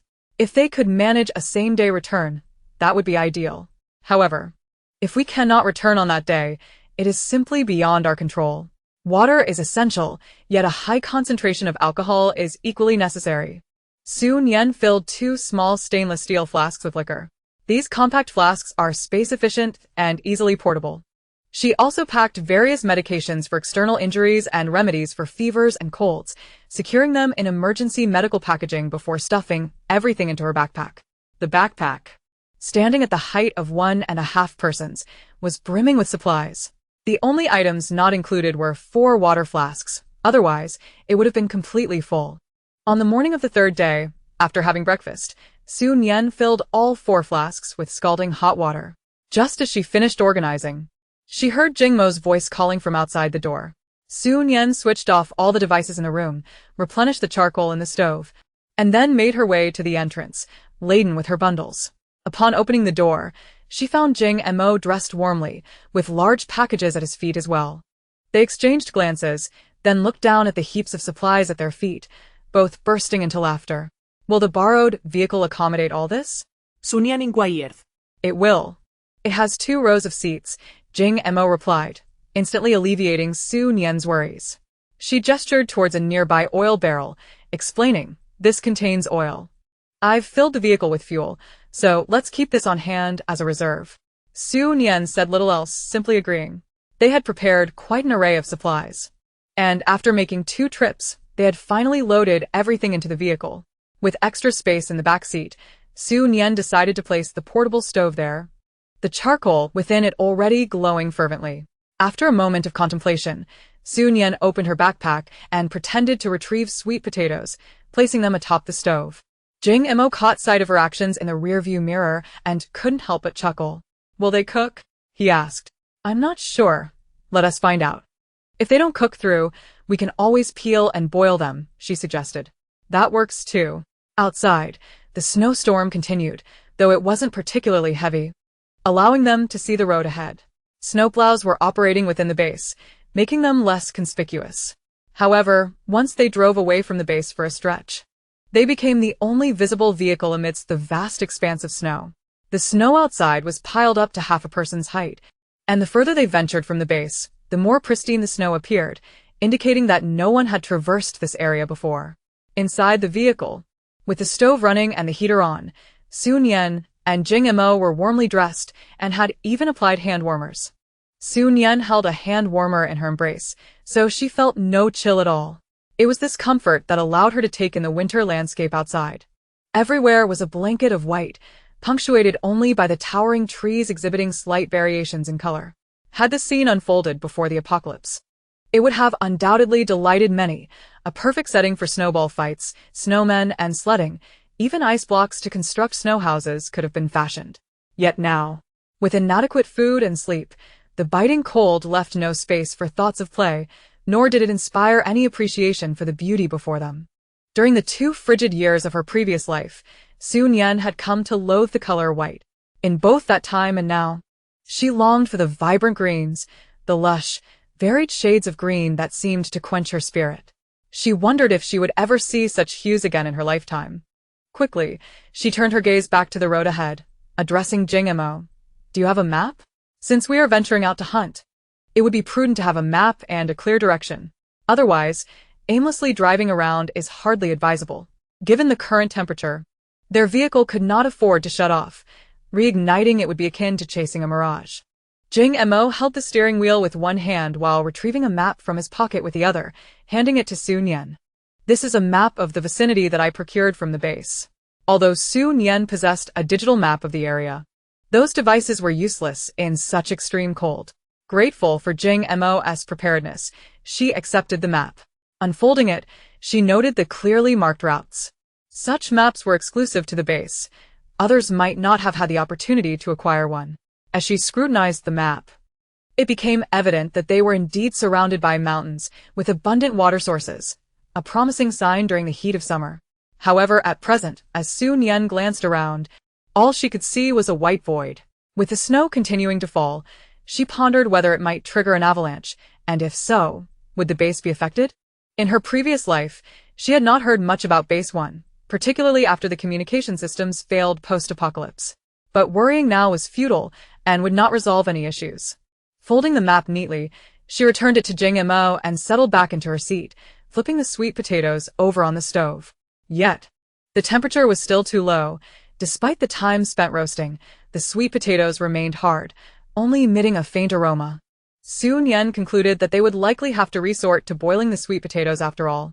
The snowplow moved slowly, and after an hour, they hadn't progressed far from the base. According to the map, the area surrounding the base was indeed mountainous. However, navigating a snowplow toward the mountains revealed the true meaning of a long road ahead. Fortunately, they were not horses. As long as they had fuel, they would not tire easily. As noon approached, Su Nian contemplated cooking a meal on the stove. Just then, Jing Mo exclaimed in excitement, "Look ahead." Su Nian promptly lifted her gaze, spotting a dark figure moving in the distance. The figure was accelerating, and as it neared, it became increasingly apparent that it was charging toward them with great speed. Realizing this, Su Nian urged Jing Mo to halt the vehicle. "Stop first. We shouldn't collide directly." The windshield of the snowplow was uncertain in quality, and if it were to shatter, they would be the ones to suffer. Jing Mo brought the vehicle to a stop, but kept the engine running. In mere moments, the dark figure drew closer, and it was only then that Su Nian recognized it as a wild boar. This wild boar was the size of a small cow, sporting long tusks and exuding a fierce demeanor. In both her past and present lives, Su Nian had never encountered such a creature. Without a moment's hesitation, she drew her hand crossbow. Simultaneously, Jing Mo retrieved a silver hand crossbow of his own. While his was slightly larger, the two weapons appeared quite similar otherwise. Su Nian. Let us get out. Being in the vehicle makes us an easy target.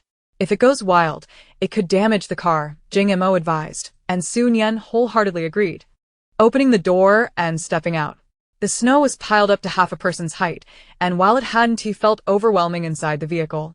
Stepping out now buried her midway into the snow. Chapter 40. She also loves meat.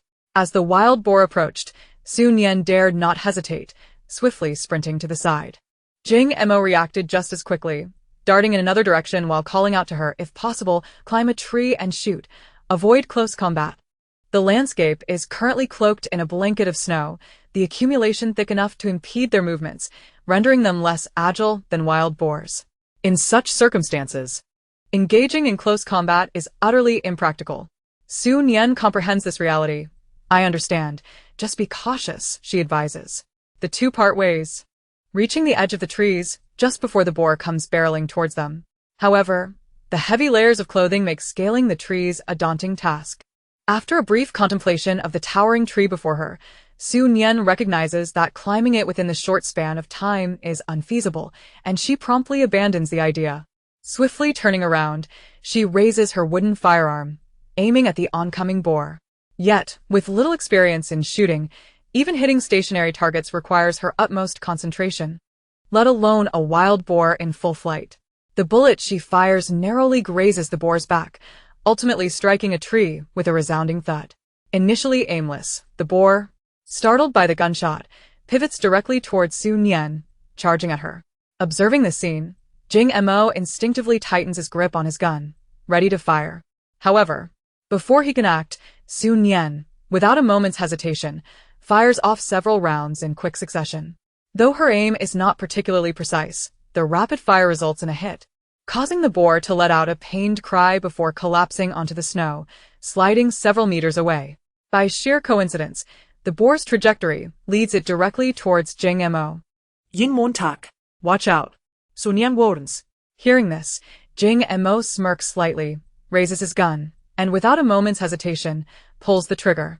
The bullet soars forth, striking the boar squarely in the forehead. The boar, which had been bellowing just moments before, emits a few final grunts before falling silent. Its body halts a mere 2 to 3 meters from Jing Mo. He raises his hand, waving to Su Nian, indicating I'm fine. Su Nian, of course, is aware of his safety. She had witnessed the precision of his earlier shot. Unmistakably, Jing Mo's marksmanship is exceptional. With some difficulty, Su Nian approaches him, complimenting, "Your shooting is quite impressive." Jing Mo nods, acknowledging that as a weapons dealer, one must be proficient with various firearms to effectively market them. His tone carries no hint of pride or boastfulness. He simply states a fact. How can I improve my shooting to match yours? Su Nian inquires.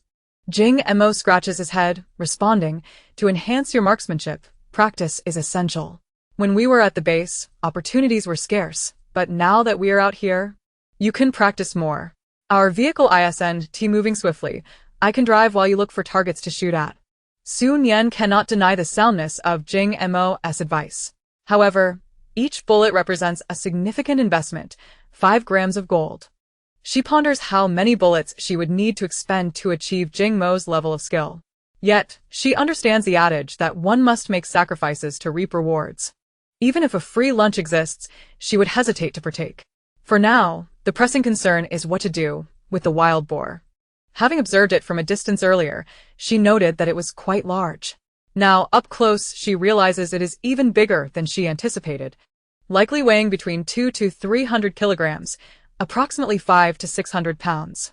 It is clear that the vehicle cannot accommodate it, and even if it could, Su Nian is reluctant to be in close quarters with a boar's carcass. Before she can devise a plan, Jing Mo suggests, I have some steel wire. We can tie it up and drag it behind the snowplow. Jing Mo also possesses a half-height backpack, bulging with supplies. Su Nian is surprised to learn that he has included steel wire among his gear. Clearly, she has not considered all the essentials. She makes a mental note to ensure that she incorporates the wire into her backpack when they resume their journey. It could prove useful for any future prey they might encounter. Soon enough, Jing Mo returns to the vehicle, carrying a bundle of steel wire. Together, they secure the boar, fastening it to the snowplow before retreating to the warmth of the vehicle. After spending considerable time outside, both are feeling the chill. The vehicle's interior, which is heated, contrasts sharply with the outside temperature, and stepping inside feels like entering a springtime haven. Yet, after a moment of rest, the chill begins to creep back in. Nian opens the thermos, pouring steaming hot water for both herself and Jing Mo. The water, freshly poured, still emits vapor. Sipping cautiously, she lets the warmth linger in her mouth before swallowing. After being exposed to the cold, one's sensitivity to temperature diminishes. Scalding hot water, if swallowed too quickly, can scald the throat, leading to serious injury. After finishing her cup of hot water, Nian feels a renewed warmth envelop her. Glancing at the time, she notes that it is nearly midday. How about we eat something before continuing our journey? She proposes. Otherwise, they will soon need to stop for a meal again, which would waste precious time. Jing Mo agrees, more concerned about what they will have for lunch. He opens his backpack, retrieving 2 cans of meat and a packet of hard, frozen flatbreads.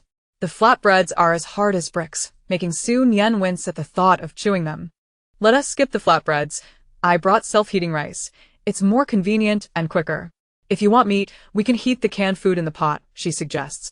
Jing Mo eagerly agrees, absolutely. We must have meat.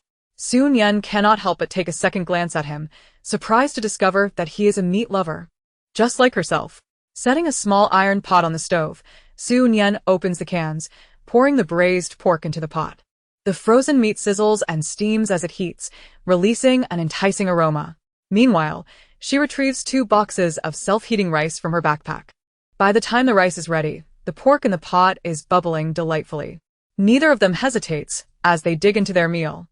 Although they are inside the vehicle, the temperature is still cooler than optimal, and if they do not eat quickly, their food will soon grow cold.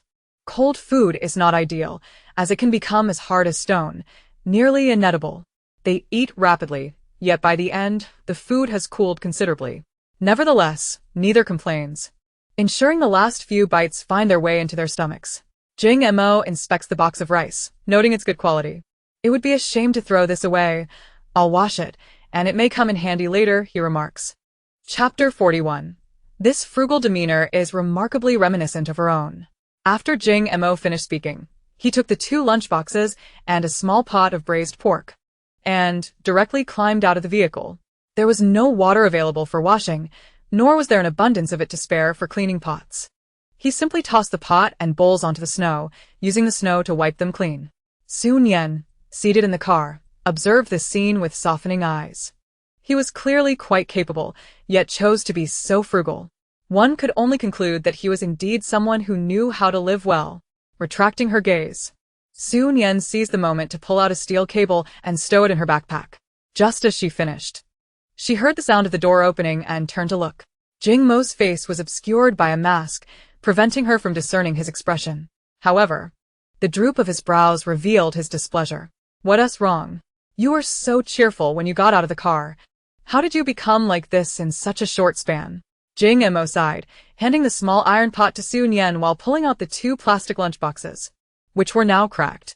At first, Nian didn't fully grasp Jing Mo's sentiments, but upon seeing the lines of cracks on the lunchboxes, she couldn't hold back a chuckle. Why are you still laughing?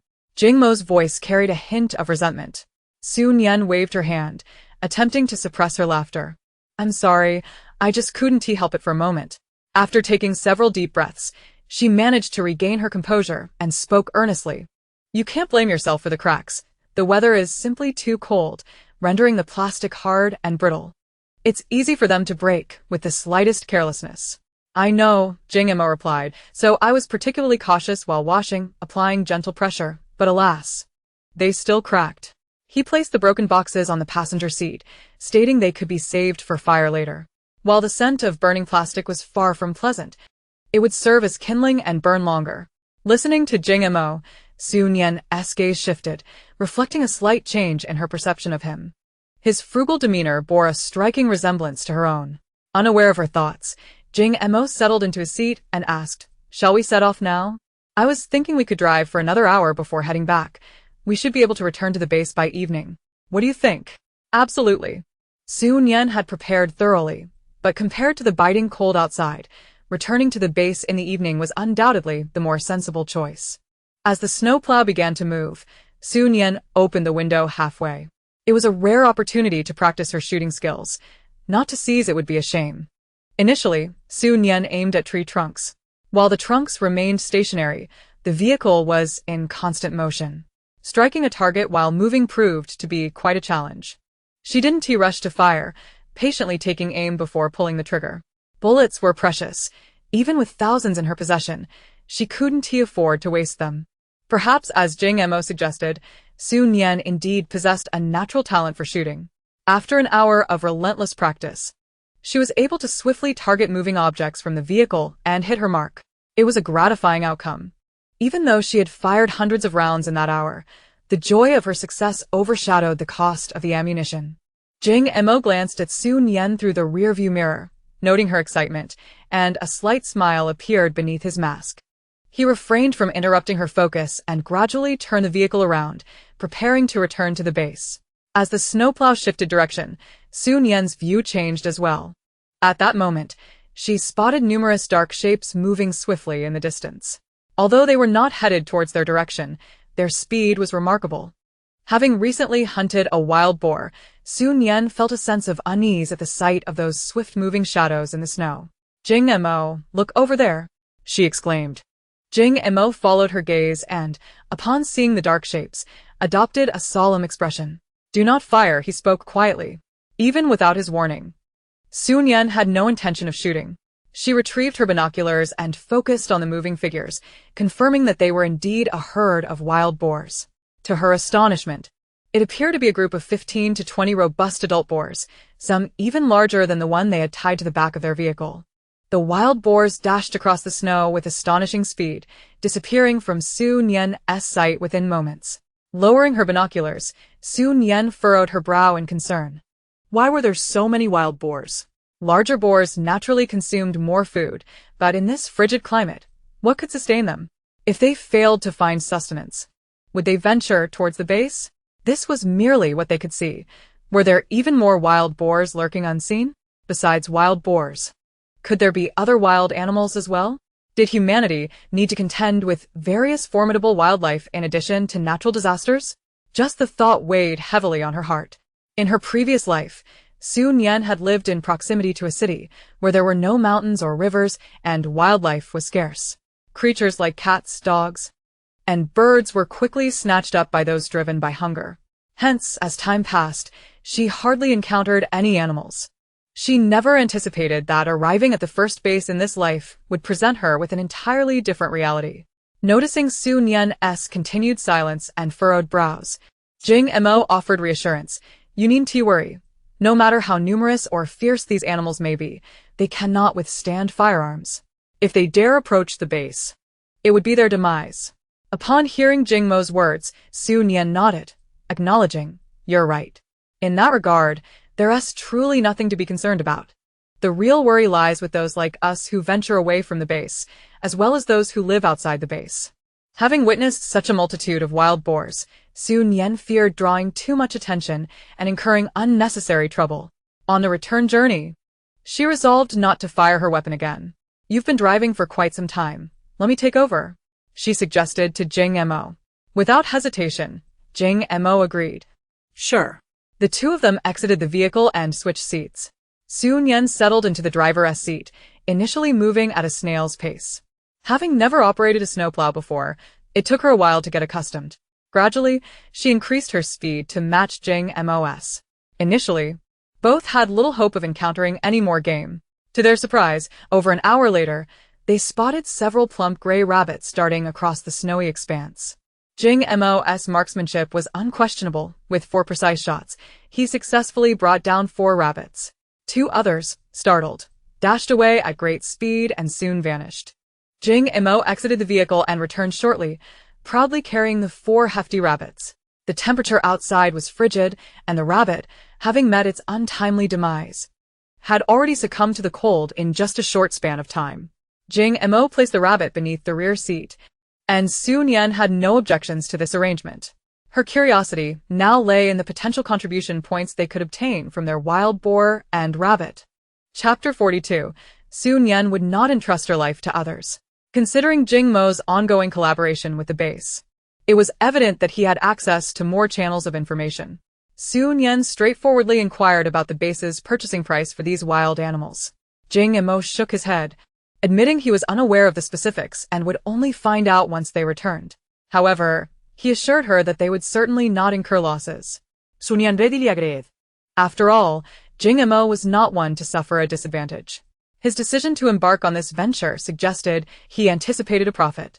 By the way, if there are frequent missions in the future, would you be willing to participate? Su Nian raised her eyes to the rearview mirror and exchanged a glance with Jing Mo. Be more specific, she urged. Given the current weather, as you can see, the chances of survival outdoors are slim. The base has now grown in scale and has allocated additional personnel to commence rescue operations. Relying solely on the official staff of the base would undoubtedly be insufficient. The base intends to collaborate with individuals within its ranks. Anyone capable and skilled may partake in these rescue missions. Naturally, the base will not expect free labor and will provide compensation based on the circumstances. Upon hearing Jing Mo's explanation, Su Nian hesitated to respond immediately. After mentally organizing his words, she finally asked, if I participate in missions, will I have to follow orders? If that is the case, I do not intend to take part. In a post-apocalyptic world, being beholden to others felt akin to relinquishing one's life into another's hands, an endeavor Su Nian resolutely refused to undertake. No need for that. Jing Mo chuckled lightly. I understand your concerns. You do not wish to be subordinate to anyone, nor do you desire to entrust your life to others. I feel the same way. I have inquired, and should we participate, it would merely be a collaborative arrangement, regardless of the circumstances, whether to rescue someone or not, and whether to save people in our vehicle. It is entirely up to us. Upon hearing this, Su Nian bestowed Jing Mo with an appreciative glance. Truly, he was a good neighbor. Their thoughts aligned perfectly on this matter. In that case, if you come across any promising missions in the future, do let me know. As for whether or not to go, we can decide when the time comes. Sounds good. Their conversation was pleasant, and the outcome left both individuals satisfied, their eyes crinkling with joy. 2 hours later, darkness enveloped the sky, and they finally beheld the gates of the base. Due to the snowfall, nightfall arrived unusually early. By 4 or 5 o'clock, it was entirely dark. The exterior of the base was illuminated, the lights reflecting off the pristine white snow, allowing the base to be clearly seen from a considerable distance. Due to the weather, the long queue of vehicles had dissipated at the entrance of the base. Apart from the snowplows clearing the snow, theirs was the only vehicle seeking entry. We want to head directly back to the base. We must first stop at the service center, where we can exchange for contribution points, Jing Mo informed Su Nian. She had no objections. Given the size and weight of the wild boar, it would be torturous to haul it back home first and then bring it out again. A direct approach was indeed preferable. Su Nian drove the snowplow straight to the service center. Whether due to the weather or the hour, the service center was unusually desolate, lacking the bustling atmosphere from Su Nian's last visit. Jing Mo instructed Su Nian to wait in the vehicle while he alighted to enter the building. It wasn't too long before Su Nian spotted Jing Mo emerging from the service center, accompanied by several individuals. They swiftly maneuvered to the back of the snowplow, untying the steel cables from the wild boar and, with considerable effort, managed to haul it into the service center. Moments later, Jing Mo returned to the vehicle. Do you want to keep one of these 4 rabbits for yourself? Su Nian pondered for a moment before shaking her head. I want to keep one. Her storage space was already brimming with rabbits. Freshly slaughtered whole rabbits, dissected rabbit meat, pulled rabbit, roasted rabbits, spicy rabbit heads. She had an abundance of each. Additionally, there were rabbit delicacies ordered from various restaurants and street vendors. Dry pot rabbit, fresh pot rabbit, pickled pepper rabbit, cold rabbit, and Sichuan-style pan-fried rabbit. She couldn't think about it. Doing so only made her hungrier, and she could feel her mouth watering. Glancing at Jing Mo, aware of his fondness for meat, she smirked slightly. I have vacuum-packed cooked rabbit meat. If you want some, I can trade it for something when we return. Let's use bullets. You need quite a few for practicing your shooting skills. Su Nian had initially intended to offer him a couple of bags as a gift, but upon hearing his response, She silently retracted her unfinished words. All right. After their arrangement was settled, Jing Mo grasped the ears of the 4 rabbits, saying, "You should come inside with me. The contribution points can be directly transferred to your card." Upon hearing this, Nian followed him out of the vehicle. After all, within the base, there was little chance anyone would dare to drive their vehicle away, and leaving it outside posed no concerns. As they entered the service center, a wave of warmth enveloped them. Nian paused momentarily, realizing the interior was heated. Yet, upon reflection, it seemed reasonable. Given that the staff working there were official personnel of the base, a better working environment was to be expected. The wild boar and rabbits were weighed separately, and the contribution points were calculated based on their weight. 1 pound equated to 1 contribution point, with the substantial size of both the rabbits and the wild boar. They accrued a total of 680 contribution points.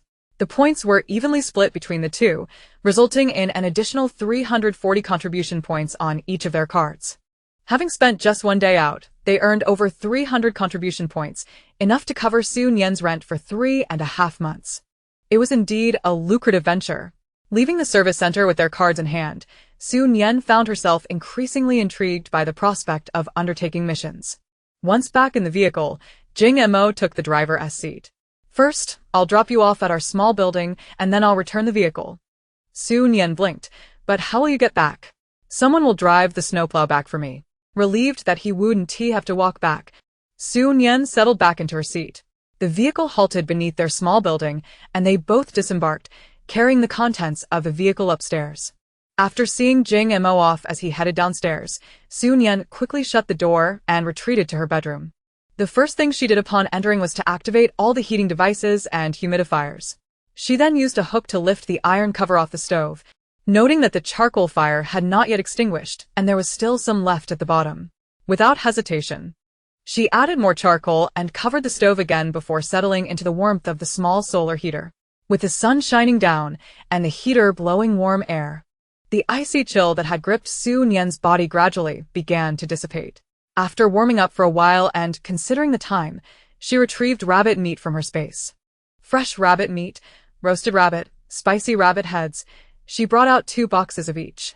These items are all vacuum sealed, making them quite durable for storage and inconspicuous. Perfectly suitable for trading with Jing Mo for ammunition.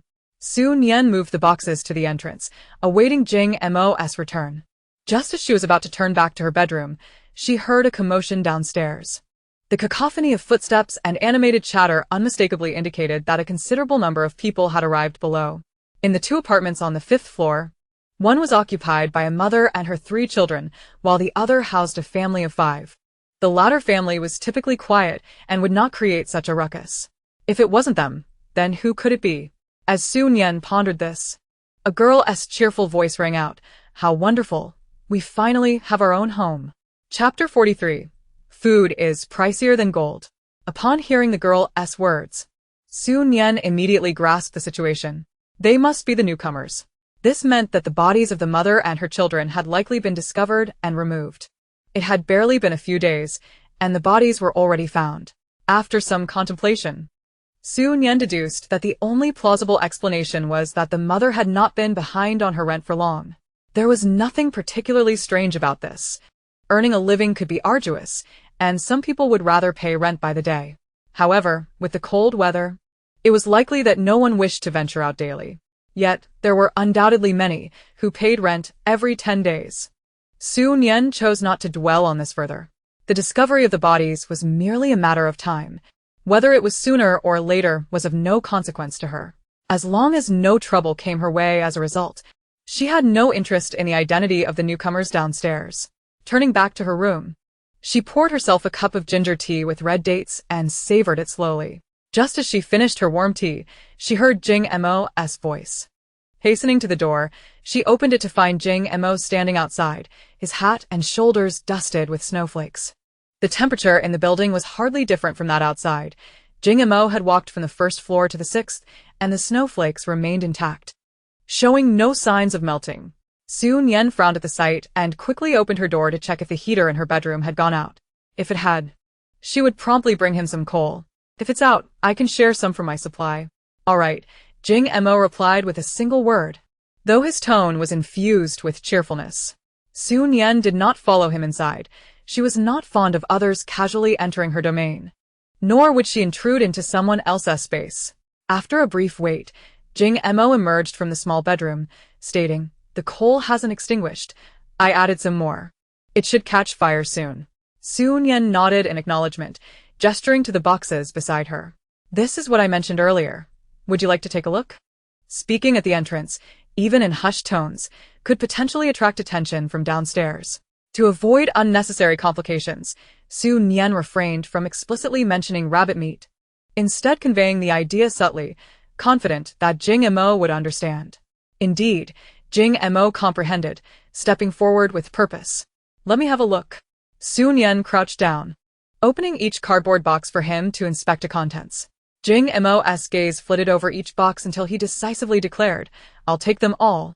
After uttering this, he hesitated for a moment, glancing at Su Nian. "Do you have any left?" "Of course," she replied, for she had plenty to spare. Hearing her assurance, Jing Mo finally relaxed.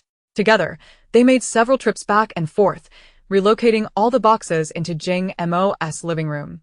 "How about this? I'll give you 5 rounds of ammunition for each bag. What do you think?" Using gold as currency. A single bullet was worth 5 grams of gold, making 5 rounds equivalent to 25 grams. Before the apocalypse, the price of gold had surged to 393 yuan per gram.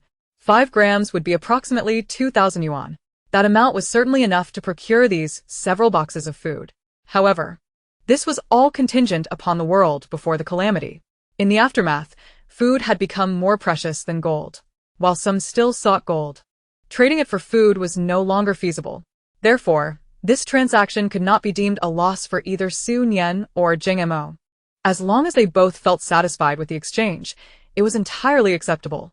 The two of them counted together, discovering that the boxes contained a total of 60 bags of rabbit meat, sufficient for 300 rounds of ammunition. Jing Mo briefly retreated to his bedroom before reappearing with a smaller box, which he handed to Su Nian. "Count them, please." Su Nian, upon hearing this, did not hesitate to open the box in front of Jing Mo, tallying the number of bullets. Inside, they found precisely 300 rounds, neither more nor less. Closing the box, she stated, "The count is just right. I'll take my leave now. You should head inside as well." Both had braved the cold outdoors all day, despite dressing warmly. The chill was still uncomfortable. Upon returning home, Su Nian first visited the bathroom before finally making her way back to her bedroom. She had refrained from changing clothes earlier in anticipation of Jing Mo's return. Now, free from that obligation, she shed her outer garments and donned warm, soft pajamas. Within the confines of her home, nothing was more comfortable than a cozy set of pajamas. Su Nian retrieved her iPad, selected a light-hearted series to watch, and took out a pot of hotpot-style rabbit dish from her storage. Having long craved rabbit meat, she was eager to indulge. This hotpot dish had been meticulously prepared by a restaurant, packaged in pots shortly after cooking, and preserved in her space. Now, as she unwrapped it, the flavor remained as delightful as when it was freshly served. The hotpot rabbit was vibrant red, brimming with an abundance of chili peppers. Before long, the aroma of the dish wafted throughout the room. As Su Nian savored each bite, she was careful not to linger too long. Although the room had warmed up, the temperature was still only a few degrees. If she took too long to eat, the dish would cool before she could finish it. The portion was not excessively large. She could easily consume it all on her own. Accompanying her meal was some fried rice. In truth, if she could use the broth to cook noodles or rice, the flavor would undoubtedly be outstanding. However, cooking it would produce too strong an aroma. When the weather was scorching, the room was airtight, and Su Nian had no concerns about the scent escaping. But with the heater going now, despite having a smoke exhaust, she still needed to be mindful of ventilation. So she had opened a small crack in the window. Taking food directly from her storage would indeed release some aroma, though it would be limited.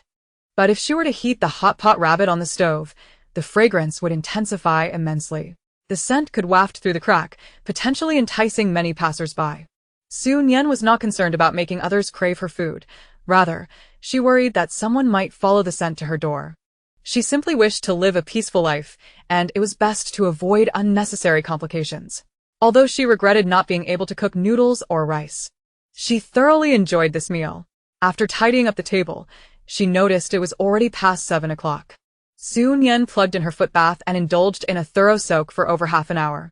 Soaking one's feet aids circulation and promotes better sleep. Especially in cold weather, a warm foot bath can make one feel significantly cozier. Afterward, she washed up and, by 8:30, was promptly nestled in bed.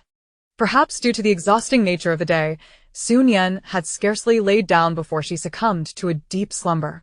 When she awakened, once more, it was already 6 o'clock the following morning. After sleeping for a full 10 hours, her fatigue had dissipated entirely. Chapter 44. No interest in watching the Little White Lotus act.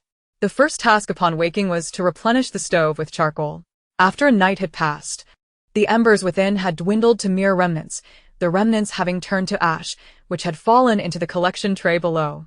Fortunately, the electric oil heater and the warm air fan remained operational, ensuring the room's temperature had not dropped significantly. Nian had long ceased to rely on the small heater throughout the day, as its heat was excessively dry.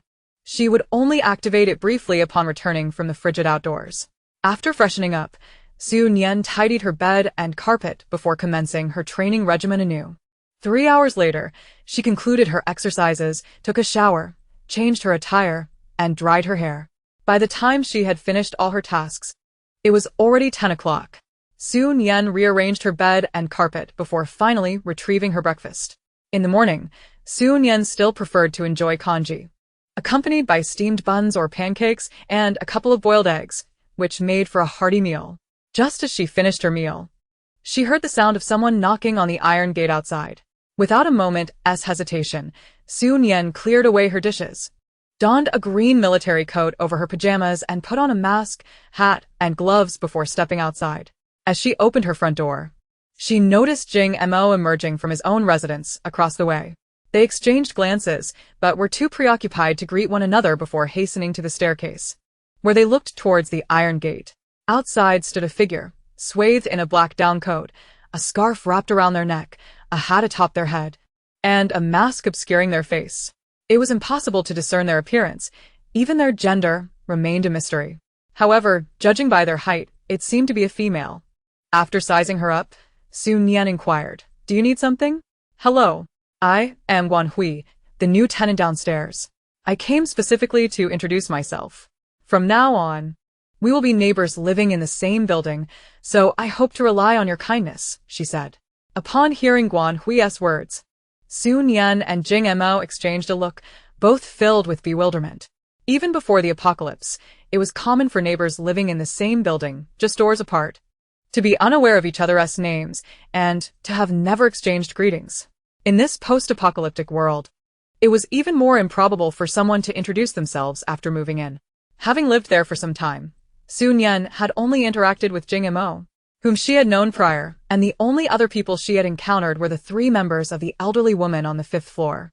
The old woman had approached her, only to meet her demise at Nian's hands. Now, seeing Guanhui making an effort to engage, Nian instinctively fidgeted with her fingers. "Why is everyone silent?" Guanhui's voice brought Nian back to reality, and she turned her gaze towards her, asking, "Do you have further business?" Guanhui, a hint of grievance in her tone, responded, "Do you dislike me?" Nian shook her head. "I don't even know who you are. There's no question of liking or disliking. If you have nothing else, I shall return inside. And please refrain from knocking on this door without cause. Next time, I may not be so accommodating." With that, Nian nodded at Jing Mo and turned to re-enter her home. With a resounding thud, her door shut behind her. Guanhui did not leave, but instead looked at Jing Mo with slightly reddened eyes, asking, "Did that older sister dislike me? Have I done something wrong? I merely thought that in this post-apocalyptic world, we ought to unite and support one another to survive together. Am I mistaken in this thinking?" Jing Mo chuckled softly. "How do you know she is older than you?" "I don't know." "Then why call her sister?" I Remember what she said earlier. Don't knock on doors without reason. Next time, I may not be so accommodating either. After saying this, Jing Mo turned and went back inside. Once back in his room, he removed his mask, revealing a smirk that spoke volumes of his disdain. Unity? Mutual support? He had traversed through the stars. witnessed countless individuals in dire straits. Yet one so naive as this little white lotus was a rarity he hadn't encountered in some time. However, aside from trading weapons for profit, his greatest pleasures lay in eating and sleeping. He had never held any interest in watching the little white lotus perform. He recalled a book in this world titled Don't Vigilin, which stated, "In my life, I have lacked for nothing but food and sleep.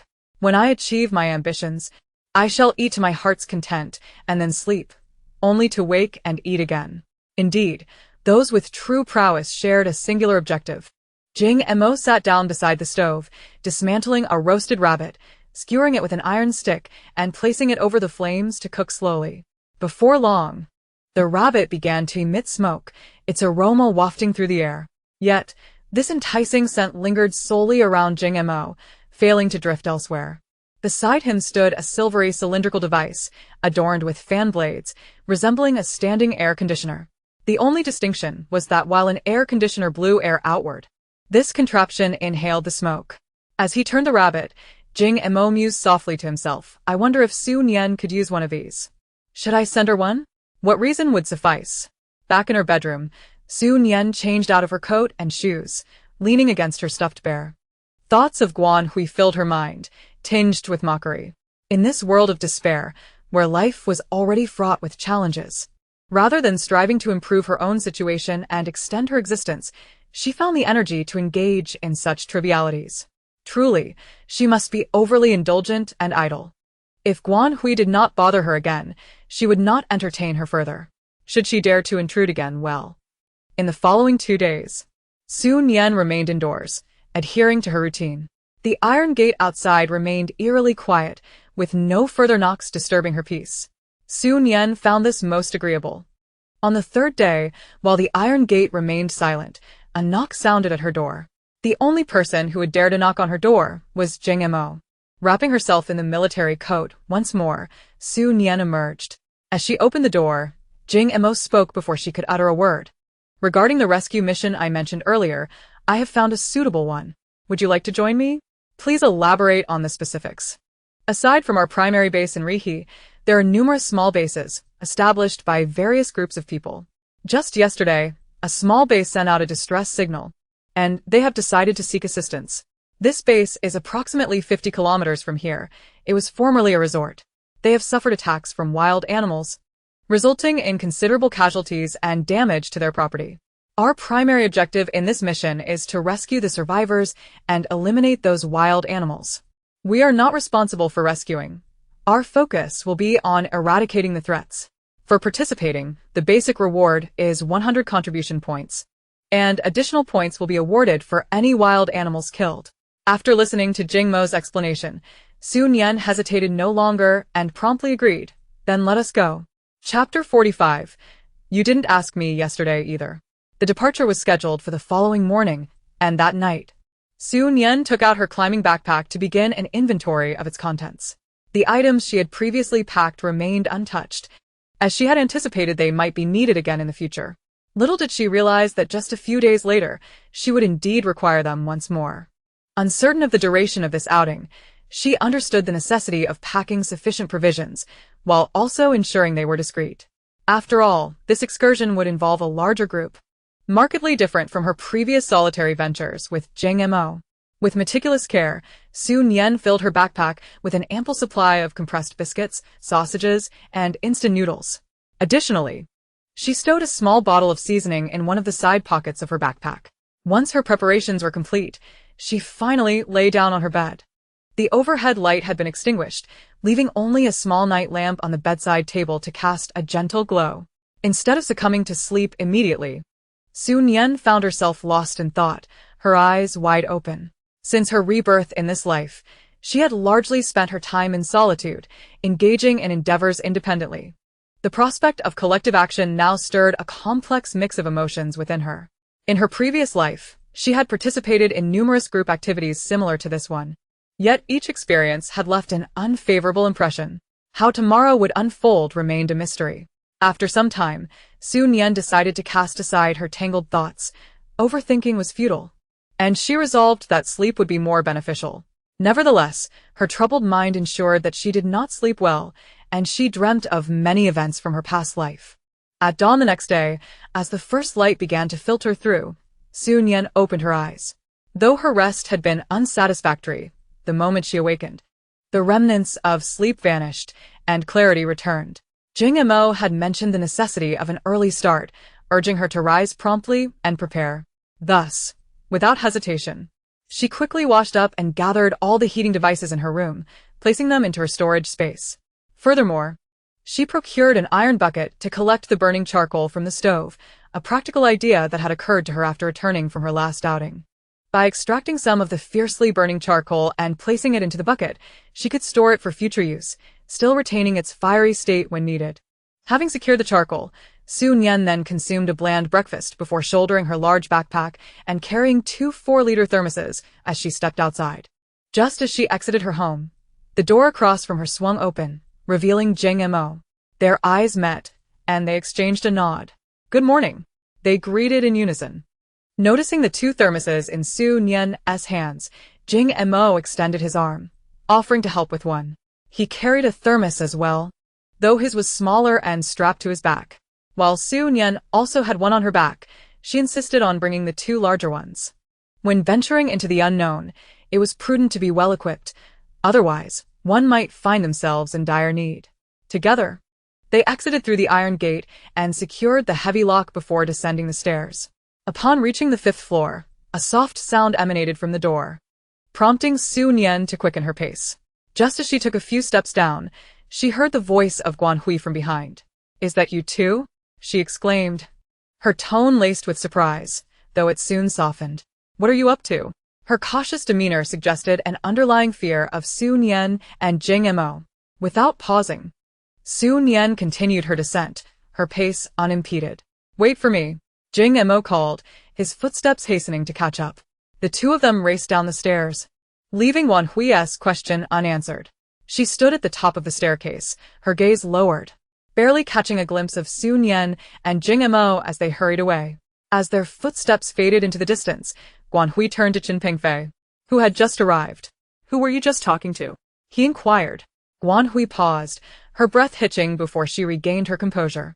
"Oh, just those 2 living upstairs," she replied casually. "I noticed they had backpacks and seemed to be heading out, so I wanted to ask if they were also going to search for survivors, but they ignored me." Her voice trailed off, and she looked downcast. "Do you think they dislike me? Am I too talkative?" Qin Pengfei stepped closer, patting her head reassuringly. "How could that be? "Our Hui is so kind-hearted. Everyone loves you. They probably just prefer not to engage with strangers." Guanhui looked up, hesitating, before voicing her concerns. "But I noticed that sister was dressed quite well. Her clothes were beautiful and warm, unlike mine, which seemed to suggest I'm struggling." She glanced down at her own dark, oversized down jacket, which had not been washed since she first put it on and now bore the marks of smoke and grime. Contrasting her own appearance with Nian's, who wore a pristine green military coat over a cream-colored coral fleece pajama set, made her feel even more inadequate. Qin Pengfei, observing her glum demeanor, quickly proposed on this outing, besides searching for survivors, we can also look for supplies.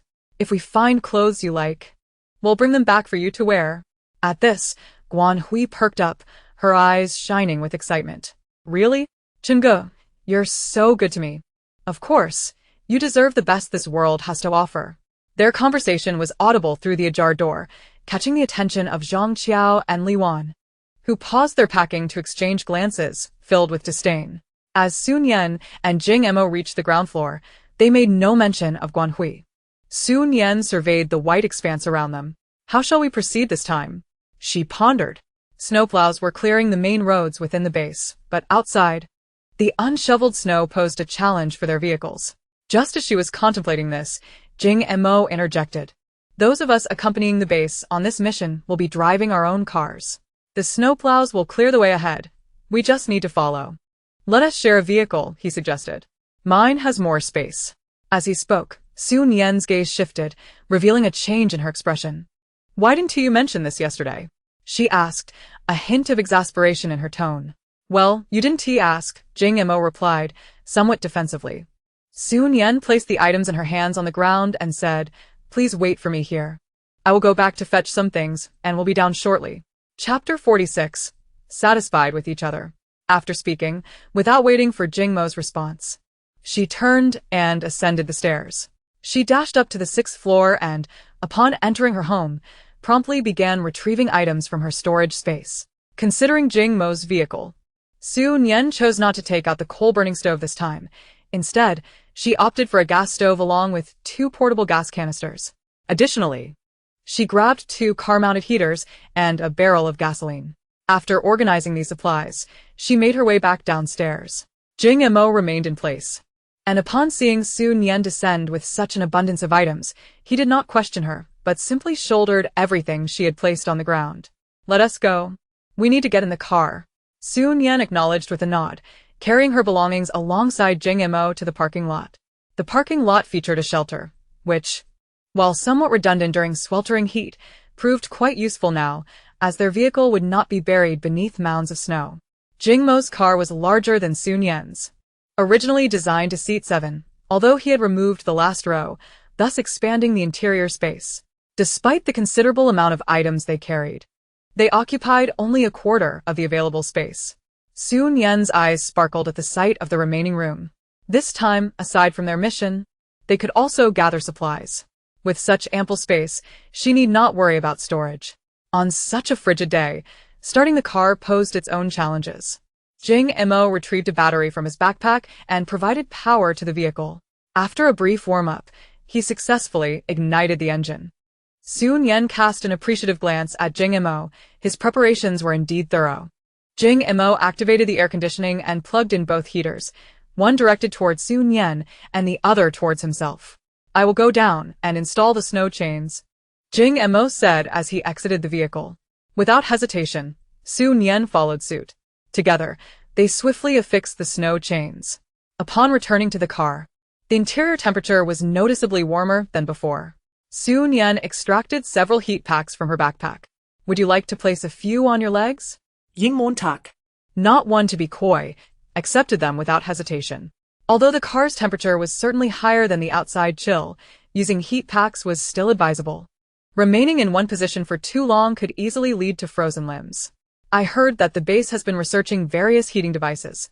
It won't be long before we no longer have to bundle up like bears," she remarked. Upon hearing this, Jing Mo chuckled heartily. Nian had not anticipated such news. After all, during her previous life, she had never heard of any warming devices even after the extreme cold had passed. However, reflecting on her circumstances at that time, being in a small base, isolated and far from the larger base, made her realize that not receiving such information was quite understandable. Setting aside thoughts of her past life, Nian turned her gaze towards Jing Mo. Under her scrutiny, he found her gaze somewhat peculiar. "What's wrong? Why are you looking at me like that?" "I simply think it's rather nice to have a neighbor like you." This sentiment was genuine. Jing Mo possessed numerous commendable qualities, and she had yet to discover any faults. He was, in essence, an excellent neighbor. Particularly, his close ties with the base's higher-ups ensured that he was privy to the latest information. This was something Nian sorely lacked. When Jing Mo heard her words, he laughed heartily. "I too believe it is wonderful to have a neighbor like you. Intelligent, beautiful, and formidable in strength. You may not be fond of socializing and possess a somewhat aloof demeanor, but once engaged, one discovers warmth beneath that exterior. Especially when it comes to delicious food." They exchanged a knowing smile, both thoroughly satisfied with their neighborly bond. "Buckle up. We are about to set off." Upon hearing this, Nian promptly fastened her seatbelt. Even though there were no traffic police or omnipresent surveillance cameras, securing her seatbelt was essential, not for others, but for her own safety. The main road within the base was regularly cleared of snow by snowplows, yet the snowfall persisted, ensuring that the ground could never be entirely free of snow. A thin layer of accumulation made it easier for ice to form, necessitating extra caution while driving. The goal was not to rush, but to proceed steadily. What should have been a relatively short journey extended to over half an hour. The rendezvous point was just outside the base's gates, and by the time Nian and Jing Mo arrived, numerous vehicles were already parked there. Nian observed carefully, noting that the foremost vehicles were snowplows, which had already departed, with the lead 2 barely visible as mere black dots in the distance. Among the rest were buses and covered trucks, collectively numbering around 20. Additionally, There were several inconspicuous military vehicles, undoubtedly occupied by the leaders of this operation. Following behind were Jing Mo and their group of private cars, which also totaled 2 or 3 dozen. In the frigid outdoors, people remained seated in their vehicles, and Su Nian surmised that the number of occupants per car was certainly substantial. Clearly, the base was taking this rescue mission seriously, as evidenced by the extensive arrangements made. As Su Nian pondered this, she heard Jing Mo softly speak beside her. "I've inquired about the rescue teams heading to other bases or the city, and their numbers aren't nearly as large." Indeed, her suspicions had been confirmed. Su Nian cast Jing Mo a complex glance. At times, she found herself questioning whether Jing Mo was somehow privy to her thoughts or possessed an uncanny ability to read her mind. How else could he always provide answers before she even voiced her questions? While she did not particularly mind this sensation, it was undeniably peculiar. Before Jing Mo could delve deeper into his thoughts, a figure clad in a green military overcoat approached, tapping on their car window. Jing Mo rolled down the window, and the individual handed him a walkie-talkie. "For any updates, use the walkie-talkie to communicate." "Understood," Jing Mo responded briefly, and the person moved on, clearly distributing walkie-talkies to other vehicles as well. Lacking mobile phones and conventional communication devices, they were indeed left with no choice but to utilize walkie-talkies. Su Nian gazed at the walkie-talkie and was reminded of a thought. "Has the base considered restoring communication?" Jing Mo nodded. "Yes, they have." "Really?" Su Nian inquired. Her voice tinged with excitement. Indeed, efforts were already underway during the extreme heat, but the sudden drop in temperature caught everyone off guard. Ensuring warmth and carrying out rescues became the top priorities, which delayed the communication restoration.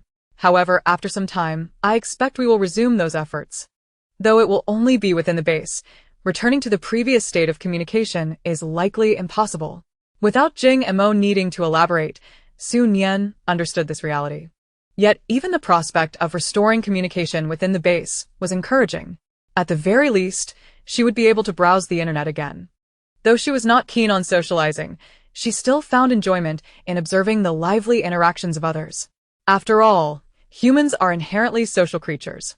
Remaining isolated and devoid of external interaction inevitably leads to a sense of monotony and boredom.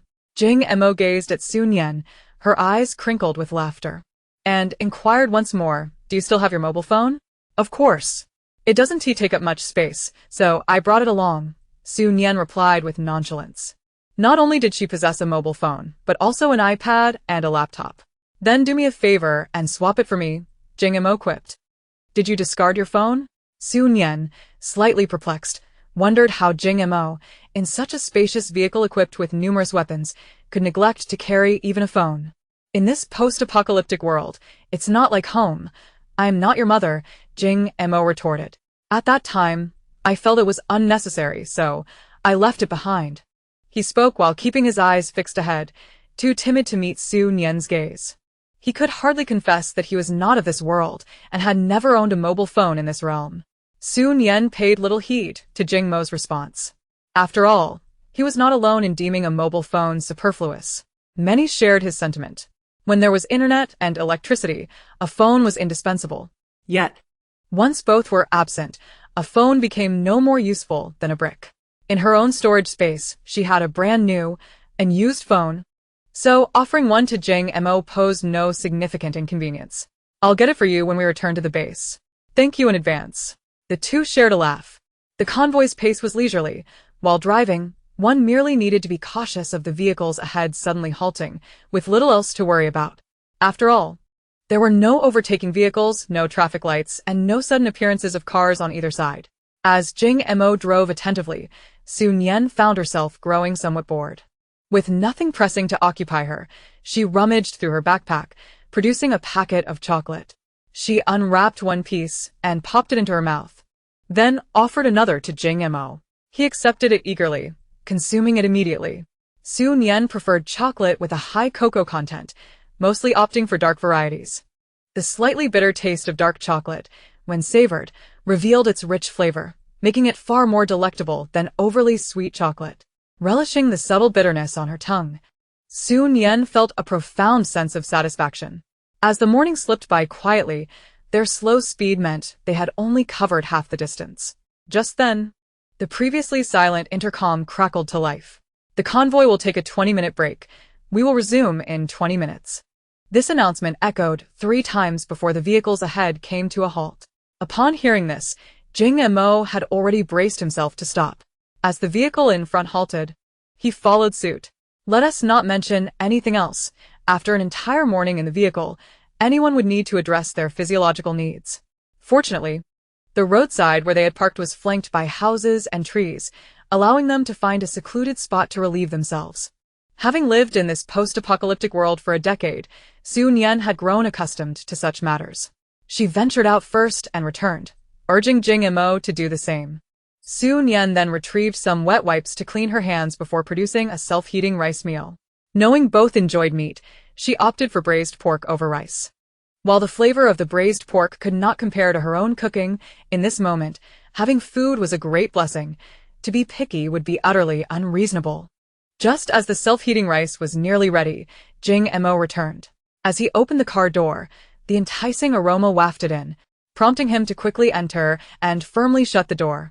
However, the delicious scent had already spread outside as the wind caught it. Nian and Jing Mo remained unconcerned. They were there to eat and could not let the presence of others starve them. Midway through their meal, Nian noticed someone lingering beside their vehicle. The windows were tinted, preventing anyone outside from seeing in, yet these individuals had deliberately positioned themselves in front of the car. While Nian was not afraid of being scrutinized, she felt a twinge of discomfort at being openly stared at. Just as she was about to lose her temper, the 2 figures at the front of the car walked away. A sigh of relief washed over her as she continued her meal. The car's interior was not particularly warm. If they did not eat quickly, the food would turn cold and become unchewable. With 1/3 of her meal remaining, someone knocked on the car window. Turning to look, Nian was startled to find Guanhui standing outside. Guanhui persistently tapped on the window, appearing quite anxious. Unmoved, Nian continued to focus on her meal. Only after finishing her food and sipping a few mouthfuls of warm water did she finally lower the window. The cold outside was biting, with the icy wind mingling with falling snowflakes, relentlessly striking against her. The snowfall was light, yet the snowflakes felt hard and stung upon contact, akin to needles piercing the skin. Guanhui was bundled up tightly, yet without glasses. Her eyes were reddened from the cold, giving her a somewhat pitiful appearance. Unfortunately, Nian was not one to indulge in pity. Suppressing her irritation, she coldly asked, "What do you want?" Guanhui did not respond immediately, but glanced at Jing Mo instead. Noticing him sipping hot water with his eyes downcast, seemingly oblivious to the exchange, she turned back to Nian. "Hello, I'm Guanhui. I live in the apartment below yours. We saw each other this morning." "I know," Nian interjected. "What do you want?" "Speak plainly. I just caught a whiff of something delicious from your car. Do you have self-heating meals? Could you spare me a box?" Nian found it difficult to comprehend Guanhui's reasoning, especially as the biting wind and snow began to assault her face. She wiped her mouth with a tissue, readjusted her mask, and replied succinctly no. Guanhui, taken aback by the outright refusal, became flustered, her eyes glistening with unshed tears. "Why not?" "I'm on my period and can't eat anything cold. It's inconvenient to be out here. Since you have some, why can't you trade me a box? I promised to return it when we get back to the base." "Return it at the base? So you do have some, but you didn't bring any. Is that right?" "No, I don't have any." "If you don't have it, how can you return it?" "I can offer you something else in exchange." "I have compressed biscuits," Guanhui exclaimed, pulling out 2 bags of compressed biscuits from her pocket. "I'll trade you these 2 bags. You won't be at a loss." "I genuinely cannot eat anything cold, or my stomach will hurt even more," she pleaded. "We are both women. Surely we can understand each other, right? Just help me out." At this, Nian couldn't help but let out a cold laugh. "If you know we are both women, then spare me the act. I won't fall for your tricks. If you're on your period and can't eat anything cold, why aren't you staying at the base? If you wanted to come out for a mission, why not go to the base's supermarket and use your contribution points to buy some self-heating meals? You came unprepared and then sought me out, playing the pity card. Is your pitiful state a result of my actions? Should I feel pity for you and take care of you simply because you are unprepared?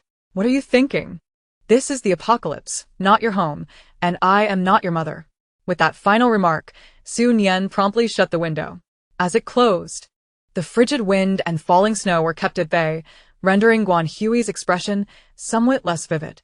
Su Nian, disinterested in Guan Hui's reaction, turned her gaze away. Just as she did, she noticed Jing Mo staring at her in sheer astonishment. What's wrong? At her inquiry, Jing Mo snapped back to reality, shaking his head hastily. I'm fine. It's just that what you said moments ago. What about it? You were incredibly impressive. You utterly dismantled that little white lotus. I believe your words inflicted more pain on her than the wind and snow outside. Chapter 48. More terrifying than the midnight wolf. After a moment of contemplation, Su Nian, observing Jing Mo's earnest expression, finally replied with a hint of complexity, then I shall take that as a compliment. However, Jing Mo solemnly shook his head in disagreement. That is not merely a compliment. I truly mean it. You were astonishingly cool. Did you know that? Okay, I understand, Su Nian replied, noticing Jing Mo's excitement exceeding her own. Unable to restrain her curiosity, she asked, some men prefer girls to be gentle and delicate, as it evokes their protective instincts. Why aren't you like that? Jing Mo waved his hand dismissively. I am not that kind of person. What's wrong with girls? No one has decreed that girls must be gentle and delicate to be protected. In the galaxy, there are numerous female generals. Countless women have subdued men with their bare hands. Jing Mo certainly did not have a masochistic inclination. Nor did he enjoy playing the knight in shining armor for fragile young ladies. After years of drifting through the stars, the people he encountered were primarily his clients. He could only appreciate them but never felt like he did moments ago, when simply sitting there and speaking made someone appear to radiate light. Jing Mo. Jing Mo. He turned his gaze towards Su Nian, a hint of confusion in his eyes. What is it? I was saying, you've been driving all morning. Let me take over in the afternoon. Oh. That works. I'll make some space for you right now. As they switched seats, barely settled in, the intercom crackled to life with an announcement that the convoy was set to depart. Su Nian had already affixed a heating pad to her lap, adjusted her seat, fastened her seatbelt, and began to move in sync with the vehicle ahead, gradually advancing forward. In the passenger seat, Jing Mo unfolded a map, scrutinizing it intently. At our current pace, we should reach our destination before nightfall. Once there, we'll conduct a search and rescue, as well as clear out any wildlife. I believe we'll need to stay there for 2 to 3 days. This aligned closely with Su Nian's earlier expectations. The provisions she had packed were more than sufficient for their sustenance over those days. Of course, she was aware that Jing Mo had brought along a considerable amount of food as well. Just as she was contemplating this, she observed Jing Mo stow away the map and retrieve a box of pine nuts from his backpack. Do you like pine nuts? Allow me to shell them for you. Jing Mo turned the lid upside down and removed a ring from his finger, beginning to deftly shell the nuts one by one. Seeing him employ such a sharp ring as a tool, Su Nian momentarily found herself at a loss for words. It wasn't wasteful, per se. One could simply say it was a case of making the most of what one had. The diminutive pine nuts, hardly larger than Jing Mo's fingernail, appeared almost elegant in his long fingers. Jing Mo was remarkably swift in his task, and before long, he had produced a small pile of shelled nuts. Noticing Su Nian hadn't yet eaten, he encouraged her, go on, eat. Besides pine nuts, I also brought walnuts, sunflower seeds, and peanuts. Which do you prefer? Su Nian found it amusing. Was Jing Mo treating her like a squirrel? The entire afternoon passed with Jing Mo shelling various nuts. After they had polished off the assortment he brought, the convoy finally came to a halt. They had arrived. A journey of 50 kilometers that once would have taken less than an hour now stretched into an entire day. Simply contemplating this weighed heavily on the heart. Su Nian refrained from overthinking and turned her attention to the vacation resort before her. This establishment was remarkably close to the summer resort, a mere 50 kilometers away. Nestled amidst mountains and rivers, it was also near a village. Thus, the number of survivors in the vicinity was considerable.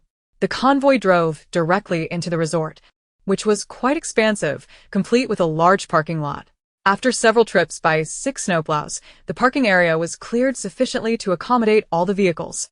With no further driving required for the evening, Su Nian turned off the engine after parking. Noticing that everyone else had exited their vehicles, Su Nian and Jing Mo organized their belongings before joining them outside. The vacation resort boasted a traditional Chinese architectural style, with buildings generally 2 stories high, some even 3. The doors and windows were wide open, constructed from wood. Such a style was appealing before the apocalypse. However, now, it served little purpose. It offered no insulation and no protection against the wind. Many doors and windows had been removed, likely taken for firewood. Some structures had collapsed, leaving one to wonder whether it was due to the weight of the snow or an encounter with wildlife. The scene was one of devastation. Having spent a considerable amount of time in the base, Su Nian had not witnessed such a sight in ages. Now confronted with it, she felt as though she had stepped into a different world. Before they could even begin to assess the situation, a person emerged from a 2-story building. Initially, he stood at the doorway, peering out, before scrambling back inside, shortly followed by others. A group of individuals dashed out, shouting, though their words were indistinguishable, their excitement palpable. Soon, they reached the front, where the leader engaged in discussions. It was unclear what was said, but eventually someone grabbed a megaphone and shouted for everyone to come inside. Su Nian and Jing Mo trailed behind, slowly making their way toward the building. Upon entering, an overwhelming array of scents assaulted Su Nian's senses, causing her to frown. Despite her furrowed brow, she did not halt her progress. In this life, she had yet to encounter such odors, but in her previous life, she had lived in such conditions continuously. Even now, with life improved, Su Nian was not one to shy away from hardship. Silently, she pressed forward, only to hear a quiet female voice exclaim, "What is that smell? It's absolutely horrid. Can't someone maintain some hygiene in here? Seriously." The speaker's voice was low, and Su Nian was certain she had never heard it before. She had no interest in discovering who it belonged to. The leader of this mission was a man by the surname Kong, named Kong Jiaming, a man in his 30s or 40s, exuding righteousness. Once inside, he instructed others to open the box they were carrying. "I've brought food for everyone. Where are your pots? Let us cook something." Upon hearing the mention of food, the people who had been huddled in various corners responded, their eyes lighting up as they turned towards Kong Jiaming. The room was devoid of light, illuminated only by the flickering flames, casting a dim glow. In this obscurity, the eyes of the individuals glimmered with an intensity reminiscent of ravenous wolves prowling the night. Su Nian pressed her lips together, her hand resting on the dagger secured at her waist. While others might remain oblivious, Su Nian was acutely aware that these starved souls, when driven to frenzy, could be even more terrifying than the famished wolves of the deepest night. Fortunately, the feared chaos did not materialize. There were leaders among them who promptly dispatched individuals to gather snow, melting it for sustenance. Many took it upon themselves to melt snow into water, as the pipes had frozen and the river was encased in thick ice. For the majority, snow was their only source of water. The provisions brought by Kong Jiaming primarily consisted of compressed biscuits, along with dehydrated vegetables and a small quantity of canned goods. The biscuits, once crushed, were tossed directly into the pot for cooking. A handful of dehydrated vegetables was added, followed by the contents of 2 meat cans, chopped and stirred into the mixture. Once it reached a boil, the meal was ready. The appearance of this concoction was far from appetizing, yet it emitted an enticing aroma. For those on the brink of starvation, this was a delicacy beyond compare. Chapter 49. You sleep first, I'll keep watch. The supplies Kong Jiaming had brought were meant for his team and the survivors. Individuals like Su Nian and Jing Mo, who had accompanied him on the mission, could only rely on their own rations. The survivors, who had previously huddled in various corners, had now gathered around, eagerly awaiting their turn for food. Su Nian and Jing Mo found a corner near the entrance to sit. Being close to the door meant enduring the cold, a spot the survivors were reluctant to occupy, as it offered little comfort. Su Nian set her backpack beside her and retrieved her compressed biscuits. Upon lifting her gaze, she noticed Jing Mo extracting a packet of compressed biscuits from his own backpack. They exchanged a silent glance before each began to unwrap and eat their portions. This was Su Nian's first experience with compressed biscuits since the onset of the apocalypse. Having purchased every brand and flavor available, the one she was now consuming was flavored with pepper and salt. It was pleasantly crunchy, easy to swallow, providing a satisfying texture. As she nibbled, she contemplated pouring herself a cup of water, only to have a steaming cup presented to her. Looking up, she saw that it was Jing Mo, holding out the cup. "Drink quickly, or it will cool," he urged. Su Nian offered no objection, accepting the cup and taking a small sip. In this frigid weather, the inability to consume warm food was already a struggle. Without some hot water, one might as well freeze. The compressed biscuits were quite filling, and after a piece and a few sips of warm water, her stomach felt content. Yet, while her belly was satisfied, her taste buds craved more. Su Nian recalled a post she had read online before the apocalypse, where someone expressed a suspicion of possessing two stomachs, one for meals and the other for snacks.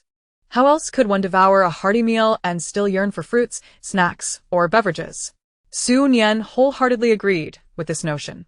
Even now, she recognized her fullness, yet her palate still longed for something more. With a subtle movement, she unwrapped a fruit candy and popped it into her mouth, only realizing it was orange-flavored after tasting it. Su Nian had always adored oranges. Succulent, juicy, and sweet fresh oranges, canned oranges, and orange-flavored candies were all cherished by her. Enjoying something she loved naturally uplifted her spirits, and despite her current surroundings and the company, her lips curled into a gentle smile. With the fruit candy in her mouth, she surveyed her surroundings. This space had once been the grand lobby of a resort, spacious and expansive. However, the former elegance of its decor was now nearly unrecognizable. All removable features had been dismantled for firewood. The pillars and ceiling were encrusted in soot, obscuring their original grandeur. The lobby, estimated to be around 500 to 600 square meters, was crowded with people, except for the entrance where only a few lingered. Roughly 300 to 400 souls were present, and with their recent arrival, nearly 500 individuals were crammed into this confined area. The mere thought of so many people in such a tight space sent shivers down Su Nian's spine, yet here she was, fully immersed in the reality of it. Those who had gathered for food quickly retreated to the corners after receiving their portions.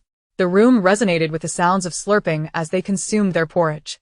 Kong Jiaming stood beside the large pot, illuminated by the firelight, making him clearly visible. "Please do not eat too quickly. Be careful not to burn yourselves. There is more food, so rest assured," he repeated, though few heeded his warnings. The hunger in these individuals was palpable, having finally found something to eat. Their only desire was to consume it as swiftly as possible, oblivious to the risk of burns. After all, what was consumed was theirs alone. After a little over 10 minutes, the delicious aroma of food began to fade as everyone finished their rations. Su Nian observed many licking their bowls clean, leaving them cleaner than if washed with water. With their hunger sated, they turned their hopeful gazes toward Kong Jiaming, pleading for more food. However, he gently denied their requests, explaining that their supplies were limited and they would need to last for another 2 or 3 days. If they indulged now, they would face starvation later. Nonetheless, his words were comforting. "It's late. Let us all get some sleep. Tomorrow morning, we will cook again. I promise to serve everyone a bit more." Hearing that there would be more in the morning reassured many. Yet, some remained uneasy, clutching their belongings and positioning themselves closer to Kong Jiaming, perhaps to guard against the fear that he might vanish into the night without a word. While Su Nian understood the futility of their actions, she empathized with their desperation. Those who had brushed against death would undoubtedly cling tightly to any lifeline. Though the lobby was bustling with people, a serene quiet enveloped them. Having filled their bellies, and with the night now fully dark, it was time to rest. Su Nian opened her backpack, retrieving a blanket. Jing Mo did the same, wrapping himself tightly in his own blanket. Although Su Nian had a sleeping bag, the current circumstances rendered it impractical. To pull it out among so many curled-up bodies would surely draw attention. Fortunately, dressed warmly and with a new heat pack activated before their descent, she felt adequately insulated against the cold. Su Nian and Jing Mo arranged their backpacks together and settled against them for support. "You sleep first. I'll keep watch." Jing Mo mermetto Su Nian. Upon hearing the words, Su Nian cast a surprised glance at Jing Mo, as she had been contemplating this very matter. Being away from home, especially in the company of so many people, made it impossible for Su Nian to sleep soundly. Since Jing Mo had broached the subject, she decided not to be coy and readily agreed to take the latter half of the night watch. Rather than squabbling over who would keep vigil first, It was far more prudent to seize the opportunity to snatch a few extra minutes of sleep. The comfortable lifestyle of the past year had not dulled Su Nian's vigilance. Though she had succumbed to slumber, it was but a light sleep. Estimating that enough time had passed, she opened her eyes. Retrieving her pocket watch from her bosom to check the time, it was just past midnight, perfectly timed. She turned her gaze towards Jing Mo, meeting his eyes, which shone like polished obsidian in the dim light. Chapter 50. The Incompetent Fool Who Mistakes His Own Ignorance for Wisdom. Su Nian averted her gaze after a brief moment and quietly urged him, "Stop looking and hurry to sleep." It was already midnight. If they didn't rest soon, they would have little time left to sleep. At this moment, only Jing Mo's eyes were visible, and upon hearing Su Nian's words, they crinkled in an unmistakable smile. However, he said nothing, adjusting his posture and leaning against his backpack as he closed his eyes. As the rhythm of Jing Mo's breathing grew steady and deep, Su Nian realized he had fallen asleep. Straightening her posture, Su Nian surveyed the surroundings. Apart from those keeping watch by the fire, everyone else had succumbed to slumber. With so many people sleeping together, a tranquil silence was unattainable. The sounds of snoring, teeth grinding, and murmured dreams filled the air. Though the cacophony was abundant and varied, it did not seem out of place in this setting. A glance revealed a collective slumber. Yet a keen eye would discern the stark contrast between those who had come from the base and the original survivors of this place. The differences were evident in their attire and the belongings scattered around them. The people from the base, bundled like bears, wore mostly intact and tidy clothing, while the original survivors donned ragged garments. Not all were clad in down jackets. Some had layered every piece of clothing they could find, appearing puffy yet lacking in warmth. Just then, one of the newcomers from the base rose stealthily. Su Nian took note but dismissed it. After all, human nature dictates that one must answer nature's call, and it was not unusual for someone to stand up. However, after this individual rose, one after another began to follow suit. A few, laden with backpacks, cautiously made their way toward the entrance. Observing this, Su Nian quietly leaned against the wall, narrowing her eyes. In total, 4 individuals ventured out. Once outside, they swiftly dashed toward the parking area. As they ran out, more of the original survivors began to stir. These individuals moved stealthily, their actions light yet rapid. Su Nian heard scarcely a whisper of their footsteps, only catching fleeting glimpses as they slipped out the door. Watching them depart, her brow creased in concern. Was it already the first night, and trouble was afoot? While she pondered this, a girl's high-pitched scream pierced the night, shattering the silence. "Give it back! Return my food! How dare you steal from me? You greedy trash! Captain Kong has already fed you. Why are you still unsatisfied, coming to rob us? You should never have been saved. You deserve to freeze and starve here." The sharp voices of several girls rang out in the stillness of the night, grating against the ears. Among these voices, one struck Su Nian as familiar. After a moment's reflection, she recalled it belonged to the girl who had complained about the unpleasant smell upon entering the hall. The commotion outside swiftly roused the occupants of the hall, with Kong Jiaming being the first to rise, leading his team outside. Aside from them, neither the survivors nor the members from the base displayed any inclination to follow. At such a late hour, in the frigid cold, who would willingly venture out for matters that did not concern them? Su Nian overheard someone muttering in discontent, clearly displeased at being awakened in the dead of night. The harshness of the cold was not merely confined to the weather. Before long, Kong Jiaming returned, accompanied by the girls who continued to voice their grievances. "Captain Kong, you cannot ignore this. They've stolen our supplies, and they must return them." Before Kong Jiaming could respond, a man chuckled derisively. "Return it? Sure. I'll just spit it out for you. Want it? You. How can you be so disgusting? It's no wonder you've fallen to the level of needing our assistance.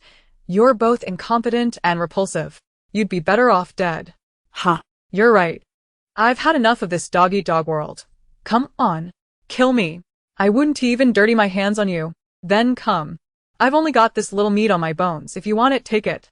The two erupted into a heated argument, awakening many who cast displeased glances in their direction.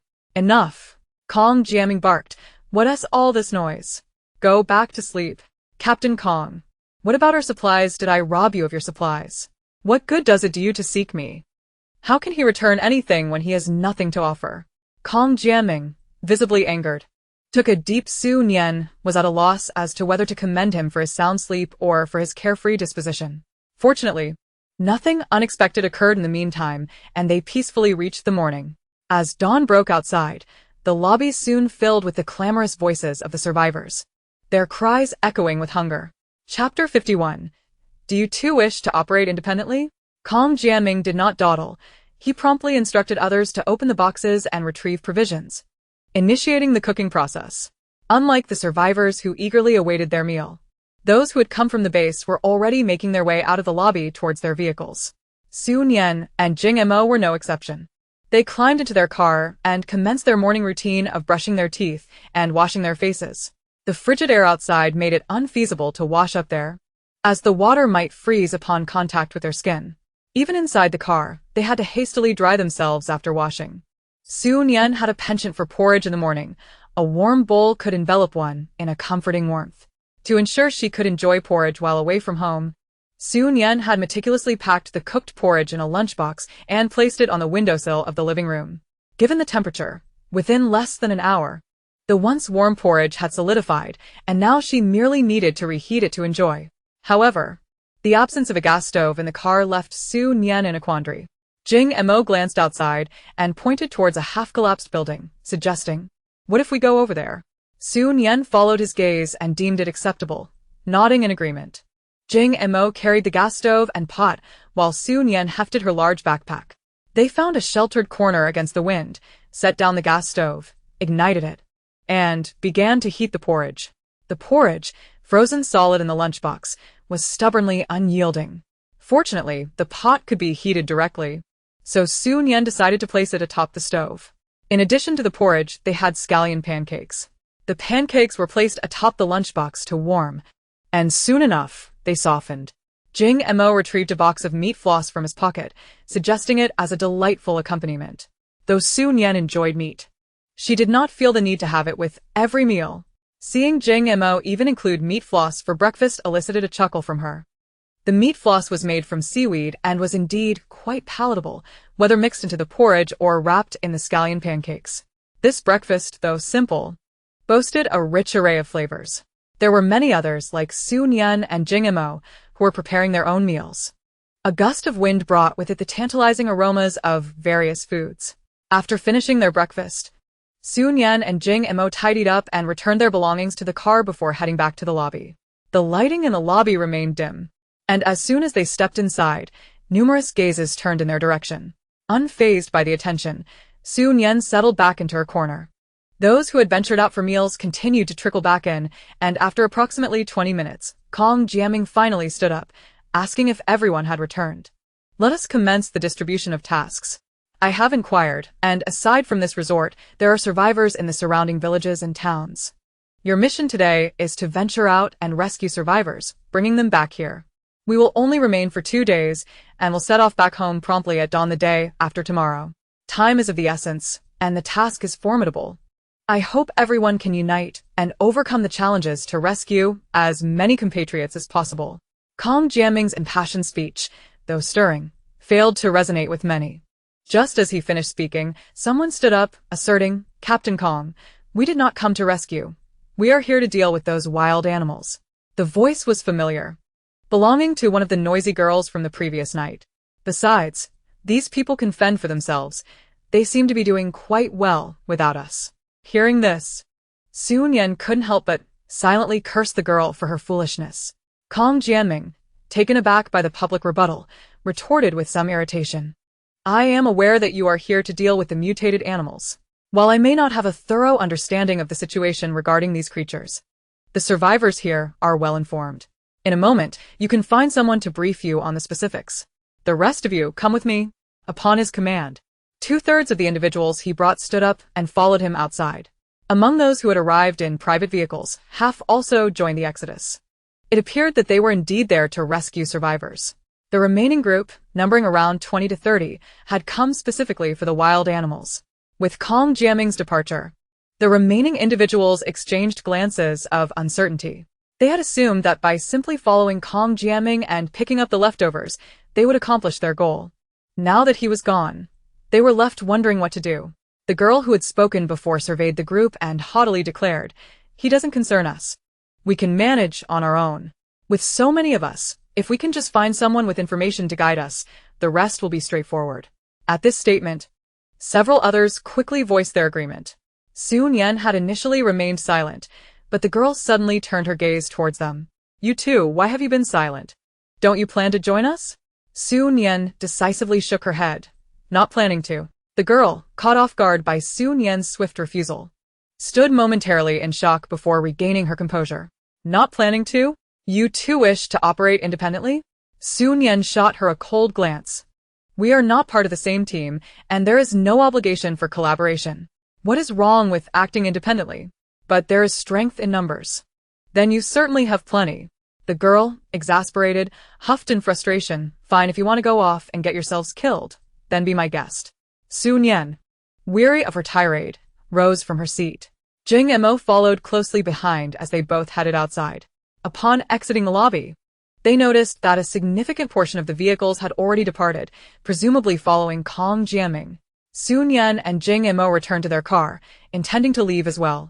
Just then, a dark figure sprinted towards them. From the attire, it was clear he was one of the original survivors. Seeing this, Jing Mo hesitated to start the car and asked Nian, "Should we hear what he has to say?" Nian nodded. "Let's listen." The snowy ground was slick, and with the accumulation of snow, the young man, despite his speed, stumbled as he approached, taking several minutes to reach their vehicle. He was not wearing a mask, and his hunched posture revealed a face marred with frostbite. Judging by his appearance, he was quite young, perhaps only 16 or 17. Jing Mo rolled down the window and inquired, "What do you need?" The young man bit his lip, stammering, "Are you here to hunt wild animals?" Yes. I saw those animals." "Then tell us." "There are many. Wild boars, wolf packs, and hyenas." Jing Mo's interest peaked. "How do you recognize them?" Chapter 52. Do not be soft-hearted. It is not surprising to identify wild boars and wolves, but he also recognized hyenas. "I used to frequently visit the zoo. I have seen many before, so I know." Nian understood upon hearing the boy's response. It seemed his previous living conditions had been quite favorable. Regrettably, the unforeseen apocalypse shattered his previously tranquil and affluent existence. "I originally resided in a nearby town, but after an extreme heat wave, my parents brought me to this mountain resort, claiming that the cooler climate amidst the mountains and waters would be far superior to that of the town. Just a couple of days after the weather abruptly turned cold, we could hear the howls of wolves at night. 2 nights ago, as we were all asleep, we were suddenly awakened by commotion outside, accompanied by anguished screams. My parents and I wanted to flee, yet the darkness rendered the outside perilous. In their attempt to protect me, my parents were bitten to death." At this point, the boy's mood darkened, his voice thick with emotion. After a brief silence, Nian softly inquired, "Were many people bitten to death that night?" Startled by her question, the boy turned to Nian and, upon meeting her gaze, nodded vigorously. "Yes, many." "What about the bodies?" They had arrived only to find chaos, with no sign of corpses. The ground was blanketed in pure white snow, devoid of even a single trace of blood. They said the wolf pack had dragged them away. If the wolves killed the humans, would they also carry the bodies off, perhaps to stockpile them as food? "Did you see which direction those animals came from?" Nian continued to question. "From the south. The southern mountains are abundant, and everyone says they emerged from there." Having gathered sufficient information, Nian had no intention of prolonging the encounter. She opened her backpack, retrieving 2 packets of instant noodles, which she offered to the boy, saying, "These are for you." The exchange of information for 2 packets of instant noodles was certainly favorable for him. The boy gazed at the noodles, his eyes glistening with desire. After a moment's hesitation, he swiftly reached out, cradling the noodles tightly in his arms. Though his movements were quick, Nian noticed the dark, purplish hue of his hands, marred by frostbite. Even his fingernails had turned a sickly shade of blue-purple. It was evident he hadn't trimmed them in quite some time, and the edges bore the marks of frequent biting. Nian averted her gaze, her heart unmoved. In this post-apocalyptic world, numerous individuals found themselves in similar predicaments. She felt no inclination to assist them. In a couple of days, when Kong Jiaming brought them back to the base. As long as they were diligent and willing to endure hardships, their lives would undoubtedly improve, if not drastically, at least significantly better than their current plight. Just as Jing Mo was about to close the window, the boy spoke again from outside. Be careful. Everyone says those animals have mutated. They're stronger and more ferocious than before. From their previous encounters with the unusually heavy wild boar and rabbits, Su Nian and Jing Mo had already come to this realization. Nevertheless, the boy's warning was well-intentioned. Jing Mo reached into his pocket and withdrew a handful of candy. Keep this as a token of our gratitude for your warning. Consider it settled between us. With that, Jing Mo closed the car window and started the engine. The boy lingered outside until he saw the vehicle move, then slowly stepped aside. Even after they drove off, Su Nian could see through the rearview mirror that he remained standing there, watching them longingly. Jing Mo glanced at Su Nian as he drove, noticing her fixation on the rearview mirror. He spoke softly, "Don't let your compassion sway you. We cannot take him with us." Compassion? Su Nian chuckled. You think too much of me. I assure you, I am not soft-hearted. That is good to hear, Jing Mo replied with a smile. Inside the hall, there were still members left by Captain Kong, and as long as the boy was clever enough to sit near them with his belongings, he wouldn't need to worry about being robbed. Once they returned to the base, with hands and feet intact, survival would be far less of a concern. Jing Mo spoke at a steady pace, and Su Nian found his words soothing, even though she was already aware of all this. The vehicle departed from the resort, heading southward. Outside, 3 paths branched off, with the snow in the middle cleared to the sides. Clearly, Kong Jiaming had divided the people into 3 teams, still utilizing snowplows to lead the way. This certainly made the journey easier for Su Nian and Jing Mo, as the road was much more navigable. After driving south for 20 to 30 minutes, Su Nian spotted the outlines of a village, as well as the vehicles of Kong Jiaming and the others. They did not stop, but continued onward. As they pressed forward, the path remained cleared of snow, leaving Su Nian curious about the extent of Kong Jiaming's search efforts. Upon encountering another village, the snow ahead was no longer cleared. Just as Su Nian was about to speak, Jing Mo pressed a button. With his action, 2 metal plates extended from the front of the vehicle. What is this? Su Nian asked, puzzled. Without needing Jing Mo to respond, she quickly discerned the purpose of the plates. They moved back and forth, pushing the snow aside to create a path for their vehicle. After deciding to venture out, I made some modifications to the vehicle, Jing Mo explained with a smile. Su Nian regarded him with admiration. This was no mere modification. Even with her rebirth, she remained clueless about such matters. Initially expecting a difficult journey, she was relieved to find they had no cause for concern. Traveling further south, the mountains grew tall and lush. Though the branches were bare, it was evident that the trees had once flourished. In such a mountainous region, the presence of wild animals was hardly surprising. The pair chose an appropriate spot to halt the vehicle. Jing Mo set up a gas stove in the woods, placing a pot on it and pouring in a bag of fresh rabbit meat. These animals must have descended from the mountains to attack humans out of sheer hunger. Once the aroma wafted through the air, it would likely attract some. At that point, we can climb onto the roof of the vehicle and shoot them down as soon as we spot them. Unless absolutely necessary, it's best to avoid close combat. Su Nian nodded in agreement. Sounds good. After the scent of the rabbit meat began to permeate the surroundings, they returned to the vehicle. Jing Mo did not immediately get in but opened the trunk, lifting a mat to retrieve a long, rectangular box. As he opened the box, the shiny silver body of a gun was revealed. The gun was lengthy, and Su Nian perceived it to be approximately the same length as her tang knife. After loading the bullets and gathering the remaining ones, Jing Mo closed the car door. Just as he turned around, he noticed Su Nian gazing at the gun with wide eyes. Do you like this? Then you can use it, Jing Mo said, extending the weapon toward her. Chapter 53. Jing Mo's Self-Awareness. Su Nian regarded the gun offered to her, but ultimately shook her head. I don't know how to use it. You should keep it. I can teach you. Then once we return, we can find an opportunity outside the base for you to teach me. This isn't the right time to learn. Su Nian was acutely aware of when to do what. Even though the gun was undeniably impressive and stirred her interest, now was simply not her moment. Jing Mo did not press the matter further, nodding in agreement. All right, I'll teach you once we return. They exchanged no more words and climbed onto the roof of the vehicle together. A thick layer of snow, measuring a palm's breadth, adorned the roof of the vehicle. With a graceful stretch of his long arm, Jing Mo swept the snow away using his clothing.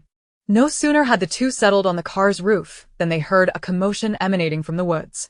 The aroma of boiled rabbit meat grew increasingly rich, enticing not only the famished wild creatures but, given enough time, even humans could be drawn to it in droves. Su Nian and Jing Mo cast their gazes toward the forest, where shadows began to emerge, racing out from the depths. Each figure was remarkably large and moved with remarkable speed. Fire! Jing Mo uttered the command as his index finger already pressed the trigger. Su Nian, without a moment's hesitation, aimed and fired in one fluid motion. Having practiced shooting recently, Su Nian found her hands a tad unsteady at first, missing a few shots. However, her focus remained unwavering. By the third shot, she struck a wolf directly in the chest. The power of the bullet was extraordinary. The wolf collapsed instantly, unable to rise again. Meanwhile, Jing Mo's marksmanship surpassed Su Nian's considerably. each shot found its mark, none wasted. Even though Su Nian had witnessed Jing Mo's prowess before, the sight left her in awe.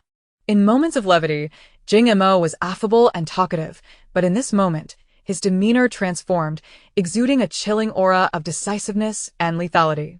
At that instant, he resembled the gleaming firearm in his hand, brilliant and formidable, an unstoppable force. Su Nian stole a glance at Jing Mo, but soon redirected her focus to the forest. For her, this was not merely a task, it was an excellent opportunity to hone her shooting skills. After they had jointly felled a dozen wolves and several wild boars, the shadows finally ceased their descent from the mountain. Su Nian retrieved her binoculars and peered into the depths of the forest, spotting numerous wolves and wild boars still standing there. Whether it was their keen eyesight or an instinctual awareness, Su Nian felt a connection as their gazes locked. In broad daylight, the animal's eyes glowed with an eerie green light, sending shivers down her spine. Just as she was about to observe further, they abruptly turned and retreated deeper into the woods. Once their figures vanished, Su Nian lowered her binoculars. At that moment, Jing Mo straightened up, raising an eyebrow at her. We've had quite the haul. Though unsure of the contribution points earned per wolf, a single wild boar could yield 500 to 600 points, making the few they had worth 2,000 to 3,000 points. Su Nian considered herself somewhat impoverished in terms of contribution points, so this sudden windfall elicited delight. Her eyes crinkling into a smile. "Let us collect the rabbit meat first," Jing Mo suggested, as he grasped the luggage rack atop the car and leapt down effortlessly. Upon landing, he extended a hand to Su Nian. "Allow me to assist you down." "No need," she replied, mirroring Jing Mo's earlier actions, securing herself on the luggage rack before leaping gracefully to the ground. The years of rigorous training had not been in vain. Her decade of struggle for survival in the apocalypse had equipped her well. Heights posed no challenge. Even from a second-story window, she wouldn't hesitate to jump.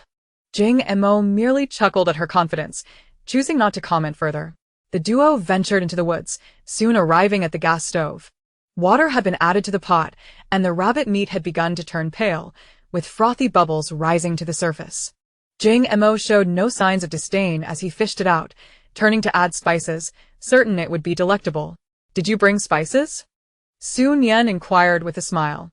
"Of course." Jing Mo responded matter-of-factly. Such a rare find as rabbit meat must not go to waste.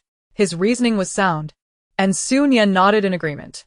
"Since there's no one around, why not saute it right here?" she suggested. Jing Mo hesitated slightly, glancing at her. "But I can't cook." "I can," she assured him. "Really? Then I'll rely on you."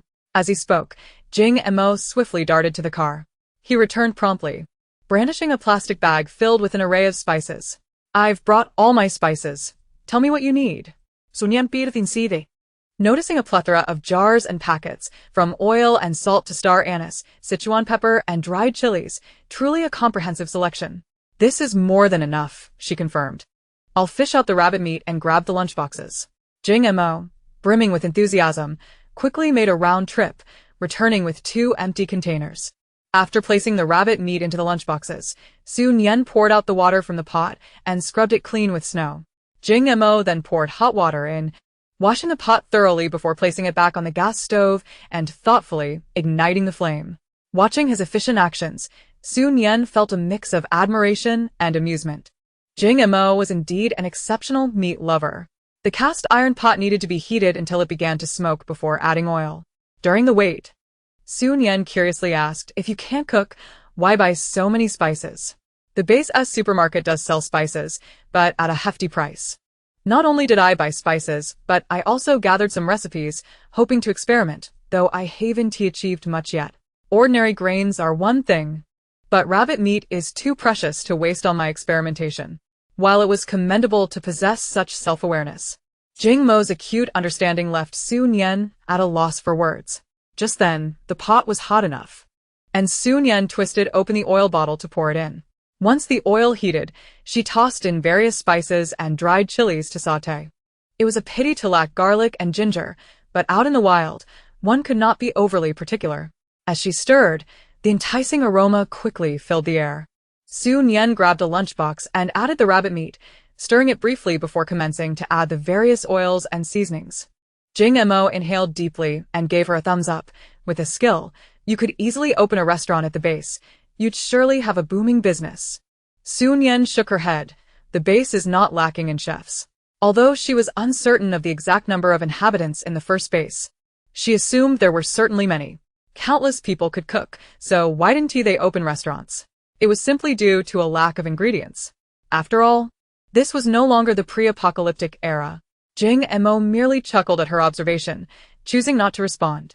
This topic felt rather heavy, and both were reluctant to delve deeper. Once the sautéing reached a satisfactory point, Su Nian poured in hot water, ensuring it just covered the rabbit meat. She placed the lid on the pot and surveyed her surroundings with a hint of concern. Would others come to the mountains in search of wild animals? Drawn by the aroma? If they come, it won't matter. No one will take our meat. Her declaration was assertive, a stark contrast to her usual cheerful demeanor. Had it not been for Jing Mo's insistence, Su Nian would not have allowed anyone to snatch away their pot of rabbit meat. However, she still hoped that no one would approach and disturb their enjoyment of the meal. Perhaps it was sheer luck, for until the rabbit meat was fully stewed, no one came to intrude. Even the wild boars and wolf packs had not returned. Although it was still early, not yet 11 in the morning, neither of them paid it any mind and simply took the cooked rabbit meat into the car. Sitting in the trunk, each held a lunchbox, savoring their meal directly from the pot. The bag of rabbit meat was not substantial, merely 2 or 3 pounds. Both had hearty appetites, and after they finished off every morsel from the pot, they took the gas stove outside the car to reheat the broth and cooked some noodles. The noodles were produced by Su Nian, and Jing Mo did not question her, merely gazing longingly at the boiling noodles, wondering when they could eat. Observing Jing Mo's eagerness, Su Nian was momentarily speechless. One might think he had been starving for ages. Yet, in truth, he had at least 1.5 pounds of rabbit meat in his stomach. The noodles cooked quickly, and soon they were ready. As Su Nian looked at the noodles simmering in the vibrant red broth, she sighed internally. The pot of noodles was delightful, yet it lacked a hint of greenery. But upon reflection, having food was a blessing. One should not be overly picky. They shared the pot of noodles, both feeling pleasantly full, leaning against the car's interior. Reluctant to move, Su Nian squinted her eyes, finding satisfaction in this simple life. After her rebirth, she had believed she would be solitary once more. Yet, inexplicably, she had come to know Jing Mo, and they had become neighbors, now allies. This camaraderie felt rather pleasant. Just as Su Nian was lost in thought, Jing Mo suddenly sat up straight and said, "You take a break. I'll wash the pot and utensils." With an impressive sense of initiative, he was already out of the car with the pot in hand. Watching Jing Mo's departing figure, Su Nian couldn't help but smile. What she had previously found agreeable now felt even better. Once Jing Mo had finished scrubbing the dishes, they together retrieved the carcasses of the wild boars and wolves. They placed what could fit in the trunk there, while the rest were secured atop the vehicle. Fortunately, the car was spacious and robust enough to accommodate everything.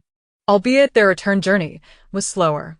Traveling north, they did not encounter any rescue vehicles as they passed the first village. Su Nian glanced outside and surmised that they must have already rescued some individuals and taken them back. Jing Mo nodded in agreement. Those who could return to the base were likely eager to do so. Even if the villagers had their own supplies, those would eventually dwindle. With no crops to plant, remaining outside the base would lead to inevitable doom. Just as Su Nian was about to speak, a distant scream pierced the air. Initially startled, she turned to Jing Mo, asking, "Did you hear that?" Jing Mo listened intently, nodding after a moment. It seemed someone was calling out. The sound was carried by the biting wind, making it difficult to discern its origin. They exchanged glances, neither voicing an intention to investigate. However, there were others who did not wish for them to leave so easily. Jing Mo gradually applied the brakes, gesturing ahead. Something was buried under the snow, indicating an attempt to obstruct their path.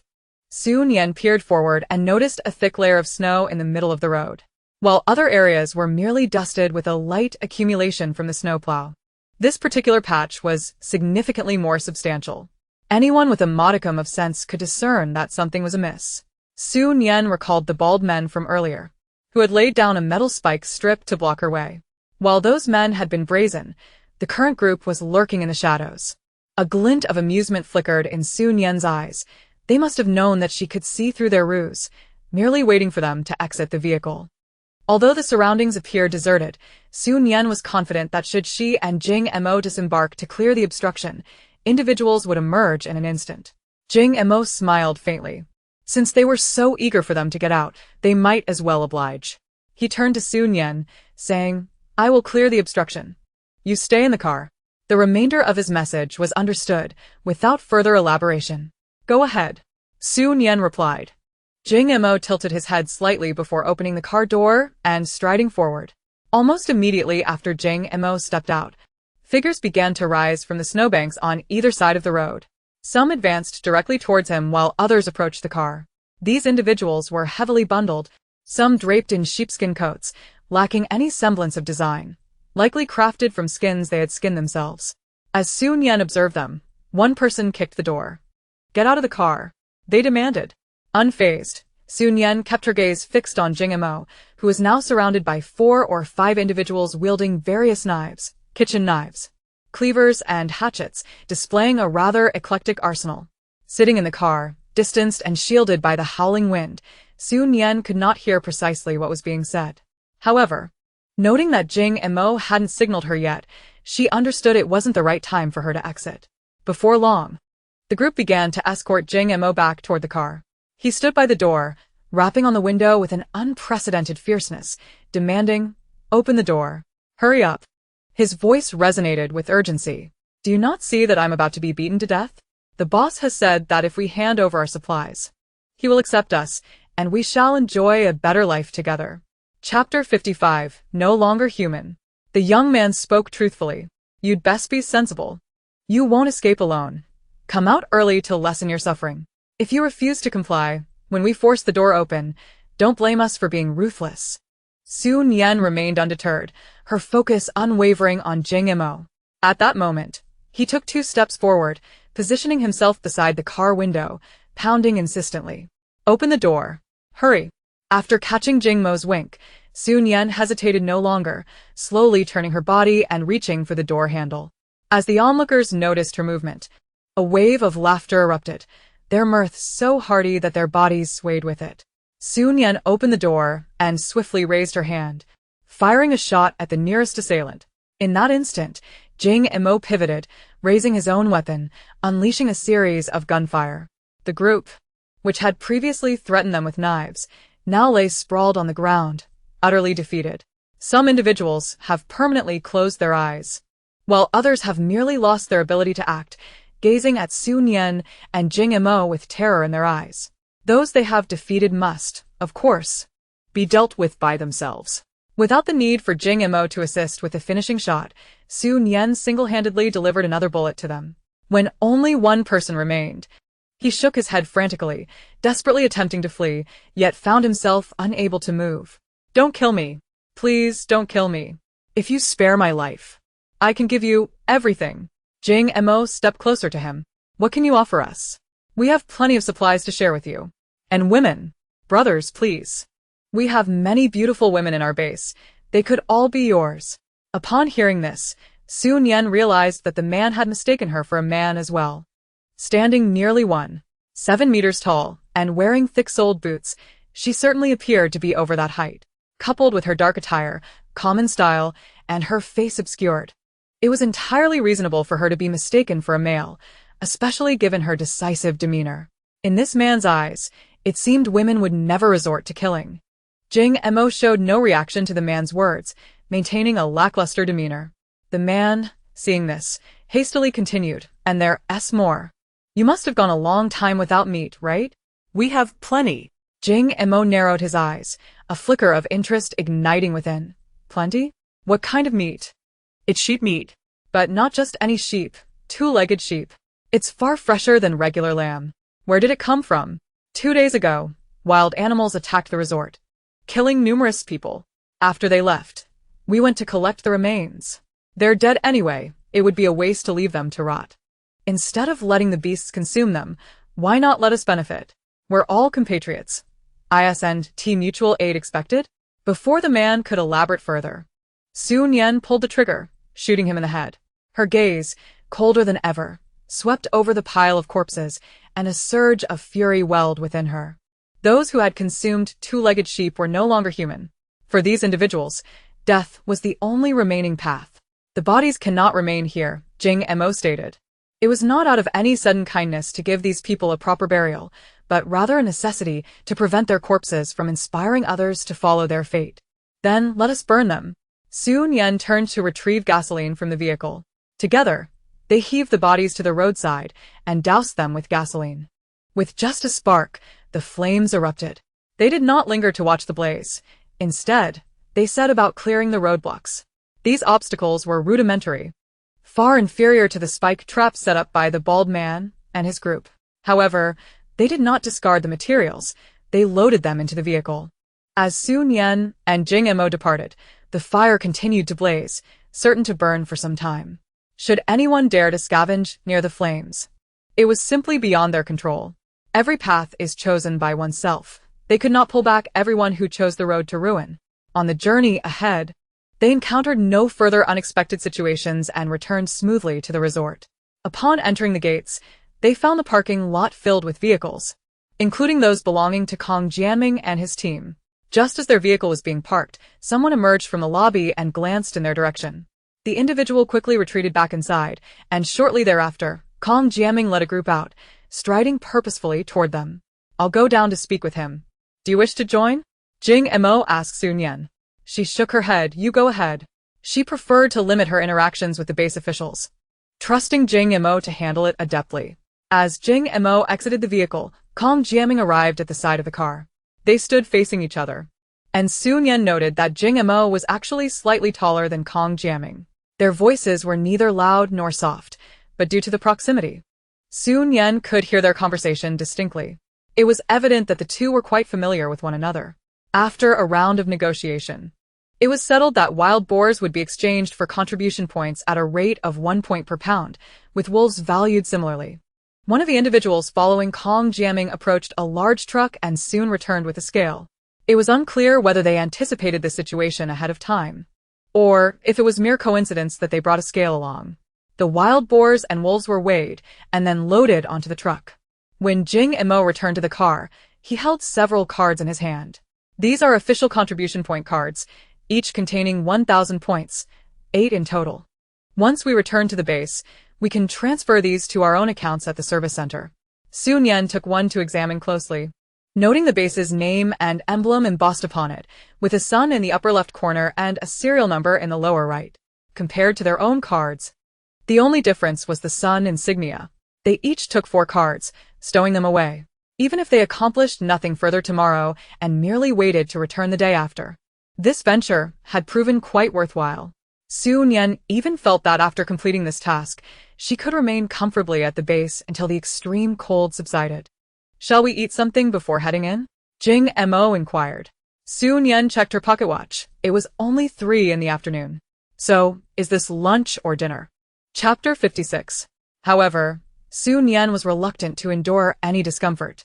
Jing Mo, unperturbed, replied that it didn't matter if it was lunch or dinner. If one wished to eat, they should eat. Hearing this, Su Nian found his reasoning rather compelling, and she felt no urge to dispute it. They had eaten early that day, and with the cold setting in, they were indeed quite hungry. Given that they had dined well earlier, this meal was far simpler. Each enjoyed a self-heating hot pot. The spicy flavor filled the vehicle, and as they ate, beads of sweat formed on their brows. They had no need to worry about lingering odors clinging to their clothes. Once they stepped outside, the wind and snow would disperse any trace of the scent. As long as they didn't stand too close to anyone, it was unlikely anyone would notice. The two gradually approached the lobby, but upon reaching the entrance, they were met with a cacophony of noise from within. Conversations, arguments, the cries of children, and the groans of some individuals filled the air. Hearing these sounds, Nian instinctively furrowed her brow. It seemed the number of people inside had increased significantly. As she pondered this, Jing Mo pushed aside the door curtain. A wave of warmth mixed with an indescribable odor surged forth. Nian hesitated in her steps. This scent was familiar to her. She had lived in such an environment in her past life. While she could endure it, she simply did not wish to. One must not be overly ostentatious. Yet neither should they subject themselves to unnecessary suffering.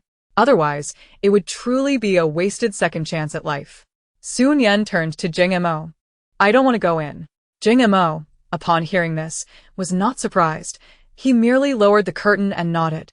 In such a large resort, there should be undamaged buildings. Let us find a room to rest. Nian understood his meaning, and together they turned to leave the lobby. In the resort, most areas remained untouched by snow removal, causing the two individuals to navigate through deep and shallow patches as they walked. After traversing a significant portion of the resort, they finally stumbled upon a room that was relatively intact. It appeared to be a guest room, yet all the wooden furniture had been dismantled, leaving the space eerily vacant. The two did not express any dissatisfaction. Instead, they ventured out to salvage doors and windows from nearby structures, managing to unearth a beam from the rubble. Jing Mo retrieved an axe from the vehicle and chopped the wood into manageable pieces suitable for burning. Although it seemed like a modest amount at first, once split, it amounted to quite a sizable heap. This abundance of firewood should suffice to last through the night. After igniting the fire and basking in its warmth for a while, Jing Mo stood up again, exclaiming, I just spotted another pillar, I will fetch it. Without waiting for Nian's response, he opened the door and stepped outside. Before long, he returned, cradling a thick pillar in his arms. Nian seized the axe and rose, asserting, let me chop. He retrieved the wood, while she took on the task of splitting it, each fulfilling their roles with precision. Jing Mo cast a smile in her direction and nodded. All right, you take the lead. Despite their lengthy acquaintance, she still insisted on delineating their responsibilities so clearly. Reflecting on the many secrets he harbored from her, Jing Mo found this arrangement rather agreeable. At least neither of them felt discomfort in their interactions. The timber, buried in the snow, was damp and sodden. Once chopped, they placed it near the fire to dry. When the time came to utilize it, it would be just about ready for use. After a flurry of activity, the sky outside had grown entirely dark. Perhaps we should rest early? Jing Mo suggested. You haven't slept in over 10 hours. Nian had awakened at midnight, and now, as evening fell, she realized she had been awake for 18 hours. Nodding, she replied, I will sleep first. If I haven't awakened by the appropriate time, please call for me. Certainly. With only the two of them in the room, they enjoyed a considerable degree of freedom in their movements. Nian promptly extracted her sleeping bag and nestled herself inside. The difference between sitting and lying down was significant, especially when enveloped in a sleeping bag, which provided an added layer of warmth. Closing her eyes, she drifted into slumber almost instantly, a skill honed by prolonged survival in the apocalypse. Often, amidst the chaos of life on the run, when one finally found the chance to rest, overthinking could lead to insomnia, rendering sleep impossible. Listening to Nian's rhythmic breathing. Jing Mo realized she had succumbed to sleep and turned his gaze toward her. Even in slumber, she had not removed her mask. He could only behold her tightly shut eyelids, their outer corners slightly upturned, with delicate, thick, and curled eyelashes. The skin around her eyes was remarkably fair and smooth, seemingly impervious to the biting cold, which had not marred her complexion in the slightest. Assessing the room's temperature, Jing Mo quietly retrieved a small heater from his weapon space. With a simple press of a button, the silver appliance gradually began to glow red at its apex. As the warm hue intensified, the temperature within the room steadily rose. And it was evident that Su Nian slept even more soundly. Observing this, a smile crept into Jing Mo's eyes.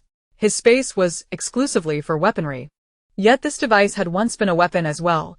He had repurposed it for warmth, which was now its primary function. In the interstellar realm, individuals were equipped with a personal light brain from birth. When he fell into this world, his light brain ceased to function. However, after the apocalypse arrived and he acquired some gold, his light brain gradually regained functionality and was now operational once again. Beyond serving as a communication tool, it could also transmit items directly. Even in this world, he could still connect with the interstellar realm. Unfortunately, the technology here was vastly primitive, lacking any weaponry worth his effort to trade. The only commodities he could exchange were foodstuffs. Yet, he scarcely had enough for himself, forcing him to scrimp and save to purchase materials for weapon modifications. While he lacked no weaponry, other concerns were not pressing, allowing him to survive adequately. It would be ideal to acquire a substantial quantity of food, but regrettably, despite his considerable contribution points, the base imposed purchasing limits. Even if he wished to procure more provisions, he could not. He pondered when he would be able to amass a significant stockpile of resources. At that point, he could simply exchange for a spaceship and venture forth with ease. Of course, this was contingent upon him first being honest with Su Nian.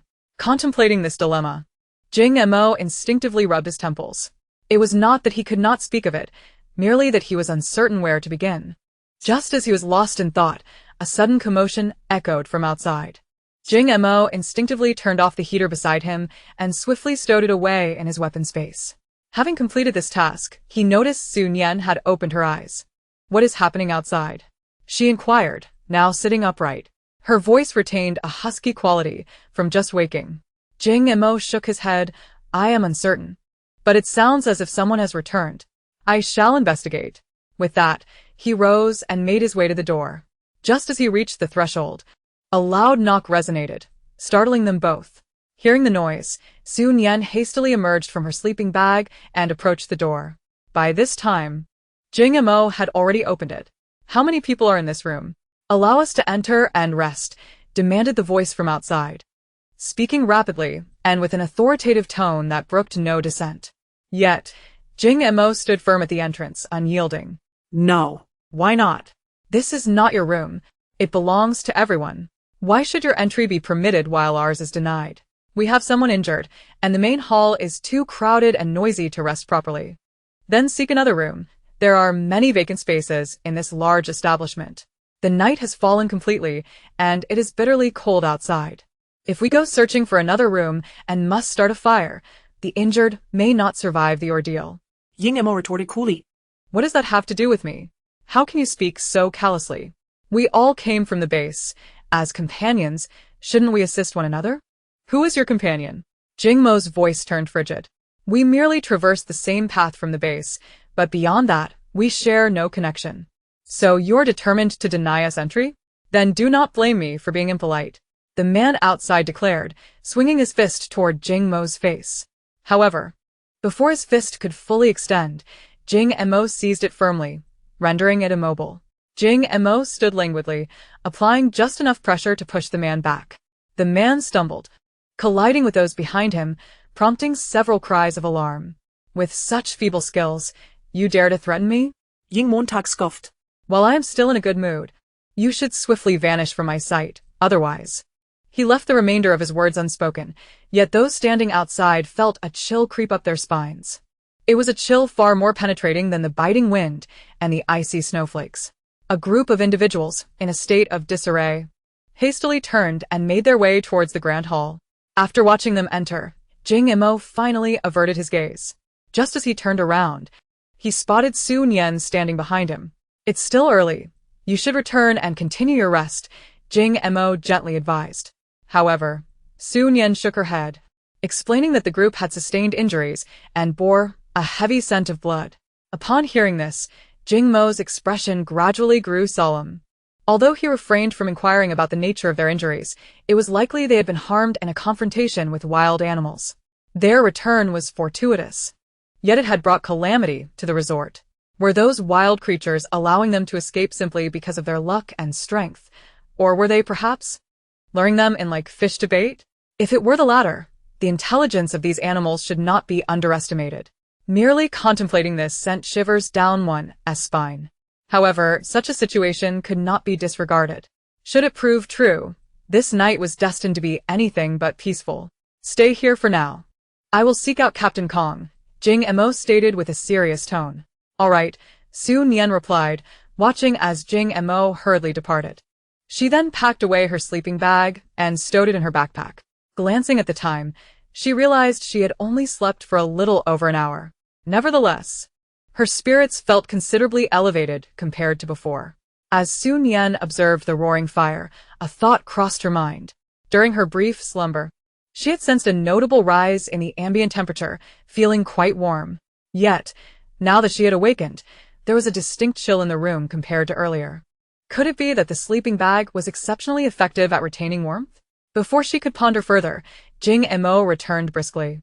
I've relayed my suspicions to Captain Kong. He mentioned he would increase vigilance, he informed her. Su Nian nodded in tacit acknowledgement. Having alerted Captain Kong, they had done their due diligence. If he chose to dismiss the warning, and if any irreparable harm were to occur, it would not be on their conscience. The two fell into a silence, leaning against their backpacks, eyes closed in a semblance of meditation. Time passed slowly, the only sounds being the crackling of wood in the fire and the rhythmic cadence of their breathing. After nearly an hour, the clock struck 8 in the evening. In the world before the apocalypse, this hour would herald the onset of nightlife. Yet now, it marked the time when many had succumbed to slumber, with numerous individuals already lost in deep sleep. However, both Su Nian and Jing Mo remained alert, neither feeling the slightest inclination to rest. One could indulge in eternal slumber posthumously, but while alive, it was prudent to remain vigilant. Just past 9 o'clock, Su Nian heard a commotion outside. It was the sound of heavy footsteps crunching upon the snow, subtle yet complex enough to catch her attention. She glanced at Jing Mo, who met her gaze. They exchanged a knowing nod, gathering their weapons and stealthily rising to approach the window. The wooden window could never be sealed perfectly. Peering through the gaps, they spotted numerous shadows in the courtyard, gradually encroaching upon the grand hall, suggesting an encirclement. Even though Su Nian had anticipated this scenario, witnessing it firsthand caused her heart to sink. After such a lengthy interval, the animals had finally surrounded them. Did this imply they had been lying in wait, biding their time until the night deepened and all had succumbed to slumber before launching their assault? Surprise was the key to victory. While it was understood that animals possessed innate hunting instincts, the sheer brilliance of their tactics was astonishing. The calamities of nature had already rendered survival exceedingly arduous. With animals now exhibiting such cunning and preying upon humans, the prospects for human existence had grown increasingly precarious. Though the creatures in the courtyard were not particularly swift, they closed the distance to the grand hall in no time. Suddenly, the windows of the grand hall swung open, gun barrels protruding ominously. As gunfire erupted, chaos ensued within the resort. The animals in the courtyard, startled by the shots, scattered in panic, yet did not flee entirely. Inside the hall, screams and wails echoed, a cacophony of terror. Even at a distance, Su Nian and Jing Mo could hear the cries clearly. Chapter 58. A Farewell to the Living. Jing Mo's expression darkened. Such sounds could only serve to provoke the animals outside. In their flight, the creatures did not forget to draw closer to the grand hall. Their speed markedly increased. Some charged directly at the doors, while others hurled themselves against the windows. The number of animals in the courtyard was staggering, with more pouring in through the entrance. The leading beasts, undeterred by the threat of gunfire, shielded their comrades with their bodies, while those behind them surged forward with unwavering determination towards the hall. Su Nian and Jing Mo wasted no time. Jing Mo had already retrieved a long gun from their vehicle, loaded with ammunition. He flung open the window and commenced firing. Su Nian stood behind him, her shooting pace not as rapid as his, yet every shot found its mark. Their combined efforts significantly alleviated the pressure on the grand hall. Nevertheless, a few wild boars and wolves breached the interior. The screams multiplied, an agonizing chorus. Some individuals fled the hall in desperation. Yet such an action was tantamount to courting death. The courtyard was teeming with beasts, ready to pounce on any who dared to escape. Despite the pandemonium, Su Nian and Jing Mo maintained their composure, continuing to shoot methodically, dispatching the creatures before they could reach the fleeing individuals. However, as more people rushed out, the opportunity for timely rescues dwindled. Still, Su Nian's brow remained unfurrowed. Fate dictated life and death. There was little she could do. Those who panicked and failed to assess the situation ultimately invited their own demise. The battle raged for half an hour. Ultimately, only a handful of animals managed to escape, while the rest lay dead or wounded in the courtyard. Although it appeared as had we possessed adequate weaponry, we might have evaded injury during the day, and the current casualties would have been far less severe. That voice is undeniably familiar. It belongs to the girl who organized everyone this morning. Su Nian had encountered numerous fools, yet she had rarely seen anyone as foolish as this. Kong Jiaming's expression darkened at the question. Who told you that their guns were provided by me? If they weren't supplied by Captain Kong, then from where did they acquire their firearms? The girl retorted. Just as she finished speaking, another approached. Captain Kong, given the recent events, our survivors have suffered considerable losses. Even those who remain are greatly shaken. Tingting is too heartbroken and shocked, hence her tone is somewhat harsh. Please don't hold it against her. She's just a young girl. This voice, soft and laced with an air of innocence, was unmistakably Guan Hui's.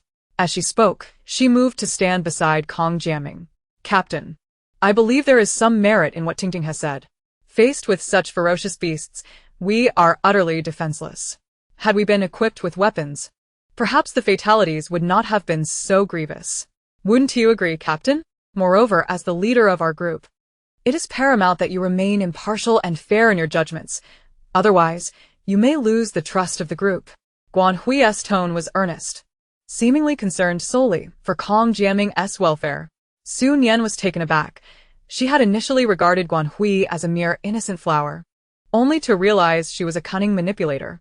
Unfortunately, with the harshness of the outside world, Su Nian had little patience for her theatrics. Casting a cold glance at Guan Hui, she retorted, Are you deaf? Captain Kong has already stated that our firearms were not provided by him. Guan Hui faltered at this. If they weren't supplied by Captain Kong, then from where did you obtain your weapons? Are they not controlled items? Su Nian scoffed. If that is your perspective, then all these creatures scattered around us must be protected species. Why do you wish to use weapons against them? I merely seek to defend myself. Your reasoning is rather hypocritical. I did not. Guan Hui protested, her voice tinged with a hint of tears. I don't know why you've taken a dislike to me since our first encounter, but you shouldn't target me like this. Su Nian twirled the gun in her hand. You've miscalculated. I never target others. I only kill. With that, Su Nian swiftly moved beside Guan Hui, pressing her gun against Guan Hui's forehead. Regardless of whether you are a pure-hearted flower or a scheming vixen, you will speak respectfully in my presence. Should you fail to learn how to speak properly, I shall ensure you are reborn and start anew. Do you comprehend? Her tone was measured and unhurried. Yet, Guan Hui trembled in fear, shivering for an extended moment before managing to utter, I understand. Good. Su Nian slowly withdrew her gun. As long as you are willing to converse respectfully, I am quite agreeable. Guan Hui looked at Su Nian, too fearful to speak, her body shaking even more. Su Nian turned to Jing Mo and Kong Jiaming, stating, I have no further business here. I shall take my leave. Jing Mo nodded, gently saying, You should go inside and warm yourself by the fire. Captain Kong, and I will tally the prey we brought down, and, once we calculated the contribution points, we'll join you. Kong Jiaming found himself both amused and exasperated by Jing Mo's focus on contribution points even in such circumstances. Yet he couldn't argue. For both Jing Mo and Su Nian had indeed put forth considerable effort. The agreement was clear. For every wild animal slain, contribution points would be awarded, a promise made prior to their departure that could not be altered under any circumstance. Su Nian nodded at Jing Mo and gave Kong Jiaming a slight bow before striding away. Watching her retreating figure, Jing Mo cast a casual glance at Guan Hui, noting her lingering terror, and scoffed before averting his gaze. Chapter 59. These two seemed to share a similar aura. Captain Kong, shall we begin the tally? Hearing Jing Mo's words, Kong Jiaming chuckled resignedly. Since you've put it that way, how could I refuse? No need to worry, it won't take long. Jing Mo reassured him, our bullets differ from yours. Once we extract them, we will easily identify which ones were fired by us. Ah, I see. Then let us commence. As they spoke, they busied themselves, ignoring Guan Hui and the girl named Tingting entirely. Tingting, who had previously boasted loudly, fell silent after witnessing Su Nian press her gun against Guan Hui's head, her presence dwindling to almost nothing. Only when Jing Mo and Kong Jiaming had moved far away did Tingting approach Guan Hui. Hui, are you alright? Guan Hui opened her mouth, feeling too embarrassed to speak but compelled to admit, my legs are frozen. Your legs are frozen? Tingting was puzzled. How did that happen? The moment the question slipped out, Tingting realized the implication. Hui, did you wet yourself? Though unspoken, both understood the unvoiced suggestion. Feeling humiliated, Guan Hui nodded, her voice quivering with impending tears. Tingting, what should I do? I can't move. Guan Hui felt her legs stiffening, accompanied by a sharp pain. She wished to move, yet found herself utterly immobilized. Tingting, having never encountered such a situation, was momentarily at a loss. Hui, wait for me, I'll go fetch help.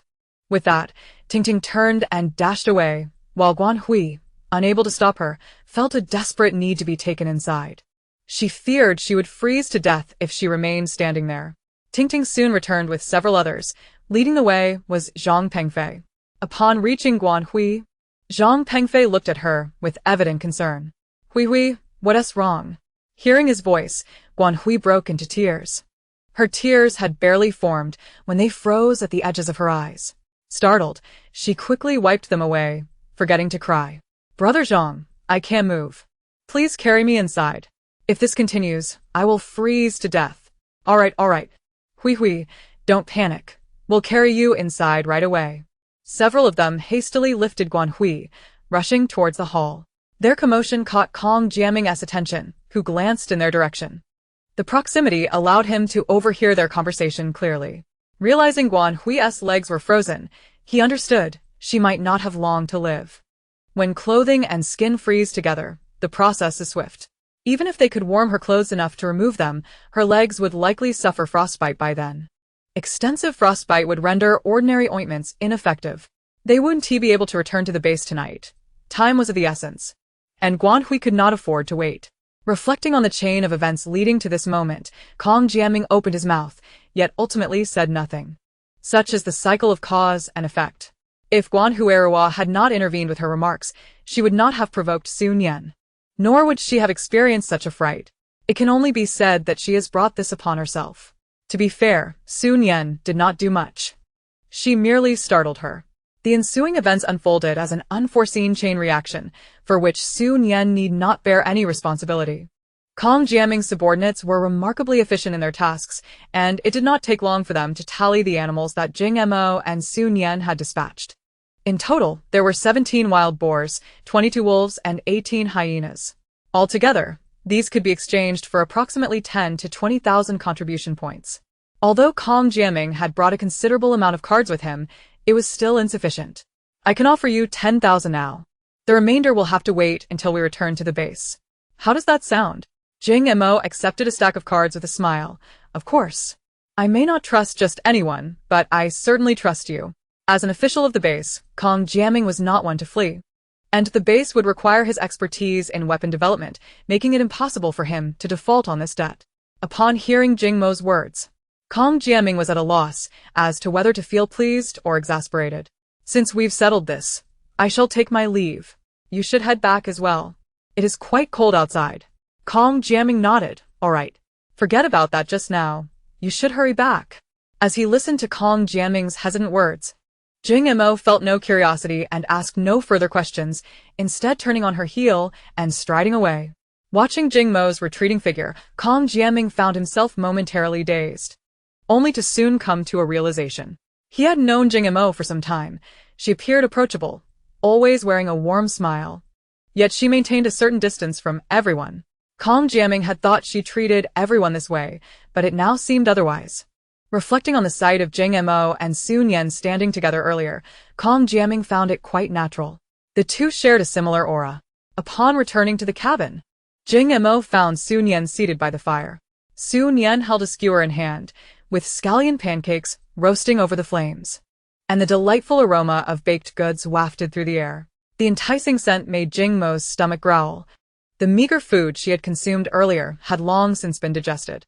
She quickened her pace towards Su Nian, who, before Jing Mo could sit down, said, "Here, I've boiled some water. Wash your hands first." Jing Mo glanced over to see a pot of steaming water. As she squatted down, Su Nian grasped the pot handle and tilted it. Jing Mo reached out to wash her hands in the poured water. The cold weather had its advantages. The water was pleasantly warm for washing. After cleansing her hands, Jing Mo sat beside Su Nian and opened her backpack to retrieve some items. Just eating pancakes would not suffice. Meat was essential. Su Nian watched as Jing Mo pulled out a vacuum-sealed roasted rabbit. Su Nian laughed. "How many rabbits did you bring?" Glancing at Jing Mo's bulging backpack, she suspected it was mostly filled with rabbit meat. Just as she was pondering this, Jing Mo unzipped her backpack, exclaiming, "Look!" Su Nian looked inside, and indeed found the majority filled with various vacuum-sealed rabbit meat, each type in several bags. She gave Jing Mo a thumbs up. "Impressive." Jing Mo smiled as she opened the packaging, taking a skewer to thread the roasted rabbit. "Let me tell you, if we roast this a little longer, the aroma will be irresistible." Su Nian was already aware of this fact. Otherwise, she would not have purchased so much vacuum-sealed roasted rabbit. What piqued her curiosity was how Jing Mo had come to know this. "Have you roasted it before?" Su Nian inquired, her gaze on Jing Mo growing more inquisitive. The scent of roasted rabbit was undeniably enticing, but given their shared accommodations, it was impossible for the aroma not to permeate. She lived right next to Jing Mo. Yet she had not noticed it. "Oh yes, I have roasted it," Jing Mo replied casually. "You must be wondering why you didn't catch the scent?"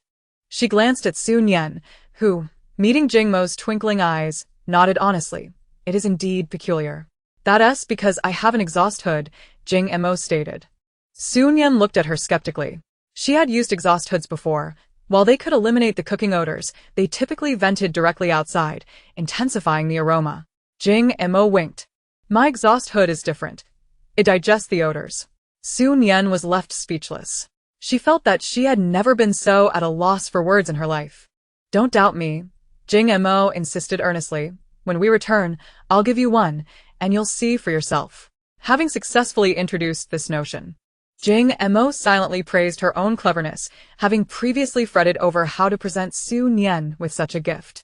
Feeling elated, Jing Mo turned the roasted rabbit over. After some time, the aroma of the roasting rabbit filled the air, whetting their appetites. Su Nian observed Jing Mo, unable to see his expression but sensing his evident joy through his demeanor. Just then, Jing Mo suddenly looked up and met her gaze. Their eyes locked, and Jing Mo raised his chin slightly. "Have you changed your taste?" Su Nian found it curious, glancing down at the spot Jing Mo indicated, only to realize her scallion pancake was on the verge of burning. She quickly withdrew her hand to inspect it. While slightly charred, it was not a major issue. The crisp edges would still provide a delightful crunch, albeit a bit tough on the teeth. After they finished the roasted rabbit and scallion pancakes, the hour had crept to 11. Jing Mo stepped outside for a moment, returning with a large stone cradled in her arms. Su Nian looked at her quizzically. "What do you need a stone for?" Jing Mo secured the door behind her, placing the stone against it. "This will serve as a barricade, allowing us both to rest. Tomorrow we should be able to head back." While having these stones did not guarantee absolute safety, they at least provided a buffer. Should anyone force their way in, they would hear the commotion and be ready to act. With time pressing, the two settled by the fire, leaning against their backpacks to sleep. Most of the commotion seemed to have occurred earlier in the night, as the latter half was enveloped in tranquil silence. They both slept soundly until dawn, sufficiently replenishing their energy. Upon waking, they boiled water to wash up and had breakfast. Jing Mo instructed Su Nian to wait there while she ventured to the lobby alone. Su Nian did not leave, but stood at the door, peering outside. The snowfall had lessened, with tiny, fragmented flakes resembling ice shards tumbling down. They stung more than snowflakes when they struck her face. She hoped for a return journey today. After 2 days of being out, the inconvenience was mounting, and she began to long for the warmth and comfort of her own bedroom. Just as she was about to close the door, she noticed someone emerging from the lobby. The distance that separated them was not great, yet Su Nian could still ascertain that the individual was staring at her with a gaze filled with animosity. Upon witnessing this, Su Nian raised an eyebrow. Judging by the figure and height, it could not be Guan Hui or Ting Ting. Who was it then? The confusion lingered only for a fleeting moment before Su Nian averted her gaze, closed the door, and turned to re-enter the room. The identity of that person was inconsequential. If they truly intended to do harm, then so be it. Before long, Jing Mo returned with swift strides, bearing 2 pieces of news. Get ready. We will soon depart for our return journey. Captain Kong mentioned that although the mission was not completely successful, the losses were substantial, and it would be wise to return to the base. Additionally, Guan Hui passed away last night. Passed away? What does that have to do with me? Su Nian thought to herself, suppressing the urge to shoot Guan Hui the moment she recalled Kong Jiaming's presence last night. How could someone die after just 1 night? Jing Mo frowned, recalling how she had been terrified last night, her legs and clothes frozen together, resulting in frostbite. Apparently, no one had tended to her carefully, and when everyone awoke that morning, they discovered she had already turned cold. I see. Su Nian nodded in understanding. Reflecting on the person who had been glaring at her from the entrance moments ago, she thought of the few individuals who resided on the 5th floor with her. Yes, I inquired, and there are 6 of them in total, 3 men and 3 women. One of them, named Zhang Pengfei, was particularly close to her. Upon hearing this, Su Nian comprehended. The one who had been standing at the entrance with a hateful glare was indeed Zhang Pengfei. Unfazed by Zhang Pengfei, she merely collected her belongings. When shall we set off? They're already packing. We can depart in 20 minutes, Jing Mo replied. Seizing this time, the 2 extinguished the fire and loaded the remaining firewood into the trunk. Firewood was also a consumable resource. Every bit counted and should not be wasted. Once in the vehicle, Jing Mo started the engine and turned on the air conditioning and heater. Su Nian retrieved a hand warmer from her backpack, and they each affixed it to their bodies. When they were adequately prepared, they finally spotted Kong Jiaming leading a group out from the hall. The vehicles that had been mostly empty on the way there were now filled to the brim for the return journey. While on the bus, tensions arose as survivors clamored to secure seats on the coach, reluctant to ride in the truck. After all, the coach offered comfortable seating and was likely to have air conditioning, making it undoubtedly warmer than the truck's cargo area. Yet, the number of bus seats was limited. Even with people sitting in the aisles, there were still those who had to board the truck. Some survivors clamored to ride in private cars, but most were turned away. Only those who had accompanied Kong Jiaming to rescue survivors were permitted to take passengers. There were survivors knocking on Su Nian's car window, but both she and Jing Mo chose to ignore them. As departure loomed, those outside hesitated less and finally left in frustration. Chapter 61. That Su Nian is truly terrifying. The convoy had set off with high spirits, yet now, as they embarked on the return journey, it seemed lifeless. The private car owners who had accompanied the task believed they were merely following behind to pick up scraps. Yet now, they had not only failed to salvage anything but had also lost friends and family in the process. In stark contrast, Su Nian and Jing Mo, who had suffered no losses and even reaped rewards, had become the targets of resentment. During their midday break, Su Nian noticed numerous eyes directed her way. However, she remained indifferent. Only the inept would fail to reflect on themselves and instead fixate on others. Before the apocalypse, firearms were indeed regulated weapons, but now, as long as one possessed resources and sought connections, acquiring a gun was hardly a challenge. They had chosen to accompany the base on missions, whether hunting wild animals or otherwise, yet had failed to adequately prepare weapons for contingencies. Who could they blame for their current predicament? Having resolved her physiological needs, Su Nian emerged from behind the abandoned building. She had scarcely taken a few steps when a figure appeared before her. Though the person was bundled up tightly, obscuring their face, Su Nian instantly deduced their identity. Zhang Pengfei? Recognizing him immediately took Zhang Pengfei aback, but he soon recovered, sneering as he spoke. You recognized me right away. You must know I've come to seek revenge. Su Nian shook her head. No, I simply thought that if someone were to act foolishly in front of me, it would likely be you. You. Zhang Pengfei's anger flared as he glared at Su Nian, his eyes turning vicious. You wretched woman, since you are so ungrateful, do not blame me for being impolite. Zhang Pengfei was evidently confident in his abilities and charged towards Su Nian. The thick clothing he wore severely hampered his movement, reducing his combat effectiveness. He relied on the inherent advantages of being a man, assuming that in terms of strength and stamina, most women would not be his match.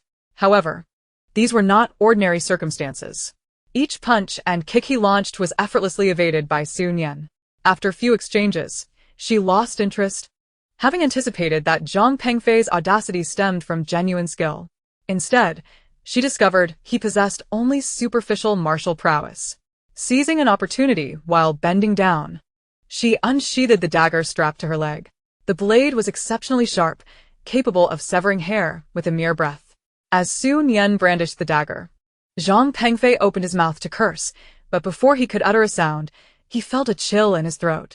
In a swift motion, Su Nian slashed the blade across Zhang Pengfei's neck. The force was considerable, slicing through layers of clothing, breaking the skin, and severing his windpipe. Due to the cold weather and the barrier of clothing, no blood spurted forth. Watching Zhang Pengfei collapse into the snow, Su Nian took her time to clean the blade with his blood before sheathing it and departing the scene step by step. Upon returning to the vehicle, Jing Mo looked over with concern. Why were you gone for so long? Su Nian chuckled lightly. I encountered Zhang Pengfei. Upon hearing this, Jing Mo did not seem alarmed. Instead, she asked with a calm tone, did you kill him? Yes, he insisted on being a tragic couple with Guan Hui. So I had no choice but to fulfill his wish. In this world, there are many paths to take, since Zhang Pengfei chose this fatal route. Su Nian had no alternative but to oblige him. Kong Jianming had allotted them only 20 minutes for rest. In the blink of an eye, the time passed, and once they had attended to their needs, they returned to the vehicle as Kong Jianming ordered them to set off. In a private car, Ting Ting noticed Zhang Pengfei had not returned for quite some time, and a sense of foreboding crept in, causing her to tremble even more. The person beside her, noticing her shivering, curiously inquired about her distress. Ting Ting shook her head repeatedly, unable to utter a single word. Seeing her silence, the individual refrained from pressing further. As the convoy resumed its journey, they would not stop again until they returned to the base. Ting Ting turned her head, casting a fleeting glance through the car window. Zhang Pengfei was nowhere to be seen. The memory of his earlier words lingered in her mind, where he had mentioned the need to deal with Su Nian before returning to the base, and fear gripped her heart. Zhang Pengfei had failed to confront Su Nian and had instead put himself in jeopardy. That Su Nian was truly formidable. Fortunately, they were on the cusp of returning to the base, and once there, she would be free from the necessity of encountering Su Nian again. With this thought, Ting Ting's fear gradually subsided. Unbeknownst to her, Su Nian was unaware that someone harbored such an intense dread of her. At that moment, Su Nian was behind the wheel, navigating the road with the base's snow-clearing vehicle leading the way, making the journey considerably smoother. However, the convoy's length resulted in a slower pace. By the time they arrived at the base, night had already enveloped the surroundings. Upon entering the base, the convoy dispersed, with private vehicles heading in various directions. Su Nian drove directly back to the small building where they resided. After parking the car downstairs, she unloaded her belongings before Jing Mo took the vehicle to the parking lot. Due to their continuous use of the air conditioning, the fuel had dwindled down to a third of its capacity. While gasoline does not freeze, it is susceptible to theft. Even with the remaining amount being minimal, Jing Mo extracted the gasoline, carrying the container back. As he ascended the stairs, he passed the 5th floor, where he overheard voices seeping through a slightly ajar door. Guang Hui is dead, and Zhang Pengfei has vanished as well. Are we still going to remain here? One voice lamented. It was Guang Hui who suggested renting this place, with Zhang Pengfei covering a third of the rent. Now that both of them are gone, can we afford this residence? Show me the figures, or else we might as well return to the communal dormitory. But with so many survivors now at the base, that place will likely be even more cramped. Still, we must go back, otherwise, in the future, we won't even be able to squeeze in. Jing Mo chose not to linger and continued his ascent. Upon reaching home, He retrieved one of the range hoods and carried it to Su Nian's door. Knock, knock, knock.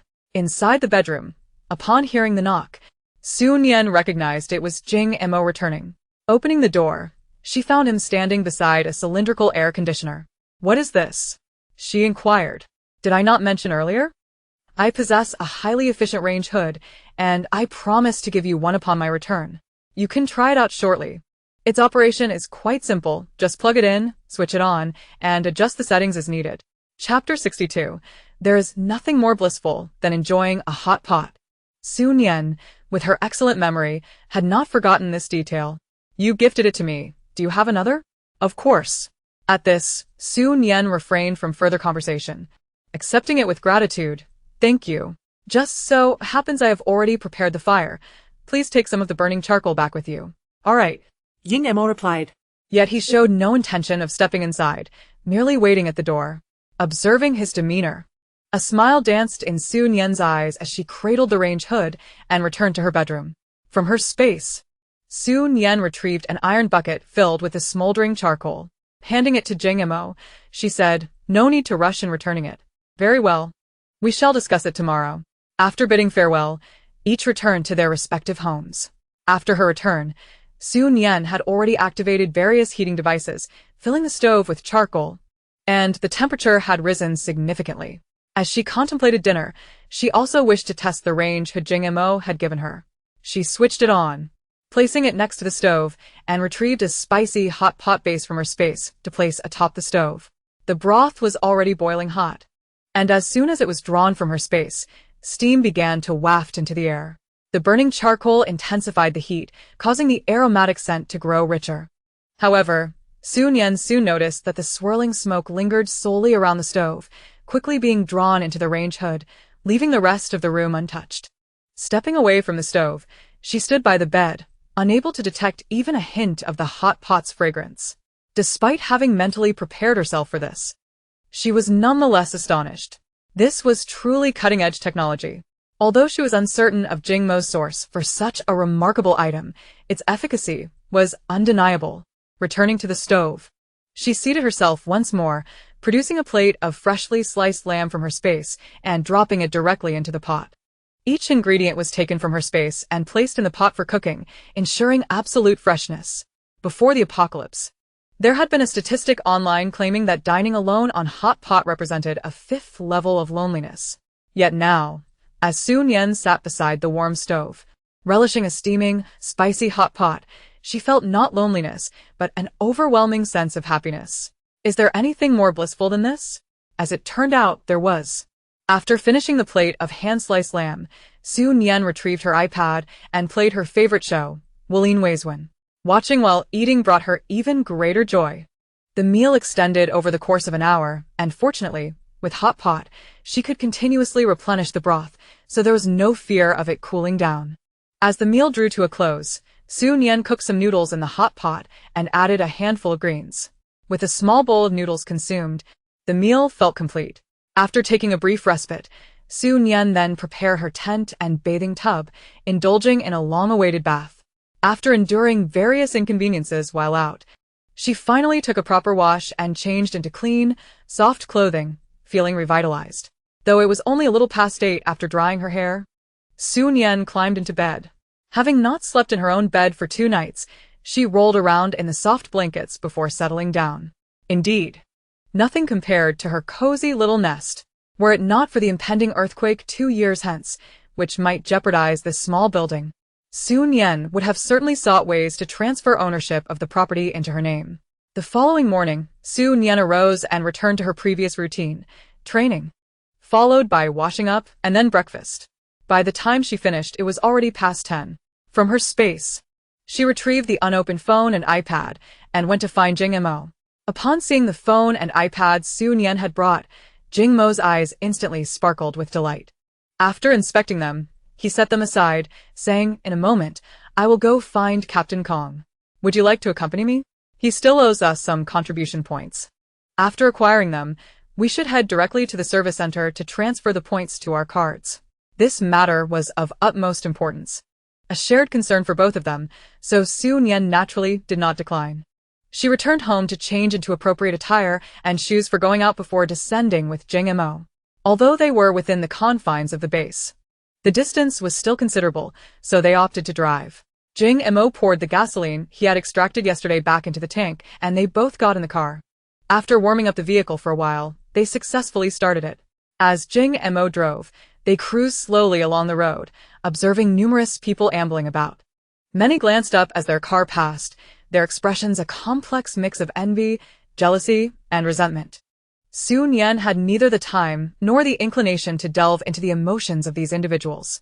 The chill outside was palpable, and she yearned to conclude her tasks swiftly and return home. After a span of 20 minutes, Jing Mo parked the vehicle in front of a sizable building.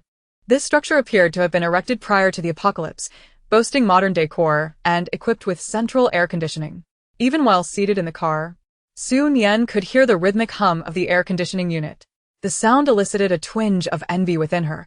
How delightful it would be to enjoy such comfort. Alas, given their current circumstances, the fact that they still had access to electricity was already a considerable blessing. Installing an air conditioner would likely result in an immediate power outage.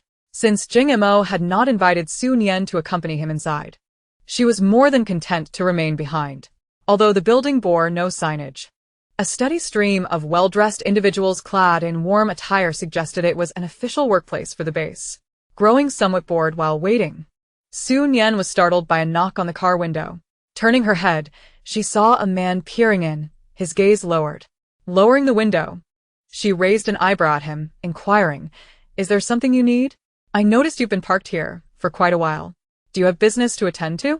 "Perhaps I could assist you," he replied, his tone courteous, yet tinged with a hint of arrogance. It was evident from his words that he was unaware of her purpose, yet still presumed he could be of help. Su Nian shook her head. "No, thank you." Regardless of the man's intentions, he at least exhibited some politeness, prompting her to respond in kind. As she spoke, he took note of her attire, his eyes brightening further. "You needn't feel shy. I hold a certain status and authority here, and I can handle most matters," he boasted, a smirk crossing his face. He had often witnessed how young women's attitudes shifted dramatically upon learning of his position. However, he sensed that this girl was not like the others. Chapter 63. He still owes me 10,000 contribution points. Though he had never encountered Su Nian before today, her attire and the fact that she was driving within the base indicated she was no ordinary person. The prospect of associating with someone of her caliber ignited a spark of ambition in his eyes. When Su Nian remained silent for an extended period, he pressed on. "Why are you not speaking? You needn't feel embarrassed." Observing the shift in his demeanor, Su Nian finally grasped his intentions. With a smile, she shook her head. "I'm not embarrassed. Rather, my affairs are beyond your capability to assist." "How can you say that when you haven't even disclosed your business?" he challenged. "I assure you, there is little here that I cannot handle." "Is that so? Tell me, is there someone named Kong jamming here?" "Yes, Captain Kong. I know him quite well." "That's splendid. He owes me 1,000 contribution points. If it's convenient for you, could you go find him now and help me retrieve those points?" 1,000 contribution points? The man stared at her in disbelief. "Surely you're not jesting?" Su Nian shook her head. "Why would I make light of such matters? If it were false, you would be easily disproven upon entering." The man considered her reasoning, finding it sound. Su Nian continued, "So, do you have time to assist me in reclaiming them?" "Huh?" The man snapped back to attention, meeting Su Nian's bright gaze. He quickly shook his head. No. I suddenly remembered I have urgent matters to attend to. I doubt I can be of any assistance." With that, he hastily turned to leave. However, just as he did, he caught sight of Kong jamming standing a mere meter behind him, observing intently. The man recognized Kong at once due to the name tag hanging from his chest, which displayed his name and title. In the frigid weather, most people were bundled up in masks and hats, making it challenging to identify one another without such identifiers. Kong Xiaoming. Kong's expression was devoid of emotion as he spoke, his voice steady. "You claim to be well acquainted with me? There is nothing here you cannot manage?" "Captain, where is your name tag? Have you forgotten the regulations?" "And no." The man fumbled in his pocket, retrieving the name tag and affixing it to his chest. With his back turned to Su Nian, she could not see his tag, but heard Jing Mo's voice from beside Kong Jiaming, gatekeeper Wang Cheng. Jing Mo's tone carried a hint of amusement. Captain Kong, surely a gatekeeper can manage anything. I would also like to be a gatekeeper. Kong's gaze darkened further upon hearing this. Wang Cheng, where's your post? Who allowed you to spread such nonsense? Please, Captain. I made a mistake. Just let me off this once. It seems you were hoping I would come personally to address this. No. I'll go right now. Wang Cheng stammered, stumbling towards the entrance. Jing Mo narrowed his eyes. Is the base truly lacking in manpower? Of course not. I will handle this matter. I have complete confidence in Captain Kong's capabilities. Then we shall take our leave now.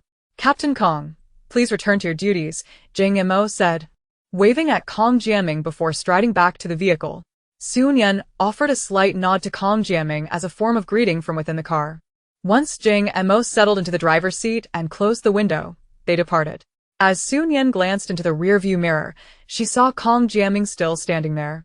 What are you looking at? At Jing Mo's inquiry, Nian withdrew her gaze, replying nothing, just found it quite interesting. Regardless of the circumstances, there are always individuals worrying about basic necessities, while others, with their needs met, exploit their positions for personal gain. Jing Mo snorted.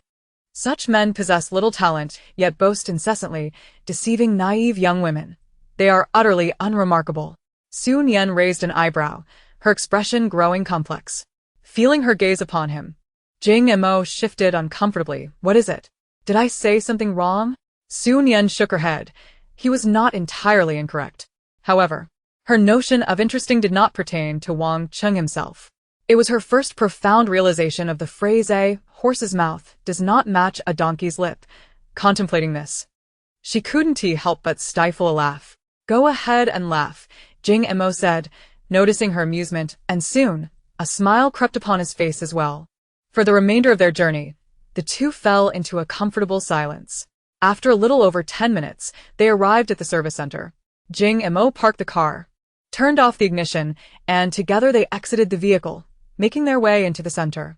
Uncertain whether it was due to the morning hour or the return of task doers from the previous day, the service center was surprisingly bustling with activity. At the very least, it was considerably more crowded than during the last visit of Nian and Jing Mo. However, given the vastness of the service center, the crowd still felt somewhat sparse. Nian scanned the area and soon located an available window, prompting her and Jing Mo to approach it.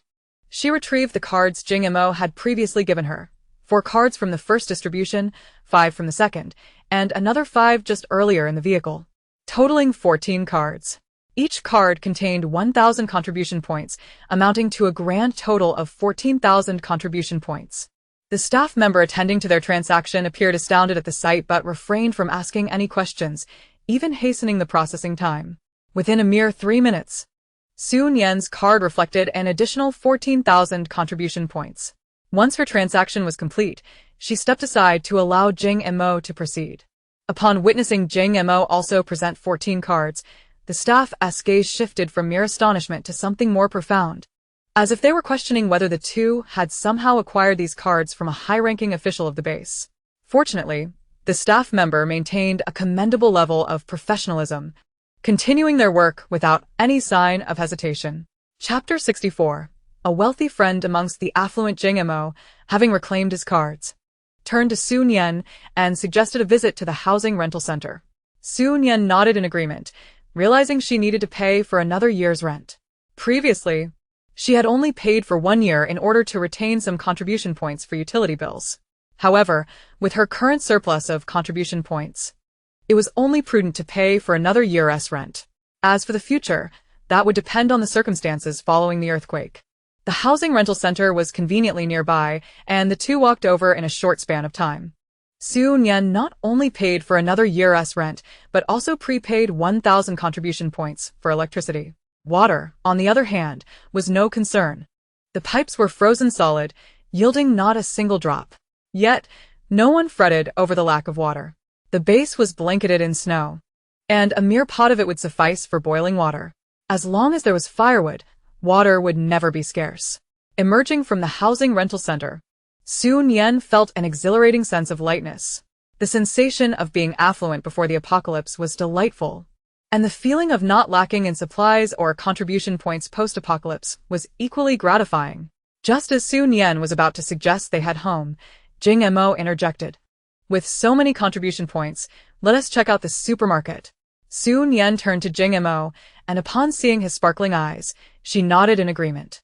Having accompanied Jing Mo through these errands, it was only fitting that she now joined him in exploring the supermarket. The supermarket was a considerable distance away, necessitating a drive. In such a large base, there were certainly more than one supermarket, but the larger ones offered a more comprehensive selection. Jing Mo drove directly to the largest supermarket. Today was a rare occasion without snowfall. Although the temperature remained low, the absence of biting snowflakes against exposed skin made a significant difference. Perhaps due to the clear weather. There was a long queue outside the supermarket. The last time Su Nian visited, it had been during a heatwave, and only one window had been open in the evening.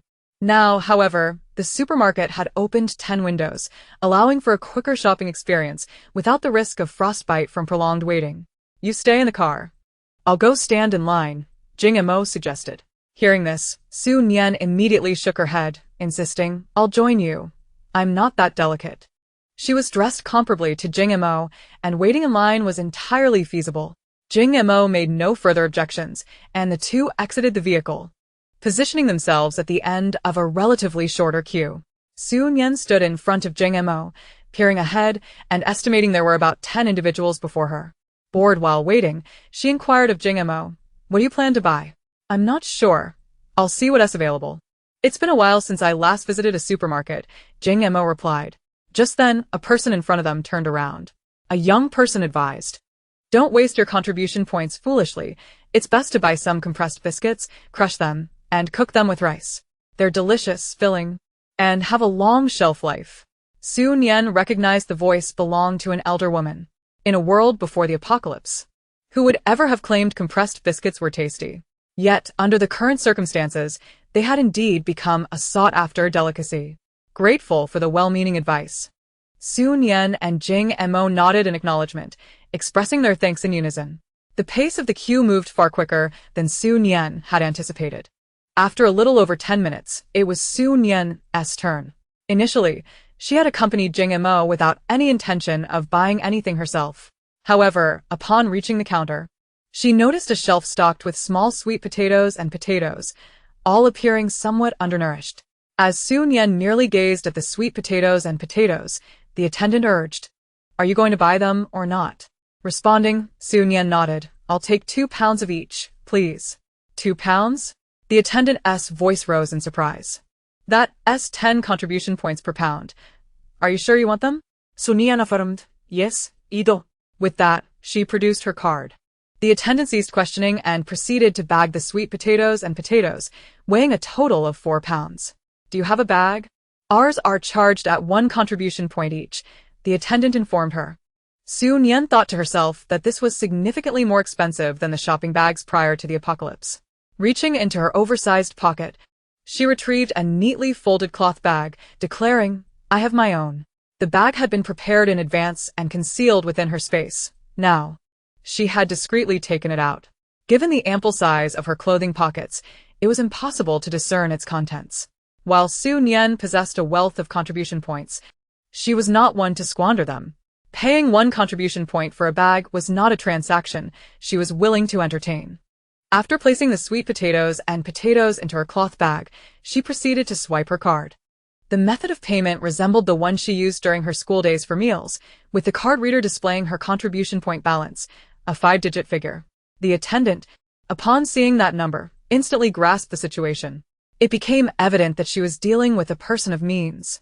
No wonder she could purchase potatoes and sweet potatoes without a moment's hesitation. The attendant, recognizing Su Nian's capability, added, "These potatoes and sweet potatoes are a new breed cultivated by scientists. They are extremely cold-resistant. You might even try planting some yourself."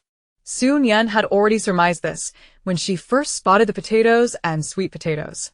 To my surprise, the salesperson offered an additional remark. "I understand now, thank you," Su Nian replied, tucking away her card and stepping aside while cradling the potatoes and sweet potatoes. The salesperson, puzzled by Su Nian's lingering presence, was about to voice her confusion when another voice interjected, I'll take 2 pounds of both potatoes and sweet potatoes. The salesperson's expression shifted. Upon glancing between Su Nian and Jing Mo, she realized the two were acquainted. It is widely acknowledged that a wealthy individual's companions often share their affluence. This time, the salesperson refrained from further commentary and promptly filled Jing Mo's order for potatoes and sweet potatoes. I don't have a bag. I purchased this one, Jing Mo added. After encountering shock repeatedly, the salesperson had grown accustomed to it, nodding with a voice devoid of inflection. Very well. Jing Mo peered behind the salesperson, only to see shelves stocked with potatoes, sweet potatoes, and shelves lined with compressed biscuits. Is this all you have? Chapter 65. I bought a double portion. You can have half. Anything else? The salesperson, slightly bewildered by Jing Mo's inquiry, asked, What else do you desire? Never mind. Let us proceed to check out.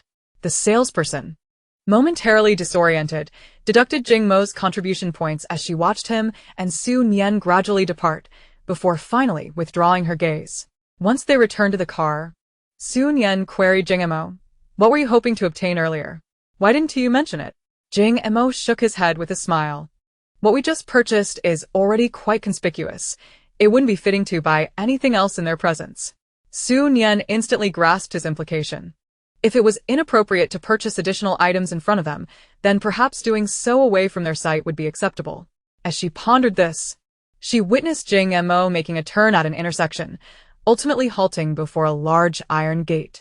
Upon closer inspection, Su Nian realized, Is this the supermarket's back entrance? Indeed. One can procure items here as well. If one orders in bulk, it's preferable to come this way, considering the fewer crowds. After explaining, Jing Mo exited the vehicle and rapped on the iron gate. Above the gate was a small square door, just large enough for a head to poke through.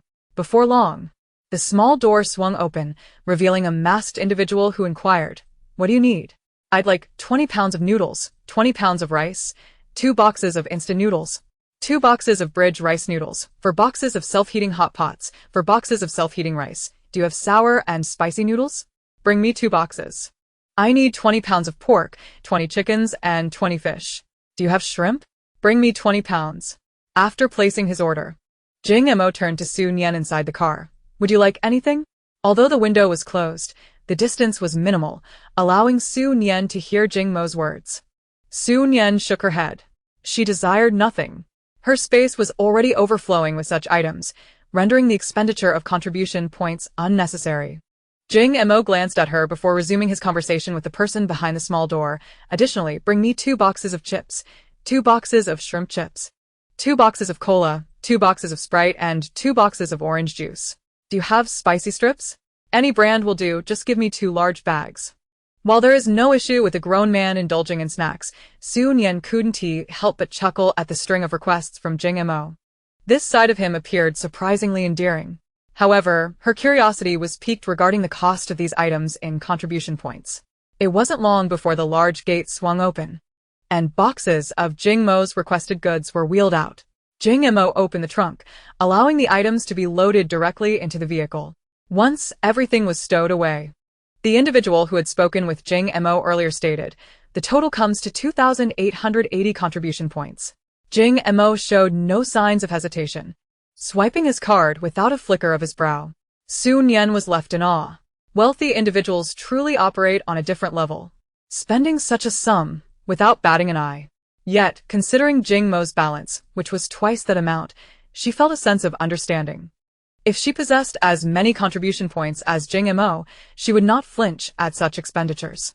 Although the quantities ordered sounded substantial, once loaded into the car, they barely filled half the trunk. However, many of these items would likely not be produced again and were consumables, justifying their higher prices. After the end of the world in her previous life, Su Nian had not encountered vendors selling such goods.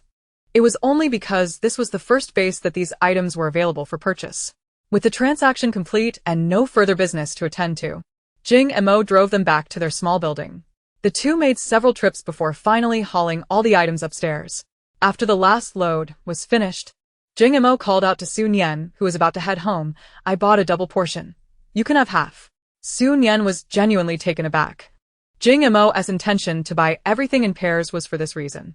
Looking at the pile of items on the floor, she slowly shook her head. I don't want it. If you refuse, wouldn't that mean I'm taking advantage of you? I've had my fair share of your self-heating hot pots and rice. In the spirit of reciprocity, you should take your half now. Jing Mo's reasoning seemed somewhat sound, yet it was not entirely convincing. After all, she had accepted the range hood he provided. Besides, they had only gone out together a few times. The combined total of their meals hardly amounted to 2 boxes of items. Standing face to face, both stubbornly gazed at each other. After a moment of shared silence, Nian burst into laughter. How amusing it was to see them resembling 2 elementary students quarreling. All right, I'll accept the items, but I'll leave them with you for now. Don't you want to learn to cook? Merely reading one tea suffice. I can teach you. Just keep the items at your place, and we can cook together each day. If that is the case, then it's settled. Jing Mo replied, laughter spilling forth. Bright and hearty. After running around all morning, you must be tired. Let us skip lunch. If it's convenient for you, come find me for dinner. All right, I'll seek you out then. After finalizing their arrangement, one entered their home while the other descended the stairs. Once back in her bedroom, the smile lingered on Nian's lips. The image of 2 elementary students bickering was truly delightful. She did not forget to bring the potatoes and sweet potatoes inside. After indulging in laughter, Nian took a closer look at the potatoes and sweet potatoes. They were barely larger than the palm of her hand, and the skin color appeared lighter compared to the varieties before the apocalypse.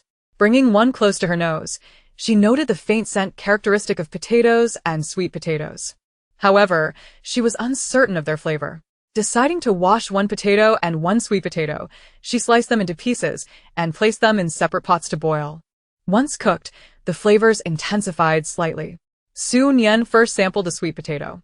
Its pale white hue, when boiled, had a soft, sandy texture with an understated sweetness. The potato, too, had a somewhat whitish color. Its taste was dense but lacked the distinct aroma typical of potatoes.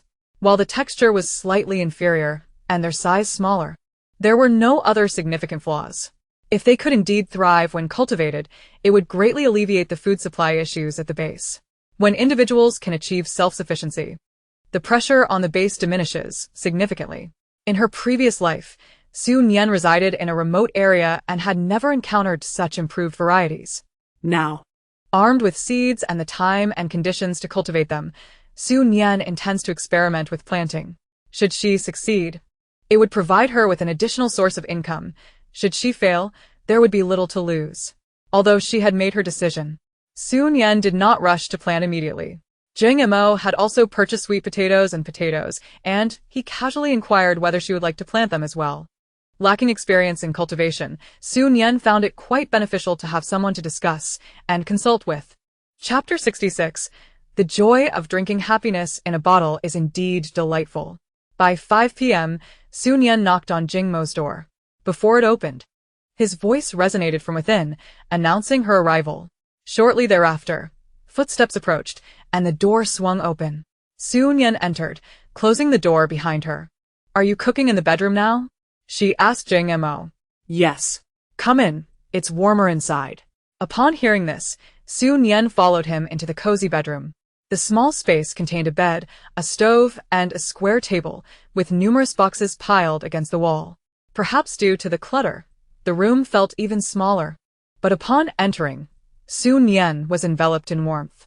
Despite Jing Mo not having as many heating appliances as she did, with only 1 stove, the indoor temperature appeared similarly comfortable. However, Nian refrained from probing further. Whether before or after the apocalypse, she had never been overly curious about others' private matters. On the wall beside the stove hung a wrought iron 3-tiered shelf, adorned with an array of condiments such as oil, salt, soy sauce, and vinegar. Upon closer inspection, Nian noted that Jing Mo had indeed prepared a comprehensive selection of seasonings. The square table in the center of the room was laden with various pre-washed ingredients. Jing Mo picked up a book, flipping to a page for Nian to see. I think this sweet and sour fish looks quite appealing, he remarked, then turned a few pages. And this spicy chicken looks delicious too. Besides these 2, we could stir-fry some shredded potatoes. What do you think? Listening to Jing Mo, Nian glanced back at the table. There lay a cleaned fish, a small bowl of chicken cut into chunks, and another bowl soaking with finely shredded potatoes, expertly sliced. Since the ingredients belonged to Jing Mo and he was teaching her to cook, Nian had no objections to his suggestions. Then let us start by pouring oil into the pan, she declared, regardless of whether it was the spicy chicken or the sweet and sour fish. Both required an initial frying before proceeding to the next steps. Noticing the abundance of shredded potatoes, Nian decided to fry some more potatoes as well. The thin potato strips, lightly coated in flour, were placed into the hot oil to fry. Once golden and crispy, they were taken out and sprinkled with chili powder and cumin, ready to be enjoyed.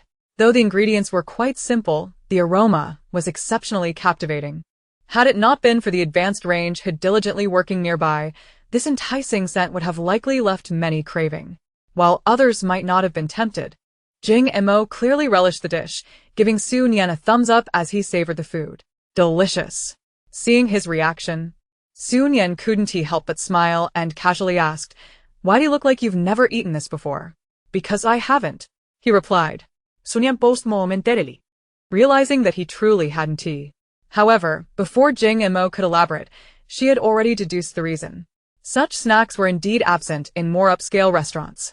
Judging by every aspect, Jing Mo's circumstances before the apocalypse must have been quite favorable, making it unsurprising that he had never tried such fare.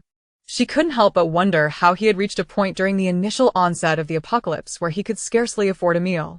As Jing Mo munched on the fried potato strips, he momentarily halted, then smiled at Nian, saying, "There are so many things I've yet to try.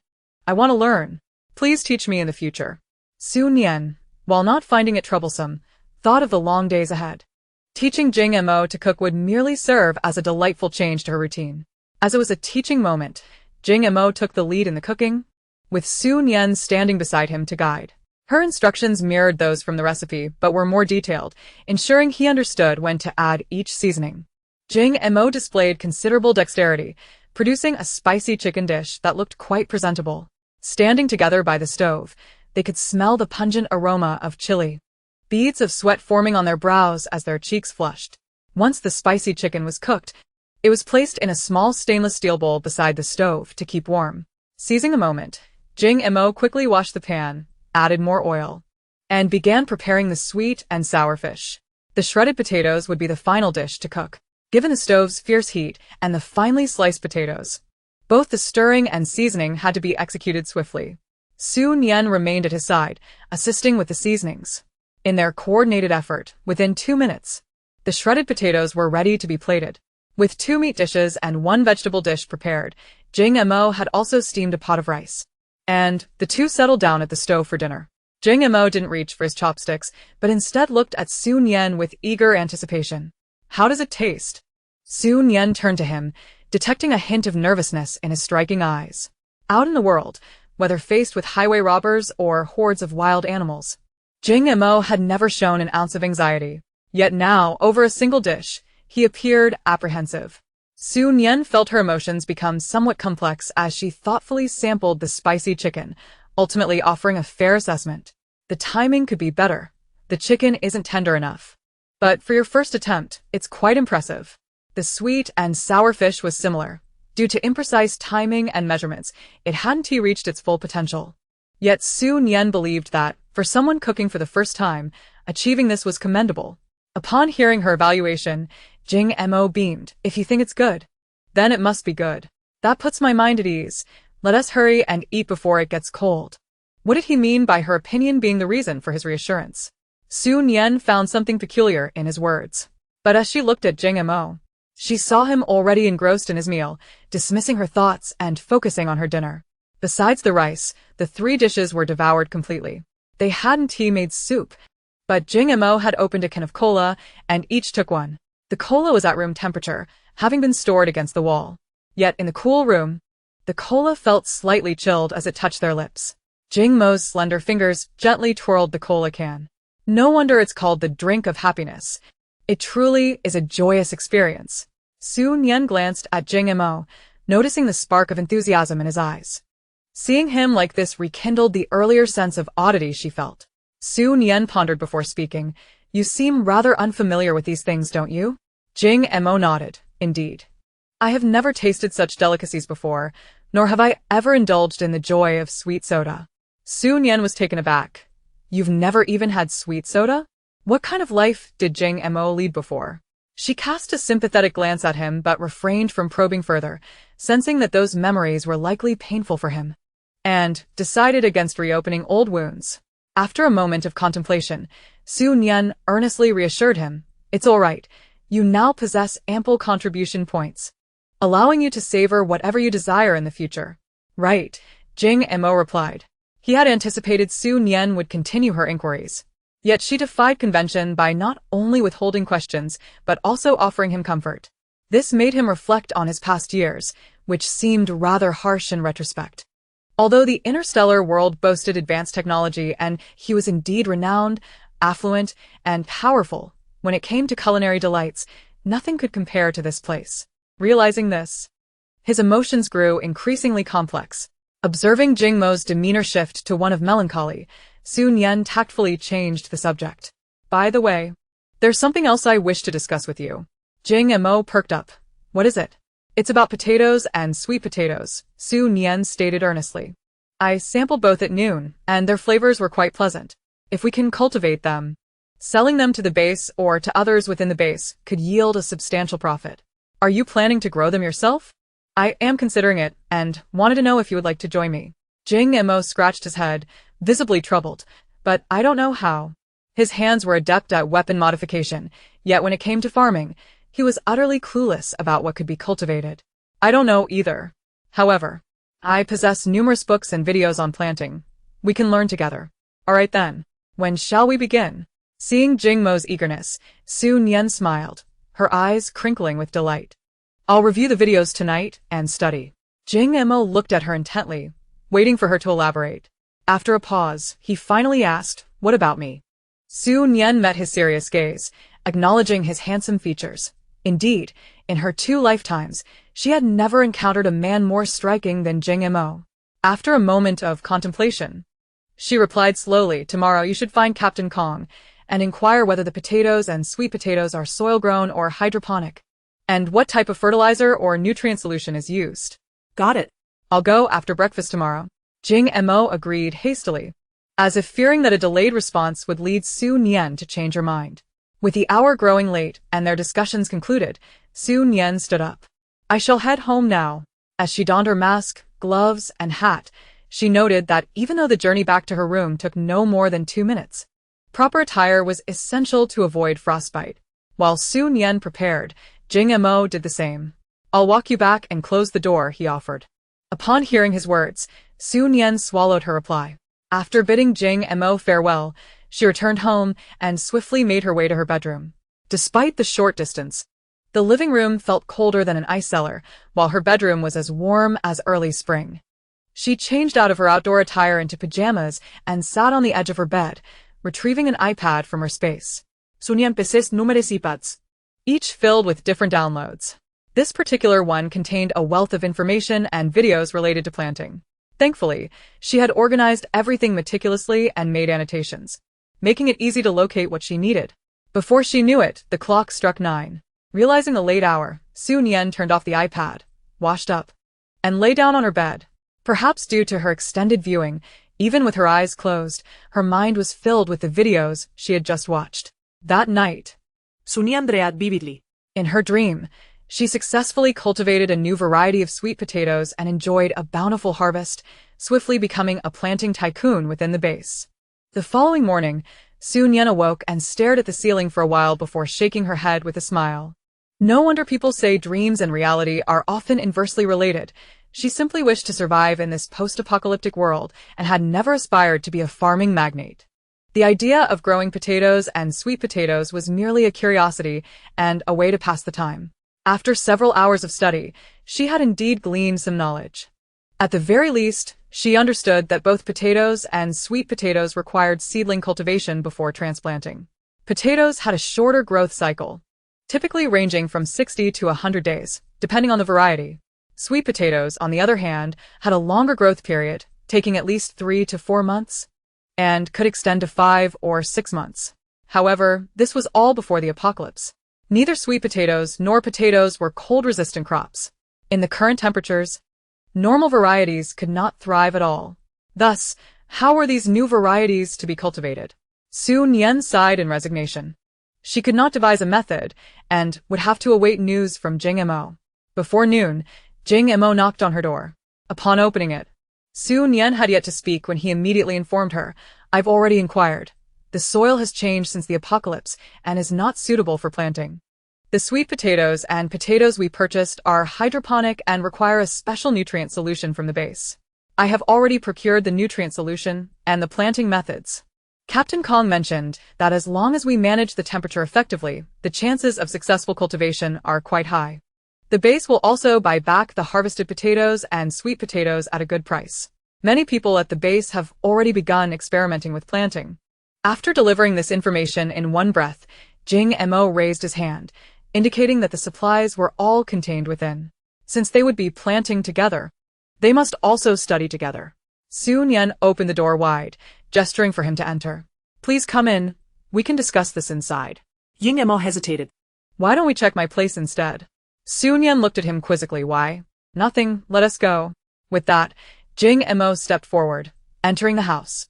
Su Nian cast him a puzzled glance before closing the door and following him to her bedroom. Chapter 68. The adorable Su Nian. Seeing Jing Mo pause at the bedroom door, Su Nian took the initiative to open it. "Come in quickly, or the warmth will escape," she urged. At her prompting, Jing Mo stepped inside.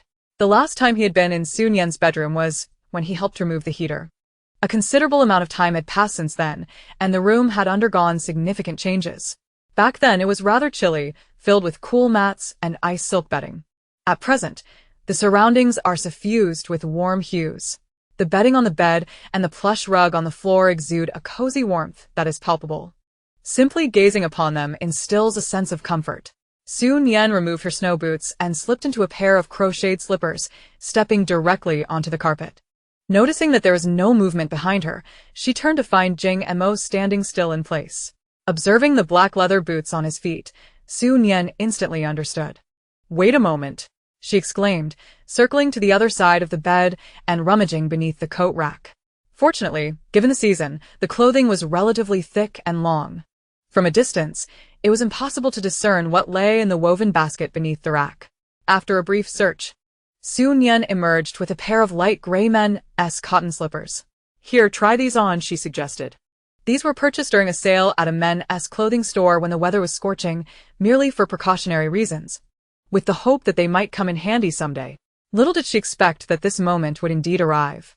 However, she was uncertain whether they would fit. As she pondered this, she noticed Jing Mo bending down to remove his boots and slipping into the cotton slippers.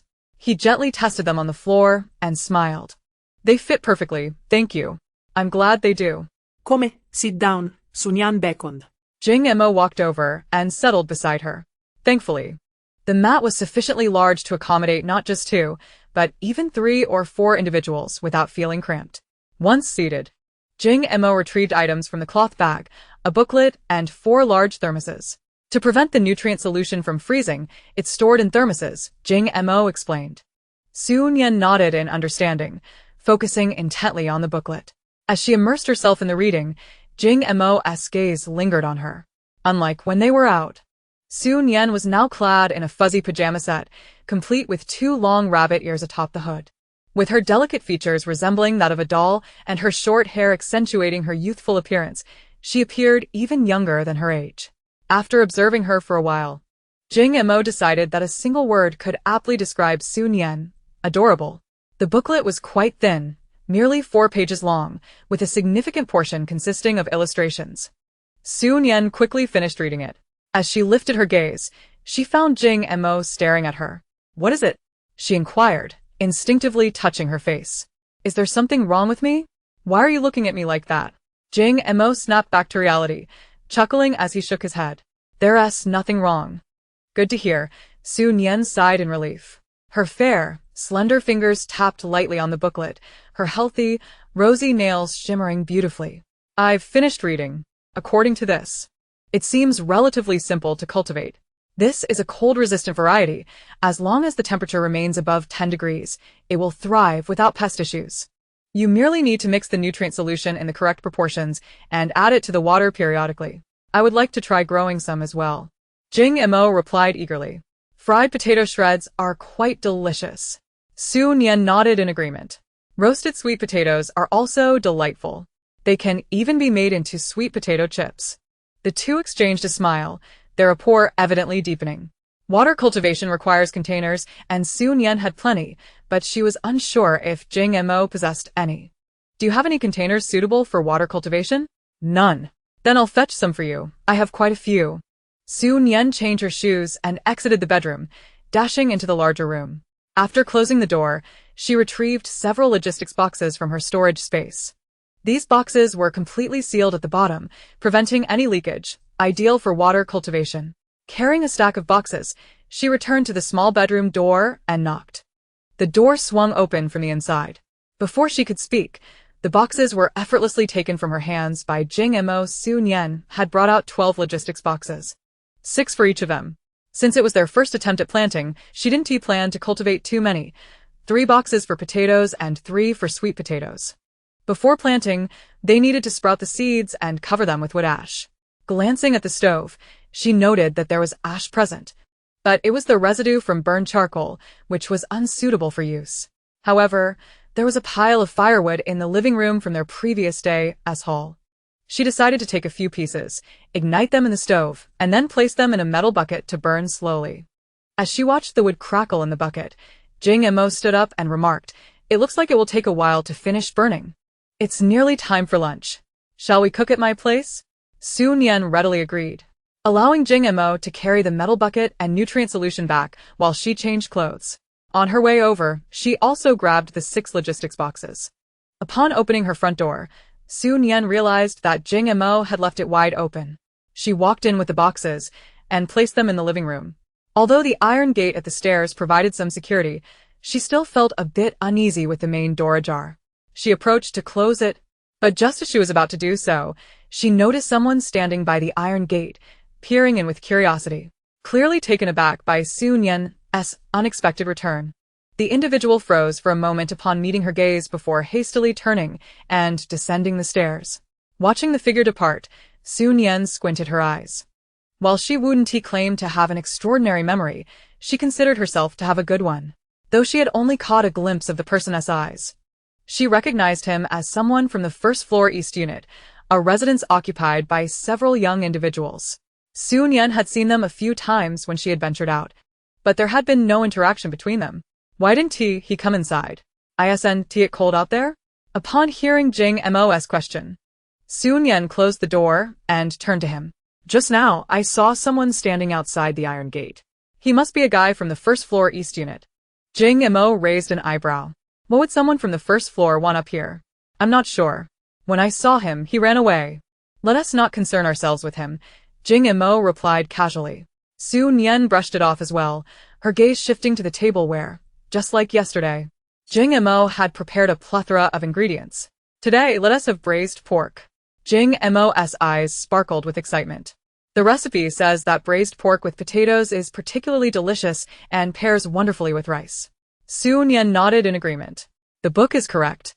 Braised pork with potatoes, accompanied by rich gravy, is truly a perfect match with rice. In addition to this, Jing Mo had also prepared a self-heating hot pot. This one featured tripe, along with black fungus and lotus root among the vegetables. With both dishes on the table, they had a good balance of meat and vegetables. The metal bucket was set in the living room, and when the two finished their meal and stepped out to check, they found that not only had the firewood nearly burned out, but even the remaining ash had cooled completely. The low temperatures had clearly taken their toll. In that moment, it was hard to ascertain whether the cold was a blessing or a curse. The two individuals did not overly dwell on the matter at hand. They swiftly retrieved the chopped potatoes and sweet potatoes, encasing them in a layer of wood ash. Once adequately wrapped, the potatoes and sweet potatoes were placed in a warm location, awaiting the emergence of sprouts. Su Nian carried her potatoes and sweet potatoes home, glancing down the stairwell as she passed. The staircase was empty, devoid of any presence. Perhaps it was due to the variety or possibly the temperate conditions. After a day had passed, When Su Nian returned to inspect the potatoes and sweet potatoes, she was greeted by the sight of tender green shoots breaking through the surface. Although her space was filled with an abundance of leafy greens, the sight of those delicate green sprouts elicited an involuntary smile from her. After gazing upon the snow-covered realm for too long, anyone would find such vibrant greenery delightful, for it symbolizes hope. From that day forth, Su Nian made it a daily ritual to check on her potatoes and sweet potatoes. In 5 days, the tender shoots had transformed into soft leaves, signaling that they were ready for transplantation. Jing Mo had brought back a total of 4 bottles of nutrient solution, granting Su Nian 2. She poured water into the logistics box and mixed the nutrient solution according to the specified ratio before carefully placing the seedlings of the potatoes and sweet potatoes inside. The 6 boxes were neatly aligned against the wall, and Su Nian found herself envisioning them flourishing with lush growth. With daily tasks occupying her time, Su Nian rarely ventured outside, aside from occasionally teaching Jing Mo how to cook. As days turned into weeks, the potatoes and sweet potatoes grew at an astonishing rate. It was at this juncture that Su Nian truly comprehended the essence of a new variety. Judging by their growth, she surmised that within a month, the potatoes would be ripe for harvest. Compared to the growth speed prior to the apocalypse, this was indeed remarkably rapid. Following the harvest of her potatoes, Su Nian received word from Jing Mo. Initially, the prices of potatoes and sweet potatoes in the base's supermarket were relatively high due to the limited quantity produced. However, after some time, the prices decreased and the items became widely available throughout the base. Now, anyone with even modest means was cultivating sweet potatoes and potatoes. These tubers could be boiled, stir-fried, or processed into potato flour or sweet potato noodles. Sweet potatoes could even be ground into flour to make steamed buns. With such a plethora of culinary options, there was no fear of monotony. The prices of sweet potatoes and potatoes had become exceedingly affordable, with a single contribution point purchasing a pound. Jing Mo remarked with a hint of exasperation, initially hoping to sell them to the base after cultivation, but now, selling them would barely cover expenses. It would be wiser to keep them for personal consumption. Upon hearing Jing Mo's words, Su Nian was reminded of a dream she had in which she became a plantation magnate. However, reality proved that dreams and life often diverge starkly. Su Nian had no intention of selling, naturally devoid of any disappointment. She resolved to keep them for herself, planning to make sweet potato chips, a delightful snack. Su Nian recognized Jing Mo's fondness for snacks, yet he seemed remarkably disciplined, engaging in daily exercise. Otherwise, he wouldn't have maintained his physique after over a month of indulgence. Then teach me, I will join you in the preparation, she suggested. Over the past month, Su Nian had come to appreciate Jing Mo's dedication to learning. Anything she taught him, he executed flawlessly on the second try, not only adhering to the procedures, but also enhancing the flavors compared to the previous attempt. The method for making sweet potato chips was not arduous. The sweet potatoes were washed, placed in a pot, and boiled for at least 2 to 3 hours. After boiling, they should not be removed immediately, but left covered to cool naturally. Once completely cooled, they could be sliced into finger-width strips. They could be dried in the sun, though that was no longer feasible given the absence of sunlight, or they could be baked in an oven. Both Su Nian and Jing Mo had ovens, and they each baked their portions, later swapping to taste, discovering that the flavors were virtually indistinguishable. As Jing Mo took a bite of the sweet potato chips, he raised an eyebrow at Su Nian, inquiring whether she wished to go out after staying indoors for over a month. Su Nian felt she was quite the homebody, having spent an entire month without stepping outside and feeling no boredom. However, before she could decline, Jing Mo continued, "Did you not have a fondness for that submachine gun? It would be a perfect opportunity to teach you how to use it." Upon hearing this, Su Nian retracted her initial refusal. "All right, when shall we go?" "Today is a bit late. Let us go early tomorrow." "Sounds good." The following morning, after breakfast, Su Nian donned her gear and slung her half-height backpack over her shoulders before stepping outside. As she opened the door, she spotted Jing Mo emerging from the opposite entrance. Both exchanged smiles as they descended the stairs together. Upon reaching the first floor, and just as they were about to exit the unit, the sound of a door opening caught their attention, accompanied by a man's voice. Are you Su Nian?" At the mention of her name, Su Nian turned to face the source of the voice. "Who are you?" Aside from Jing Mo, she had not introduced herself to anyone else in the building. Hearing her name spoken by a stranger instilled a sense of caution, alongside a tinge of surprise. "You really are Su Nian?" the young man exclaimed. Taking a few quick steps forward, "I am Wukong Jian." "Wukong Jian?" Su Nian furrowed her brow, unable to recall who this person was. "We were high school classmates. We were in the same class during our senior year. I sat in the third to last row. By the way, our class teacher also had the surname Wu, and everyone called him Old Wu, while they playfully referred to me as Little Wu. Do you remember?" Chapter 70 was all due to this damned apocalypse. Upon hearing Wukong Jian's words, Su Nian felt a flicker of recognition. Perhaps for Wukong Jian, their high school graduation was merely 4 years ago, so he still vividly remembered her as an old classmate. However, for Su Nian, that was a distant 14 years past, and it was entirely normal not to recall him immediately. Su Nian felt no embarrassment. She merely inquired, "Do you need something? You remember, don't you?" Wukong Jian exclaimed with delight, moving closer with open arms. "It's been 4 years since we last saw each other. I thought I would never see you again. Yet here we are." Before Wukong Jian could reach her, Su Nian had already drawn the Tang Dao from her backpack. Gripping the hilt, she positioned the scabbard against his chest. "What do you intend to do?" "I have no ulterior motives," Wukong Jian protested, his tone innocent. "I merely thought it would be nice to embrace an old classmate in such circumstances." "What is wrong with that?" "Hey, Su Nian, is that a Tang Dao? I can tell it's a fine blade just by looking at the scabbard. Where did you get it? I remember you were quiet and demure back in school. I never imagined you'd be wielding weapons now. All thanks to this damned apocalypse."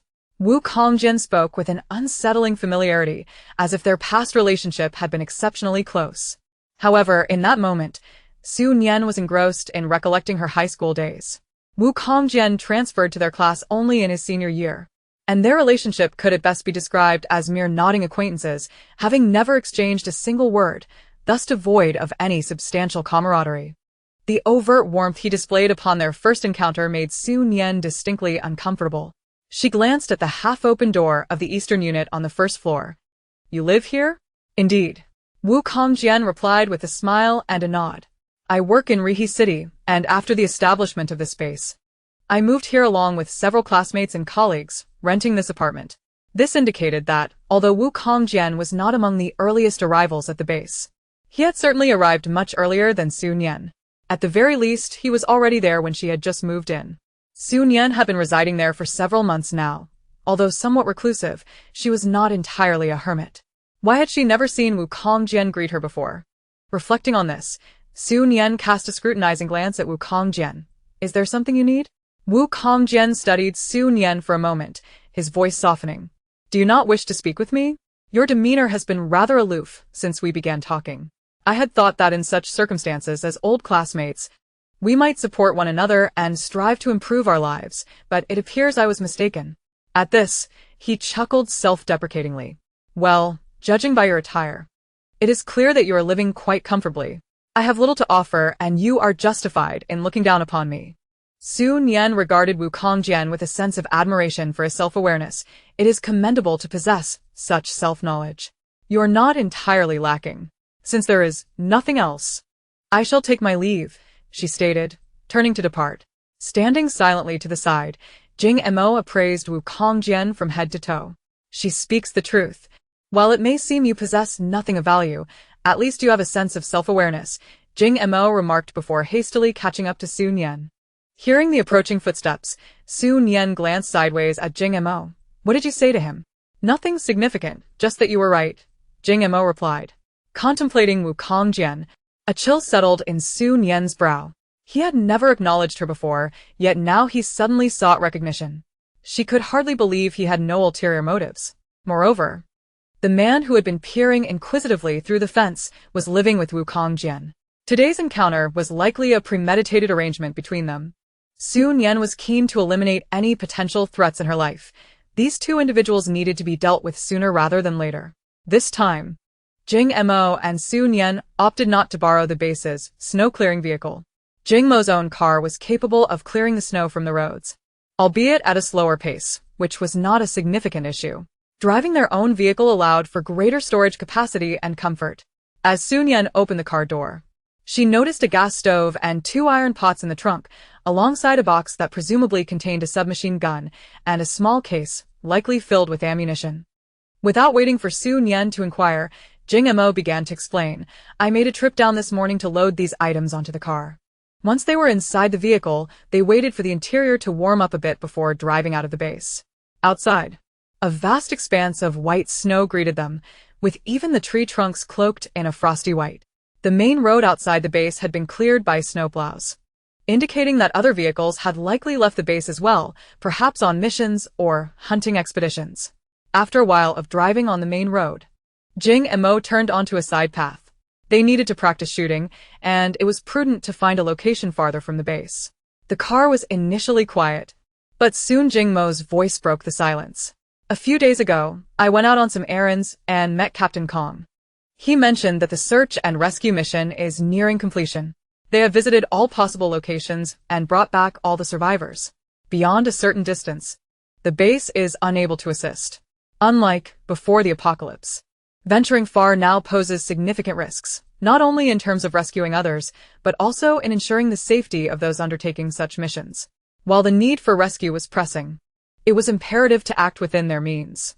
After all, in a post-apocalyptic world, every life is precious." Su Nian found this sentiment unremarkable. In her previous life, the remote little base she inhabited had never received any rescue efforts. With the conclusion of the rescue operations, the restoration of communication networks had been scheduled. Upon hearing this, Su Nian swiftly turned her head, her eyes sparkling with excitement. It seemed the preceding remarks were merely a prelude to this crucial point. Jing Mo met her gaze. It should take about a month at most for the network to be restored. Upon hearing a definitive timeline, Su Nian's eyes curved into crescent moons, brimming with joy. Although she was quite adept at staying indoors and had many entertaining videos to watch, the prospect of restored communication networks was a delightful enhancement to her life. "Once the network is back up, it will be much easier for us to stay in touch." Jing Mo's voice held a cheerful note, clearly in high spirits. Su Nian shared in the joy, wondering if WeChat would still be operational. "If it is, I will add you as a friend." Chapter 71. So prolific. Truly the epitome of a sow. Before Jing Mo could respond, Su Nian shook her head. "However, I suspect it may not be functional anymore, given that no one is maintaining it." Jing Mo was unfamiliar with WeChat, but it was not crucial. Captain Kong mentioned that the base has found several talents in this field who are developing a new program. Once the network is restored, that is what we will be using. Su Nian was not surprised by Jing Mo's explanation. In fact, it seemed only logical. Various programs required maintenance personnel. However, the developers and maintainers of these programs were likely scattered and untraceable, rendering their use a mere fantasy. The base's initiative to develop a new application was therefore an imperative step. The technology from before the apocalypse could still be leveraged, and creating a program suited to the current base circumstances was not an insurmountable challenge. Su Nian felt a flicker of anticipation, curious about what the new application would encompass. As she pondered this, she noticed the car's speed gradually decreasing. Jing Mo brought the vehicle to a halt and turned to Su Nian. "This seems like a suitable spot." Su Nian peered outside, observing that the surroundings had not changed significantly. The endless expanse of pristine white snow and the tree trunks still bore their white coats. They exited the vehicle, and Jing Mo retrieved the submachine gun. Though he wore gloves, they did not hinder the dexterity of his fingers. With remarkable speed, he disassembled the weapon into its various components, explaining each part to Su Nian as he proceeded. Su Nian listened attentively, her gaze fixated on Jing Mo's hands. His voice was calm and melodious, making the explanation not only clear but also quite enjoyable. Once Jing Mo had reassembled the submachine gun, he turned to Su Nian. "Would you like to give it a try?" Jing Mo set the submachine gun down, yielding his position to her. Su Nian stood firmly, gazing at the submachine gun for a moment before lifting her hands to meticulously disassemble it, reciting verbatim the words that Jing Mo had just spoken. From beginning to end, not a single word was amiss. By the time Su Nian finished, the submachine gun was reassembled in her hands. Jing Mo clapped enthusiastically, his eyes sparkling as he looked at Su Nian. "You are quite impressive." Su Nian replied with a subtle nod. "I think so too. While humility is a virtue, Acknowledging one's own capabilities is also a significant form of confidence. During the past month, Nian had not been idle. She had downloaded a considerable amount of material, yet had only skimmed through a fraction of it over the past year. After some searching, she unearthed videos and books on firearms. The Nian of today was no longer the naive individual who knew nothing about guns. In this world, any endeavor, if approached with earnestness and diligence, would ultimately yield its rightful rewards. Jing Mo regarded Nian with admiration, asserting that understanding the weapon in one's hands is paramount for its effective use. Now that you have gained sufficient knowledge, I can teach you how to shoot. Nian had already absorbed a wealth of theoretical knowledge regarding shooting. However, she understood that theory and practice are distinctly different. Fortunately, with Jing Mo by her side providing meticulous guidance, Nian, who was not entirely ignorant, was only a matter of time away from mastery. When practicing shooting, time seemed to lose its meaning. Nian didn't feel fatigued.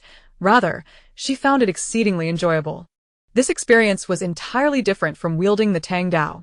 It wasn't until she noticed that more than half the bullets in the box had been used that she reluctantly came to a halt. "Why have you stopped? Are you tired?" Jing Mo asked with a smile. Nian shook her head. "Not at all. I just think it's about time. There will be more opportunities to practice in the future. Bullets are precious. There's no need to waste them." Although Jing Mo was unaware of Nian's thoughts, he quickly offered a suggestion. "I heard from Captain Kong that both official and private teams at the base are going out to hunt. Despite the severe cold, the population of wild animals has surged dramatically, with their sizes increasing and their hides becoming thicker and more formidable. The researchers at the base have conducted studies revealing that these wild animals have not only undergone physical and behavioral changes, but their meat has also transformed, posing no harm to humans and tasting quite delightful." Nian listened quietly to Jing Mo, recognizing that his earlier statements were not the crux of the matter. The true essence lay in the final remarks. "So you wish to hunt?" Nian inquired. Jing Mo nodded. "Since we have ventured out, it would be a waste to return empty-handed. Besides, hunting will also aid your shooting practice, wouldn't you agree?" With Jing Mo's assertion, Nian could hardly decline. Of course, she agreed. Returning to the vehicle, Jing Mo produced a map. Nian peered at the map, noticing several locations marked in red ink, evidently prepared in advance. Jing Mo pointed to one of the red dots. "This is our current location. If we head north for an hour, we will reach here." Captain Kong mentioned that various wild animals are frequently spotted in this area. Seeing that Jing Mo had thoroughly researched everything, Nian declared, "Then what are we waiting for? Let us depart." The vehicle roared to life again, heading towards the destination marked by Jing Mo. Nian was able to navigate through this vast, snow-laden expanse thanks to her 2 years of experience living in such extreme cold. However, she soon realized that Jing Mo also possessed an impressive sense of direction. Even with the road completely blanketed in snow, he could still discern the way forward without getting lost. An hour later, the vehicle came to a gentle stop. Inside, the expressions of both Nian and Jing Mo turned serious. Approximately 100 meters ahead, 2 vehicles were halted. While 2 vehicles alone were not particularly unusual, they were currently surrounded by a multitude of wild boars. The sheer number of boars sent a shiver down Nian's spine. "Are wild boars reproducing this rapidly, even in such cold weather?" she muttered, not expecting a reply. Yet, before she could finish her thought, Jing Mo responded. "Research indicates that their physical condition has evolved. They are no longer daunted by the cold. Wild boars naturally reproduce quickly, yielding 1 to 2 litters a year, with each litter containing 4 to 12 piglets. Now, their reproductive rate has accelerated, and they are expected to produce 3 to 4 litters annually." Nian was taken aback by Jing Mo's unexpected response, which left her astounded. Such prolific breeding. Truly, they are remarkable mothers. Chapter 72.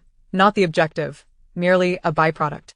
Nian watched the herd of wild boars for a considerable time before slowly articulating, "Not only have their numbers increased, but their growth rate must also be significantly faster."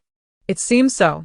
Nian turned to Jing Mo, posing the question that had been nagging her mind. "But what do they eat?" "Without sufficient food, even if they reproduce in large numbers, the piglets won't grow."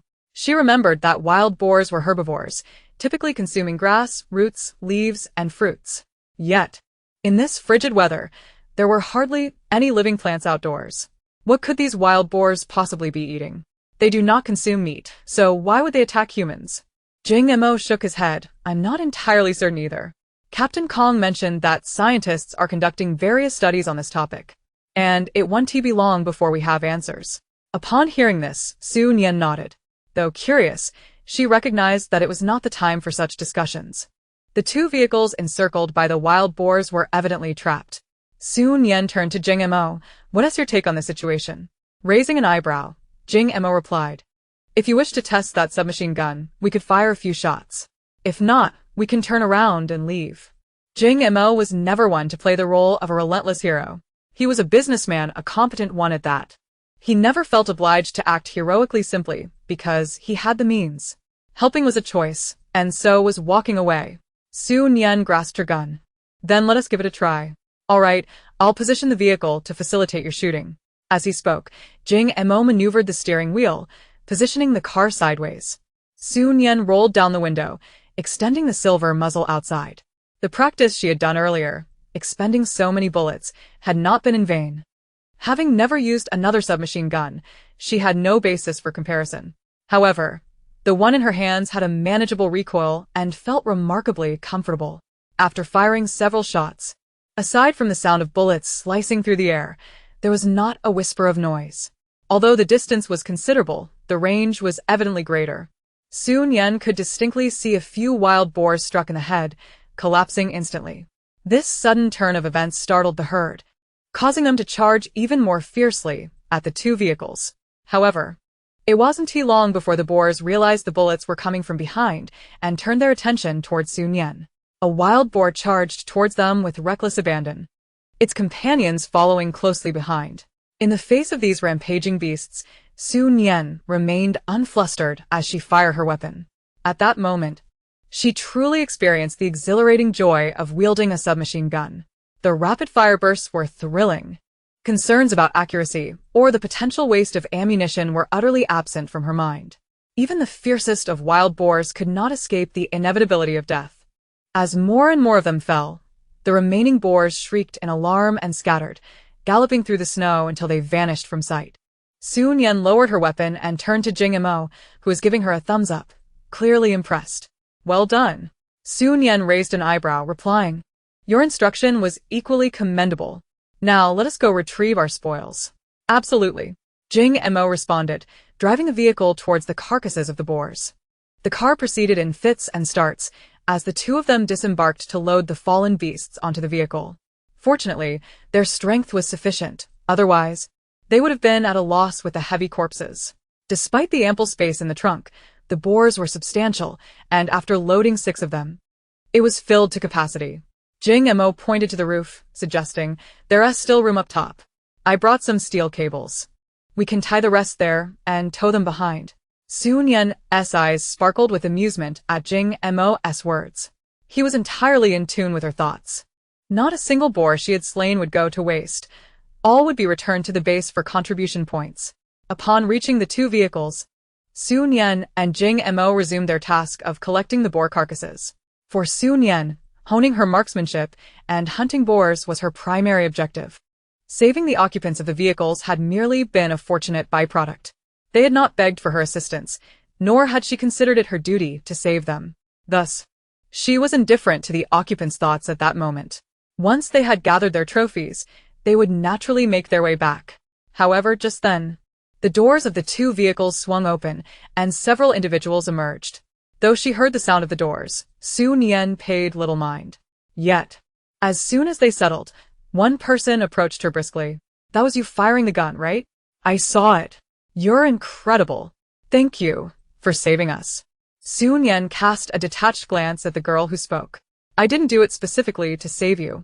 Oh, you're a girl? I thought you were a boy from how you shot. I always imagined a girl firing a gun would look so dashing, but I've never seen it before. Now that I see you, I know my thoughts were correct. A girl with a gun is indeed impressive. By the way, I'm Qin Yuan. What is your name? Are you a soldier? No. Nian was not one to engage in small talk, and after uttering those 2 words, she exchanged a glance with Jing Mo, preparing to return to collecting the boar carcasses. Yet, Qin Yuanyuan's enthusiasm was undeterred by Su Nian's cool demeanor. Are you planning to take these boars back to the base? Let us help you. I see your vehicle is already full. Su Nian shook her head. No need. We can manage on our own. But your roof is piled high. It can't possibly hold more. Our vehicle is larger with plenty of space. We can help you transport them. Are you afraid that once we reach the base, we want to return the boars to you? You needn't to worry. We understand the importance of gratitude, and are not those kinds of people. Qin Yuanyuan's voice was bright and rapid, her chatter becoming somewhat tiresome for Su Nian, who fixed her gaze intently on her. I've said we can handle it ourselves. Saving you was not my intention, it was merely a convenience. With that, Su Nian disregarded Qin Yuanyuan's reaction and turned to walk towards another boar. Jing Mo quickly followed suit, and the two first placed the boar in the back of the vehicle before securing it with the steel cable, attaching the other end to the car. Just as they finished, Su Nian turned to see two individuals struggling to lift a boar towards their vehicle. Chapter 73. Those who insult me. Seeing this, Su Nian's expression turned icy. What are you doing? Upon hearing her voice, Qin Yuanyuan hurriedly explained, Please, don't be angry. We just thought you might not be able to carry them all back, and I wanted to help. There's truly no other intention. Su Nian, uninterested in Qin Yuanyuan's excuses, approached the two individuals lifting the boar. She moved swiftly, soon overtaking them and blocking their path. What are you doing?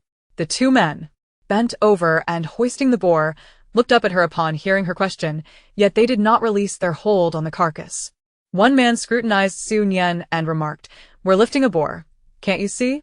The other added, Though you shot it, we helped you bring it down. By any measure, these boars are partially ours. Considering you killed them, we're willing to take a loss and let you take a few more.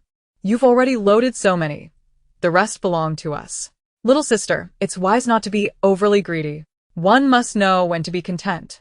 Listening to their back and forth, Su Nian felt a surge of emotion, her voice growing colder. Since you insist, I shall return some of the boars to you. What do you mean by that? Su Nian let out a cold laugh. What do I mean? I'll bring as many boars back to surround you as there were just now. How does that sound? Happy? The two men were utterly taken aback by her response, their eyes widening in disbelief. One of them quickly regained his composure and scoffed. Who do you think you are? You think you can command wild boars to come to you? The other chimed in, Exactly. If I didn't know better, I'd think you were raising them. Unfazed by their mockery, Su Nian merely loosened the steel cable she had around her waist. Realizing something was amiss, one of the men retreated a couple of steps, his eyes filled with wariness. What are you planning to do? The other, however, refused to relinquish his grip on the boar. What are you scared of? Do you think she would actually kill us? Su Nian stepped forward, standing beside the boy still holding the boar. Before he could react, she had already bound him with the steel cable. Her knot-tying skills were honed from her previous life. Even if given ample time, he would not be able to escape. She approached the other boy, holding the other end of the cable. Anyone who dares to steal from me does not leave my sight alive. Do you think you'll be the exception? Under Su Nian's icy gaze, the boy felt a surge of panic and turned to flee towards the vehicle. As long as she dashed into the car and firmly closed the door, Su Nian was certain that she would be free from their grasp. Meanwhile, Qin Yuanyuan hurriedly stepped forward, imploring, Please don't be angry. They simply haven't had meeting ages. Upon seeing so many wild boars, they were tempted. They truly did not intend to steal from you.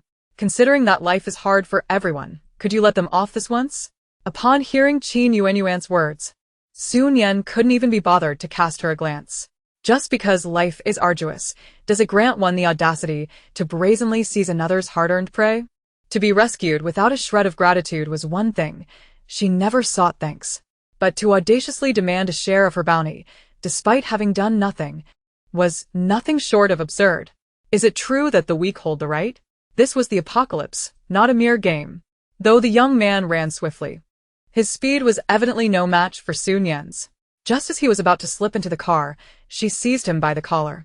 The young man clutched the car door with both hands, desperately trying to squeeze inside, yet with a forceful tug, Su Nian sent him tumbling to the ground.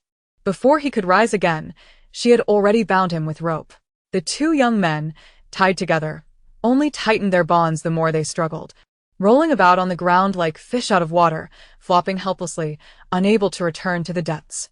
At this juncture, fear began to creep in, though anger prevailed. Captain. We're all bound. Why are you silent? Indeed, Captain. This wretched woman is so arrogant. Why don't you take action? Once she is dealt with, we can take care of that useless man, and then their vehicle, weapons, and all these wild boars will belong to us.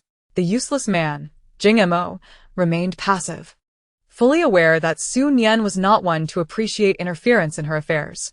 Whether confronted with provocation or humiliation, Su Nian always retaliated tenfold. He stood by, silently observing, which was his greatest support and the manner in which Su Nian most cherished his presence. How had he become the useless man in others' eyes? Jing Mo slowly stepped forward and addressed Su Nian. Did you hear that? He insulted me. I did not intentionally meddle in your matters. Su Nian looked at Jing Mo. He insulted you. What do you plan to do about it? If his tongue is superfluous, then perhaps it should be severed. Jing Mo spoke casually, as if discussing the weather, and those hands, so fond of taking from others, perhaps they should be chopped off. Su Nian nodded. That seems agreeable. However, they claim I stole their wild boars, and I must return them. I detest being indebted to others. Once you sever their tongues, the scent of blood may well attract the wild boars back, and then I can return them to their rightful owners. The two continued their conversation, unfazed, while Qin Yuanyuan looked on in horror. How can you do this? Su Nian turned her gaze toward Qin Yuanyuan. Then what do you suggest we do? He steals from me, and I should graciously hand over my possessions? Those who insult me should be allowed to do so without consequence, while I must commend their words. I didn't mean it that way, Qin Yuanyuan replied, feeling wronged. We are out here hunting because life is tough. Just because you find it difficult, does that mean others do not? Just because you struggle, does that give you the right to steal from others? You already possess so much. What harm is there in sharing a little? Everything I own is mine. I want to give it away. Whoever tries to take from me will find their hands severed. After stating her firm stance, Su Nian glanced at Jing Mo, noticing he still stood idle. She furrowed her brow slightly. Why are you still not taking action? Chapter 74. Always being like-minded partners. Jing Mo's gaze seemed somewhat distant, as if his thoughts had wandered elsewhere. It wasn't until Su Nian's voice broke through that he finally returned to reality, looking back at her. Upon meeting his gaze, Su Nian instinctively frowned. Jing Mo's eyes were inherently captivating, often shimmering with light when they met. Yet now, something felt amiss. What troubles you? Before he could respond, he smiled. I think today is a fine day, not suitable for bloodshed. Su Nian raised an eyebrow. Perhaps you should first consider the wild boar carcasses strewn across the ground before making such statements. Jing Mo offered no further explanation, instead addressing the three individuals standing by the car. Which one of you is the captain? One stepped forward, declaring, I am the captain. My name is Fang Xiang. Your team has committed a transgression, and as captain, are you not to intervene? Fang Xiang gave a self-deprecating smile. We are merely a makeshift team. I wield little authority. When I suggest actions, they do not heed me. They made their own decisions and erred, so I cannot be expected to shoulder their consequences. Fang Xiang's response was somewhat unexpected, particularly for Qin Yuanyuan, who appeared even more astonished. Captain, how can you say such things? We are a team. No. There are no buts. Fang Xiang interrupted her. I have told you many times that the current circumstances differ from the past. You must not always assume that those who err deserve another chance. And do not assume that as captain, I am obligated to bear the repercussions of your foolishness. Qin Yuanyuan, stammering in confusion, could not articulate a more useful response. Fang Xiang turned his attention back to Jing Mo. How do you plan to handle them? I have no objections. Thank you for today's events. Although you claim it was not a deliberate rescue, I will remember this kindness. In the future, should you need anything, do not hesitate to ask. No need to wait for the future, Jing Mo replied. Let's address this now. They are still your team members.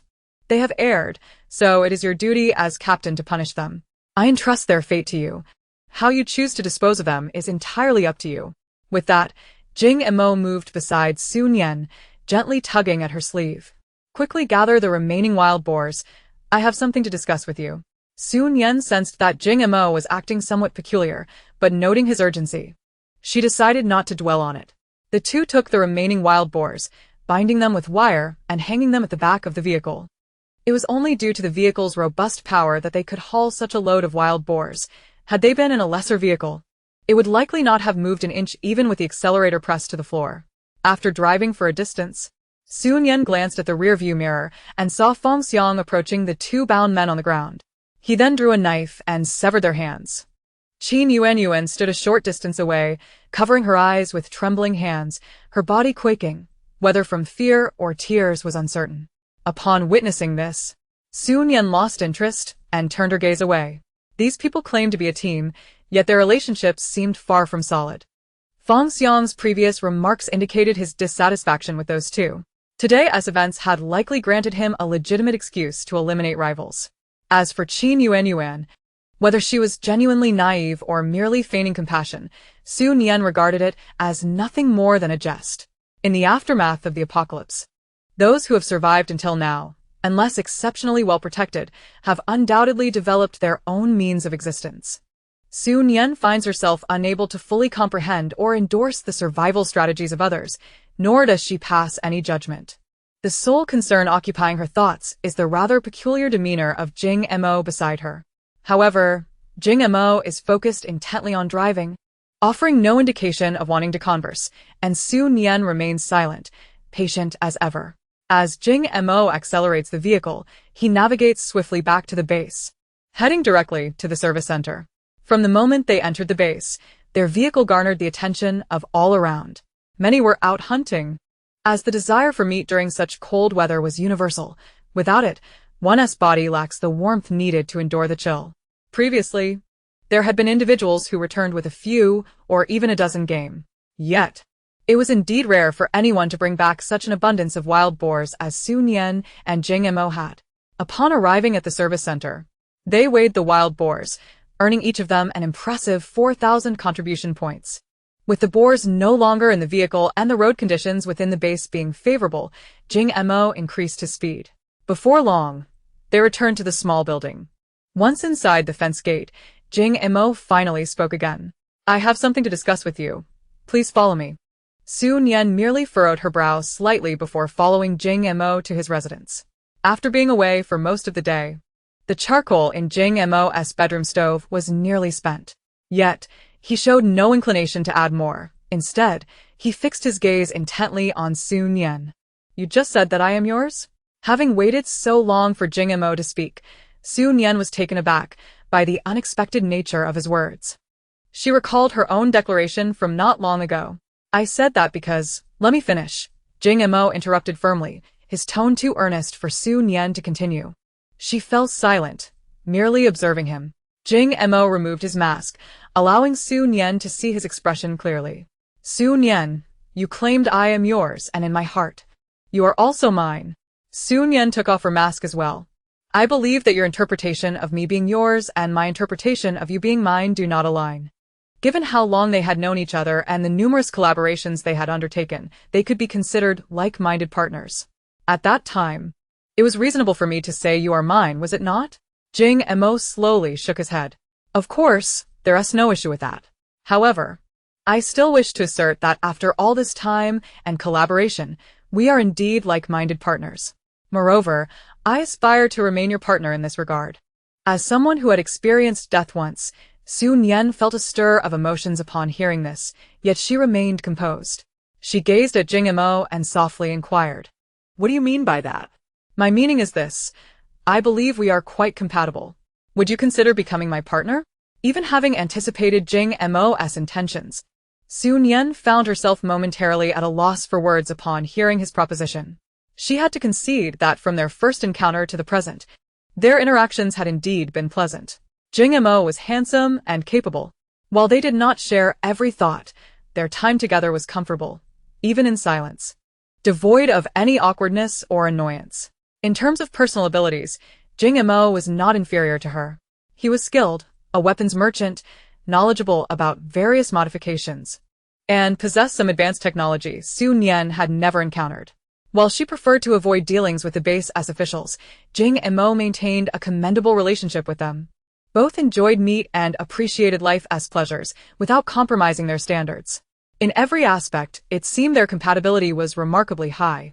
As Su Nian pondered these thoughts, Jing Mo spoke again. Su Nian, allow me to reintroduce myself. My name is Jing Mo, and I am 32 years old. Surprised, Su Nian looked at Jing Mo. You're 32? With your appearance, you hardly seem that age. If you claimed to be 23, I would have believed you. Yet, reflecting on Jing Mo's demeanor and the occasional air of maturity he exuded, it indeed aligned with someone of that age. Noticing her astonishment, Jing Mo hurriedly added, though I am 32, I am by no means old. In the stars, evolved humans typically live to around 200 years. I am of a slightly more advanced evolution, which should allow me to live around 300 years. Listening to Jing Mo, Su Nian rubbed her eyes and circled around him. Am I dreaming? Or are you still waking up? Seeing her reaction, Jing Mo's eyes sparkled with amusement, though he fought to maintain a serious demeanor as he explained. You are not dreaming, and I am quite awake. Everything I have said is true. I am an interstellar weapons merchant, and my daily life consists of trading weapons across various planets. During a spatial transit, something went awry with my ship, and I found myself here on your planet. The day I met you was the very day I arrived. When I fell onto this planet, it was morning, and noticing something was off with the sunlight, I sought refuge, hiding for an entire day. I possess a space dedicated solely to weapons. It holds no food or drink. That evening, I observed many people in your community setting up stalls, so I decided to sell some swords and knives from my weapons space. I waited a long time, and you were the only one who stopped by my stall. As Jing Mo recounted his story, Su Nian recalled the events of that day, not long past. Merely a year ago, his words evoked vivid memories. You may still doubt my story. I can prove it to you. With that, Jing Mo raised his hand. Having already removed his gloves, his pale palm was empty. Yet, moments later, a silver handgun materialized in his grasp. I have all the weapons you might desire. Jing Mo placed the handgun on the coffee table and then produced a submachine gun. He continued to unveil a variety of firearms, some of which Su Nian recognized from videos or books, while others were entirely unfamiliar to her. Finally, Jing Mo presented a cannon barrel, hoisting it onto his shoulder. What about this? With just a single shell, it could obliterate the wild boars we encountered earlier. However, I believe its destructive power is excessive. If we blew them to bits, we wouldn't be able to bring them back for contribution points. But if you fancy it, we can use it next time.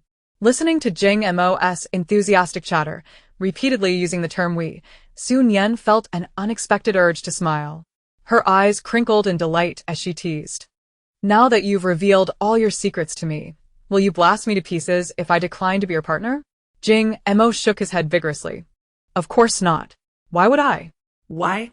Because I believe you will agree. He continued, I do not smoke, drink, gamble, or engage in domestic violence. A humanoid machine can serve to protect you, but it can also be a household appliance deserving of your protection. You harbor a distaste for interactions with the official personnel of the base. I can compensate for this shortcoming, ensuring you receive first-hand information. Should you wish to remain cocooned in the comfort of your home, I can accompany you in culinary endeavors, exploring gastronomy, cultivating vegetables, and harvesting fruits.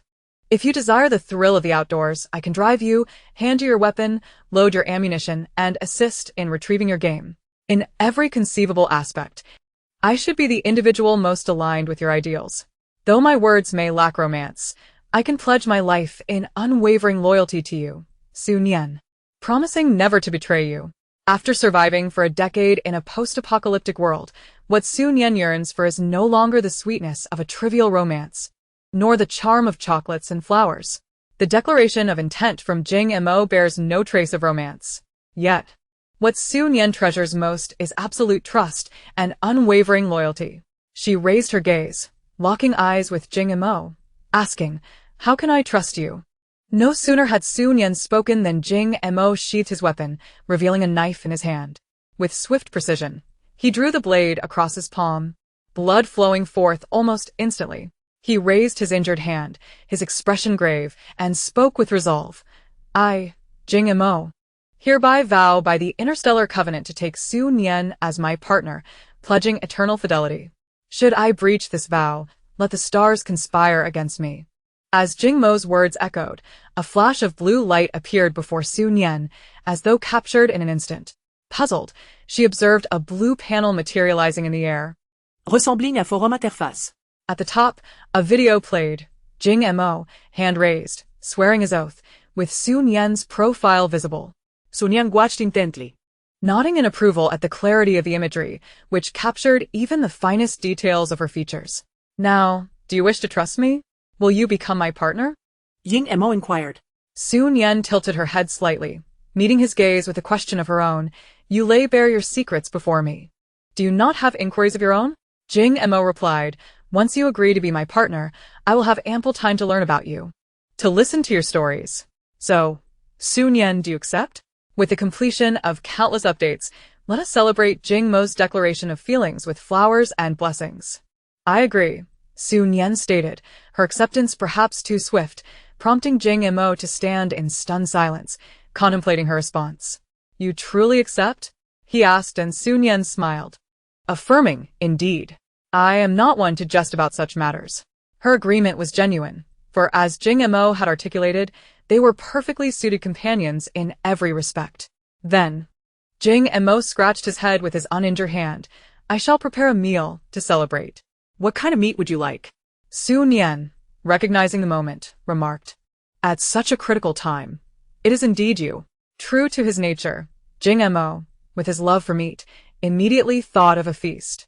Observing his injured hand, Su Nian asked, shouldn't you attend to your wound? Jing Mo examined the injury, declaring it insignificant and quickly healing. Sit down, let me treat it, Su Nian insisted. All right. Jing Mo acquiesced, instinctively sitting before realizing he should fetch a first aid kit. No need, Su Nian pressed, guiding him to remain seated beside her. Please, clear the weapons from the table. At her request, Jing Mo complied, still puzzled as he watched her. Placing her hand on the table, Su Nian conjured a medical kit from her space. I, too, possess a space, she revealed, opening the kit to extract hydrogen peroxide for disinfecting Jing Mo's wound. The cut was rather deep, necessitating careful attention. After applying the peroxide, she followed up with iodine for a second round of disinfection. As she prepared to sprinkle some medicinal powder, she paused, asking, in your interstellar realm, do you have any particularly effective topical ointments? With such advanced technology, your medical practices must be quite sophisticated. If injured, one could simply lie in a capsule and recover swiftly. What about the capsule? She inquired. I do not possess one at present. Su Nian chuckled softly at the irony, applying the powder and meticulously bandaging the wound. Fortunately, with the cold weather, the risk of infection was minimized. Do take care to avoid water. I shall tend to your wound daily. Jing Mo sat obediently, attentively absorbing Su Nian's instructions, nodding earnestly. Understood. I will be sure to follow your guidance. After tidying the medical kit, Su Nian met Jing Mo's gaze and continued her previous thought. I discovered my own space before the apocalypse. I invested nearly all my resources in acquiring supplies to store there. You mentioned celebrating with meat. What would you like? However, since you're injured, you should avoid sour or spicy foods, as well as fish. How about tomato beef brisket? As she concluded, Su Nian retrieved a steaming bowl of tomato beef brisket from her space, its rich aroma wafting toward them. Let us also prepare sweet and sour pork, braised eggplant, and a mushroom meatball soup. For staples, we have rice, noodles, or buns. Which would you prefer? She awaited Jing Mo's response, but noticed his silence, prompting her to inquire, why the quiet? Jing Mo closed his eyes briefly before replying, I was merely contemplating whether this is a dream. Su Nian chuckled at his words, teasing, would you like me to pinch you to ascertain whether this is reality? No, Jing Mo protested, shaking his head fervently. Truthfully, I could never dream of such delicious food, having never tasted it before. His admission evoked a sense of sympathy. What then have you been eating? She asked. We must dine before the food cools. Rice, I suppose, he replied. Su Nian nodded, but first retrieved a basin of warm water from her space, stating, let's wash our hands first. She placed her hands in the basin, then took Jing Mo's uninjured hand, assisting him in washing. Once they dried their hands and set the basin aside, Su Nian served 2 bowls of rice, and they commenced their meal. After just one bite, Jing Mo gave a thumbs up, exclaiming, delicious. Your cooking is exceptional. Su Nian continued to eat, smiling as she replied, "This is not my cooking.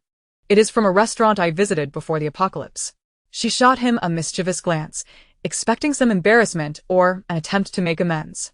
However, Jing Mo responded with utter nonchalance, "Well, it is still delicious, because you purchased it." Su Nian couldn't help but agree with his sentiment. Before the apocalypse, there were countless restaurants, and she certainly didn't choose just any establishment to purchase from. It must have been a particularly delectable one that prompted her to procure some delicacies for her space. A total of 4 dishes and 1 soup, accompanied by 2 bowls of rice, were consumed entirely by the 2 of them. Once the meal was finished, Jing Mo instinctively moved to wash the dishes, only to be halted by Su Nian. "How can you wash the dishes with that hand? Didn't I just tell you to keep it away from water?" However, Jing Mo merely walked over to the shelf and retrieved a pair of silicone dishwashing gloves. "I can wash the dishes while wearing gloves," he declared. With the gloves donned, Jing Mo adeptly began to tidy up the dishes and utensils. It was just a minor injury. He could still perform his tasks. "Rest assured, my constitution is quite robust. This injury will heal in 3 days." Observing Jing Mo efficiently washing the dishes, Su Nian opted to remain silent and simply sat quietly. The dishes were soon cleaned and returned to the square table. "Shouldn't you put them away? They might be useful later." Without any hesitation, Su Nian promptly stored the dishes away. Seated across from each other, the two found themselves momentarily at a loss for words. Although silence enveloped them, their gazes met, and an awkwardness did not ensue. Su Nian's eyes lingered on Jing Mo's face, gradually drifting upward to his hair. "Is this hair color common among interstellar beings?" she inquired. "No, there's a variety of colors. What color do you prefer?" "The color you have suits you quite well," she replied, acknowledging his silver hair, which indeed accentuated Jing Mo's already exquisite features. Jing Mo glanced at Su Nian's hair and sincerely complimented, "The color of your hair is quite beautiful as well." While Su Nian recognized the sincerity in Jing Mo's words, she couldn't shake off a peculiar feeling. Deciding to conclude their mutual admiration, she asked, "Aren't you concerned about leaving any potential threats by not having killed those 2 individuals?" "I simply believe that Feng Xiang would not disappoint me," he responded. And indeed, he had not let her down. Of course, had he not acted, I would have turned the vehicle around. Su Nian had harbored her suspicions even before posing the question. And Jing Mo's answer confirmed her thoughts. "I prefer to take matters into my own hands," she stated, adding, "Next time, please don't be in such a rush to leave." Jing Mo nodded, promising, "I'll definitely listen to you next time." Reflecting on the incident, Jing Mo found himself stifling a chuckle. At that moment, he had merely been taken aback by Su Nian's declaration, eager to return and confess to her, without considering much else. However, he suspected such an occurrence would likely be a one-time affair. Su Nian checked her pocket watch. It was already 2 in the afternoon.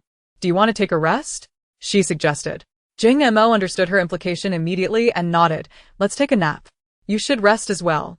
Shall we have dinner together tonight?" "All right, dinner it is." After finalizing their plans, Su Nian stood up and made her way outside.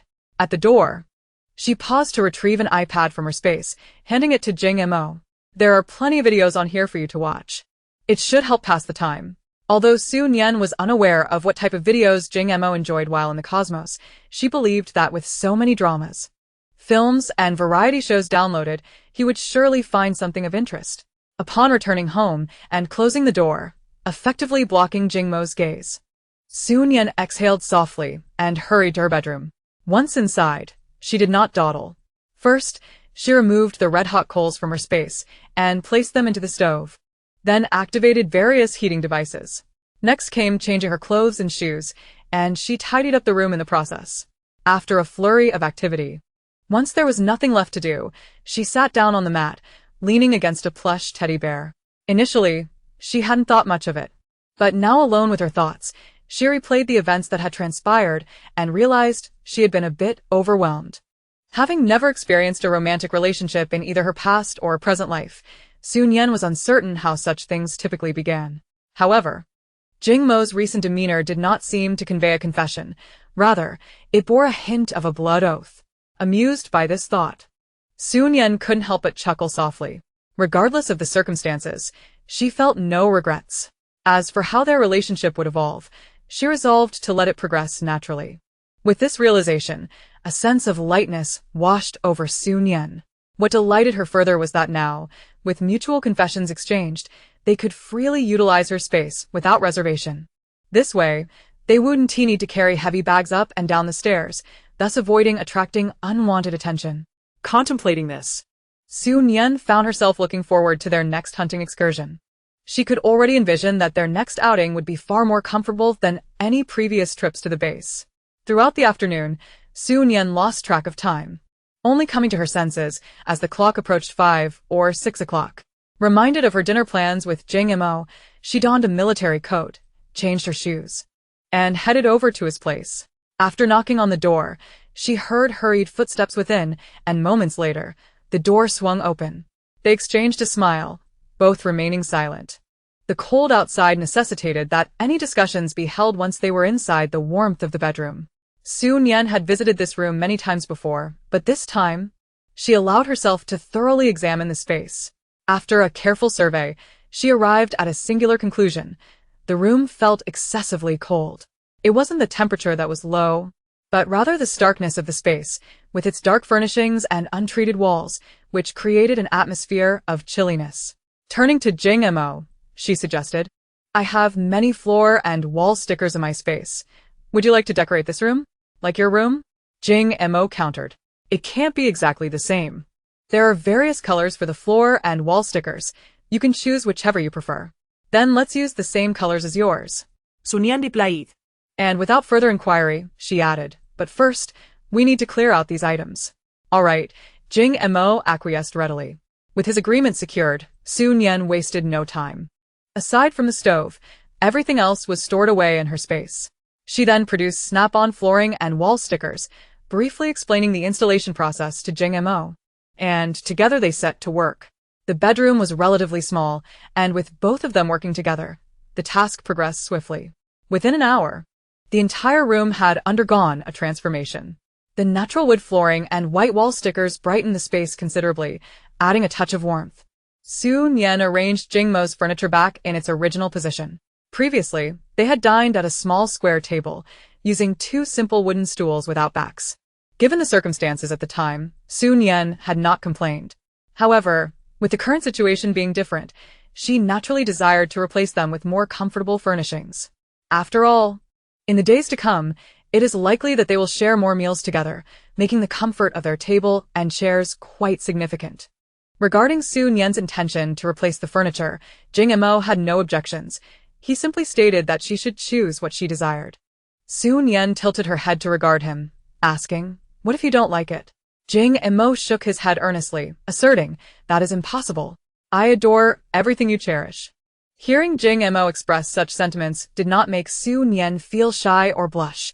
Instead, it piqued her curiosity, prompting her to glance at him inquisitively. "Unbidden," a phrase that had gained popularity online before the apocalypse surfaced in her mind. "How many surprises do you have that I am unaware of?"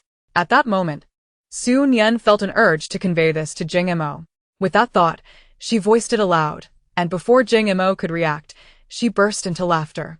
Observing her laughter, which seemed uncontainable, Jing Mo felt somewhat bewildered, unable to comprehend the source of her amusement. After a while, as her laughter gradually subsided, she asked, "Are you eager to know what I am laughing about?" Meeting her sparkling gaze, Jing Mo straightforwardly replied, "Indeed. During our meal, let us watch a drama together. Once we finish, you will understand." From that evening's dinner onward, Su Nian began to play Empresses in the Palace on her iPad. It must be said, classics remain timeless. Regardless of how many years pass or how many times one has watched it, revisiting it still brings immense enjoyment.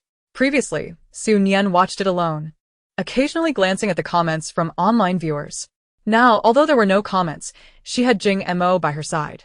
When she saw the chubby orange cat deliver a classic line, she turned to Jing Mo with a smile, asking, "Do you now understand what made me laugh?" Jing Mo nodded seriously, affirming that he did. However, he appeared deep in thought, as if pondering something of great import. After a moment he spoke, "I have sincerely reflected upon it, and indeed, there are many surprises that you are yet to discover. But fret not, the days ahead are long, and you will gradually uncover them." Originally, Su Nian had merely been playing with a quip, but upon hearing Jing Mo's earnest declaration, she ceased her laughter. Very well. With time on our side, I shall take my time. The two did not confine themselves within the walls of their abode. After finishing empresses in the palace, they decided to venture out from the base, once more. This time, each shouldered a hiking backpack as they descended the stairs. Though the backpacks appeared bulging, they contained nothing heavy, making them feel light and airy. While the ease of movement was pleasant, Su Nian felt slightly unaccustomed. She took out her tang knife, attaching it to her backpack, gauging its weight before nodding in satisfaction. This weight is just right. Jing Mo simply smiled at her, choosing not to engage further. Once Su Nian declared she was ready, they proceeded downstairs. Upon reaching the first floor, the main door suddenly swung open, revealing Wukongjian stepping out. The moment Su Nian laid eyes on him, her brows knitted together. She had not descended in some time and had avoided any interaction with him. To her surprise, he had been waiting for her. Just as she descended the stairs, he had pushed the door open and emerged. Su Nian. Wukongjian exclaimed, his voice brimming with excitement. I was just about to head out when I ran into you. What a remarkable coincidence. Su Nian chuckled lightly. Such coincidences are rather contrived, aren't they? Wukongjian was momentarily taken aback. Contrived? Su Nian, what do you mean? Do you think I intentionally opened the door upon hearing you descend? There isn't even a peephole on that door. How could I possibly know it was you? Given our history as classmates, don't you think your assumptions are rather excessive? Observing Wukongjian's indignation, Su Nian raised an eyebrow. If I am being excessive, then perhaps you should cease acknowledging me as an old classmate. From now on, let us part ways and act as if we have never met. After her statement, she noticed Wukongjian's eyes widen, his neck stretching in disbelief, resembling a hen caught in a chokehold. Not wishing to engage further, Su Nian turned to leave. However, Wukongjian hastily stepped forward to block her path. Why the anger? I merely spoke out of frustration. Don't hold it against me. We are old classmates, and there will be times we might need each other's help. Why create a rift and become strangers? In this world, having more friends is surely beneficial, don't you agree? Su Nian shot him a scornful glance. Compared to having friends who play mind games with ulterior motives, I would much prefer an additional stranger. Su Nian. You are utterly unreasonable, Wukongjian retorted angrily, abruptly turning and striding back indoors, slamming the door behind him. Hearing the resounding bang, Su Nian frowned. That noise is quite excessive. It is indeed a disturbance. Let us depart, she said to Jing Mo together. They exited the building, making their way toward the parking lot. As they walked, Jing Mo inquired, what prompted you to engage him in conversation? I couldn't very well kill him, could I? Su Nian replied, a hint of exasperation in her voice. She felt that Wukongjian harbored ill intentions, approaching her with a purpose. However, he had merely exchanged a few words, attempting to cultivate a connection without any overt actions. If she were to resort to violence over such triviality, she would be no different from a cold-blooded killer. Since the apocalypse began, every life she had taken was of those who posed a threat to her. Killing someone who had yet to commit any wrongdoing would alter the very essence of her actions. Su Nian refused to be a saint, yet she would not allow herself to descend into recklessness either.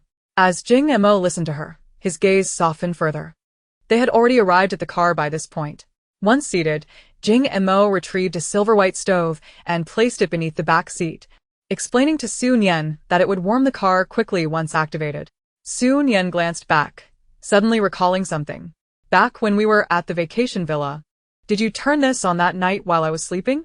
Jing Mo looked at her in surprise. You noticed? I didn't see it at the time. I merely felt warm. I didn't think much of it then, but upon seeing you bring it out now, I made the connection. Just as Jing Mo had predicted, it wasn't long before the temperature inside the car began to rise, becoming quite warm. Their outing from the base was primarily to practice shooting and perhaps hunt.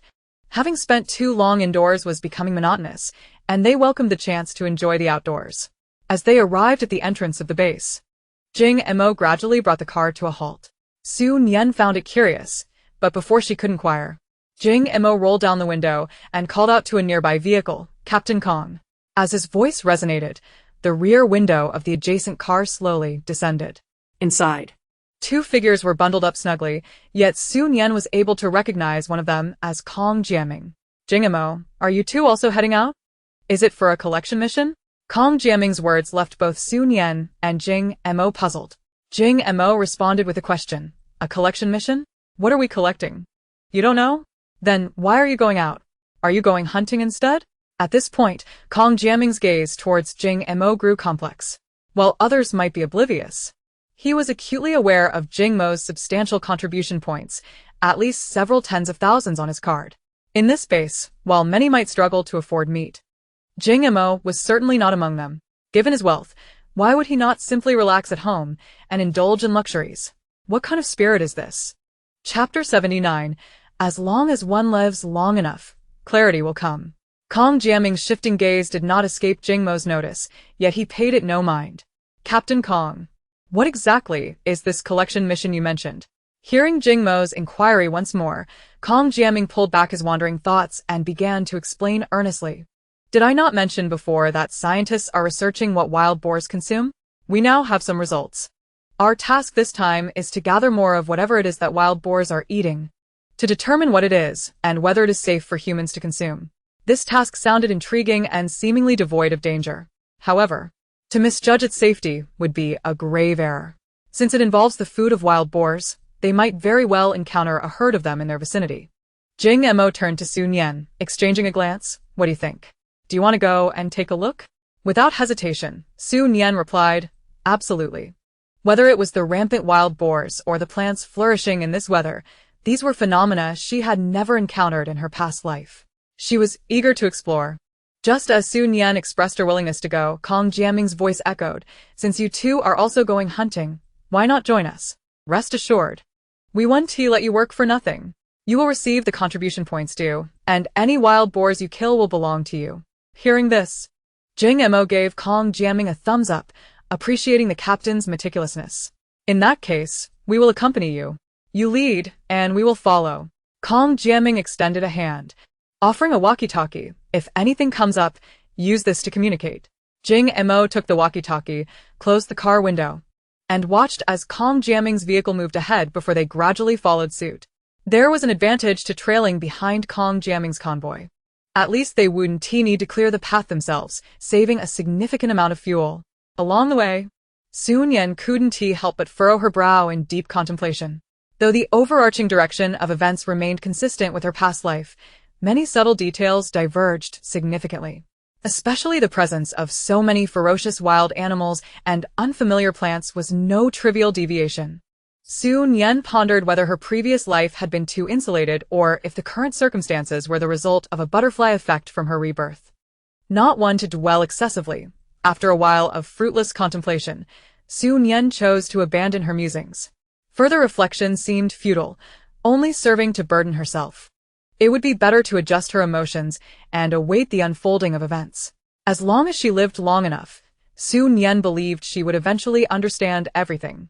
While Su Nian was lost in thought, Jing Mo's gaze frequently drifted towards her, noticing her furrowed brow and the hint of gravity in her eyes. He worried she might be troubled by something.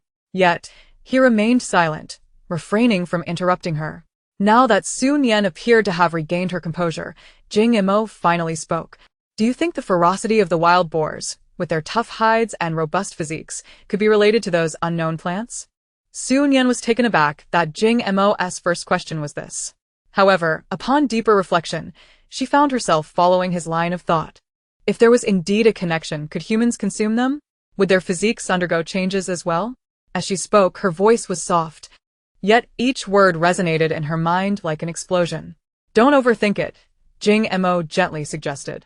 Once we bring the samples back to the base, the scientists will surely be able to analyze them swiftly. We simply need to wait and see.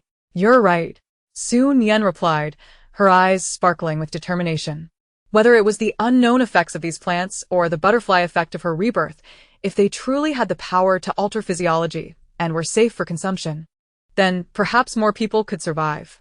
The relentless natural disasters were nature's punishment. Yet, within this punishment, could there also be a glimmer of hope? Excluding the snowplow clearing the road, Kong Jiaming's group was driving 3 vehicles, with Jing Mo trailing at the rear. The convoy traveled for 3 to 4 hours without stopping. During this time, Nian considered switching places with Jing Mo to drive, but he refused. Finally, upon seeing the vehicles ahead come to a gradual halt, Jing Mo followed suit. The two gathered their belongings and exited the car. In the interest of mobility, they carried only small backpacks, each with a satchel. The bags were sizable enough to hold a decent amount of supplies, allowing them to justify retrieving weapons if necessary. Nian had also brought along her tang knife, which hung from her satchel. As they exited, Kong Jianming and the others had already disembarked, with Kong Jianming busy assigning tasks. Upon seeing Nian and Jing Mo approach, he stated, "I've already organized the groups. You two will be with me shortly."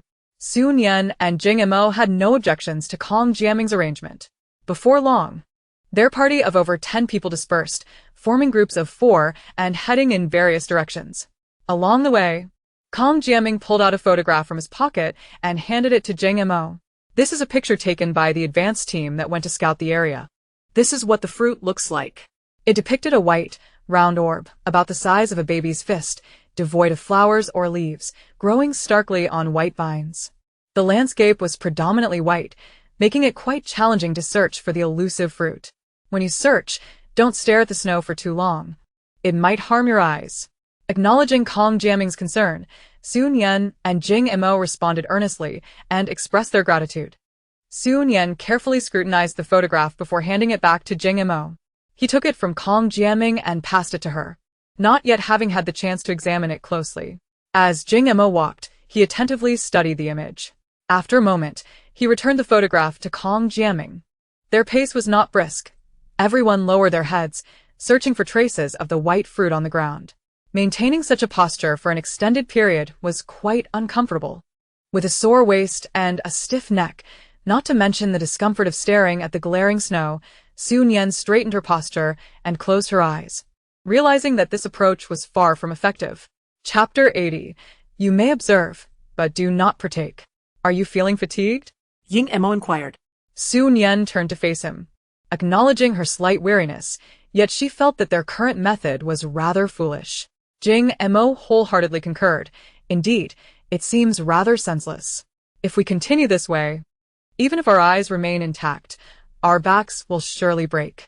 A playful smile graced Nian's face as she asked, "Jing Mo, are you aware of a tool known as a plow?" The ancient implement used for tilling the land? Precisely. What distinguishes this snow from farmland? Employing a plow would expedite our efforts significantly compared to our present method. Their conversation was not whispered. It caught the attention of Kong Jianming, who stood nearby. He straightened up, patted his lower back twice, and realized that while he had come to complete a task, he had neglected to engage his mind. How astute this young girl was. However, where are we to acquire a plow? If we return to the base, we won't accomplish anything today. Although we lack a plow, we do have steel cables and iron rods in our vehicle. We can fabricate one on the spot. Nian proposed. Really? Kong Jianming's gaze towards Nian shifted, filled with newfound enthusiasm. Let us go. We shall retrieve the necessary materials. Jing Mo tak. Maintaining a polite tone, firmly responded, "There's no need for you to join us, Captain Kong. Nian and I will handle it."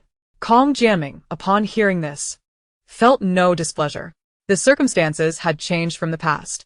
In earlier times, individuals valued personal privacy. Now it was even more pronounced. His earlier excitement had led him to speak without thinking, but with Jing Mo's refusal, he regained his composure. "Very well, we shall await your return." As Nian and Jing Mo turned back towards the vehicle, they reached the trunk, where steel cables were present, but iron rods were conspicuously absent. Nian retrieved some iron rods from her space and, after gathering steel cables, they closed the trunk and rejoined Kong Jianming. Upon their return, they found the previously scattered individuals had regrouped, likely summoned back by Kong Jianming. Due to material constraints, they could not truly construct a plow. However, the exact nomenclature or shape was irrelevant as long as it served its purpose. There was no need for Nian and Jing Mo to lend a hand during the crafting, and due to limited materials, only 2 makeshift tools were produced. Kong Jianming divided the group into 2 squads to plow the snow in opposing directions. With many hands and few tools, Nian and Jing Mo found themselves without tasks. opting instead to walk alongside Kong Jiaming, listening to his updates on the latest research from the base. Whether it was due to Jing Mo's presence or age disparities, Nian noted that Kong Jiaming spoke candidly, sharing various research findings, elaborating further if Jing Mo inquired. After approximately an hour of walking, they finally heard a distinct sound. "Captain, we've made a discovery." At this proclamation, Kong Jiaming immediately fell silent and hastened towards the source of the voice, followed closely by Nian and Jing Mo. The once smooth surface of the snow was now disturbed, revealing white tendrils beneath. Though the tendrils blended with the snow, their robust stems were comparable to Nian's little finger, easily discernible once unearthed. As Kong Jiaming lifted the tendrils, several white fruits dangled from them.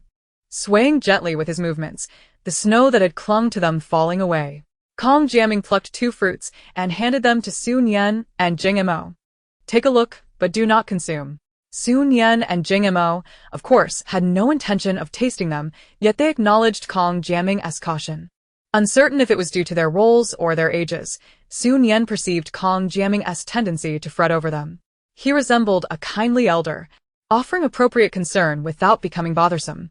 Gazing down at the fruit in her hand, Nian noticed its hard texture through her gloves. Whether this firmness was inherent or due to freezing remained unknown. The fruit was entirely white, and peering at the connection to the tendril revealed that its interior was similarly colored. Bringing the fruit closer to her nose, she lifted her mask slightly and detected a faintly sweet aroma. The fruit indeed possessed a scent, albeit subtle. Their heavily armed attire dulled their sense of smell compared to animals. However, wild boars would likely detect it easily. At this realization, Nian's expression shifted, and she scanned her surroundings. Jing Mo stood beside her, instantly understanding her concern. "Captain Kong, we've found the fruit. Let us be cautious of nearby wild boars."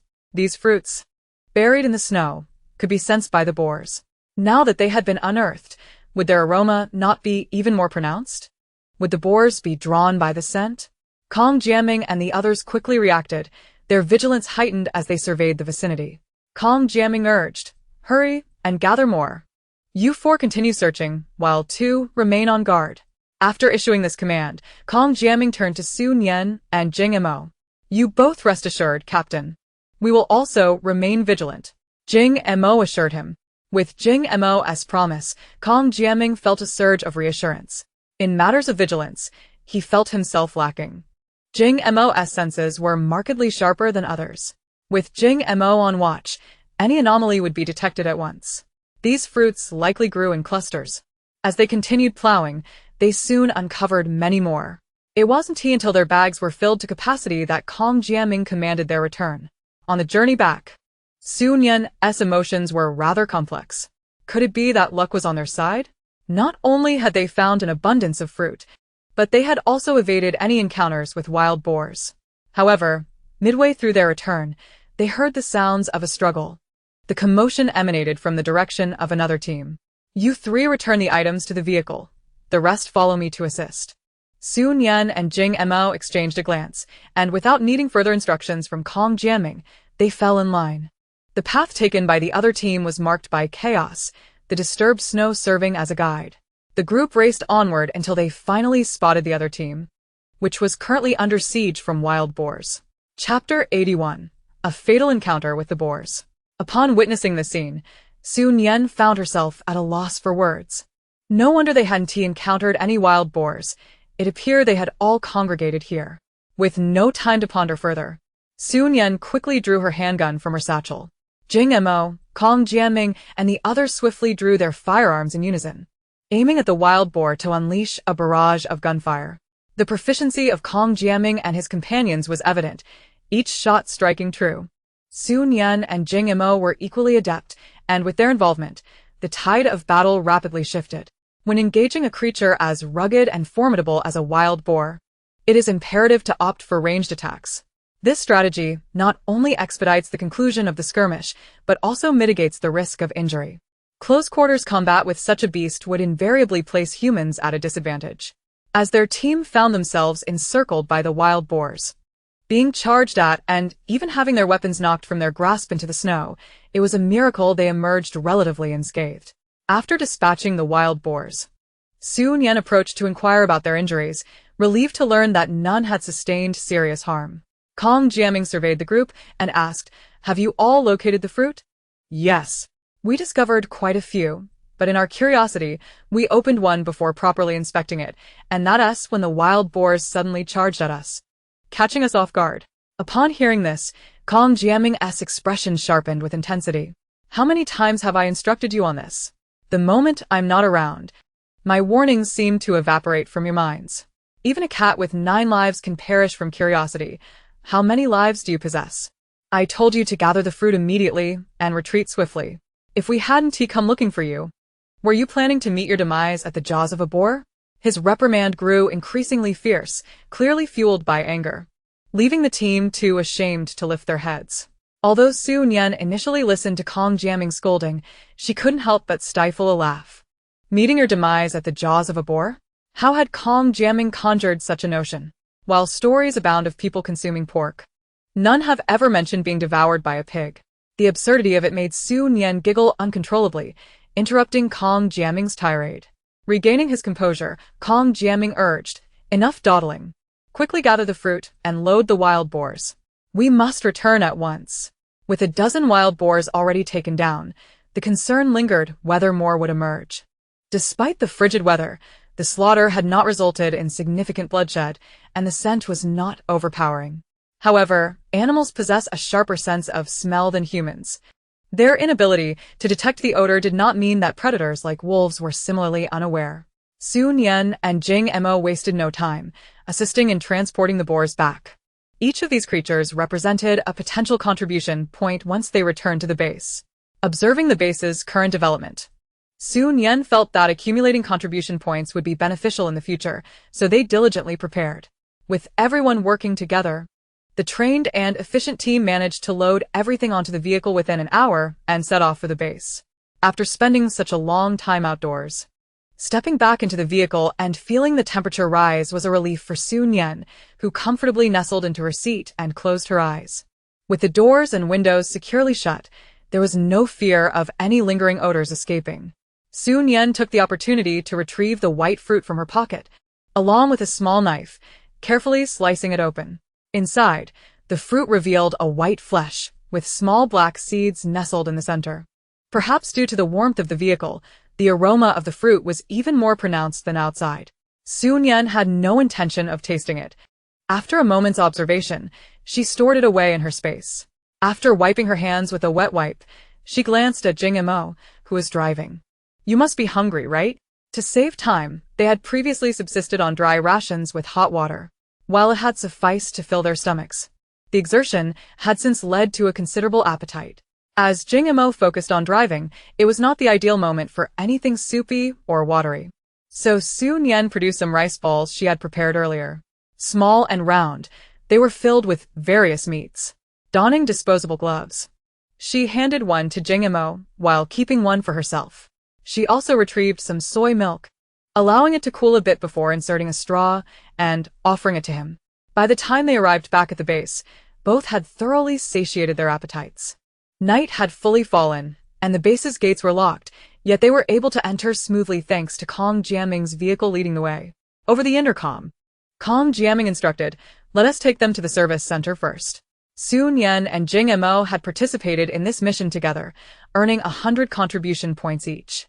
They had each claimed 6 wild boars, amounting to over 3,000 contribution points. Your efforts in locating these fruits cannot be overlooked, therefore.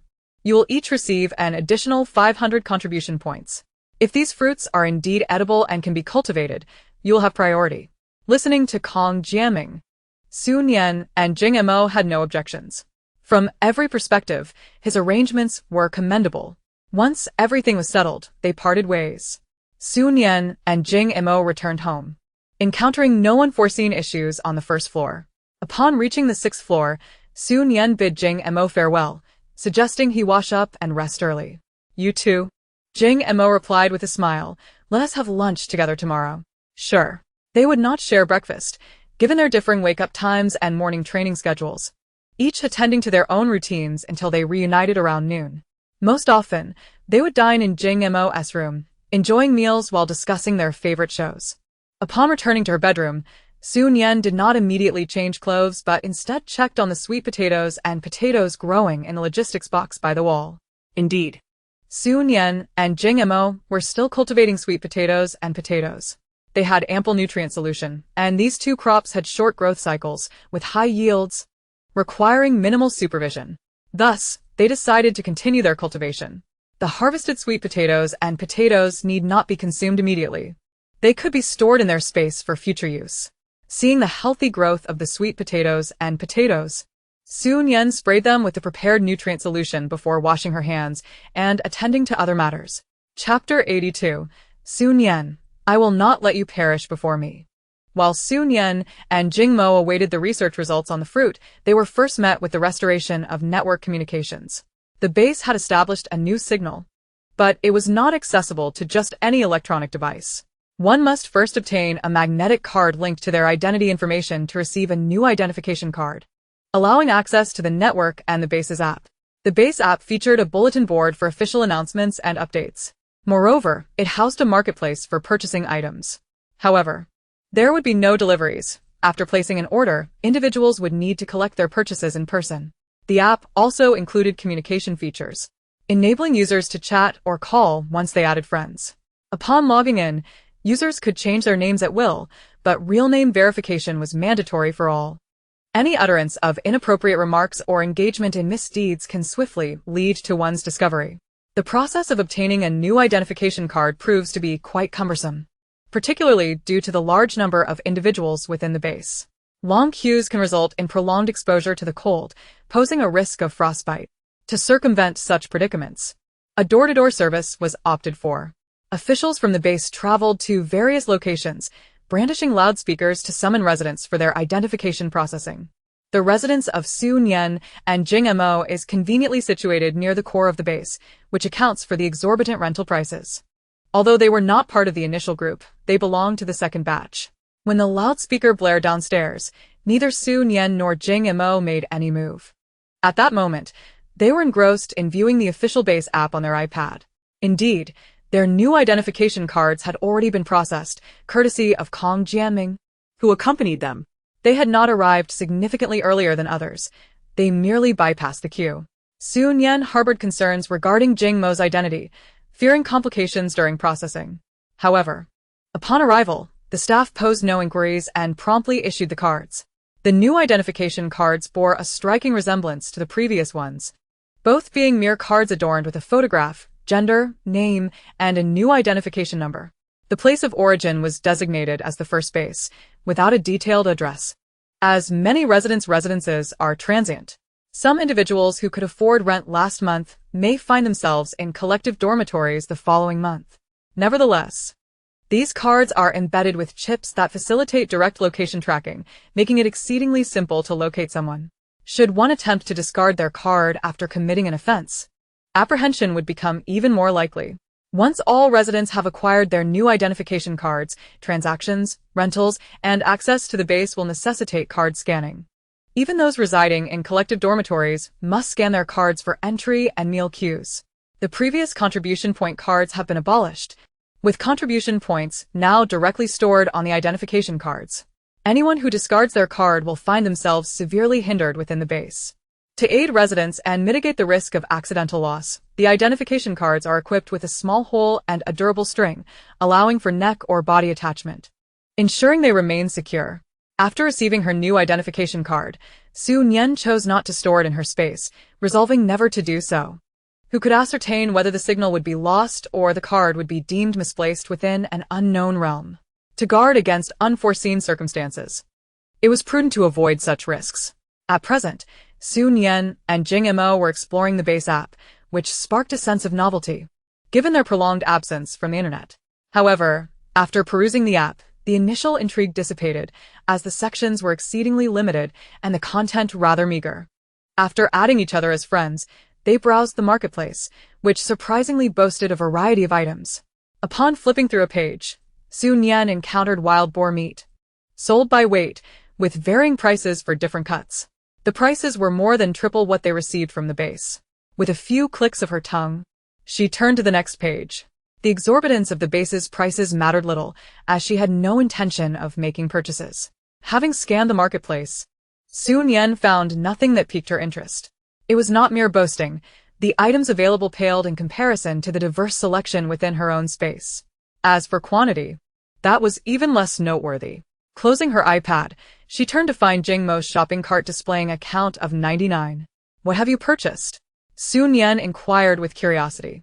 Jing Mo, upon hearing this, promptly opened his shopping cart for her to see. "I bought quite a bit of meat, both raw and cooked, along with some grains, canned goods, and various snacks," he explained while showcasing the contents. Nian, observing the items, was left in awe.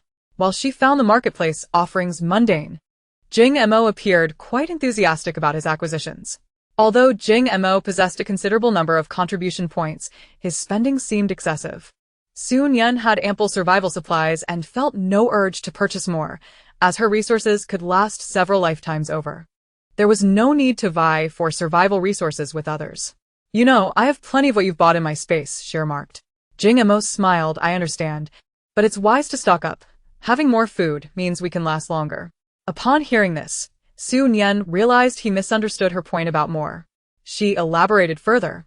"The provisions in my space would suffice for both of us to live to 300 years, even with 6 meals a day. We wouldn't exhaust them. Besides, I don't foresee living to 300.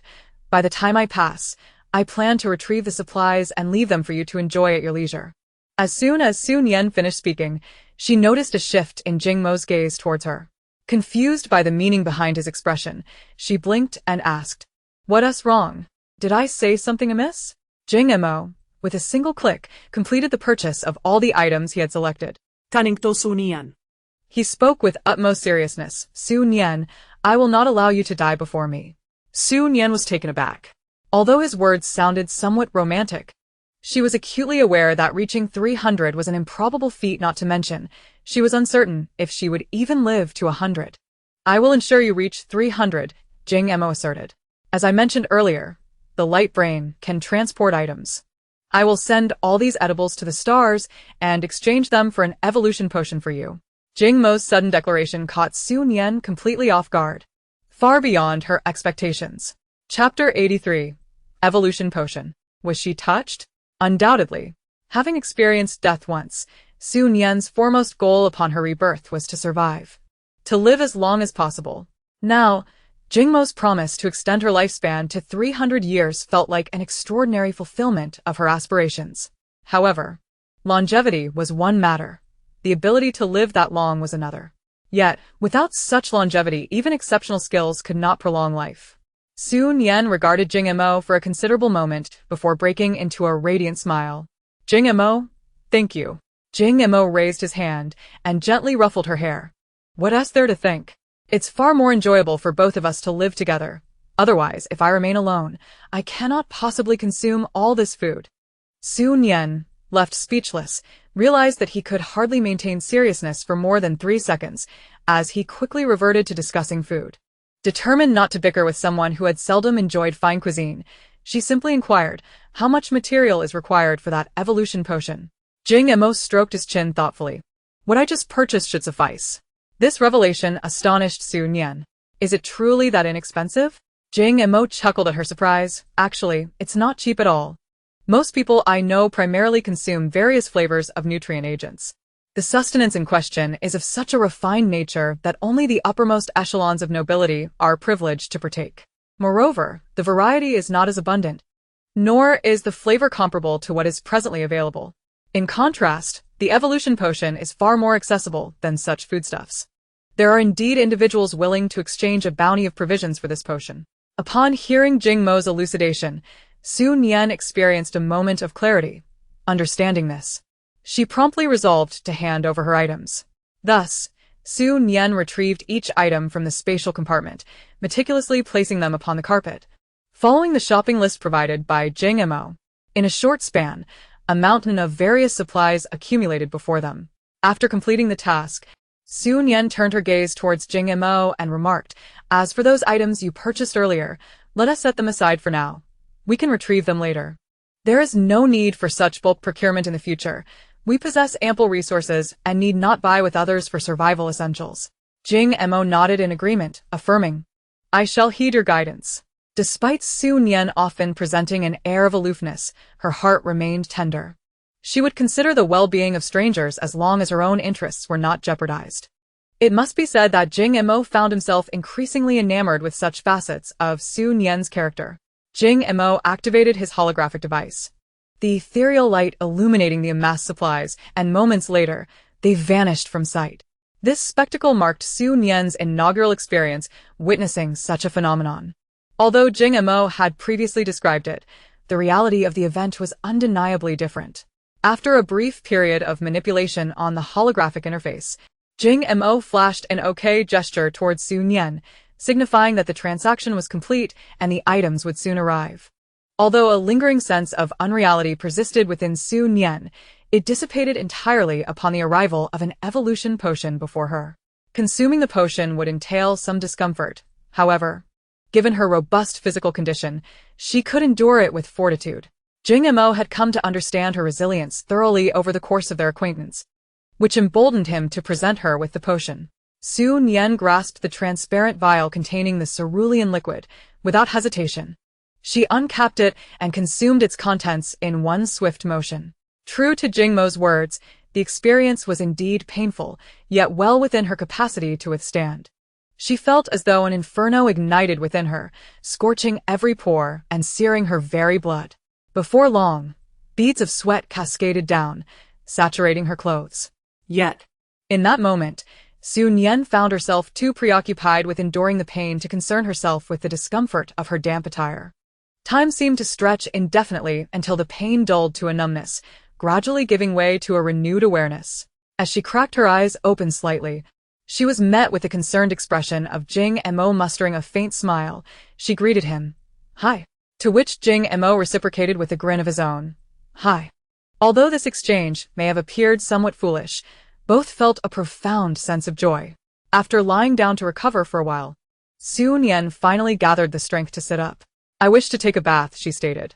Upon hearing this, Jing Mo promptly rose, "Then go ahead, after your bath. Rest a while, and we shall dine together this evening." "All right," Su Nian replied, watching Jing Mo exit before hearing the door click shut behind him.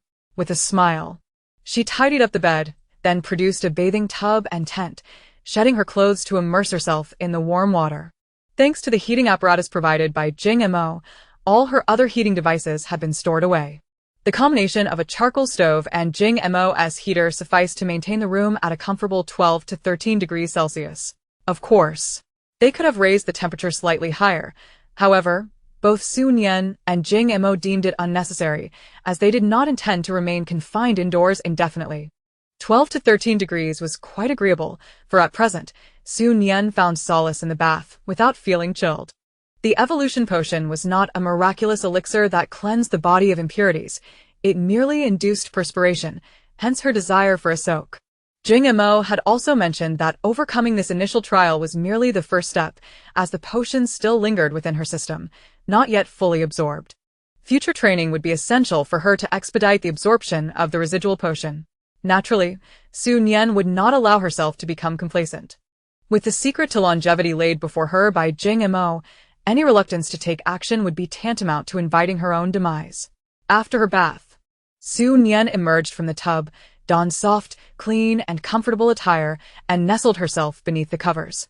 It was now past 3 in the afternoon, and she allowed herself a brief respite.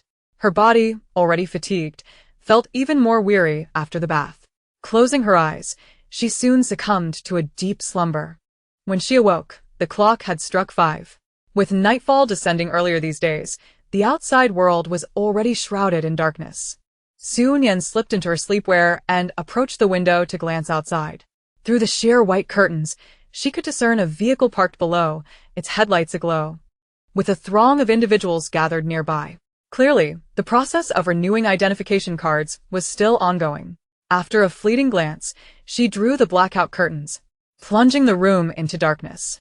Retrieving a flashlight, she illuminated the space, donned her snow boots, and equipped herself with gloves, a hat, and a mask before stepping outside. Chapter 84.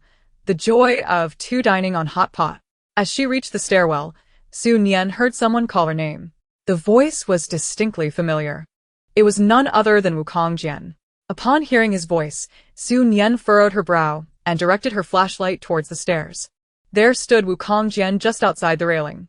Su Nian, the base is processing new identification cards. The vehicle is downstairs. Why haven't you gone down to take care of it? The crowd has thinned, and you could avoid the queue. If you dawdle any longer, they might leave. Upon hearing Wukong Jian's words, Su Nian turned to scrutinize him from head to toe. Under her gaze, Wukong Jian felt a twinge of discomfort. Su Nian. Why are you looking at me like that? I'm wondering if you've suffered from amnesia. Why else would you speak to me in such a manner? Why would you say that? I distinctly recall our prior agreement. We are to be strangers from now on. Unless you've truly lost your memory. Why would you come up to me with such remarks? Why you? Wukong Jian's tone abruptly shifted. I came up here out of kindness to remind you. Not only do you fail to express gratitude, but you also speak such unreasonable words. Since you recognize my unreasonableness, perhaps it would be best for you to keep your distance, Su Nian responded, disregarding Wukong Jian further as she retrieved the key to Jing Mo's residence from her pocket, opened the door, and entered. Wukong Jian's eyes widened in shock at the sight of her unlocking the door. Why do you have a key to his place? What is the nature of your relationship? Without turning back, Su Nian chose not to engage with his inquiries. It was not that she was unwilling to disclose her relationship with Jing Mo. Rather, she found it unnecessary to inform Wukong Jian explicitly. Should she choose to respond, it would only serve to inflate his sense of self-importance. As Su Nian stepped inside, Jing Mo simultaneously opened the door to his bedroom. You're here? Come in quickly. I've prepared dinner. Su Nian nodded slightly and swiftly made her way toward the bedroom. As she approached Jing Mo, she caught a whiff of the fragrant aroma of hot pot wafting from him. Ever since he had partaken in hot pot for the first time, Jing Mo had developed a deep affection for it, particularly favoring the spicy broth, followed closely by the tomato broth. In this regard, their tastes were perfectly aligned. Though Su Nian's pantry was stocked with a plethora of hot pot bases, Jing Mo preferred to concoct his own broth using various ingredients. Su Nian had no objections to this. He relished the process of experimenting and would eagerly gather all the necessary seasonings for him, except for the bedroom. The other rooms were as cold as an ice cellar, resembling a natural refrigerator. Su Nian took out some ingredients and placed them outside for Jing Mo's convenience. On the dining table in the bedroom rested a gas stove, atop which sat a inyong pot, one side brimming with a rich, spicy broth, and the other filled with a thick tomato soup. The table was adorned with hand-sliced lamb and beef, as well as beef balls, lamb balls, and shrimp paste. Plates of marinated spicy beef, spicy ribs, and spicy chicken wings were arranged enticingly, their vibrant red hues stimulating the appetite. Once seated at the table, Jing Mo suggested, "Let us start with the meat and save the vegetables for last." Su Nian had no qualms about this. However, he added, "We could cook some mushrooms and tofu in the tomato broth, and perhaps throw in the shrimp paste as well. This way, we can enjoy both soup and vegetables, enhancing the overall flavor." Although Jing Mo had a penchant for meat, he appreciated delicious food in all its forms and readily agreed to Su Nian's proposal. Su Nian retrieved the cleaned mushrooms and added some to the tomato pot, along with a few cubes of tofu, followed by the shrimp paste. They simmered gently as the two of them dipped and savored the meats. Despite the abundance of ingredients on the table, they managed to consume everything with great satisfaction. After finishing the vegetables from the tomato broth, Su Nian proceeded to cook some noodles and added leafy greens. They each enjoyed a bowl of noodles, concluding the meal feeling thoroughly content. Previously, Su Nian had thought that enjoying hot pot alone was a great joy. However, sharing the experience with someone, indulging in food while watching shows and exchanging words, amplified that happiness exponentially. After the meal, once the remnants were cleared away, Su Nian broached the subject of encountering Wukong Jian at the stairwell. Jing Mo chuckled upon hearing this, revealing, "I couldn't quite discern what he intended before. But now it's clear. It wasn't just Jing Mo who had figured it out. Su Nian had also grasped Wukong Jian's motives. Yet, Su Nian remained curious about Wukong Jian's audacity in believing that she would be interested in him. Was it merely because they had once been classmates? Pondering this further seemed futile, and she chose not to dwell on it any longer, deciding it unnecessary to waste time on Wukong Jian. Changing the subject, Su Nian inquired, When do you plan to retrieve the items you purchased? If you're willing to go out tomorrow, we can go together. If not, I'll go alone. Reflecting on the training schedule for the morning, Nian suggested, how about the afternoon? That works. After reaching an agreement, they watched a variety show for a while before Nian returned home to rest. The next morning, as Nian rose for training, she noticed a significant change in her body. Training at the previous intensity felt manageable. Therefore, she decided to increase the difficulty. However, upon finishing, she felt invigorated rather than exhausted, her body pleasantly relaxed and suffused with warmth, as if brimming with endless energy. Nian relished the sensation. Her mood buoyant throughout the morning. After lunch, the two descended the stairs together. The process of renewing their identification cards had presumably been completed the previous day. Upon reaching the ground floor, they noticed the absence of any staff from the base. It wasn't long before they arrived at the largest supermarket associated with the base. The parking area was still at the back entrance of the supermarket. This particular supermarket offered the most comprehensive selection, allowing them to procure everything in one visit. Jing Mo had indeed purchased a considerable amount, filling the trunk of the car to the brim. As they settled back into the car and prepared to return, Jing Mo's phone rang. It was Captain Kong calling. Jing Mo, if you have time now, come see me. Jing Mo didn't inquire about the matter and readily agreed. All right, I'll be there shortly.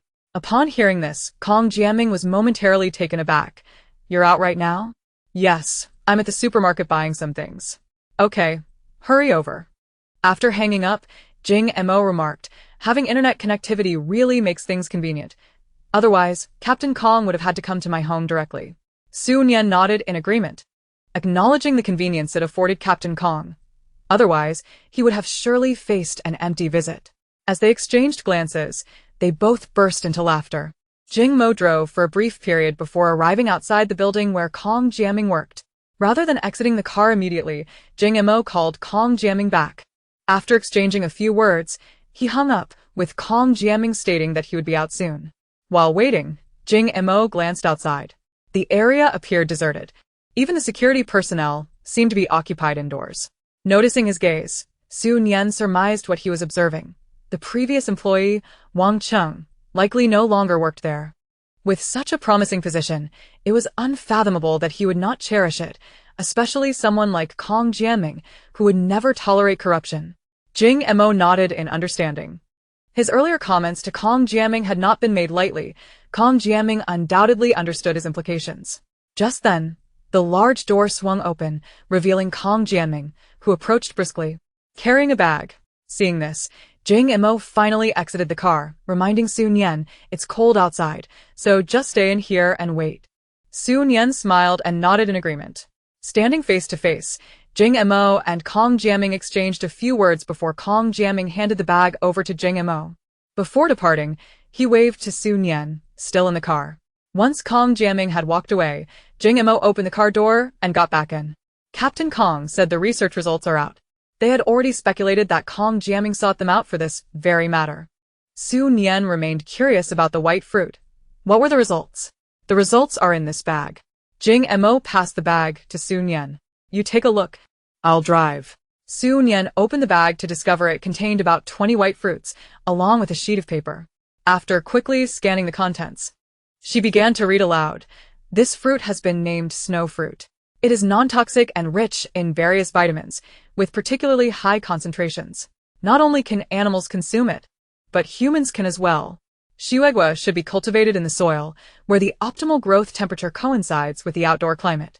After the addition of nutrient solutions, it can mature and be harvested within 20 days, yielding a substantial output. While it may not serve as a staple food, its consumption as a fruit or vegetable offers numerous benefits to the human body without any adverse effects. Research indicates that Xiuegua does not possess any factors that could alter one's constitution. The changes observed in wild boars are unrelated to Xiuegua. Upon finishing her reading, Nian felt a blend of joy and concern. The positive aspect was that Xiuegua is indeed edible. In the post-apocalyptic world, very few individuals have the opportunity to consume vegetables and fruits, and the long absence of such nourishment can significantly affect human health. Now, with the advent of Xiuegua, this dilemma could be alleviated. However, her worry stemmed from the fact that the physiological changes in wild boars were not connected to Xiuegua. Did this imply that animals were indeed adapting to this new world at a faster pace than humans, resulting in corresponding bodily changes? It seemed plausible that humans were also undergoing subtle transformations, albeit at a glacial rate, requiring a longer span of time to discern. Exhaling softly, Su Nian allowed a smile to grace her lips once more. Whatever the case, there was finally some good news. Upon returning, they would certainly plant some shiuegua. Jing Mo had no objections and readily consented. After parking the vehicle, the two strolled slowly towards the small building. As they stepped through the unit door, they heard the sound of another door opening. Almost immediately, someone hurriedly emerged. "Are you Su Nian?" The voice was somewhat unfamiliar, prompting Su Nian to raise an eyebrow as she turned toward the source. Although the individual before her was clad in heavy attire, different from what she had seen previously, the familiar features of his brows and eyes made her recognize him instantly as the one who had previously peered in through the fence gate. Before Su Nian could respond, the man spoke again with urgency. "My name is Zhang Mingzhi. Before the apocalypse, I was a colleague of Wu Kongjian. After the end of the world, we arrived at this base together and have been living together since. Ever since Wu Kongjian returned last night, he has refused to eat or drink, lying there in distress. I am genuinely worried about him, which is why I sought you out, hoping you could persuade him.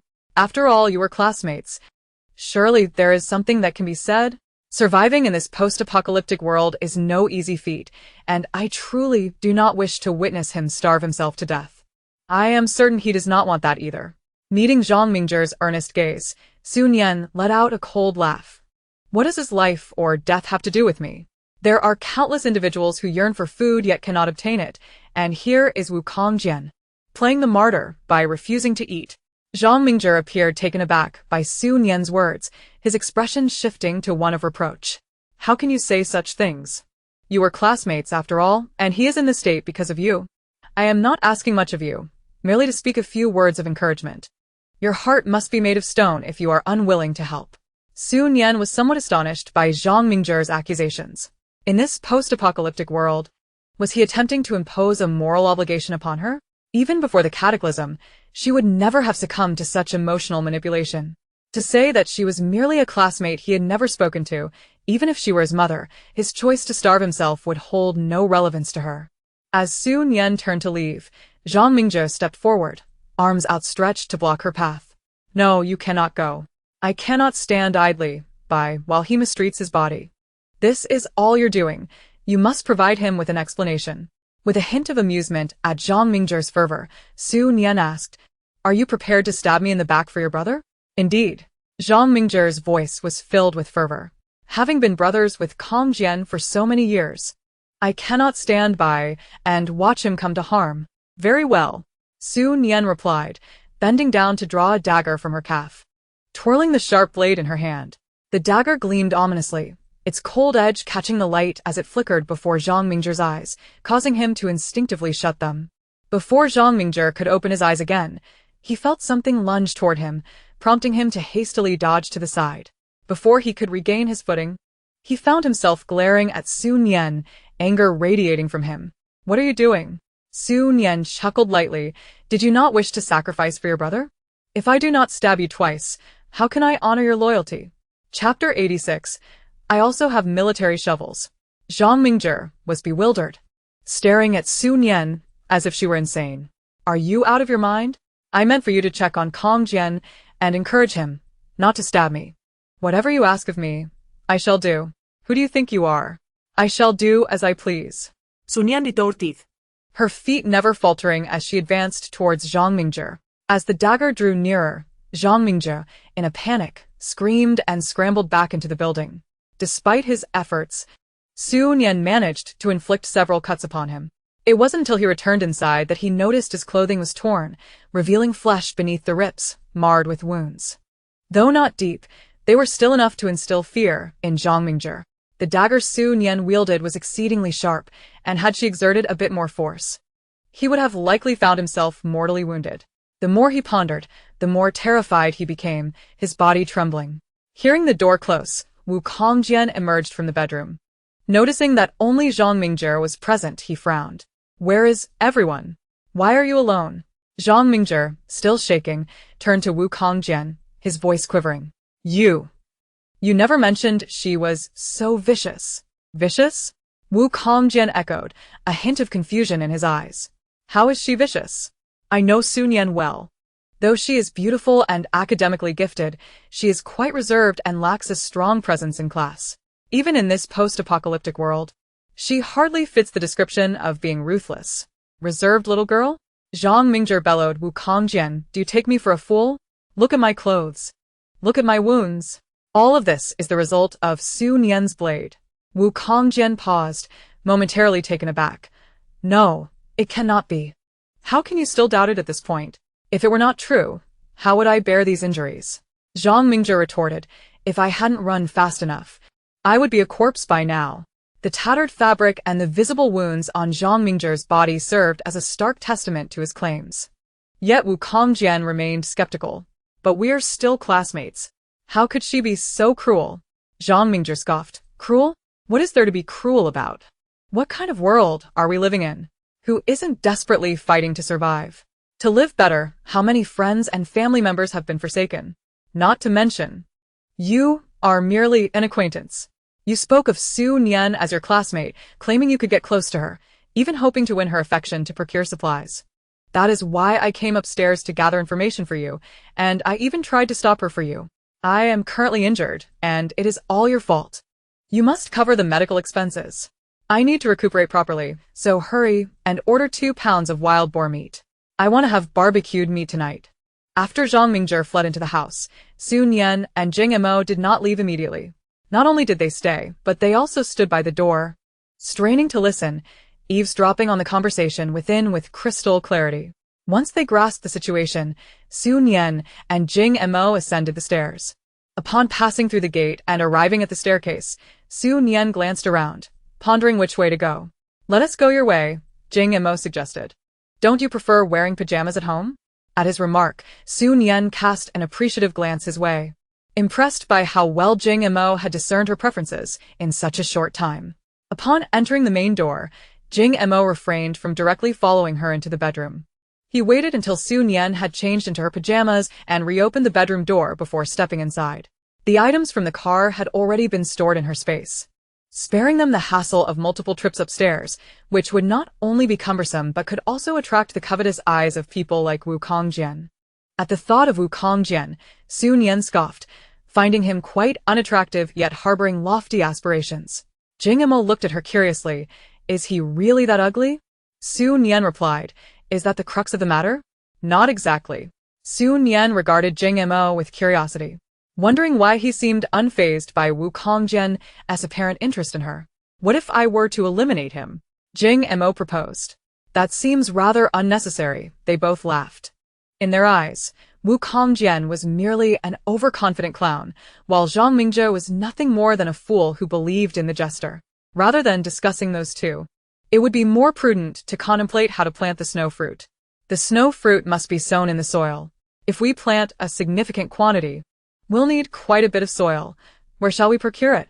If we resort to hydroponics, Su Nian mused, she had an ample supply of water. Storing a box of snow in the bedroom would soon yield water for use. But what about the soil? While gathering supplies, Su Nian had indeed purchased numerous seeds, fertilizers, and nutrient solutions, but she had neglected to acquire soil. Jing Mo pondered briefly before speaking. Snow fruit grows well in the wild, so it likely does not have stringent soil requirements. We can simply dig some up. The ground was thick with snow, frozen solid, making it difficult to excavate. Jing Mo raised an eyebrow. If I can't even dig up soil, am I worthy of being your partner? You stay here, I'll go dig. Su Nian hadn't anticipated Jing Mo's immediate response, and as she opened her mouth to speak, he added, since you've changed into your clothes, you needn't come along. I'll be back shortly. For the first planting, we won't need much soil. If it proves successful, we can always dig up more. Do you have any sturdy bags? Hand one to me, he requested. Jing Mo's reasoning was sound, and Su Nian did not argue further, retrieving a large woven bag from her space to give to him.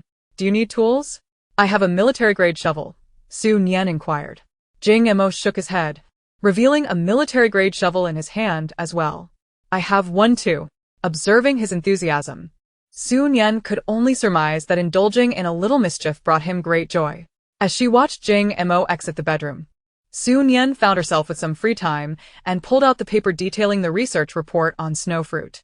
She had not examined it closely before, but now she noticed it contained the planting methods for snowfruit. Chapter 87. What is this growth rate? The planting method for snowfruit was not complex. One simply cuts the fruit open to reveal the black seeds inside, without the need for prior seedling cultivation. One digs a small hole in the soil, places a seed in, covers it with a thin layer of soil, waters it lightly, and from there, no further care is required. Observing this method, Nian could only describe it with 4 words, simple and straightforward. Moreover, all of this was to be conducted outdoors. If it were any other seed, one might expect it to remain unchanged in the soil for eternity, never to germinate. However, as for the snow fruit, Nian withheld her judgment. Having never witnessed it firsthand, the snow fruit that calm jamming had given her was now ripe for use, having been cut and stored in her space. Using a toothpick, Nian meticulously extracted the seeds from the fruit, placing them onto a white plate. The black seeds resembled those of a dragon fruit, albeit slightly smaller. Just as she was finishing, she heard the sound of the door opening. Rising, she opened the bedroom door to find Jing Mo entering, carrying a bag of soil. "How did you manage to bring up so much?" Nian asked in surprise. The bag was substantial, standing tall enough to reach Jing Mo's chest when filled with soil. He set the bag down. "It's not too much. Since I've dug it up, I might as well bring back more. It will surely come in handy later." Seeing the sense in his words, Nian began to speak, but Jing Mo interrupted. "Do you have any more bags? Give me 2 more. I've already dug up the soil, and it would be wasteful not to bring it all back." With no other option, Nian retrieved additional bags for him. Jing Mo made 2 more trips, bringing back 2 large bags filled with soil. Observing the substantial amount, Nian took out some logistics boxes from her space, which she had previously used for storing supplies, allowing her to repurpose them now. They filled the soil into 6 logistics boxes, quite a generous amount. Nian then returned to the bedroom to bring out the plate containing the seeds. The 2 squatted in front of the logistics boxes, using their hands to create small holes in the soil. They placed 2 seeds in each hole, covered them with a thin layer of soil, and watered them. The temperature inside the house was not significantly different from that outside. Soon after watering, the soil froze solid. Nian tapped her finger on the surface, pondering the difference between this and a block of ice. Could it truly sprout? Jing Mo, however, seemed unconcerned, asserting that no meticulous care was needed. Their fate rested in their own hands. Nian nodded in agreement. "Let us return to the bedroom." Despite being more resistant to the cold than before, who would choose to endure the chill outside when they could be in the warmth of the bedroom? Once inside, they resumed their meal and watched a drama, momentarily setting aside thoughts of the snow fruit. When Jing Mo departed, Nian only accompanied him to the door, quickly closing it behind him to get some rest. It was not until the following morning, after training and a shower, that Nian remembered the snow fruit. As she stepped out of the bedroom, she was taken aback. It was already past 10, and the living room curtains were drawn back, allowing light to stream in and illuminating the scene within. To her astonishment, the 6 logistics boxes filled with soil had sprouted white seedlings. Indeed, it was true, white seedlings. Quickly closing the bedroom door, she hurried over to the logistics boxes, crouching down to observe closely. The tender seedlings, resembling the branches of pines and cypresses, were entirely white in hue. Were it not for the contrasting soil color, one might hardly notice them amidst the snow. Nian extended her hand for a comparison. Astonishingly, within just one night, they had already grown to the height of her palm. What remarkable growth rate is this? Is it due to their inherent rapidity, or perhaps a consequence of the nutrient solution they received? For but a fleeting moment, Nian pondered this question before casting it aside. In truth, the reasons for such swift growth mattered little. What was significant was that, judging by their appearance, they could indeed be harvested in 20 days. Although Nian remained uncertain about how many people in the base were aware of the snow fruit, she surmised that the number was likely minimal. If they seized the opportunity to plant more now, they could profit handsomely by selling the ripe snow fruits to the base in 20 days. Subsequently, the snow fruits they cultivated could be reserved for their own consumption. As Nian was deep in thought, she heard the sound of keys jingling in the door lock. Turning to the entrance, she saw Jing Mo stepping inside. Upon spotting Su Nian crouched beside a logistics box, Jing Mo smiled. I guessed you would come to see. You guessed correctly. Come quickly. Su Nian beckoned enthusiastically. Jing Mo approached, mirroring her posture as they both crouched down to observe the snow fruits for a while. After a moment, Su Nian shared her recent thoughts. Jing Mo had no objections, suggesting, shall we step outside to gather more soil? Su Nian nodded in agreement, recognizing the necessity of venturing out as operations were cumbersome within the base. Let us go outside the base. After they conferred, Su Nian hurried to change her clothes. With everything they needed stored in her space, they descended the stairs without needing to carry anything. This time, they were fortunate not to witness the door of the adjacent unit on the first floor opening. Upon exiting the base, they used their newly issued identification cards. At the base's entrance, 2 card readers had been installed, requiring every individual in the vehicle to swipe their cards upon entry or exit. Once they successfully exited, Jing Mo drove towards an uninhabited area, stopping only when he deemed it suitable. They alighted from the vehicle, and Jing Mo retrieved 2 military shovels, handing one to Su Nian. Use this, it's quite efficient. Su Nian raised an eyebrow but said nothing, accepting the shovel and beginning to scoop snow.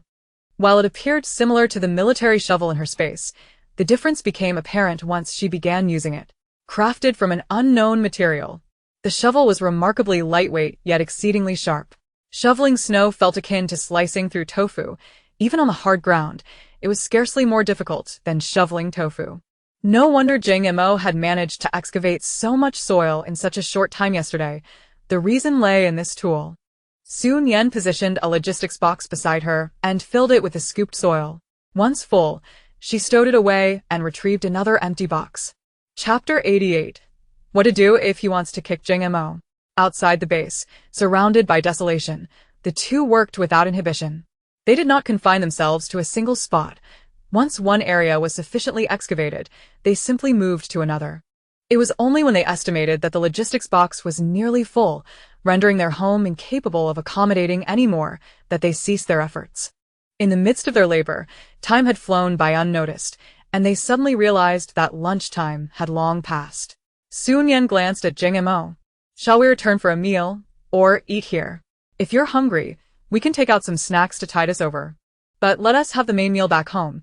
It's too cold outside to fully enjoy our food.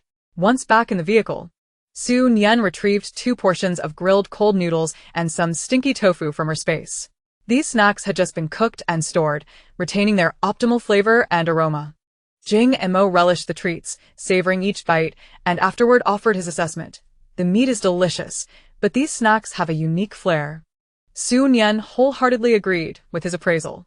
After all, isn't the essence of snacks their distinctive flavors? Countless individuals longed for these flavors, but could no longer indulge in them. After their meal, Su Nian took out the logistics boxes filled with soil from her space. Every available space in their 2 homes was filled with these boxes. The 20 or so snow fruits had all been cut open, and the seeds meticulously extracted. After filling the boxes, she stored the remaining seeds in her space for future use. From that day forth, Su Nian and Jing Mo resumed their homebound life. The snow fruit plants required little oversight. They merely needed to be misted with nutrient solution and water at regular intervals, leaving the rest to nature. Most of their time was still devoted to training, binge-watching shows, and cooking. Although Su Nian was capable in the kitchen, Jing Mo possessed a deeper passion for cooking. After learning various dishes from Su Nian, he seized every opportunity to prepare meals. With an exhaust hood installed, he could cook freely without worrying about the smell permeating the outside. Jing Mo consistently prepared large quantities of food, aside from what they immediately consumed. He stored the remainder in disposable containers for Su Nian to keep in her space. With the future in mind, Su Nian had no objections to Jing Mo's culinary endeavors and even assisted him. Jing Mo focused on preparing elaborate dishes, while Su Nian made simpler foods suitable for outings, such as the rice balls they had enjoyed before. Additionally, she crafted various stuffed longan buns, perfectly sized for a single bite. Time flew by during their bustling days, and before they knew it, 20 days had passed. One morning, after breakfast, Su Nian deviated from her usual training routine, changed her clothes, and stepped outside. As she emerged from the bedroom, It felt as though she had entered an entirely different world. The logistics boxes were adorned with upright iron rods, entwined with white vines, each bearing snow fruits the size of fists. Each snow fruit gleamed with a crystal-clear whiteness, utterly captivating. The survival rate of the snow fruits was 100%. Every seed had sprouted, producing long vines. Although neither Su Nian nor Jing Mo had prior experience in gardening, they understood the necessity of guiding the vine's growth. Thus, they had inserted numerous iron rods into the soil, allowing the vines to climb upwards. Su Nian even counted the fruits. Each vine bore at least 40 to 50 snow fruits. The yield was indeed remarkable. Currently, the base was lacking in snow fruits, still in the recovery phase and not yet fully distributed. Jing Mo inquired with Kong Jianming, who informed him that as long as they were willing to sell, the base would purchase them at a rate of 2 contribution points per snow fruit. Though this price might not seem substantial, the potential total of contribution points was impressive if the quantity was adequate. Since the snow fruits began to bear fruit, Su Nian had been calculating how many contribution points they could earn. After waiting for so long, the time for harvest had finally arrived. After standing for a moment, Su Nian heard the sound of the door opening. Jing Mo had arrived. The two individuals exchanged few words and promptly commenced the harvest of the snow fruit. Su Nian directly placed her gathered fruits into her spatial storage, while Jing Mo had to temporarily stow his in a bag, intending to seek Su Nian once it was filled. The act of harvesting snow fruits required no particular skill, and their collaboration resulted in astonishing speed. By noon, Su Nian had completely harvested all the snow fruits from her plot. After enjoying their lunch, the two proceeded to Jing Mo's area. They worked tirelessly until dusk, finally completing the collection of all the snow fruits and unearthed the vines to bind them together. With the items secured in the spatial storage, Su Nian could effortlessly tally their quantity through her mental command. Initially, the task seemed unremarkable, but upon counting, Su Nian was astonished to discover that they had amassed over 10,000 snow fruits. After conferring with Jing Mo, they decided to retain the few hundred-odd fruits and sell the bulk of the harvest to the base. This single batch of 10,000 fruits could yield 20,000 contribution points. In just 20 days, they had faced no peril, and aside from the laborious task of digging, it felt as though these contribution points were simply bestowed upon them. The snow fruits, being quite resilient, were not susceptible to compression and could be easily packed into bags. The following morning, after breakfast, Su Nian and Jing Mo laboriously carried the bags of snow fruits downstairs and loaded them into the vehicle. When the trunk proved insufficient, they placed some on the roof, transporting everything in one trip. They had informed Kong Jianming in advance of their arrival, with Jing Mo casually remarking that they had grown a little snow fruit. However, when Kong Jianming beheld the numerous bags of snow fruits, he was momentarily rendered speechless. Eventually, he pointed at the fruits and questioned Jing Mo, "Is this what you call a little?" Jing Mo, with a grin, affirmed, "Indeed, just a little. We were merely cultivating for fun and certainly cannot compare our yield to the base's large-scale farming." Kong Jianming's exasperation was palpable. Had it not been for their long acquaintance, knowing Jing Mo's nature, he might have considered delivering a swift kick. Regardless of his internal thoughts, Kong Jianming instructed his subordinates to tally the snow fruits and duly awarded them their contribution points. The base had indeed cultivated a considerable quantity of snow fruits, and with the addition of their haul, it could serve as seeds for further propagation. He advised that their next harvest would likely fetch a different price. Jing Mo responded straightforwardly, "Next time we want to sell, we'll grow a smaller amount for ourselves." Kong Jianming, feeling conflicted, understood the reasoning, but still felt an urge to kick Jing Mo. After bidding farewell to Kong Jianming, Su Nian and Jing Mo refrained from lingering at the base and returned home directly. Despite their swift return, they encountered several somber scenes. Groups of individuals trudged by, uncertain whether they were heading to work or had just finished. Each was bundled in layers of clothing, yet the warmth they provided was minimal. As they walked, they hunched their shoulders, clutching their arms, with exposed skin bearing the signs of frostbite. These individuals resided in communal dormitories.